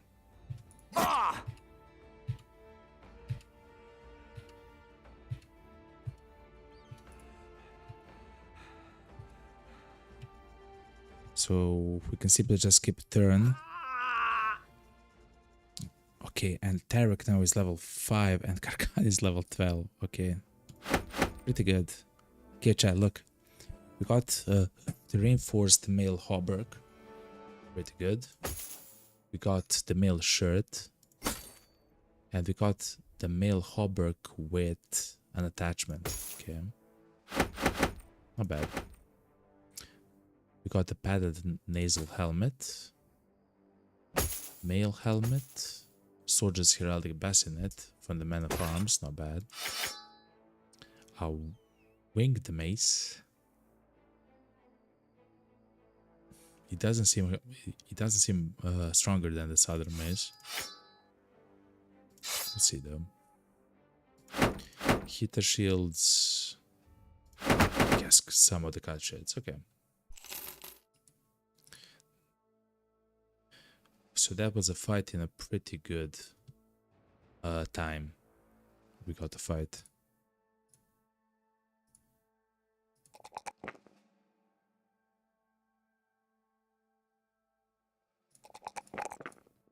Okay. Not bad. Not bad at all. We'll keep the perk still because I have no idea what we want to choose in the end.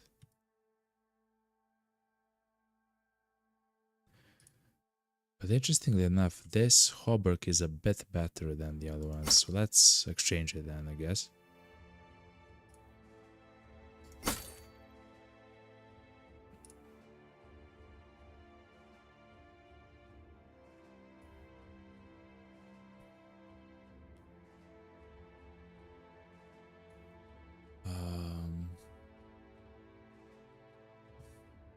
And the mail shirt is 130, so it's not a basic mail shirt.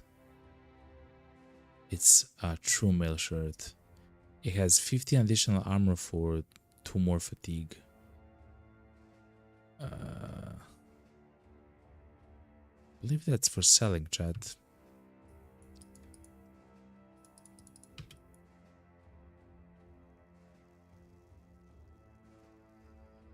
Wow.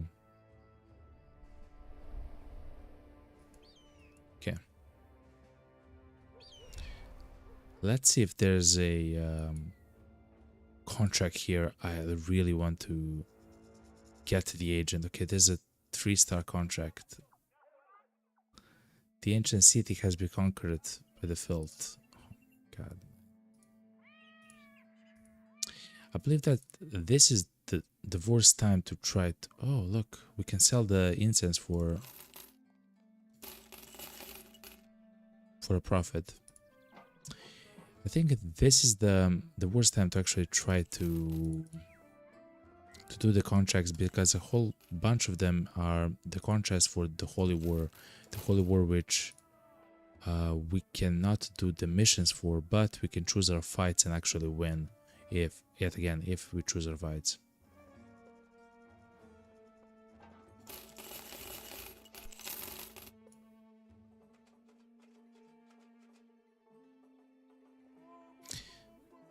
So 35 to 55 is the winged mace.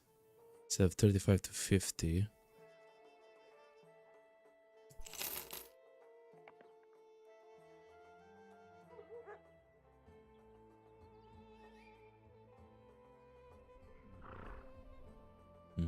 If I had to guess, it's a bit better. It's a bit stronger than the heavy southern mace. If we do, I believe, the same amount of damage to armor, up to 60. Yeah. But this does a bit more hit point damage, which is interesting.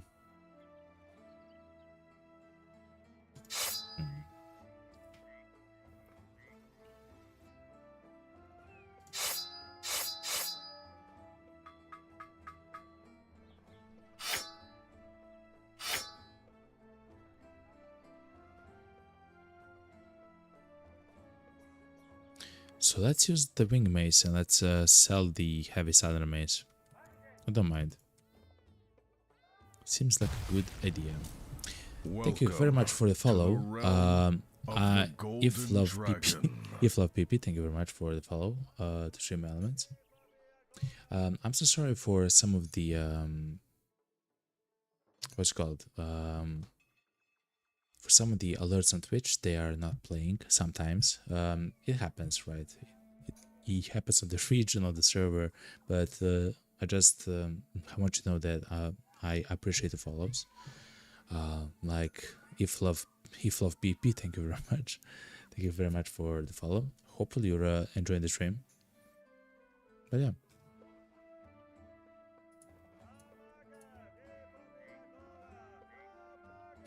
Also the hold on, chat.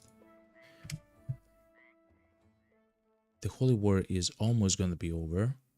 When that happens, we'll probably get a whole bunch of well, a whole bunch of everything. We should also buy the food here because it's cheap. Okay.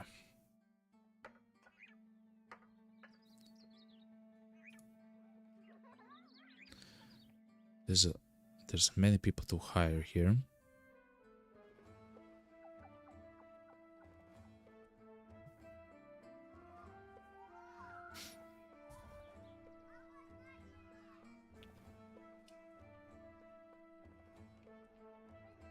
Okay.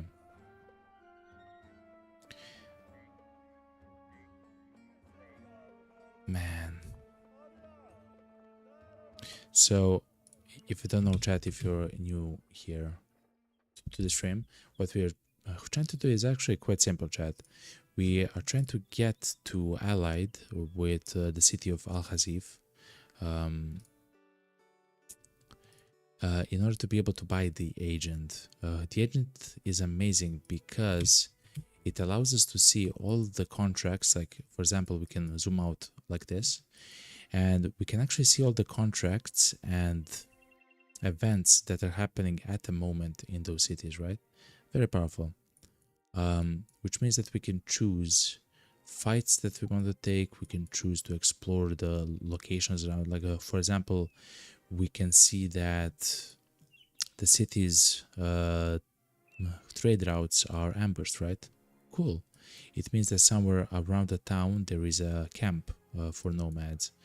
So even if we don't want to take the contracts, we can just go around and try to explore the area. So we can see like, oh, here around the city here there are, for example, the bandits, right?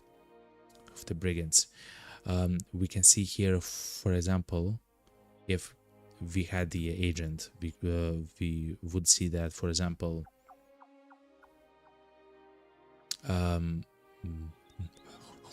the villagers are missing. It means that there are actually beasts around and stuff like that, which is pretty powerful, chat.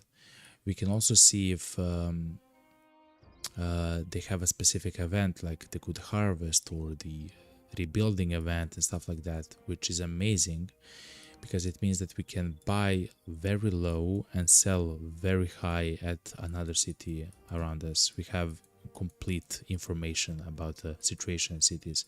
Very powerful stuff.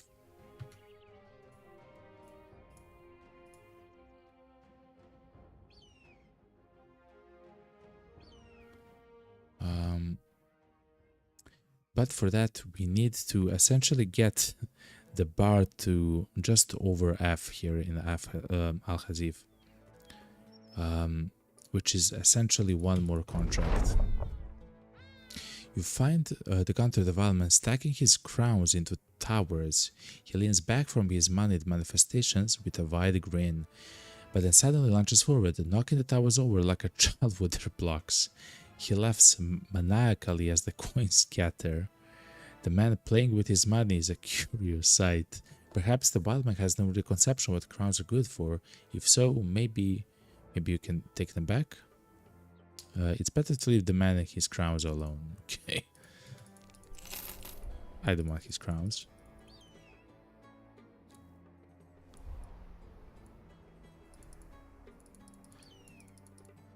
We are essentially trying to search for a fight.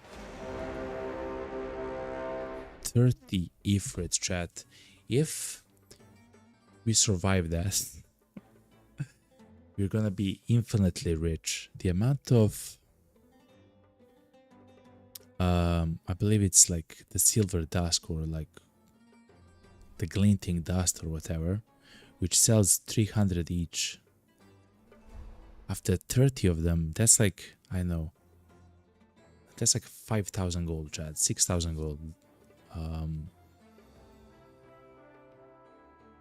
So the only reason to take this fight is because of greed, is what I'm essentially trying to say, chat. I know, chat.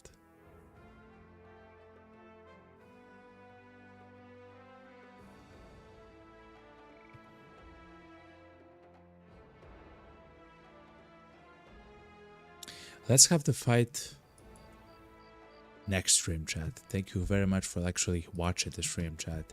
We have been streaming for almost 9 hours. What a fantastic stream this Friday. If you don't know me, of course, I'm the Golden Dragon. I'm streaming every Monday, Tuesday, Thursday, and Friday. And predominantly at the moment, I'm streaming this game, chat, because this game is one of the greatest and the best games ever. Yet again, thank you very much for watching. Thank you very much for all the follows. Again, if love PP, thank you very much. Thank you very much for the subscription, Jarek. Hopefully you're nice and asleep and having fun and everything, you know. Thank you yet again for the raid, Slagzu, and for the follows, and everyone else that has been here and a part of the stream this week and in general. Thank you very much. You guys are amazing with the viewership, and the channel is growing essentially exponentially because of you, which is amazing to see on Twitch and of course on YouTube as well. So thank you very much, everyone. For the end, I will play a little bit of our beautiful songs. Okay, if you're new to the channel, you might not know that we have pretty good songs in my opinion for the channel. I do enjoy them quite a lot. Yeah, something like this. But yeah, chat, I love you all. Let's save the cup before we do anything crazy.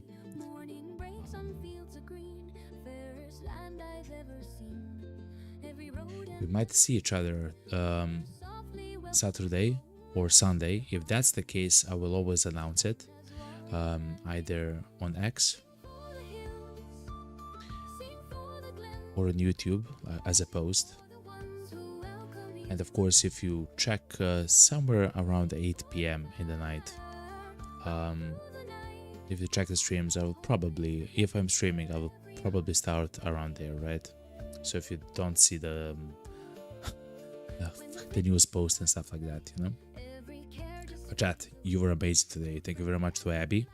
Thank you very much to Sins. Thank you very much to Playthrough Collection for the raid. Thank you very much to Slugstu for a raid, and all the amazing people that have happened these few days. Chat, and also thank you very much for all the follows and all the likes on the stream. You guys are crazy, man. I love you all. Okay. Hopefully you're enjoying this the playthrough, especially now since you're so powerful now. Chat, I love you all. Goodbye and good night.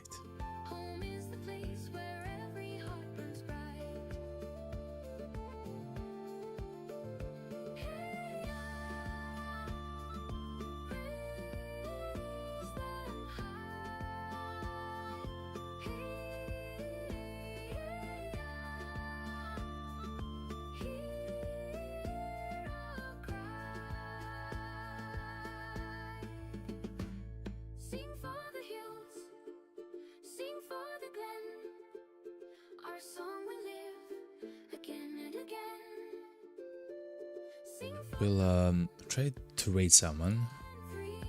So I'm back chat. We'll try to raid someone that's actually playing Battle Brothers. Hopefully there's someone.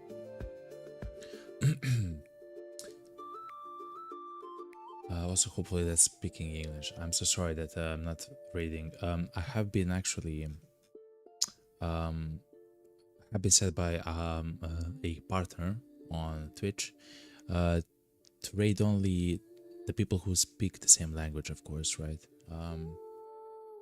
It's kind of like a what's it called,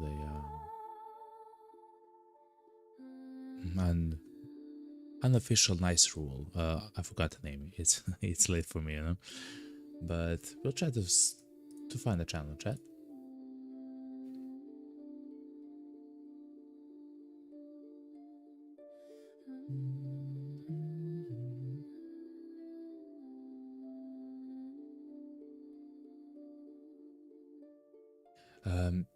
You might have watched a game called Quasimorph Chat that I have played a little bit before. It's an amazing game, and I hope that you will have fun with this stream right now. Let's start the raid, chat, and see you there, chat. Enjoy the end of the stream and enjoy Quasimorph. I love you all. Goodbye.